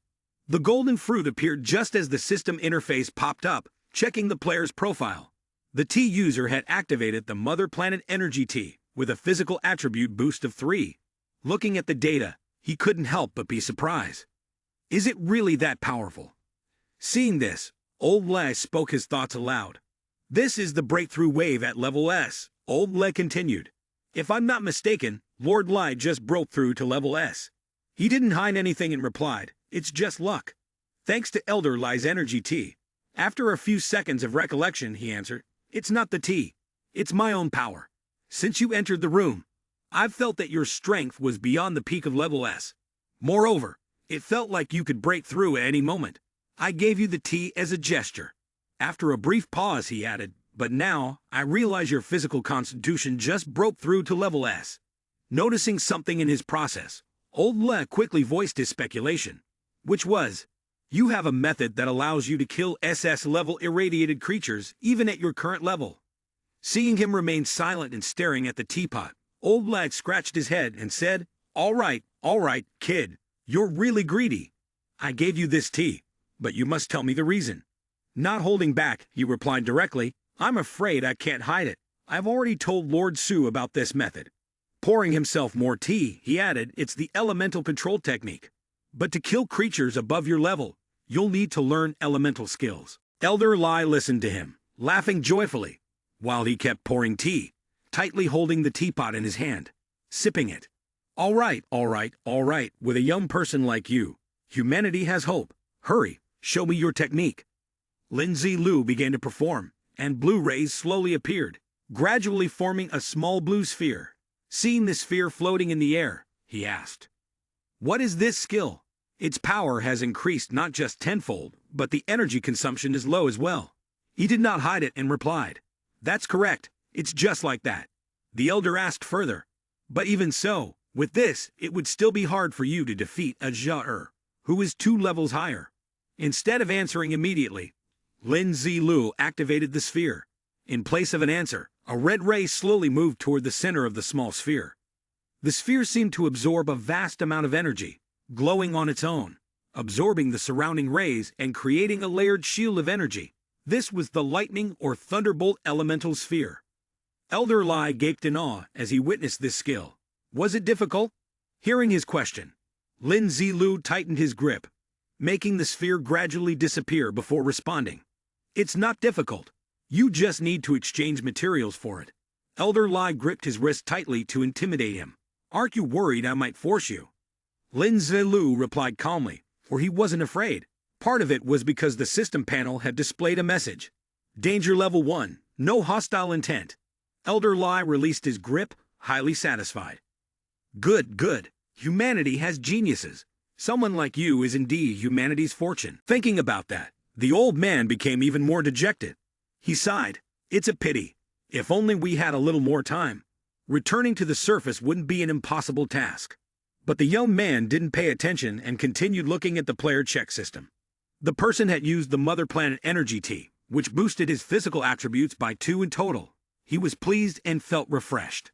Seeing that he wasn't paying attention, the old man still insisted, "This place will be for you to sit in after some time." The young man clearly showed his doubt and quickly replied, "How could that be? You're still so young, and I don't have the prestige you do. At least a few more years would be required." Hearing this, the old man's thoughts and words were unified. "You're truly modest, but there's no need to be. I believe you can do it." The young man, meanwhile, continued drinking tea, thinking to himself, I am being modest, but more importantly, 1 month is already a lot of time. I can't stay here forever. I'll have to decline. The system message appeared again. Player check. The person has used the Mother Planet Energy Tea. Physical attributes increased. The value is being calculated. As he poured more tea, drank, and then poured again, Elder Lai continued to persuade him. You don't understand the kind of danger humanity is facing right now. Radiation creatures and zombies have already started finding ways to locate humans. Sometime later, when the teacup was empty and there was no more tea in the pot, the young man stood up and interrupted the elder. All right, Elder Lai. You've already made progress with the cultivation principles, and it's getting late. I should head back now. Seeing that he hadn't been listening to what the man had said all this time, the man quickly asked back. The time is getting late. I see you finished the spiritual tea, right? Truly, a young man who steals chickens. He smiled in reply, of course. Then, he quickly ran off, while the man, leaning on his cane, watched his back. The reason he was so cheerful was that the value increase of the spiritual tea had been fully calculated. Basic attributes. Attribute 169 plus 37, Strength 169 plus 37, Spirit 169 plus 40, Physique 164 plus 33, Agility 164 plus 15. In his heart, he had also added a good person tag for the man. All attributes increased by 10. In a room, Lin Zilu was speaking with his arms crossed. Elder Lai, I already know about the situation you mentioned. The City Lords Conference. The results will be out tomorrow. The man being referred to responded, Fukawa's work was quite good, leaving no traces, and even weakened the strength of the conservative faction. Upon hearing the answer in his mind, he couldn't help but think. Did he already know about this? His intelligence capabilities were impressive. He then pretended to be heartbroken. Elder Lai, please don't speak carelessly. The City Lord Fukawa's sacrifice, I am deeply saddened by it. After speaking, he resolutely turned and walked towards the door. I'm leaving.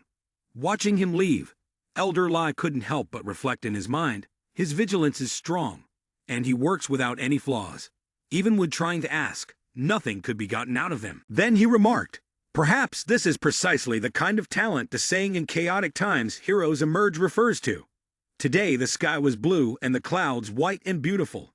Stepping out of the high-rise, he wondered how Brother Su's side was progressing, curious to see what kind of show he was putting on. The scene shifted to the meeting room. The voice of the man holding a glass of wine rang out. Is that all? Coming here specially to mock this old man in front of the 5 city lords? Don't you know you'll end up with your face beaten black and blue by me? Seeing the expressions on all 5 city lords' faces, To set his glass down, pointed, and scolded. You brat, you gave me a one-armed female statue and called it a work of art. Now tell me, isn't your face a work of art as well? Someone couldn't help but snap back in anger. Old man Su, don't be arrogant. The speaker was Qilan Lu Shen, a city lord. After a few seconds' pause, he continued. I admit your elemental wind is somewhat formidable, but once I master this ability, I will surely beat you flat. Zun Ji, the city lord beside him, chimed in. That's right. If your skill weren't a chain type and capable of sudden bursts of acceleration, how could I possibly lose to you? Mr. Su took a leisurely sip of wine, amused. Want to learn elemental power? Do you have enough money on you for that? City Lord Qian clenched his teeth and replied, Rest assured, to beat you even once I will spare no expense. Finishing the wine in his glass, Mr. Su replied nonchalantly, Besides, my younger brother and I are as close as limbs. I had to pay dearly to buy elemental power. If you not want to buy it, I'm afraid you'll have to pay even more. Offended, the 2 members of the group shouted at Mr. Su, City Lord's materials, we can't even afford the elemental skills. Just wait for us. Opening the door, Lin Zilu slowly walked in, causing the whole room to fall silent. It was as if they all shared the same thought, surprised that Su brother was so dedicated, only asking for an A-grade enhancement potion as payment to put in so much effort. In his mind, he was thinking, the agreement, I'm here now. But outwardly, he said, that's right. With the financial power of the 5 city lords, how could they not afford elemental skills? The 5 city lords were stunned, all thinking the same thing at the same time. This is Lord Lai, who created the elemental skills. But how is he so young? Mr. Stu laughed loudly when he saw him. Haha, he quickly approached and greeted him. Brother Lai, you're here. The two exchanged a look, as if having a conversation without words. Everything's fine. Su brother, don't worry, you won't miss out on any profit. Lin Zilu said as he moved to the center to speak. Gentle and city lords, I'm here to teach you elemental manipulation and skills. However, the rule is, it's first come, first served. Whoever prepares the enhancement potions and materials first, I will teach them first. A while later, in Lin Zilu's house, where he was sitting in a chair talking, Lord Qian had just paid his tuition with an enhancement potion, which was enough to learn up to this point. When would the remaining materials arrive at my Tianxing city? Old Qian, sitting cross-legged on the floor, immediately answered, It will be soon. It will definitely arrive at Tianxing city within 10 days. You answered casually, If that's the case, then Lord Qian, please take your time. We will meet again in 10 days. Old Qian hurriedly responded, It's not that, Lord Lai. I still don't fully understand the weapon infused with elements. Please explain it to me again. You spoke plainly. Lord Qian, come back in 10 days. Old Qian quickly answered, Lord Lai, I'm not someone who disregards my duties. Mr. Su arrived to carry out the task of escorting Lord Qian away. Lord Zun hurriedly approached. Lord Lai, it's my turn to learn now, isn't it? You reply, of course. A while later, you spoke to Mr. Sun, who was sitting in meditation. Lord Zun, your enhancement potion is sufficient for you to learn up to this point. You understand what I'm asking, right? Zun Jai quickly smiled and replied, I'll make sure to deliver my part to Tianxing City within 5 days. Then, Lord Zun quickly stood up, waved his hand in farewell. Haha, I'll be on my way then. 5 days later, Lord Lai met him again and also waved back. Lord Zun walked slowly. It was evening at Lin Zilu's residence, and the sounds from the room were lively and cheerful. He opened his bag and began counting the items. On the table were 15 bottles of S-grade enhancement potions and 27 bottles of A-grade enhancement potions. Lord Su, standing beside him, hinted, Brother Lai, these are the resources from the 7 city lords. 2 neutral city lords secretly came here tonight. There may also be 1 conservative city lord who wants to make a purchase. After listing all that, he got to the point, Brother Lai. It's time to split the commission. He reached out for several vials of elixir. Don't worry. When I say I'll do something, I'll do it. Lord Su was stunned when he heard him. Old Su, you worked so hard just now. In addition to the commission, I'll also give you an extra vial of grade A enhancement elixir. That makes it 8 vials in total. He quickly tucked them all into his bag, his smile wide and unabashed. Brother Lai even gave me an extra vial. Really? Thank you, Brother Lai. He responded lightly, Elder brother, you're too polite. If you can help me bring in more customers, the benefits will be shared between us. The more Lord Su thought about it, the happier he became, and he replied, all right. Seeing him tilt the vials to pour them, Lord Su panicked, but he remained calm. Su brother is too cautious, he thought. The vials were made of very durable material. Watching all the enhancement elixirs being thrown into the bag like that, he didn't dare hold them. Don't swing them around, Brother Lai. I can't bear to watch this. Finally, he decided to remind Brother Lai, you weren't here, so you don't know how expensive the costs of rice, oil, and salt are. He explained in detail. 8 vials of grade A enhancement elixir could enhance 2 peak-level A-tier experts in my heavenly city. If they get the chance to break through, they might even become 2 S-tier experts. He listened to him and reluctantly agreed to let it go. All right, I understand. Seeing that he had stopped playing around, Lord Su breathed a sigh of relief and then reminded him again. By the way, Brother Lai, you have so many enhancement elixirs this time, so make sure to be extra careful. His entire demeanor became serious. These enhancement potions are the kind that will even make an elder-level person envious, but just one sentence caused him to freeze. Don't worry, Su brother, today I'll use these enhancement potions for a bath, and by then, no one will even remember. Inside, he was still quite excited, thinking, causing trouble for me. Is there such a good thing?